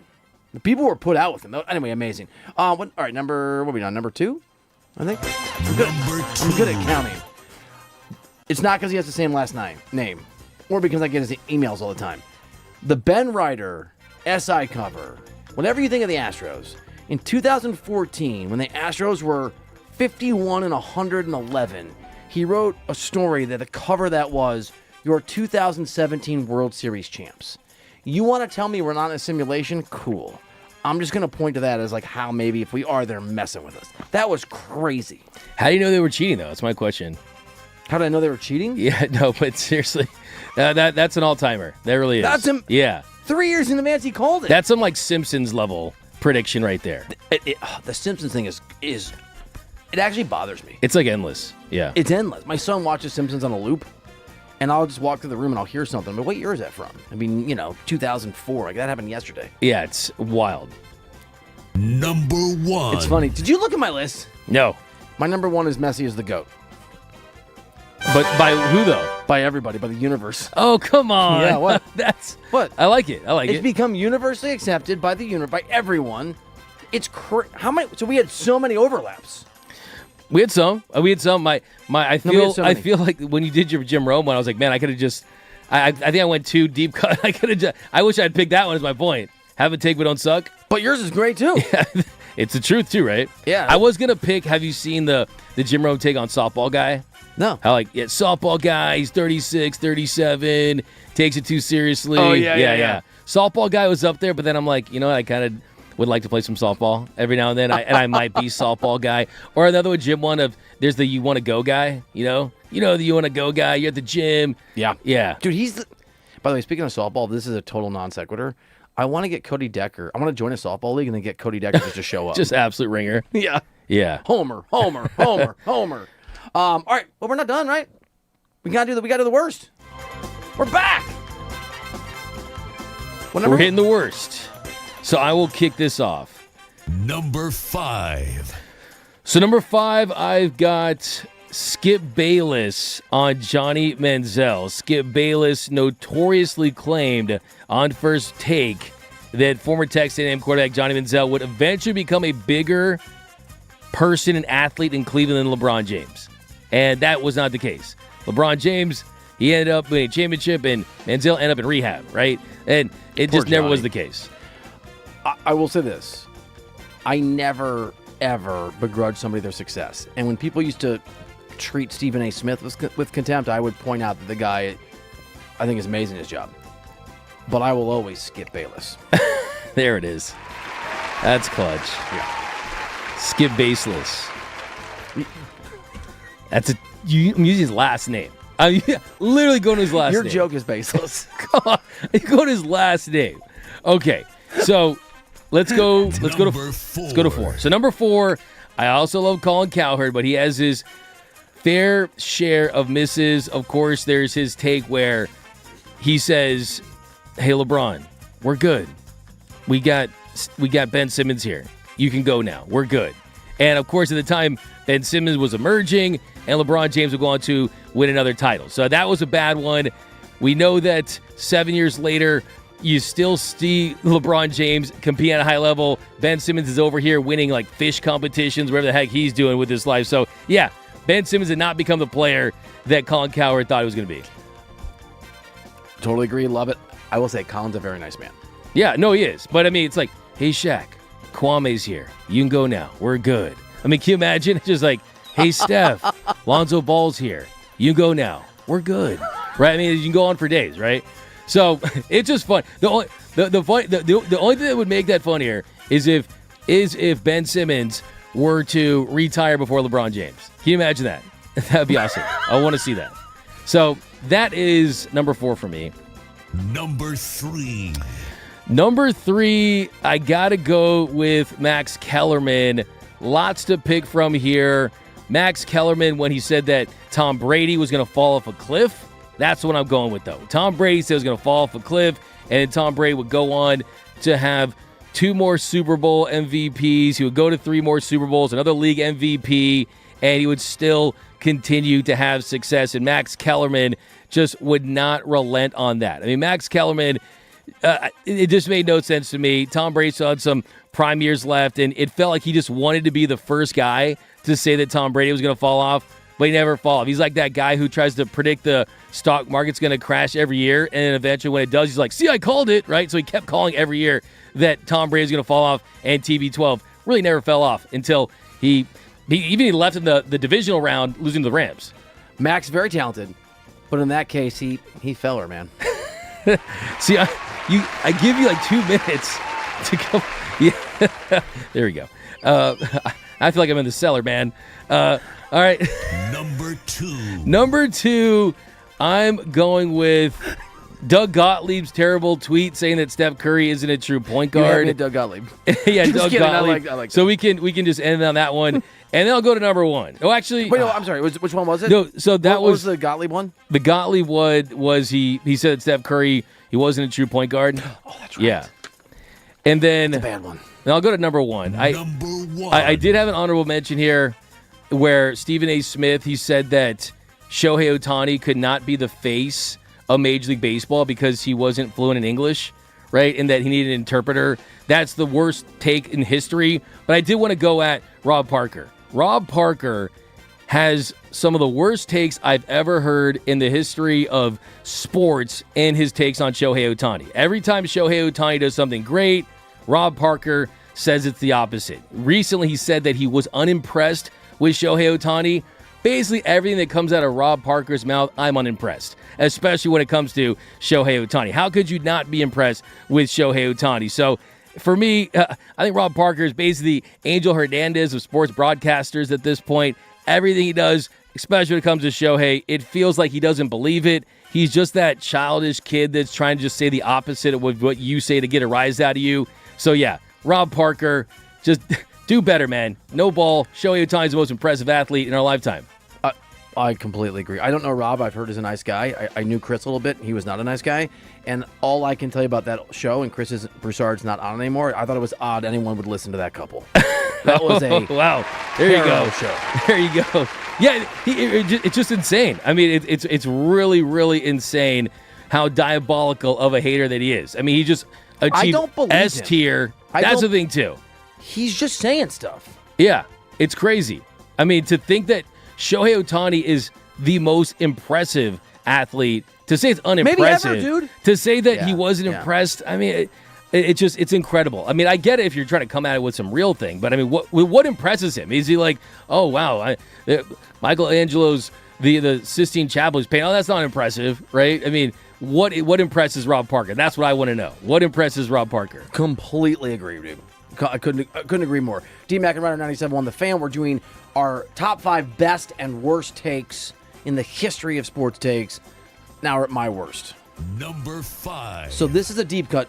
I have Joel Klatt on my list too. It's okay. Did you look at my list?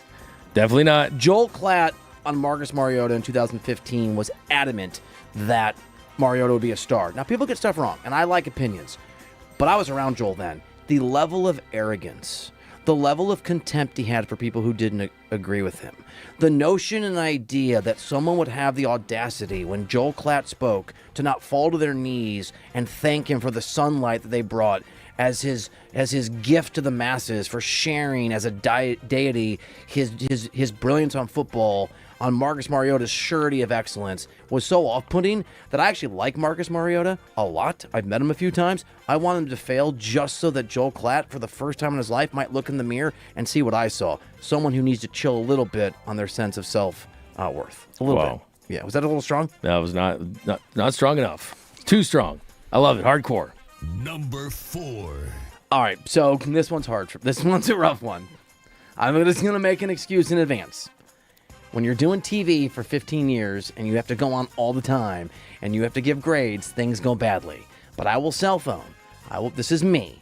This is the moron, Bill Reiter, who, when Jalen Brunson became a Knick, this is part of what I said in giving him the Knicks a D+. Brunson's just not a game changer. Maybe I'm wrong. Maybe Rose has a long-term plan. Maybe Brunson is the second or third best player in a vision that will be executed by the Knicks over a 2 or 3 year timeline. But having covered the sport for almost 2 decades, having followed the sport for 3 decades, having never seen that sort of foresight on any level by the Knicks, consider me remarkably skeptical that that's the case. I don't love the Jalen Brunson signing. I think it's too much money. And I think if anybody screams potential bust in this class, and there's always some, right? Guys sign and make a bunch of money. Every local media guy, every fan says, this is amazing. It never works out that way. Not everyone's amazing. If anybody is that bust, to me, it's Jalen Brunson going to the Knicks. Well, I have PTSD from that take. I respect owning it, though. I respect owning it. Bill Reiter. I said it. Bill Reiter couldn't be more Bill Wronger on that take. I respect it, though. You only get Bill Wronger once. You used it. By the way, that's the guy with that take you trust to keep score during the laugh-off. Of course, we're just messing with you. It was bro, I actually respect Knicks every year. Yeah. Stop doing it. And the funny thing is, he's become your favorite player. He's my favorite player. You love the dude. So yes.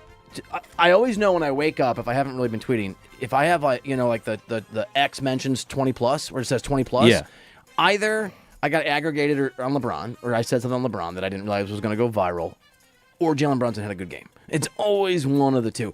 Luckily, there are three. It's hard to find them, but there are three worse takes than my terrible Jalen Brunson take. Number 3. Have you heard this take from people who assess quarterbacks based on arm talent? Oh my God. You're joking. No. You're seriously. Arm talent. That's a take. Who would do such a thing? I mean, it's pretty bad. I was going to cut sound on it, but I like you. So we'll just move on. I'll stand by it. I know you will. 10 toes down.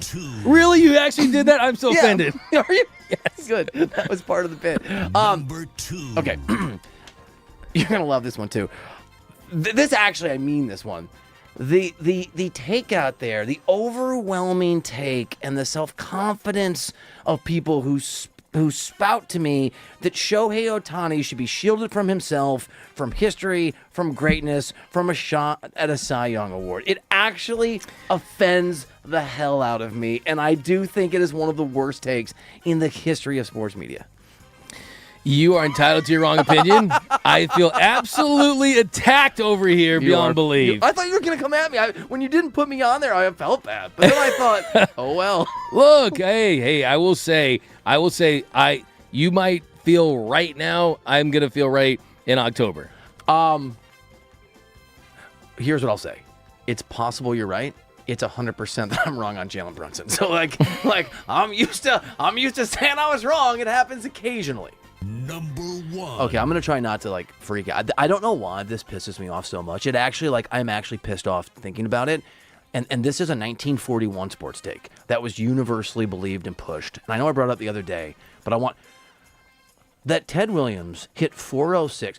Let me just read, and he lost the MVP to Joe DiMaggio because of a stupid hit streak that doesn't mean anything. I don't care about 56 games in a row. It's the dumbest thing in the history of American sports. Let me just read this to you. I'm just going to do a comparison, okay? They play the same sport, same season.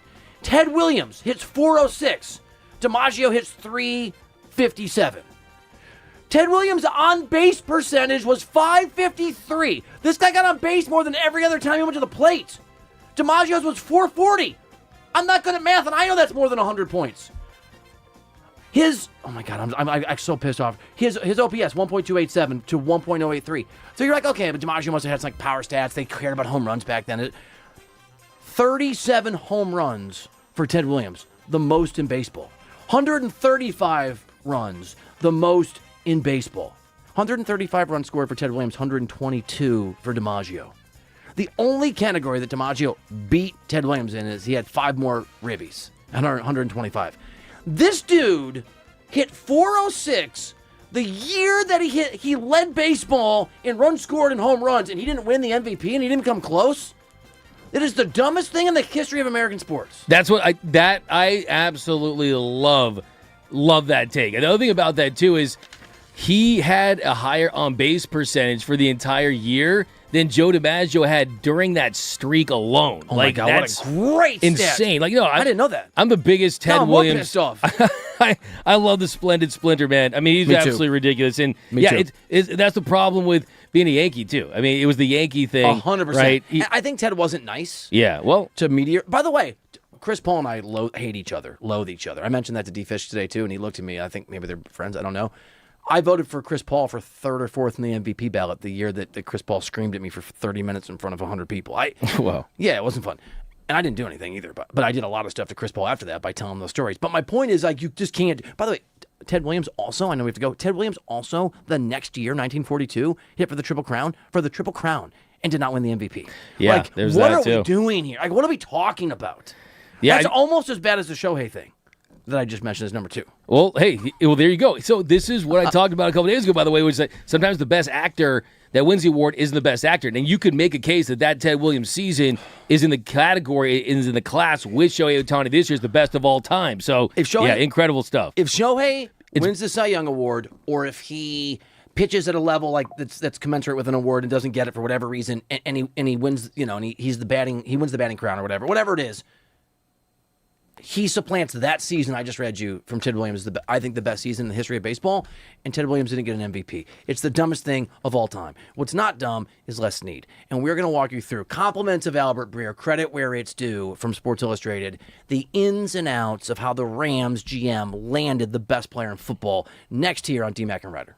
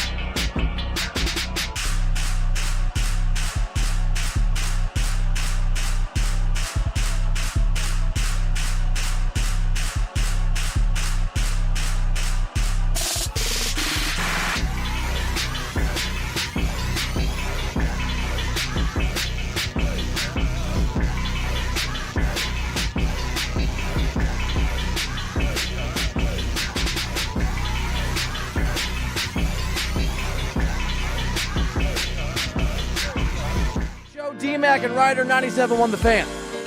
Thanks for hanging. Thanks for being here. I have a lot of respect for journalists, having been one. Someone would argue with that. I was. It's real. Albert Breer is so good at his job. I don't know him. Do you know Breer at all? No, I don't. I don't either. Great work that he does. And he has a story at SI. I think I just tweeted out at Sports Reiter, Sports Reiter, DMAC_LA for Doug, and the Fan LA. He has a great story at SI that walks everyone through exactly how Les Snead got Myles Garrett from the Browns. Can I just go through this a little bit? All right. So it starts with basically, as he puts it, the precursors, the way in which they just decided we're going to be all in. So a week before the start of the league year, as we all know, but just to sort of remind people, the Rams sent lower of their 2 first-rounders, along with a 5th and 6th round picks in 27 third-rounder, to the Chiefs for McDuffie. And then I think a week later, they went and they got Jalen Watson, and they gave him a massive deal. And so then, I guess, according to Breer, they were having this conversation internally about what do we do? How do we add more? We don't want to stop with just McDuffie and Watson. Is there something else that can happen? And on March 25th, after going down the road and turning away from an A.J. Brown trade, pretty far down the road, according to Breer, Snead DMAC saw a report that the Browns had moved the trigger date on Garrett's $29.2 million option bonus from late March to September. So he went to the Rams cap manager, Matthew Sheeran. If I mispronounce his name, somebody will correct me. Cap people are so interesting because that's their entire, this is the math. And Sheeran told him, according to Breer, I don't know, man, I don't know what it is, but if you were going to do a trade of a guy, you would do this to leave open the chance of shifting that part of the contract to another team. So there it began, DMAC, with a clue, basically, like a Sherlock Holmes bit of evidence. Maybe it's possible. And that's kind of opened the door, right? They saw there's an opportunity there. And so this is, I love this. So Breer reports that based on that opportunity, Snead goes with McVay and COO, is it Tony Pastors? Is that how you say the guy? I don't know. Tony Pastors. And about whether they can even make the call to the Browns. And the three of them decide we've got to go to Kevin Demoff, the team president. And it was a little tricky timing. I love this stuff because they'd given massive contracts to McDuffie. They'd given massive contracts to Watson. It's a lot of expenditures. They decided that they would have to go and talk to the Cronkies, and they weren't sure how that was going to go over because they were in the middle of the Avalanche and the Nuggets and Arsenal FC seasons. But they do it, which is, I love the sort of politics of that.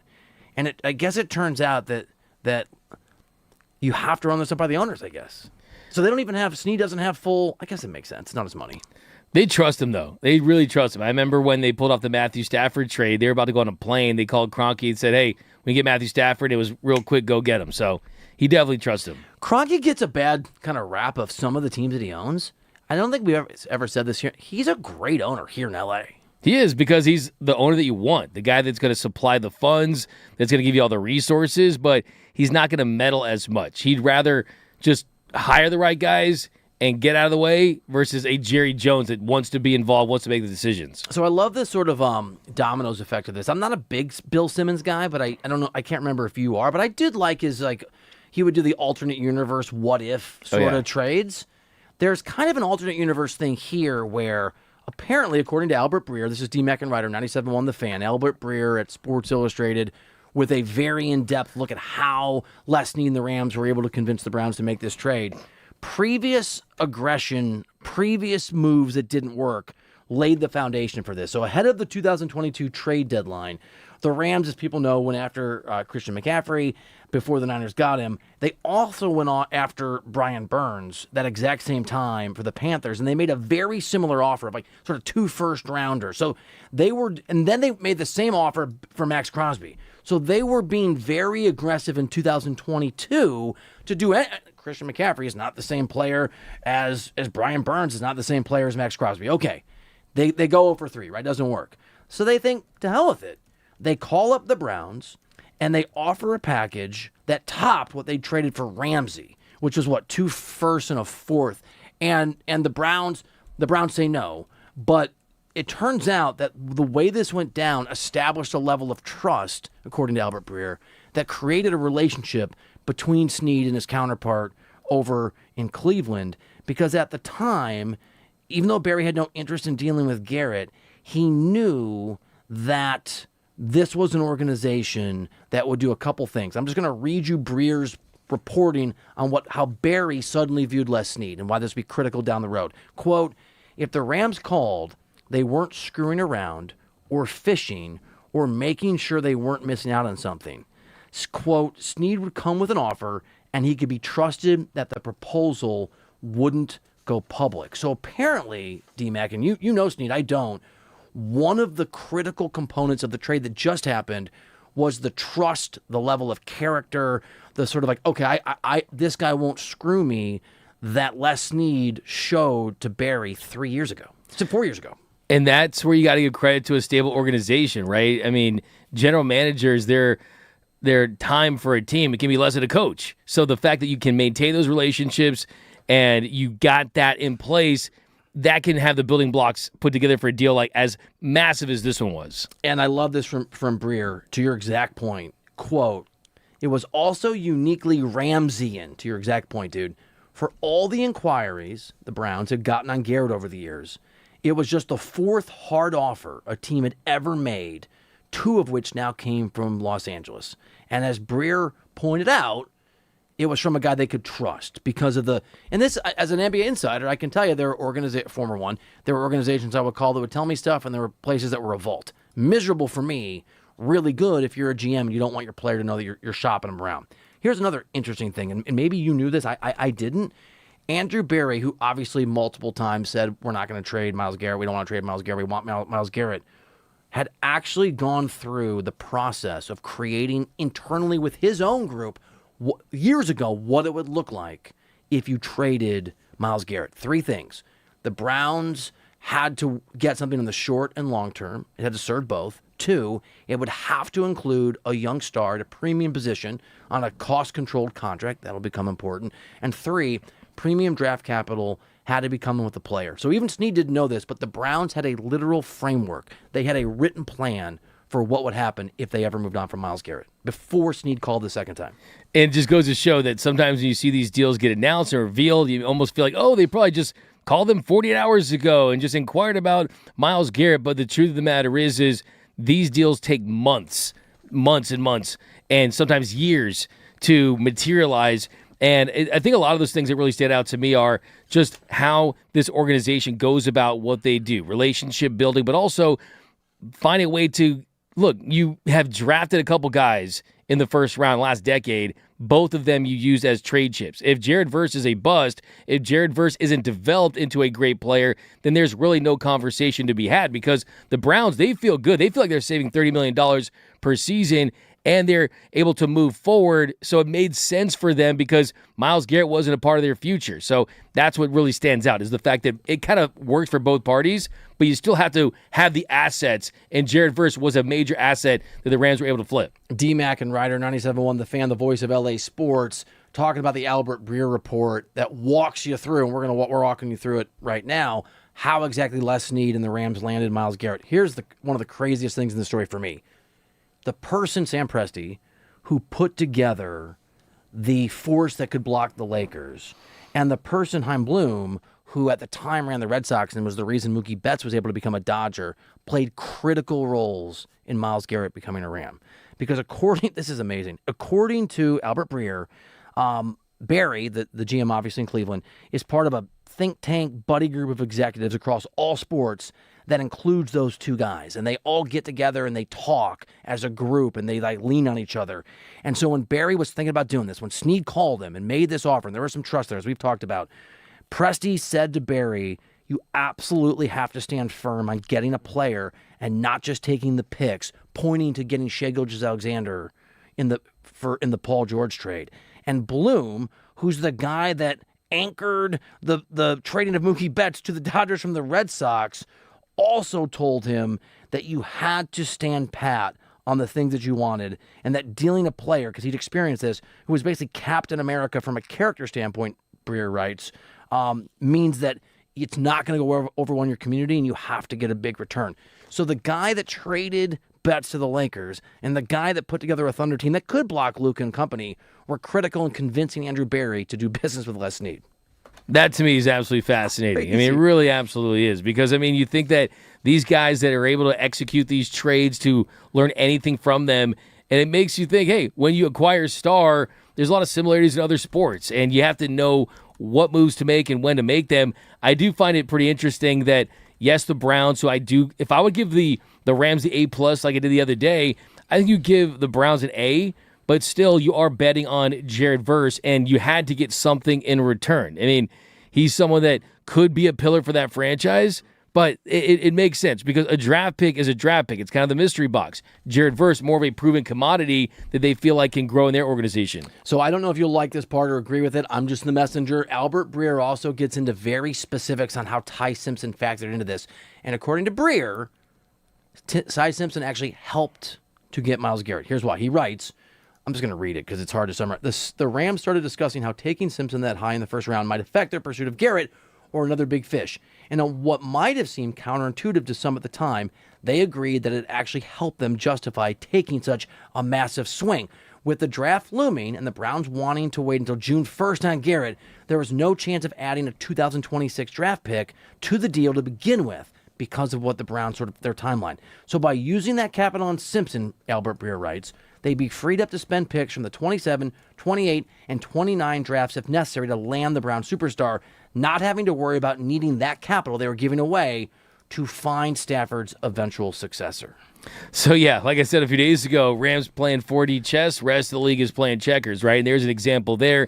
This is under the assumption that Ty Simpson does ultimately grow into Matthew Stafford's successor and develops into a competent to really good quarterback. But just from a team-building standpoint, the Rams do feel like they don't have to use draft capital to find that quarterback. So, look, this is a part of their process, and they just did not want to go to sleep at night knowing that, hey, we're going after Myles Garrett, but then we don't have an answer at the quarterback spot. So now they feel like they can win now and they can win in the future, and you're not going to fall off a cliff even if Matthew Stafford ends up retiring. You're still built to win and sustain this window even with another quarterback. D-Mac and Reiter, 97.1, The Fan. LA, I don't know what, wherever you're listening, what you were doing on May 12th. I think we were here doing practice shows.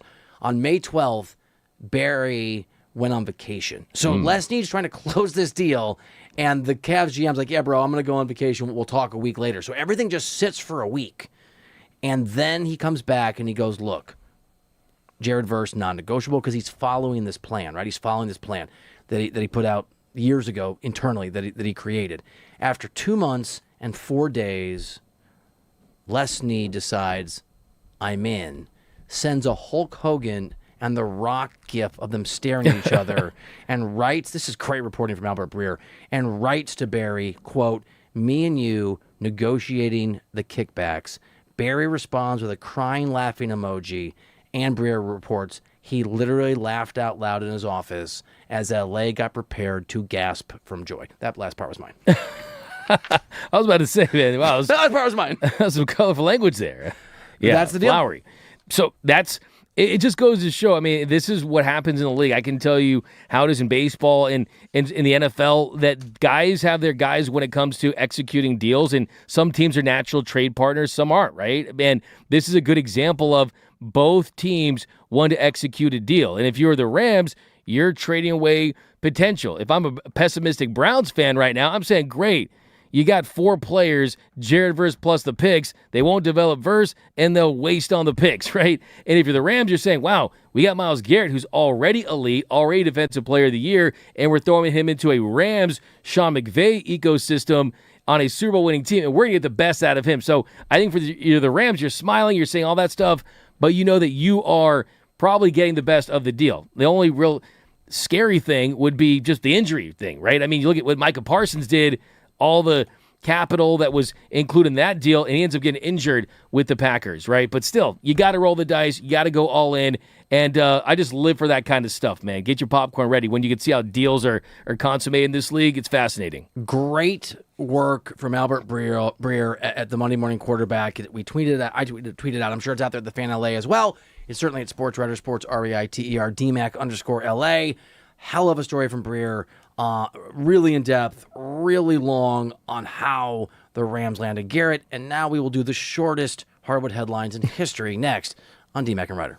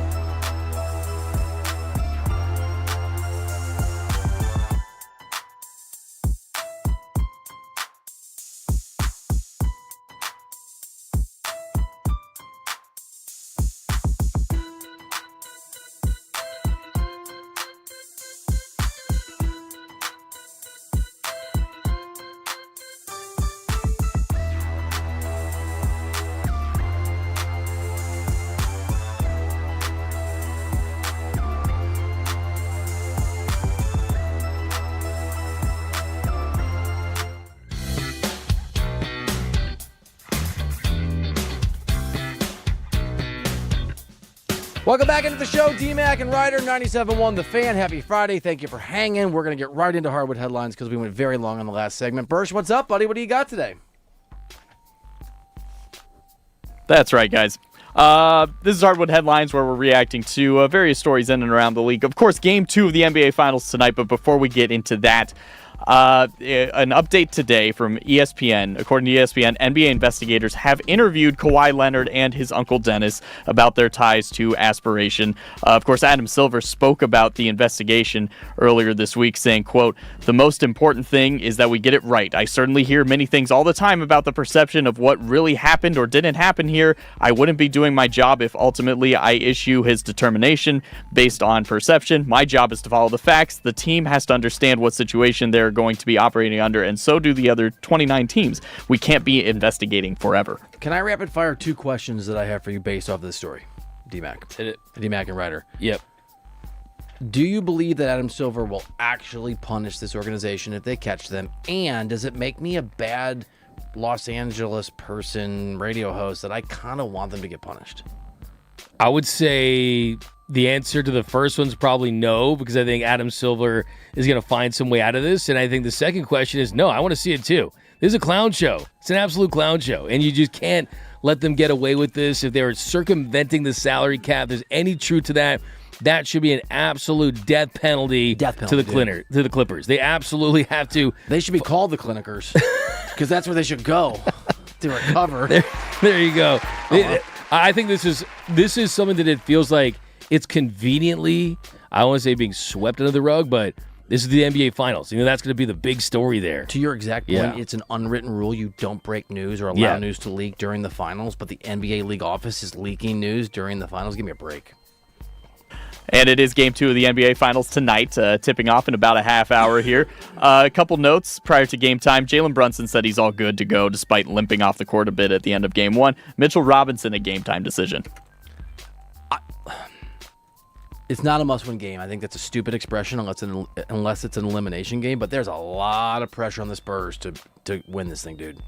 There is, and I think they win tonight. I think the Knicks go up 2 games to nothing. I do. Bold prediction, dog. I do. I saw, look, the Knicks, this is their year, man. This is the magic. This is the year that the Knicks finally get over the hump and win an NBA championship. And it looks like, too, that Spurs team, yes, you were in the lead for most of that game. Even the fourth quarter, you had a chance to win. Jalen Brunson's a man on a mission. I think this title goes up there with Dirk Nowitzki's title with the Mavericks as one of the most impressive titles that we've seen for a player that might not be an all-time GOAT, a top 20 player, and I think that's what makes it that much more impressive. Jalen Brunson leading the Knicks tonight, and I think for the series. I think the Spurs win the game tonight, and it's hard to predict NBA Finals games, but I could be wrong. I think Wembanyama's the real deal. I think he's the truth, and I don't think he has 2 back-to-back clunkers. And I like his 11 points in the fourth quarter as a sign of maybe, okay, cobwebs are off, rust is off, I got nerves. I think he comes out and he's a monster, and I think it's 1-1 going back to New York, and it's a knife fight the rest of the way through these NBA Finals. Also, I don't want a sweep or a 5-gamer. I mean, dude, put this directly into my veins. 6 or 7 games. I mean, can you imagine if the Knicks go up 2 games to nothing, and you got $10,000 get-in price seats at MSG? It's going to be electric, all-time stuff. I need that D-Mac money to get in. D-Mac and Reiter, 97.1, The Fan. If you want to call us, 855-97 LA Fan. There's a Dodgers game tonight. There's a little bit of news. We're going to get into the Dodgers, and I have a bone to pick with D-Mac next here on D-Mac and Reiter. They have the sources.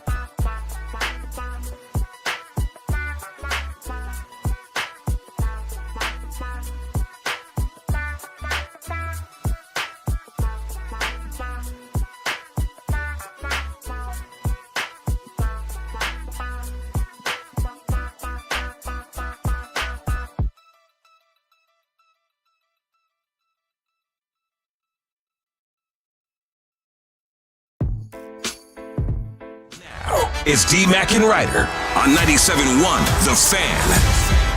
All right, what's up? Welcome into the show, final hour of week 3 of D-Mac and Reiter on 97.1. The new 97.1 The Fan, the voice of LA sports. Oh, I got a lie, bro.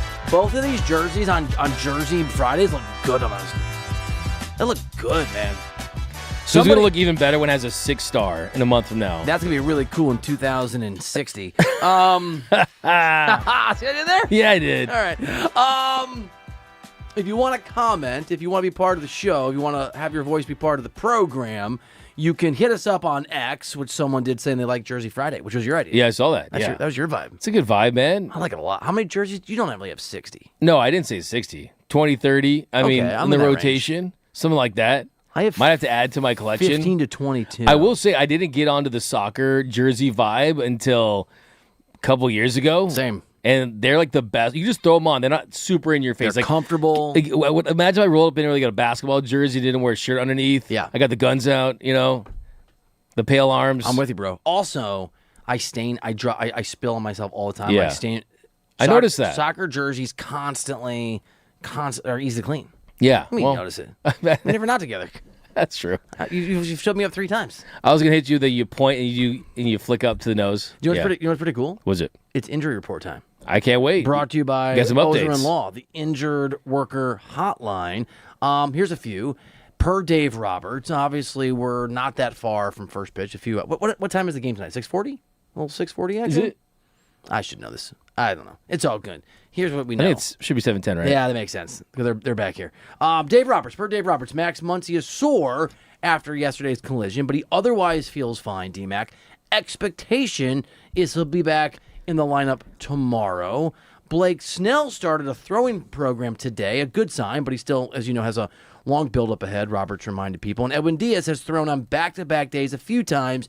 He's going to continue to stretch out, and Roberts said he's progressing well. That is the injury report, brought to you again by Ozer & Law, the injured worker hotline.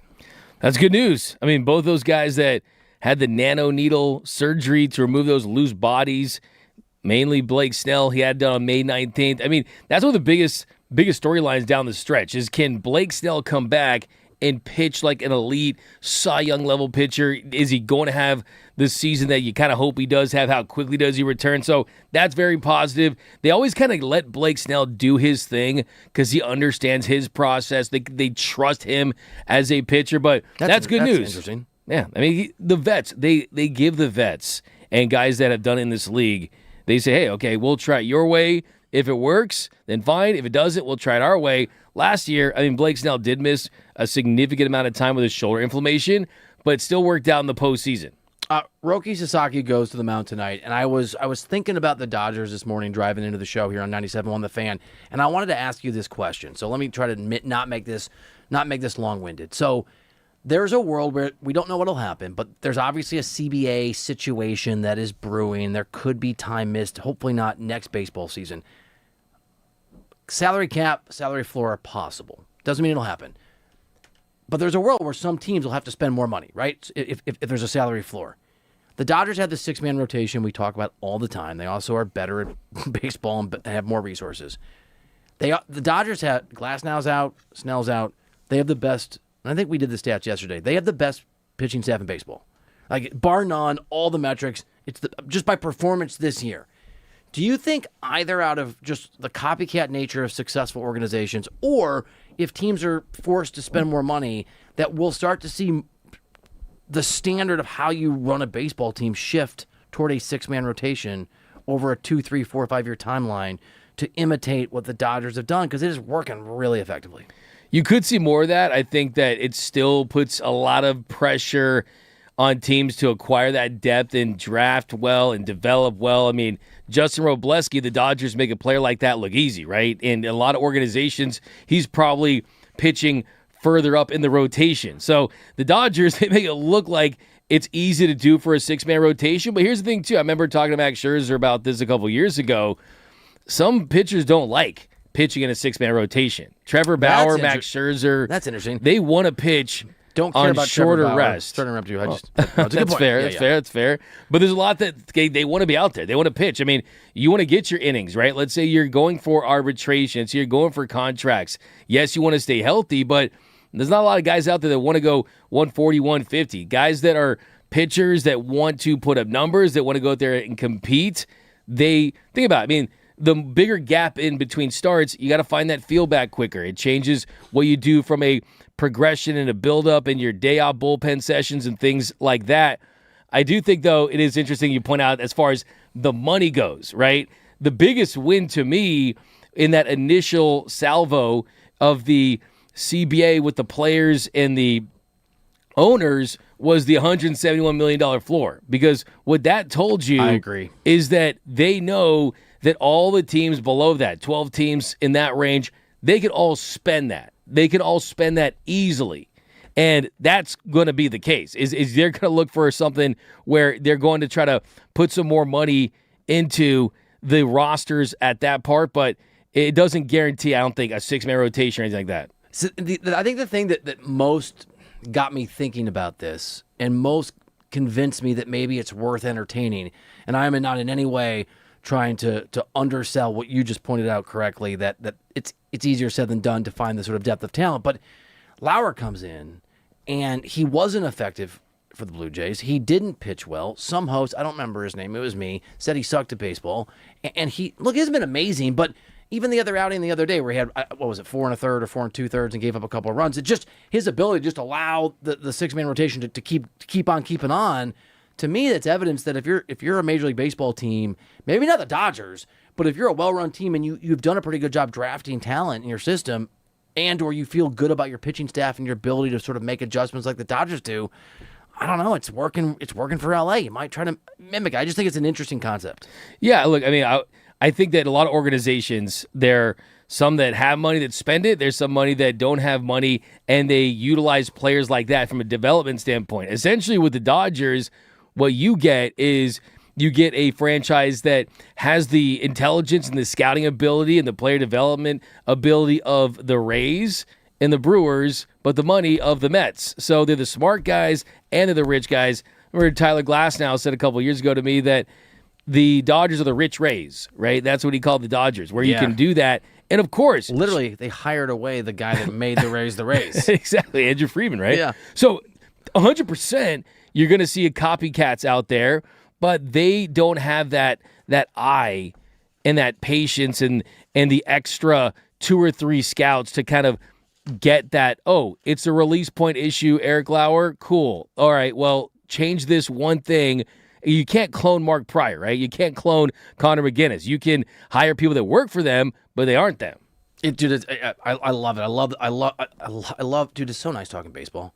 It is so, especially with like the baseball guy in LA. It's really cool. D-Mac and Reiter, 97.1 The Fan. We hope you also like listening to this baseball talk, and if you want to be a part of it, you can always call us at 855-97 LA Fan, or don't do the Brazil thing with D-Mac. If you're watching on the stream at the Fan LA. I liked it at the Fan LA. Roki Sasaki, who you pointed out, I'm a huge fan of, and there was consternation, there was angst. I think it's fair to say that a month ago or 6 weeks ago, it feels like it was a month ago. Time has sort of blurred for me since we started doing the show. The level of concern about Roki was approaching the level of concern maybe for Kyle Tucker 2 weeks ago. I mean, it was, and he's been awesome. Last 3 starts, obviously goes again tonight. He's 2-0 with a 1.69 earned run average, just 3 earned runs and 10 hits and 3 walks while striking out 19 batters across his last 17 and a third innings. I mean, I don't want to jinx him, but man, it is really cool to see him starting to figure it out. It really, really, really is fun to watch and cool to see because he's dealt with a lot. He's gone through a lot. And the biggest thing to me was that fastball sitting at 98.5 miles per hour in that 4-seamer. That's almost a tick and a half up his season average. So the increased velocity, what does that do? That increases the ability to miss bats and get strikeouts. And that's ultimately the difference between good pitchers and great pitchers and elite pitchers in Major League Baseball. And he had a very strong month of May. A 3.18 ERA, had a sub-1 whip. I mean, he was fantastic the last time they went up against the Angels with those 7 innings where he was looking like that dominant starting pitcher that everyone thought he could be. And yeah, I don't know if you saw Joe Davis in the story that he told about Roki Sasaki and how he lost his grandparents and his father in the tsunami, and just the character that he has and the refuge that baseball really is for Roki Sasaki. I think that people don't realize that, hey, every time maybe he has a bad start or he has a bad moment, that, hey, oh, is this, he's a bust, he's this and that. Roki Sasaki has persevered his entire life. And for people that, I don't know, did travel ball in the U.S. and played college ball in the U.S., it's totally different because Roki, he wants to be on the baseball field. His refuge is the diamond, right? He's not running from it. Every time he has a bad start, he wants to go back there because when he was recovering from the tsunami and it wiped out his entire prefecture, as they call it in Japan, that, hey, he used that baseball field to get through stuff. So when you see him on the mound, I think people need to realize that this guy has as thick of a skin, and he's got his biggest critic is himself. When you see him showing some emotion out there, it's because he wants it. This guy's absolutely he's destined for greatness, and we're starting to see that. So it's kind of like his origin story. And I almost enjoy watching Roki more than I enjoy even watching Yamamoto now. I'm there. Or a Blake Snell, because those guys are finished products, right? Yep. He's still a mystery box. He's figuring out at the major league level. That was, by the way, that was so good. What you just did, I'm going to say this too. That was perfecture. Perfect. There you go. Yeah. Hopefully he throws a perfect game. It's mine. But it's a total.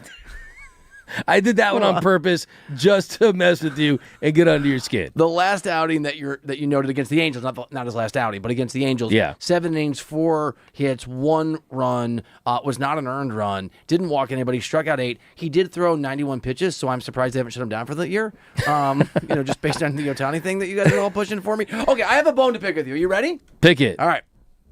Pick the bone. I did the LeBron James thing yesterday. Okay. And I said that I think he's not as authentically LA as Myles Garrett is or will be. And some of your boys hit you up. Some of your boys are like, this your guy. This your guy. Yeah, they know it's your guy. Yeah. The clip literally says D-Mac and Reiter on there. I think I got a couple. Give him my phone number. We can talk. A couple Reiters tripping.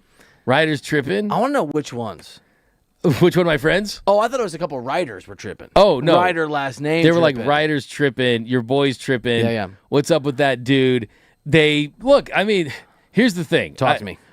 I think Are that. they listening right now? I think that what you said was valid in a lot of different ways. I took a different approach in that I thought that LeBron is LA in ways, but what you said was authentically LA. I went there. And you went there. And hey, tonight I think proves your point in some ways that Myles Garrett, I mean, you don't think the Dodgers hit up LeBron and was like, hey, you want to throw out a first pitch? And they're probably like, no, we're good. What does that do for me is what LeBron would have said. I wasn't going to bring this up. I really wasn't. But since you brought it up, a few of my boys hit me up about you. Ooh. In the last 24 hours. Whether you actually believe the Shohei Ohtani should be covered in wool take. Very similar. Very, very similar. Really? And I told them, I didn't know what to say. Because on the one hand, I want to be like, yeah, Doug means it. On the other hand, I want to be like, don't worry, D-Mac doesn't really think this soft, you know what, I will stand on business every step of the way, 10 toes down. Yeah. I got a few too. But it wasn't, is that your boy? Because they know it's my boy because they see the clip. It says D-Mac and Reiter. It was, I love the show, and he's awesome, but what is he talking about, Ohtani? Just so you know, since we're talking about our buddies reaching out. Look, I mean, anyone who knows me, I have an opinion on everything. It's usually a pretty bold one on it. Sometimes they're right. When it comes, I would say, I think I'm pretty high on that, right? I mean, every now and then I'll throw out a crazy Jalen Brunson one, right? Like, I own that. I'll give you my one. I own that, I man. still get heat. So Michael Conforto, who he was supposed to be the big 1-year deal guy last year. I said that he was going to be an all-star. I said he was going to be the next Teoscar Hernandez. I said all this stuff. And then we eventually called him Michael O for Forto. And eventually he had a terrible season. So I have to live with some bad ones too. It's all good. I would say you Michael Conform don't know. Okay. You know what I'm saying? There you go, please. Conformity. Conformity, I like that I was one. using conformity and Conforto. I see you kind of meshed it together there. I tried, but yeah. Bursch, you know, is over there just like, he's become very power hungry. I can see toward that. both of us. Yeah, I Not see that. Good enough. Yeah. Yeah. Emperor Bursch over there. Emperor. That's my favorite one.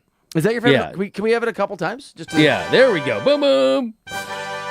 So really How's it tell going? your friends, hey, man, they can hit me up, too. Give me my number. I will explain them. I'm here for all the smoke, by the way. Yeah, that's Do the you thing. like, I enjoy confrontational, difficult conversations. That's not true. I'm very comfortable with them when the time comes. Yeah, like in media or in real life? In life. In life. Yeah, in all of it. In all of it. I'm pretty accustomed to writers being frustrated with me, and this is my theory, because I would argue that I've said the things, in fact, I know that I've said the things that they say privately but won't say publicly, and their bosses will call them and be like, why don't you say this? And I will say to them, because you're a coward. And that makes you lots of friends in the sports media business. You know what I'm saying? yeah. So if any of your friends are writers, I want their names off the air. Or on the air. Have them call in. Well, that's an interesting thing there, too, because a lot of those writers, they have the deepest and most informed intel on the team. Yeah. And they are sitting on things that they could say, but you can't say it, right? I've seen you ask the questions that other people won't ask, and I have two thoughts when I see you do this, when I watch scrums and stuff. One, that dude gets it, and two, some of the other people maybe should ask those questions. It doesn't always have to be Doug McCain asking like the right question. I mean, I like it. There's some hardcore guys there. There really are. Not calling out who's like the hardest core person. Like, who are one or two names that, like that person I respect. They'll ask the tough question. Yeah, like I said, I think all of them do a fantastic job. But I will say Dylan Hernandez. All of them do. Dylan Hernandez. I would say he goes for it. He definitely will say something here and there. He's at the Post now. Yeah, he's with the Post. He was with the LA Times. Yep. He's not as popular on the social media, on the interwebs. I respect it. And that's the thing, too. I mean, hey, you can't win everyone over, right? I mean, I think you should be proud of me. I'm always proud of you. With the comments on the Ohtani video where people are calling me crazy. People are like, dude on the left is a moron with the Shohei Ohtani take. There are plenty who are actually that. What's the famous one? Ohtani's having a GOAT season. D-Mac wants him to be ass. Wait, that was extreme. No, it's Ohtani's doing GOAT things. D-Mac quote. We need him to be. No, we need him to be S. Yeah, look. Yeah, I feel that guy gets it. I have to admit, like, even starting the show, I feel like I've embraced more of a, hey, like, I'm at the stadium still, but I think I'm at the stadium a little differently than I've been in the last couple of years. So I'm okay to lean into the villain role. I have no idea what you're talking about. I don't know this. I'm okay to go heel. I mean, look. Oh, I got it. Yeah, I think that the fun thing about, I think, watching a team from start to finish is you're inevitably going to have those ebbs and flows. And look, for me, I don't want to think that everything is sunshine and rainbows and the team's going 162-0. Like, that's what makes it a great story. It's like any good movie. It's like you're going to have the rising action, you got the inciting incident, you're going to have the good, the bad, and then hopefully, like, it happens at the end where guy gets the girl and everyone's happy, right? So, like, but along those lines, there's going to be some turbulence. DMAC and Reiter 97.1, The Fan, thank you for hanging with us here on the Voice of LA Sports. Okay, so let's say that I was going to jump on Kalshi, and probably not, but let's say that I was going to put money down on who is going to have a better night of offensive production, Mookie Betts or Kyle Turner. And the lineup is Ohtani, Paez, Freeman, Betts, Tucker, Will Smith, Call, Rojas, Espinal. Betts is in cleanup. Kyle Tucker in that 5 spot. Who would you tell me to put my money on? Who do you feel better about having I'm talking offensive production impact tonight? You could see tonight where the offense, I look at some of the matchups here. Career versus Detmers. Did I say Kyle Turner? You should come at me when I do that. Did I say Kyle Turner? Turner Tucker. 38 minutes and I'm there. Kyle Tucker 6 for 20. Give me Mookie Betts. Was Mookie 2 for 10 against Detmers with 2 RBI, 1 home run. I think we get a Betts blast. I think Mookie leaves the yard. Oh, you got specific on it. That's my pick to click. I think Mookie goes yard. The thing about Mookie is every time that Betts. You can make that Betts. There we go. I thought we eliminated that one. I thought we agreed. I thought we agreed that we couldn't. I didn't know. Do we? I love we're it. We're in a gambling set. We're doing a little gambling. We talk. are. I got Mookie. Sneaky. I got Mookie. Sneaky. I would say tonight. Talk to me. I think you see a continuation of Juntani as well. Get him back in the lineup. Remember, give me the batting title. Give me hitting 300 plus because we see what this lineup looks like with Ohtani out. They lost a bad game yesterday, get walked off. Ohtani back in the lineup today, I think makes a big difference too. Can I ask you about old stuff real quick? Because it's one of my favorite sports moments in history is when Shohei Ohtani struck out Mike Trout. By the way, that was when they were both Angels. I was rooting for Shohei Ohtani against Mike Trout. The World Baseball Classic where Ohtani was pitching. Yeah, sweeper away, 89. Dude, does that make me a bad American too? I was rooting against America. I mean, for me, I was doing the same thing. I'll be honest with you. Even back then, even before he was a Dodger, I've been obsessed with the MPB and all the Japanese stars and just everything that. I mean, I was hoping and manifesting Shohei to the Dodgers even back then. You did it, and I also think too. I mean, that U.S. team. You had Mookie on, you had Trey Turner. Not as much as the kids say aura, right? As other teams, and I'm here. I want to be able to say, "Hey, Earth has been around for 5.4 billion years, and we got to see Shohei Ohtani in his prime." I want to give me all the great Shohei Ohtani moments. How long have you been sitting on that line, and did you write it down at your house, like when you were like thinking about it? That was great. It's the truth, though. I mean, we're all. I mean, that's a great line. LeBron witnesses is more the Ohtani. It's right? so good. We are here and get to experience it. I almost pinch myself thinking about what we get to see and get to see his greatness. But does that make you bad? I don't think it. I mean, it was just my reaction emotionally. It was weird. So I always say too, it's like you can't really choose your teams because when the game's on, whether you're watching on TV, whether you're in person, your brain just does something. It's like I'm rooting for those guys wearing that jersey. Yep. So it wasn't your decision. Like I was in a newsroom with a bunch of sports people on TV, and they were all cheering for America. But it was and I was like, I cheered when Ohtani struck him out, and people were just looked at me like, "What are you doing, Reiter?" Yeah, but you sent it my brain. That's where my heart went. Do you know how many people? I forgot how many people watched that game in Japan, but it was like 80-90% of the country. Oh my god, and that's crazy, dude. Whatever he had to do, and it's cool because I mean, it was baseball cinema, right? It somehow was Mike Trout. I mean, the script writers couldn't have put it together any better. And it ends up in a strikeout. We're not in a simulation. I mean, come on. I know. That's a good one. Because if it's a ground out, you're like, okay, fine. Right. If it's a fly, you're like, oh, that's cool. It was a strikeout. Were the bases loaded? No, I don't think the bases were loaded. I want to say. I know. I should it's remember. been a minute. It's been a while. I would say that. Do you think Mike Trout, who by all accounts is a really nice guy, don't you think that he can't look at Shohei and like him, even if he likes him as a person? Don't you think that has to break something in you? I do remember after the game, he did say something along the lines like, "Oh, Shohei got me this time. I'll get him back," something like that. But yeah, you know what? I'll give you the saddest part about that whole moment is for as legendary of a career as Mike Trout has had, if you close your eyes and you say, "Okay, what's the most memorable Mike Trout moment?" It's him striking out against Shohei Ohtani. One on base. One on base.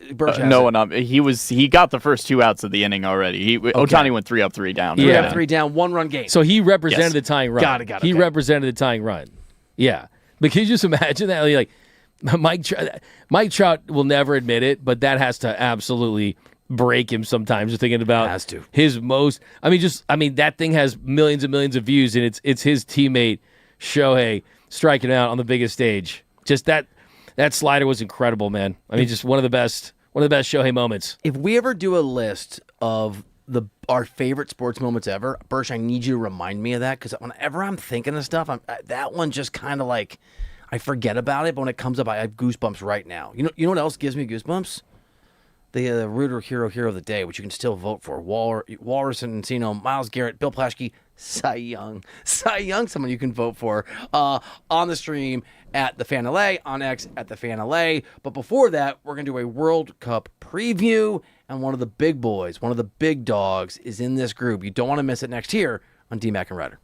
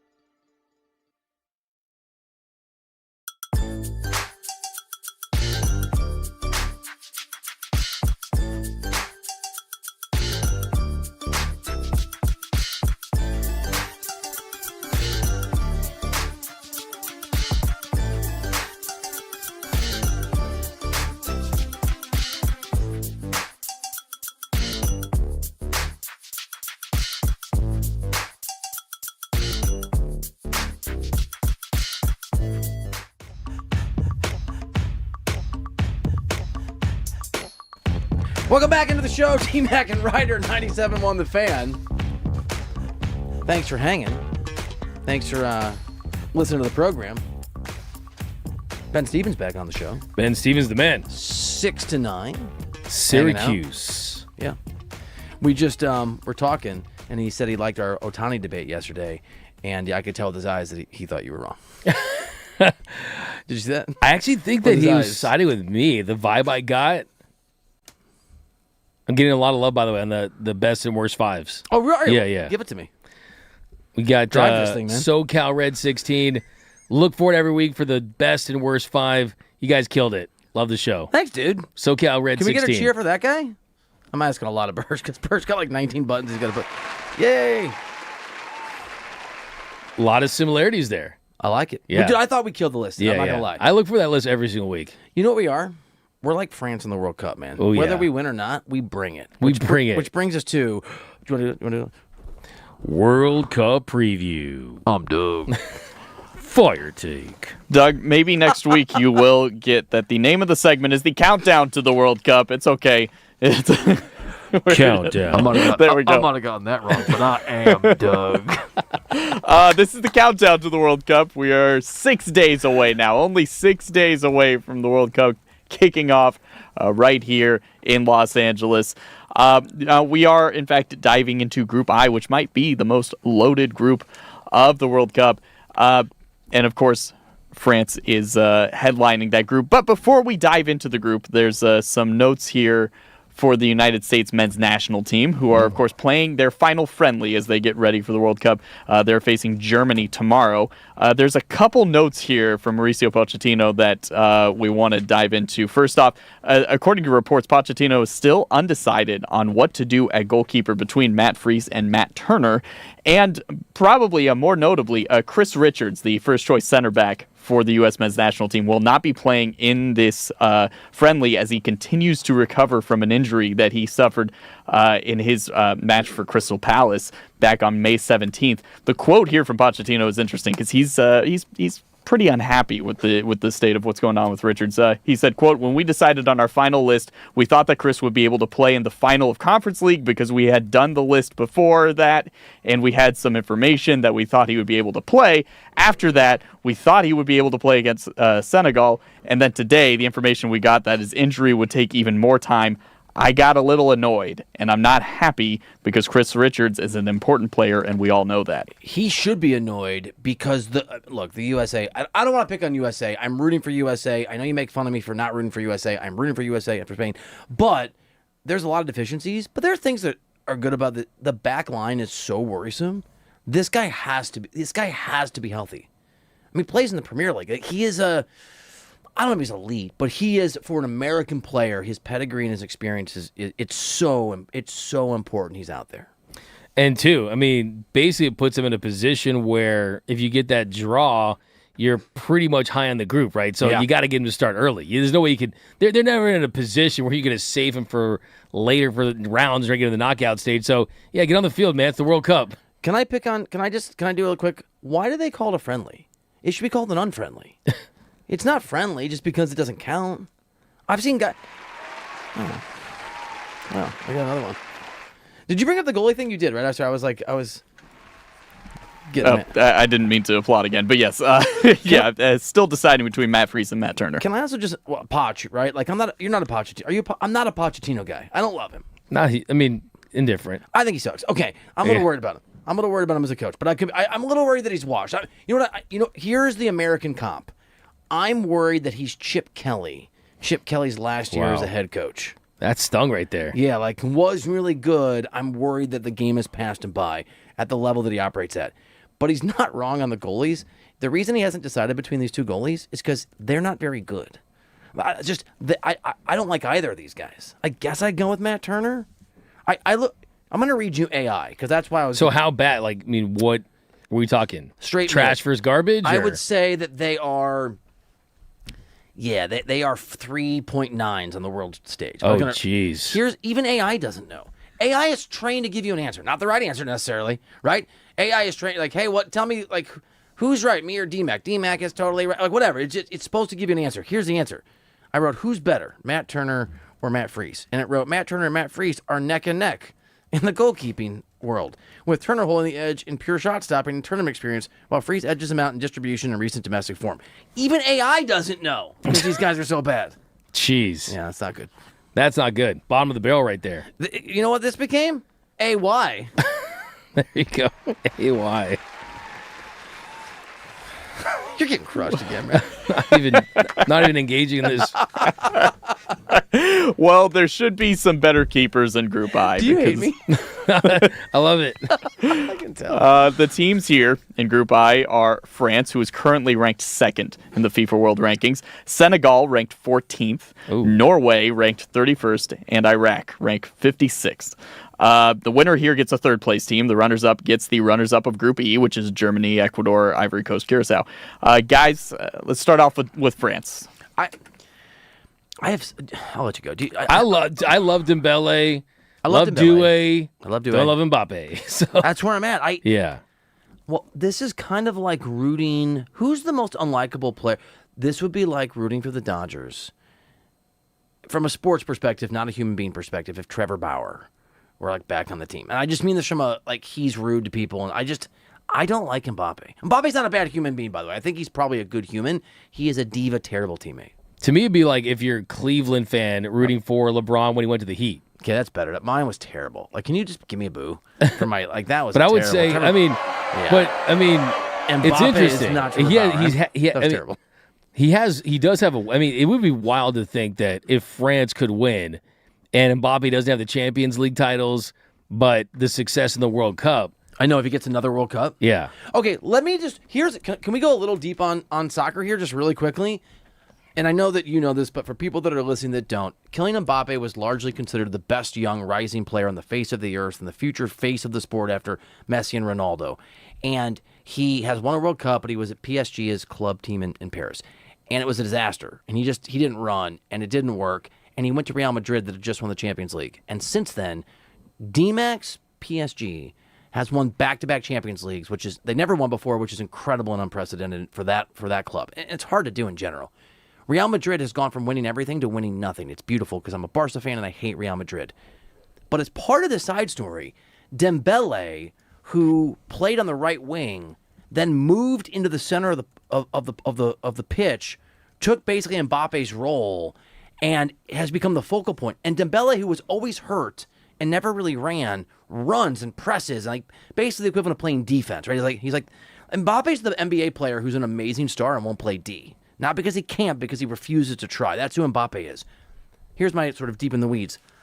I think France should build their entire national team around Dembele, not around Mbappe. I think Dembele should be the 10. I think he should be in the center of the pitch. I think everything should go through him. I think he should be given the captain's armband, not Mbappe, who once took it from Griezmann, by the way, when Griezmann should have had it. And Mbappe should play on the left wing or the right wing, and if he pouts or he doesn't run or he has a problem with it, they should bench him. They're not going to do it, but your PSG team succeeded on accident because Mbappe, who they wanted to stay, left, and then they discovered the solution. Make it about Dembele, and I think they can win the World Cup, and I would actually root for them. Wow. To a degree. That would be pretty awesome to see if you're a France fan, just winning in general. But, I mean, he's the guy. He's the Pied Piper over there, man. He's a star. He's one of the faces of the tournament. You can't bench him. You know what it is? It'd be like benching James Harden in the finals. Like, yeah, just sit him down. He's not good. Okay, that's my little rant. Well, let's take a look at Norway next. Even though Senegal is higher ranked. Yeah, exactly. Okay. Norway has a ton of talent here. You like that one? That's great. Loved it all day. Of course, this team is headlined by Erling Haaland. So, guys, thoughts on Norway? Haaland's amazing, dude. I'm okay. Do you want to go? No, go. Sure? Holland's definitely a world elite talent, so he's another one of the guys one of the faces of the tournament too. Norway's not good enough. They're not good enough to compete at a high level. I don't like expanded. I don't want the college football playoff to expand. I don't want March Madness to expand. I didn't want the World Cup to go to these extra teams. I don't know where you come down on it. We haven't had these conversations. Are you an expansion guy for playoffs? No, I think it's perfect for CFP, but I don't want to see the James Madisons of the world. Yep. I don't want to see those type of programs. And brand names, big schools, the big programs. We are 1,000% on the same page. And when the World Cup starts in basically 6 days, including here in LA, at what is SoFi, but will be called Los Angeles Stadium, there's going to be a lot more teams that are participating here and in Mexico and in Canada. I think it's stupid. However, one residual benefit is Norway is in. They would not have been without that. They qualified sort of through the back door. And that does mean that Erling Haaland, just by sort of chance of birth, one of the 3 to 5 best players in the world, does get to play in the World Cup. And that is a side benefit at least, because it is a weird quirk of the World Cup that you can be like, if Messi had been born in, I don't know, Norway, right? He probably wouldn't be in World Cups. That has nothing to do with Messi. It has nothing to do with Haaland. So that is one thing about Norway that I'll credit. It does remind me that the new model for the World Cup has some advantages, even if it's largely dumb, just like, in a similar way to how Doug sees my jokes. Fire, man, as always. Do you think there's added pressure for Haaland, though? Yeah. I mean, it's always these teams in the peak of their primes. You want to be able to perform. It feels like he's still in the absolute peak of his powers, too. And you got to be able to perform and have those results. I mean, it's a really interesting group. The superstar group, really. It's a great. I'd love to see Haaland play. Yeah. And the other thing is, and we saw that he's at Man City, which has incredible talent. He has to get service, and so he's a striker. They've got to get him the ball. They've got to get him opportunities. He is not going to be able to go out there and just create his own opportunities, and so there's pressure on him because there's a world where they just shut down the lesser talent around him, and he looks like he can't perform, not because he can't, but because he's like an old school center who they can't get him the rock. Senegal, also another team here, a strong squad, excellent defensively, could pose really a major problem for anyone. I'll be honest, I don't know much about Senegal. Go off, King. Go off. I'm not. They're talented though. Yeah. What are they rated? You said they're 14. Yes, 14th. I mean, that's pretty. Yeah. That's high. It's a great group, dude. Yeah, it's a great group. It's gonna be France. And France is taking this, man. They're gonna dominate it, aren't they? I think France might win the World Cup. Are they your pick? Apparently we're doing a show wide. I know we gotta go. We like to talk. We're talkers. We're talkers here on 97.1 The Fan. Raj Groves, who's the assistant program director and the producer of Derek and Decker in the mornings. I guess we're doing a thing where we're all gonna be randomly assigned different World Cup teams. There's a point system, and then we can trade. But they won't let us draft because they think you and I are too good at it. Is that the case? Yeah, it really is. Yeah, but am I supposed to say that on the air? So we're getting randomized draft? I want to be able to pick my own team. I do too, but they said you should hit Raj up. I want to be able to pick. Lobby him. So what if you get 4 what if I get the U.S.? It's going to be 13. You're going to get one of the top 13, one of the next 13, one of the next. But still, I mean, Senegal is actually the second best favorite, right? No, it goes France, Norway, then Senegal, then Iraq. In this thing? Yeah.